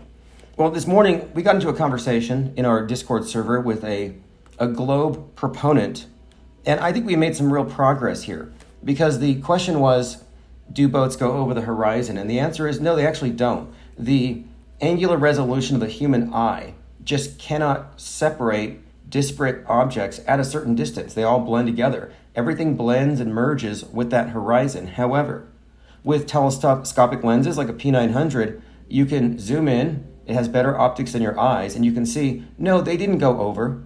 Your eye just wasn't sensitive enough of an instrument to detect it once it reaches a certain point. So the point of it was, you can trust your senses, but you also have to recognize their limitations. And this is where they trick us. The PSYOP entertainment complex, NASA, the whole space fakery business is all about filling in where our senses can no longer reach. Oh, you can't see this far, this is what's beyond. This is one of their primary tricks. They fill in the blanks, God of the gaps, and they provide all the solutions and all the answers. Kind of like ChatGPT. They just process you back into the matrix. They don't let you stray. Someone was talking about ChatGPT in Wiki, in the Discord, how it's like a Wikipedia article, that it's conversational, but the information you get from it isn't going to go outside of the gate-kept media ecosystem. It's just not. It's inherently censorious, self-censorious. It's dishonest in the sense that it's adhering to the subjective fictional universe that I call the world stage. All right, let's see who else has joined us. Sync Lloyd, thanks for joining. The raft is expanding as we speak here. And let's just go ahead and... So here was my main point. I don't know 100% whether what planes are emitting is bad or not. I believe that the people asserting that these are chemtrails or somehow destructive need to first address what the establishment science says on the matter.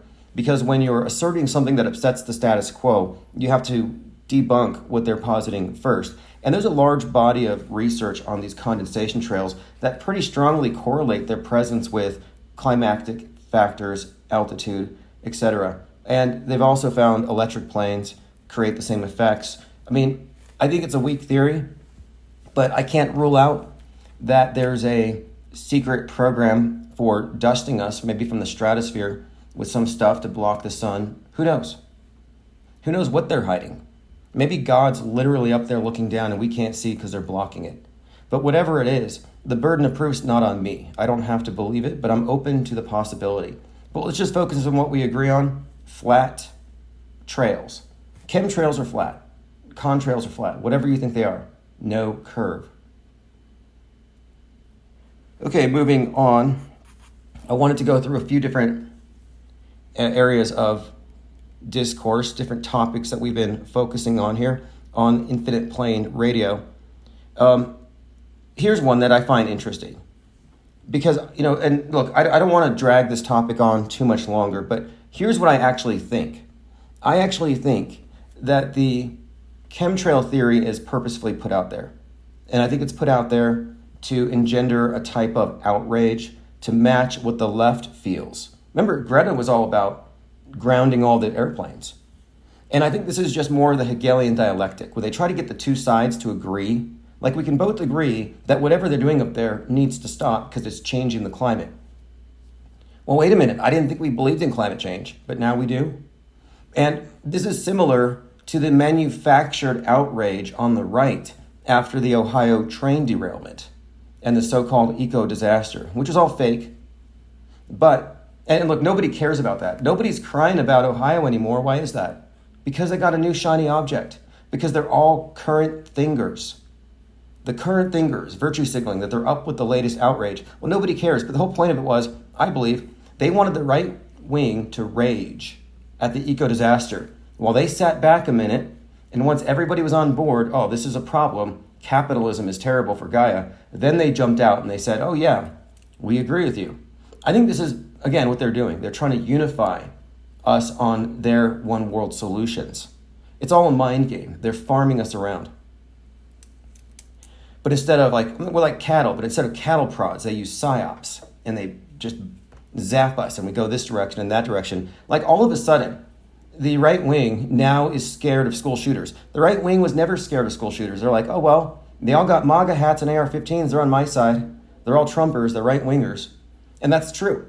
All the school shooters have been right-wing friendly, and you wouldn't feel threatened by them if you were on the right. However, now the new shooters they've been introducing, really since Club Q, have all been non-binary trans radical leftist.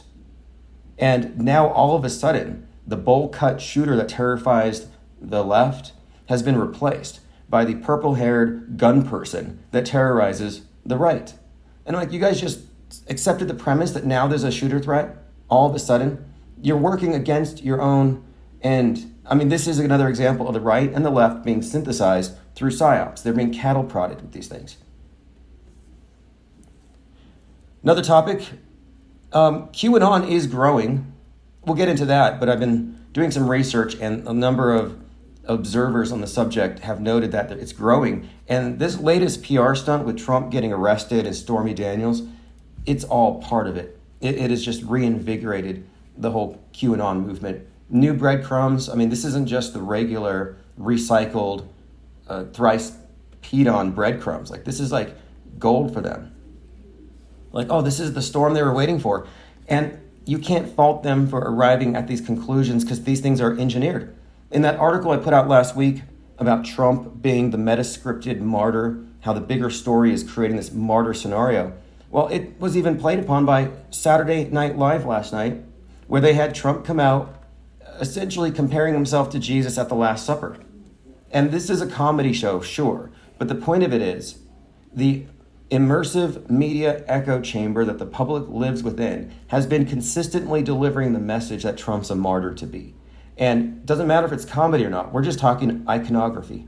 And it's there. They even have him standing in front. I mean, to be honest, that Trump skit that opened SNL last night was probably one of the most blasphemous things I've seen. And I'm not a church lady, you know this, but he's standing in front of he stands in front of Jesus, mocks him, mocks his hand sign, the 2 fingers up. They make a big point about the hand signs, which is very, very interesting. But I have to say, out of all of the content, predictive programming for Trump as Antichrist, Trump as martyr, what we saw on SNL last night was one of the, I would say, most egregious examples. And why this matters? Because it's Easter weekend. And I'm saying that this is beyond just poking fun at the right trying to Christify their martyr. This ties in even deeper to the whole Waco thing. Why did he start his campaign in Waco? It ties into a certain 33-year-old, David Koresh, who thought he was Jesus Christ, who died a martyr's death on a fundamental issue of the Patriots, the turning point when the government comes to get the guns. This is a deep, rich story. And Trump is, I don't think he's rogue. I don't think he's working for the common person. I used to posit the theory that maybe he was a Democrat plant because he destroyed conservatism, but he is so hardwired into the script guiding the major events of the world stage that he's a part of it. He's basically his whole persona, like David Hogg, for example. You get these actors who arrive on the scene attached to a major transformative event and they're platformed artificially. I think Trump's kind of similar. I'm basically saying he's a crisis actor. And you can dispute me on that if you want. Now, this should be confusing for the QAnoners. Robert F. Kennedy Jr., RFK Jr., has entered the race for President of the United States. And if you didn't know, the QAnoners believe that the blood of Christ is in the Kennedys. In fact, part of their lore is that JFK was the second coming, and that's why they shot him. And that the third coming is JFK Jr. That's their story. And this is the blood of Christ, and they tapped Trump on the shoulder. They said, we need you to help us defeat the deep state. Anyway, here we have RFK Jr. He's got the blood. He's got the magic Kennedy blood. And he's going to run against Trump. How does that make sense? How does somebody in the Kennedy family whose dad was killed by the deep state, supposedly? And we'll talk about that really quick. When Robert F. Kennedy was killed in 1968 by Sirhan, he was 42 years old. And the AP photographer who photographed him as he fell to his death is the same photographer who photographed the very iconic falling man on 9/11. His name is Richard Drew, I believe. He's an AP photographer. But what are the odds? You know, he photographs a dead Kennedy as he falls to his death, and he photographs the falling man. It's all just theater, but it just shows you it's the same actors. And this is why we see so much recycling. It's not just their ethos about being green and everything. The reason they recycle crisis actors is because they want to keep it small. You don't want to have too many possible leaks. But anyway, RFK Jr. is running as a Democrat. How does that work? RFK Jr. is running as a Democrat. It's a conundrum. I can't quite figure it out. Okay, next. Do we forgive the Terminator? Screw your freedom. If you all remember, during the COVID, the Terminator came out. And look, before it even started, he was rubbing elbows with Skull and Bonesman, John Kerry, hanging out with Greta, talking about how we need to cut our carbon footprint in half. Like, what does he mean? Don't breathe as much? Don't walk as much? Yeah, basically. World War Zero is a war on human life. Now, I'm looking at this and I'm like, okay, he had said, screw your freedoms to all the people who were protesting lockdowns. And a lot of people were kind of offended by this because he's a hero, American action hero type, kind of like Rambo. And he totally turned his back on the American values when it comes to freedom and how we, it's just sort of this rugged individualism that used to exist. Not anymore. I mean, America's just a bunch of compliant sheeple. I think we've known this for some time. They've been pacified. In fact, I would even say that the Q symbol is a pacifier because they pacified any possible rabble-rousers, rebels, renegades, or true patriots that would fight for a cause. No, they've all been pacified. They've been stuffed full of popcorn and they're too fat to fight a new civil war. But the ones who were protesting the lockdowns were told, screw your freedom by Arnold Schwarzenegger. And, back then I was just saying, okay, this guy's just evil, which makes sense. I mean, look, he played the Terminator. The Terminator is basically Satan.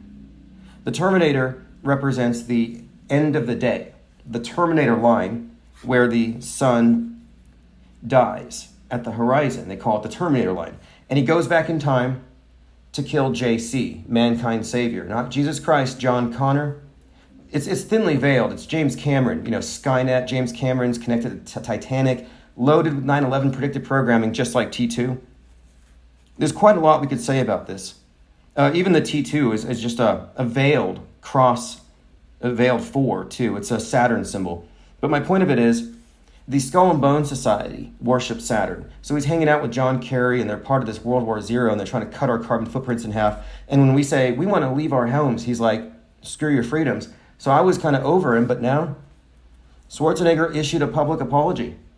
And he said, I'm sorry for saying those words. And this is on essentially sports.com. Arnold Schwarzenegger issued a public apology. And I'm almost inclined to accept it. Because what he said was pretty bad. And in retrospect, it looks bad. Like, I want to do a documentary on all the COVID idiots, just to, make it a matter of record. Don't let them get away with it. But he said, On a Twitter update, the 75-year-old rock icon took a moment to acknowledge his fans' acceptance and expressed his gratitude. He apologized for blurting out, quote, "screw your freedom," in an interview 2 years ago. He tweeted, "I'm sorry for saying those words. I try to be relentlessly positive, but sometimes my mouth gets ahead of me. I should have communicated better. I think we should be able to disagree without being enemies." Right. That's a valid point there. We can disagree without being enemies. I think this is true with anything. I may not agree with the Mandela effect, but we don't have to hate each other over it. But apparently we do. I mean, the Mandela cultists. If you're not a Mandela affected, you're one of the God blockers trying to hide the path to salvation. I've been called the God blocker. I kind of like it. I almost want to get it tattooed. Okay, let's get back to the list of topics. Arnold Schwarzenegger, World War Zero. Okay, they declared World War Zero on carbon, on life. But World War III, to me, kicked off on 3/11/2020. And I even said so the week before. I said World War III starts on Wednesday, as per predictive programming, which we've talked about at length. We've gone through this since it started. We're living World War III. It's the elite's war against the individual. That's what it is. It's not one nation versus the other. They're all pals up above. They all share the same fake space paradigm to control the lower level, the bottom tier of humanity, the believers, the fundamentalist believers in the screen. I mean, really, the hoodwinked masses. But Donald Trump today tweeted out or truthed out World War III. And if you haven't seen Truth Social, Donald Trump's icon, his avatar, is his face with red, white, and blue painted on it. He's got face paint like an American flag. The thing is, it's blue over one side of his face, over one eye. Same old Antichrist symbolism, the one eye thing. But interestingly, the Joker movie, which was being filmed at the courthouse where he had his little media circus last week, yeah, the Joker movie has a movie poster where Joaquin Phoenix has the same face paint arrangement in terms of the color and the blue on one side, red, white, and blue. Very interesting. But Trump came out today and he said World War III. It's like, where have you been? It started a couple years ago.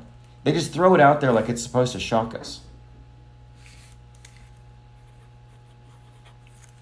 Rocco says, how's that war on drugs going? War on terror, war on guns, war on education. How's that going? Yeah, anytime they frame something as a war, I mean, you know what the longest war in history is, in American history? I think it's the war on poverty. But they frame everything as a war. It's just rhetoric. When the only war that we should be concerned about is the one that nobody sees, the invisible war, the Psy War. I mean, we see it. The Psy War is waged with misinformation, with disinformation and lies, with gatekeeping and cult mind control tactics, with weaponized superstition, with indoctrination, with intentionally induced Stockholm syndrome through hyper-realistic school shooter drills. Everything they do is part of the Psy War. And that's the only war that I think is worth paying attention to. The others are all just aspects of the Psy War. Like, they're not going to get your guns. They don't want your guns. They want half clutching their guns and the other half clamoring for government to take them. They want that tension. They're never going to vax us all. They want the anti-vaxxers to be anti-vaxxers so the vaxxers can ask for a big daddy state government to go after them. They need the saved and the unsaved. They need this dynamic tension. That's what makes the system go. This is the perpetual war, but you can't have the perpetual war without agitation.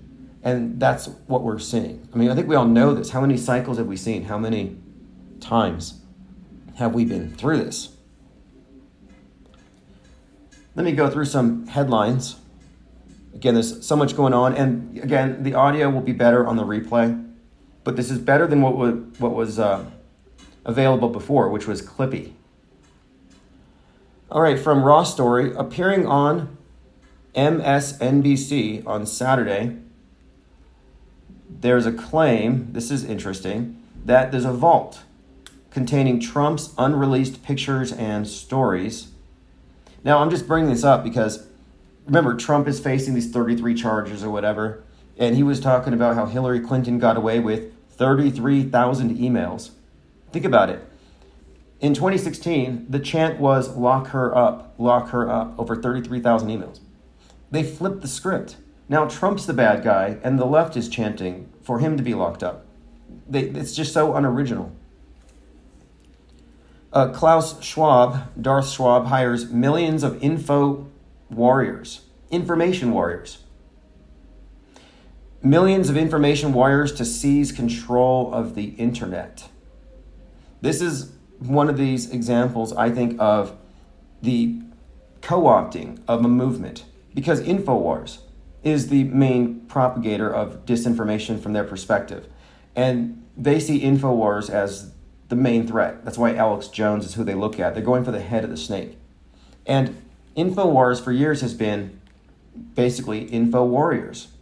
And I'm suggesting here that the appropriation of information warriors to go after the info warriors is intentional. It's to drown them out.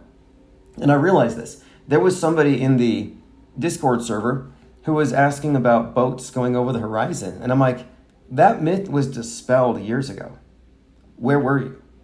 His name, interestingly enough, was Johnny Come Lately.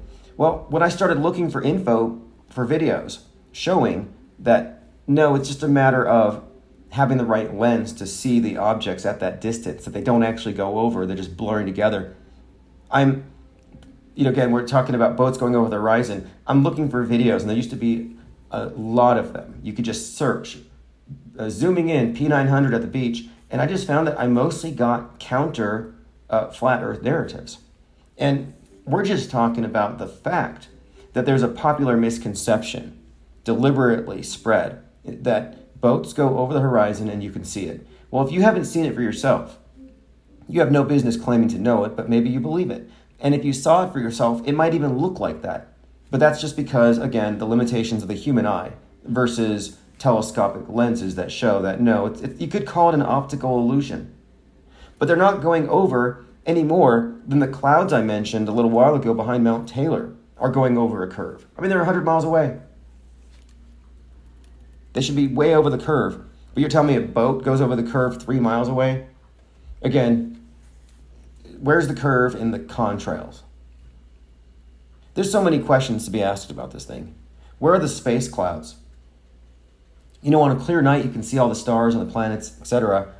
But I would suggest, based on dust storms locally that obscure the horizon a few miles away, that there's enough dust between my eyes and the stars so far away that there ought to be patches of darkness in the night sky once in a while. Not from within our atmosphere, but from within space. I believe there should be space clouds. I think there's enough debris supposedly falling on the Earth every day that it's remarkable that there aren't visible dust clouds. And I think it would be cool to go out at night. You'd see certain stars obscured by dust clouds from space. But no, there's no clouds in space. And I think that's a problem. I think it's a problem.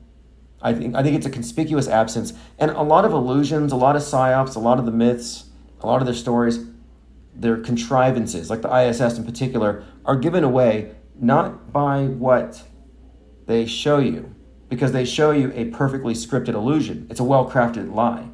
But it's in what they don't show you. Lies by omission. What should be there, but isn't there. Like they're in space all this time. Where's the iPhone footage of the Earth? You never see somebody doing an iPhone video selfie with the Earth in the background. No, anytime they show you the Earth, it's not a handheld camera. It's a mysteriously, this camera mounted on the outside. Like there's no person in there. And it looks just so much like CGI that, it's CGI. But the crazy thing about it is they screw up so bad. And this is why the professional anti-flat earthers won't talk about the space station. Because you can look at this for yourself. The ESA, the European Space Agency, they have a shadow. Like they look down from the ISS in their footage and you can see a black dot tracing along with it, a shadow. Now, if you're just a fundamentalist believer in whatever you see on the screen, if you found Apollo 11 convincing, you're like, well, yeah, the sun's right there, space station, size of a football field, 185 miles above the Earth. Yeah, of course, that makes sense. No, it doesn't make sense. There wouldn't be a visible shadow, not the shade that it is on their model. And it's not a smudge on the screen or smudge on a lens, because it's not a camera. I mean, this is the thing. There's a qualitative difference that people are losing visually, they can't see the difference between video and the camera view within a CGI environment. The visual illiteracy is by design. In fact, I saw this article from Business Insider today, and the article says, here's 4 ways to spot AI-generated images like Trump or Pope Francis. Deepfakes, and this is from Business Insider today, quote, deepfakes are becoming more common because people now have the power of a Hollywood studio in the palm of their hands. What's funny is the news media is worried about competition from people with movie magic, because that's what we're actually seeing, movie magic. And what are movies? I mean, when you really get down to it, we're talking about lies. We're talking about a false story superimposed over the real thing. If you take away value judgment from the word lie and just think about the fundamentals of deception and the use of propaganda to allow people to lie to themselves by leading them to the wrong conclusions, it's pretty evident to me that most of the lies are by omission, and they let us believe the false images. Well, now what's getting problematic is people can create false images that are competitive with their false images. This was brought up after the Ohio train derailment, after which they said some AI-generated prompted news article went viral and set off a panic in Mississippi, that there was some kind of contamination in the river. And this was pointed out as another aspect to the media environment that has to be dealt with. It's not just the mind viruses and the hate and the misinformation. Now we got to deal with AI-generated news creating false impressions. In other words, fake news is a bigger threat than when it was 2016, when it was just political opinion and political incorrectness. Now they're technologically more sophisticated. But this article, 4 ways to spot an AI-generated image, I'm like, they're walking a very fine line here. Because part of what makes movie magic work through the mass media is the public is not apprised of the techniques of deception. And if they're teaching people how to see through it, they're turning them into auto-hoaxers. They're not even supposed to know that these things are fakeable. One of the first things I ask whenever I examine a psychological operation, when I see a news event that I suspect of being one, because most likely it's just got an agenda attached to it, it fits the template. Whenever we have one of these fake events, I ask myself, well, is it even fakeable? If it's not fakeable, there's no reason to bother. I mean, there are things that aren't fakeable that the news media will politicize, like, for example, tornadoes tragically destroying a small town. News media will come out and they'll say, yeah, the Republicans did it, climate change. But the fakeability thing with shootings or terror attacks, it's an important question, because once you realize it's fakeable, well, then you can no longer just accept it at face value. And that's what Business Insider is letting people in on. This article, fake images of Donald Trump and Pope Francis caused a stir. Here's 4 ways to tell. Now, I'm going to go through these. But let's say you teach your audience to be visually literate. Well, then they're not going to be as susceptible. But this is a major blunder. Imagine if they were critical and skeptical with rocket launches.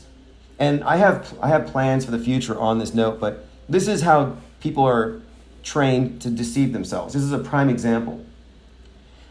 You could take a skilled video editor who wouldn't buy garbage clips from an editor, from like if you were producing a movie and you hired an editor and you were in the editing department, you would expect a certain level of quality from all the people working for you. And they submit something and you see a green screen blur, the person gets fired. You don't retain that person. But they're trained to spot these glitches because they're trying to produce a quality product. In the movies, everything looks flawless, seamless. And this is because they're trained to, just to spot glitches that would ruin the illusion. But then you look at the NASA footage from the ISS, and it's just chock full of errors and glitches. It's hilarious. In fact, it's a comedy. Sometimes the astronauts are actually breaking the fourth wall and more or less laughing in their situation because they're dangling from bungee cords, pretending to be in space with outmoded video editing tech.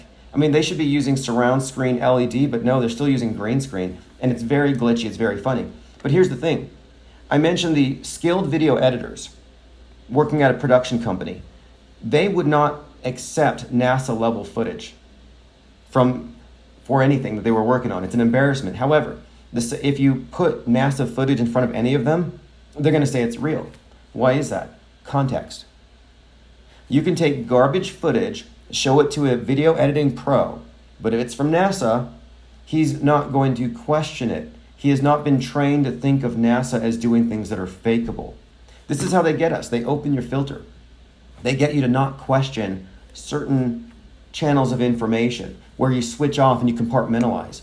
And I would guarantee that if you showed some ISS footage to a pro video editor, not putting it in that context, they would laugh at it. It shows you the power of the mind control and the compartmentalization. They're compartmentalized, where they're not able to put two and two together because they have walls up in their minds. Erica Creech says, Oswaldo, Trumper's going to elect Robert Kennedy, twist it up. Yeah, someone had said Kennedy versus Trump, they win either way, which is kind of an interesting notion. Although I would have to say Robert F. Kennedy is just eminently unelectable. Think about it. The Democrats are not going to vote for an anti-vax icon. And that's all he's known for now. And if you didn't know, before RFK Jr. was anti-vax, he was Greta. Basically Greta. Major league eco-fascist. And we all know environmentalism is just there to advance communism. It's watermelon Marxism. Green on the outside, red on the inside. In fact, listen to this. J.P. Morgan's CEO suggested that the government should start seizing private property. Why? To quicken climate change initiatives. This is why I say it's a stalking horse for communism. It's not about saving the planet. It's about destroying, or rather getting rid of private property. They want you to reject the notion that we should own anything. That's already happening in their culture war. But they're making the case here that private property is bad for the environment. JP Morgan Chase CEO Jamie Dimon floated the idea of the U.S.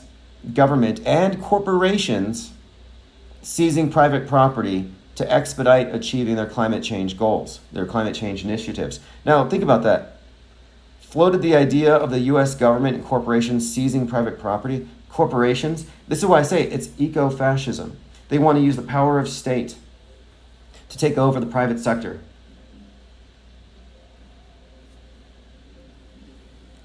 But again, Robert F. Kennedy is a major environmentalist, and that seems to be ignored by the others, by the QAnoners, who again believe that he's got the blood of Christ.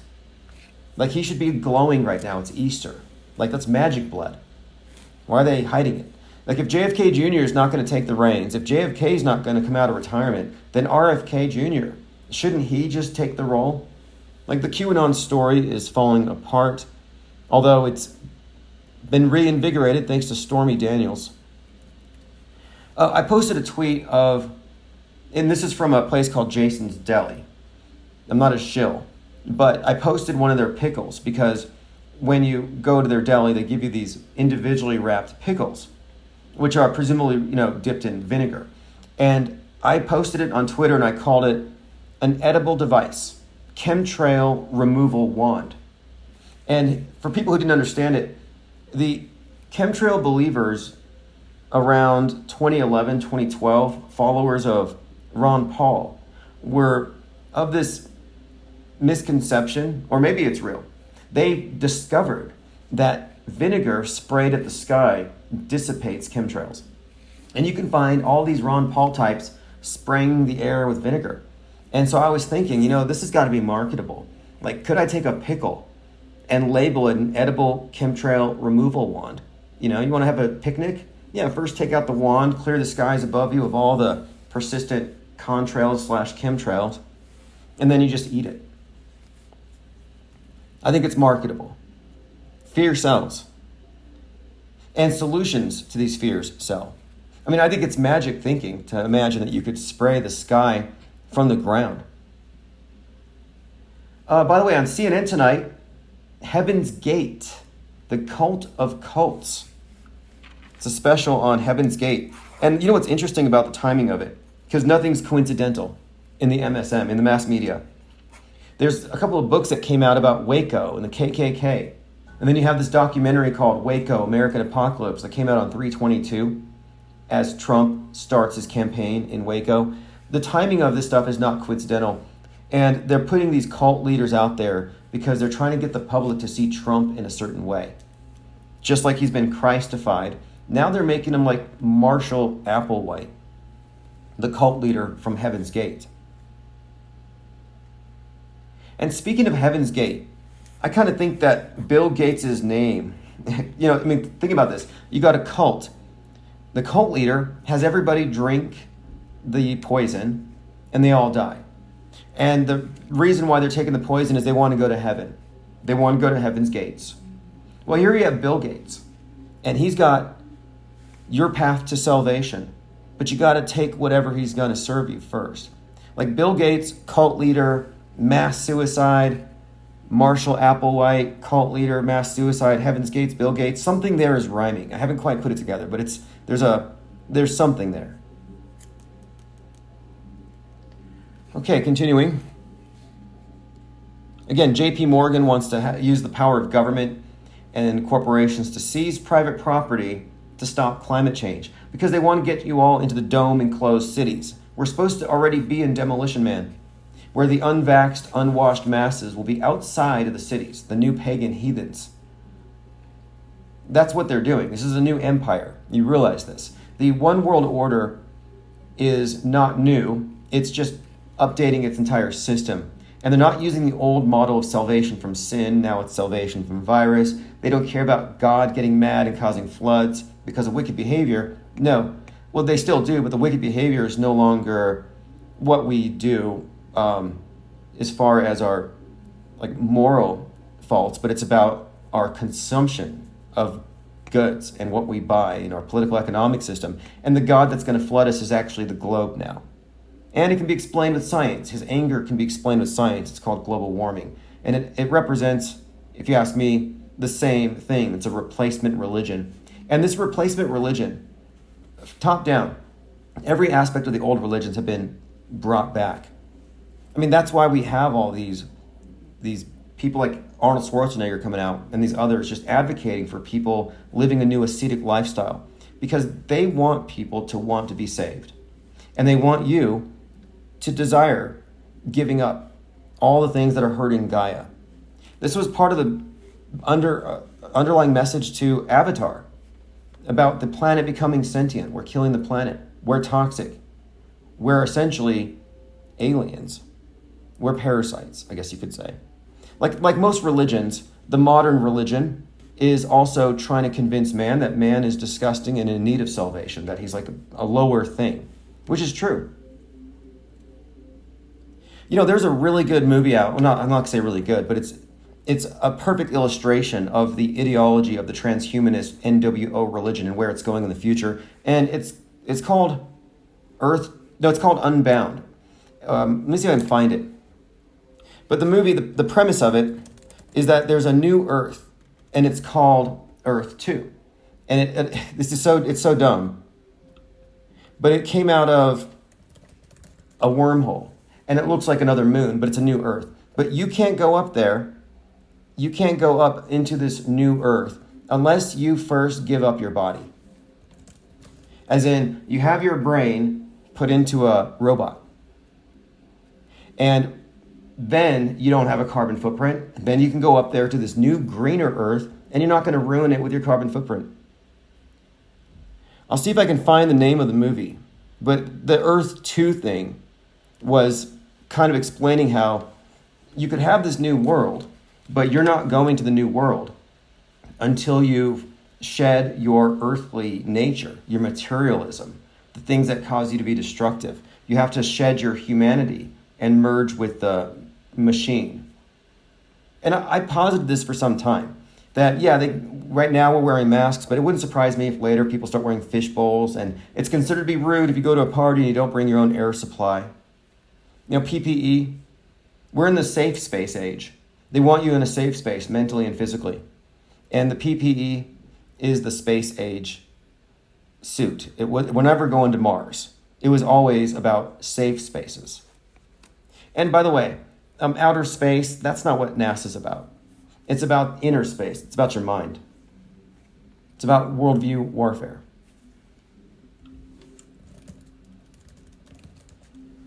Okay, let's continue. So many terrible movies that I've watched, and I'll find the one I referenced and I'll put it in the notes if you want to watch these. A few must watches: The Village explains the world that we're in. The Lie World Order, a commune of people who don't know there's a bigger world because they've been lied to. The elders conspiring against the young, using psychological warfare and drills to have them convinced that the woods are full of purple-haired gun persons and AR-15 toting, MAGA hat-wearing bowl cuts. And it keeps everybody from leaving their little commune. And this is what they want. They want to get you off of your private land, off of your small towns, and into the big cities. They need everybody monolithically aligned with the big cult. And we're getting there. Okay, so let's continue. Again, the media is noticing there's a problem with AI-generated images. It's hilarious to watch them on CNN. They will post images that are fake and they'll label it fake because their viewers can't tell. They can't just look and tell. Well, here are the 4 things from the Insider that I was alluding to. The 4 things I was alluding to. AI-generated images. How do you know that they're fake? And this is from the Insider. And it's like, again, you guys are arming your viewers. And the next time they watch a NASA production, they're not going to fall for it. Like, this is really over the line. Here they go. Some AI-generated images have a plasticky appearance. One telltale sign that an image was on Midjourney is the plasticky appearance. But the platform may iron this out as it develops. And this is something too. It's developing rapidly. And they're telling people, hey, it's coming. Deep faking is taking over reality. And all of this is misdirection. Because the fact is, you were born into a deep faked reality. This is kind of a joke. They already deep faked you with synthetic masks and basic movie magic, long before what they're positing now. But this is a perfect distraction. And it kind of hides, in a way, it's kind of funny. It's like the media is like trying to distance themselves from this. Like, no, we weren't. By pointing out like faking is a problem, it kind of distances themselves because they are in fact the primary fakers. Look, too many conspiracy theorists omit the role of media in all the fakery. You can't look at the media as objective, neutral observers that just show up and cover these events. No, they're the production crew. They are the production crew, and that's a major flaw in your reasoning if you think they're merely reporting on an event and they have the story wrong. Doesn't work that way. Okay, continuing. Another way to tell something is fake. Look for aesthetic inconsistencies with lighting, shapes, and subtlety. Again, if you took this advice, you could debunk Apollo 11. Some examples include checking whether the lighting on a person is in the right place, if their head's slightly too big, over-exaggerated eyebrows, often smiling with lower sets of teeth. Oh, interesting. Most people smile with their top teeth, not their bottom. Again, these are all telltale signs of fakery that will probably be ironed out very soon. Not every single image will have these signs, but they're useful. Alex Kitroff, founder of biometric security company ID R&D, said, "The images of Pope Francis is the artifact that's completely unnatural are the, quote, physically impossible features. For example, the Pope appeared to be wearing an image that had a chain attached to only one side, including other errors like the shape of his ears, the distance between his glasses, and the shadow on his face." Another one is context is key. Do a search on the image. Find an authoritative search. Try a reverse search. Yeah, that's where you right-click it and you do a Google Lens search. In other words, they're teaching people how to auto-hoax images. This should be off limits. This would be like telling believers in a religion to question their holy books. It's like you don't want them to question this stuff. But this also shows you how compartmentalized it is, that the people on the lower level aren't apprised of just how much of what they do is based on deep faking our reality. All right, continuing. I had some notes here. Okay, this is a very important point. We all see the same world. I was talking about the flat chemtrails. We're all seeing the same world. But the difference between a ball earth believer and a ball earth agnostic is just a matter of how we interpret what we see and whether we accept the interpretations handed to us by known fraudsters and the perps of the psychological operations. In other words, the only reason why you would believe that the earth is a ball, as they say, is you accepted an explanation from an interpreter, but you didn't see it for yourself. In other words, my main point is you don't know it to be a ball. You haven't seen it. You just believe it. And this distinction is crucial to understanding the media matrix and its hold over the minds of the multitudes. It's somewhat subtle, but to me it's quite obvious now that you have believers versus believers. Believers in bowl cut shooters, believers in trans activist shooters. They're both believers, but they don't know. They don't have evidence because there isn't any supporting evidence for these creations. The media weaponizes superstition. Just like the movie The Village, they make these monsters to scare people. They've augmented our reality in so many ways, and they've augmented it with their big picture explanations that I refuse to accept. Doesn't mean I'm saying it's a flat earth with a dome. I would not say that. How would you know? And this flat earth topic is mischaracterized by the media because what it does is it represents a growing body of people who are fact-checking and auto-hoaxing and questioning the images from NASA, just like insiders telling you to do now. Like, this looks fake. That shadow's wrong. There's no moon. Look, I can debunk Apollo 11 for you right now. Look at the Apollo 11 photography if you believe it's real, and point to it and tell me where the moon is. Where's the moon? If you've ever stood on a flat plain and you look out, there is land as far as you can see. It doesn't disappear a few hundred yards away. The land doesn't just sharply drop off. It fades into the horizon. You have a landscape. But if you look at the Apollo 11 footage, there's no moonscape. None. There's no flat plain full of craters. And the thing is, the moon is a quarter the size of the Earth. From the size of a human being on the moon, you wouldn't see the curve. You realize that from the perspective of a human being on the moon, it would look flat. And the moon would go off into the distance. It wouldn't just sharply disappear like you were filming it in a movie studio against a black backdrop, which is what it looks like exactly. And this is a misconception exists over that hump. No, there shouldn't be a hump there on the moon. The moon isn't that small. Now, there's something else about this too. Buzz Aldrin had talked about the horizon line on the moon, and he claims that the moon horizon was bendy because it's so small, and he got dizzy. He made that point, Buzz Aldrin. But the video that they show us at all, the video they show us from the moon never depicts an actual moon. Just saying there's no moonscapes, and there ought to be. Eric Creech says, pickle jokes are always classy. I don't know any pickle jokes. The edible chemtrail dispersion wand, the reason why I chose a pickle is that it's covered in vinegar, and chemtrail enthusiasts used to believe that vinegar dispelled chemtrails, and I was like, well, you bring one of these pickles to a picnic, you clear the air above you. I think it's just a good idea, marketing-wise. Wasn't a joke. You're free to seize on that. Market it. Bring it to the marketplace. Clean up the skies. Okay, continuing. This is we were talking about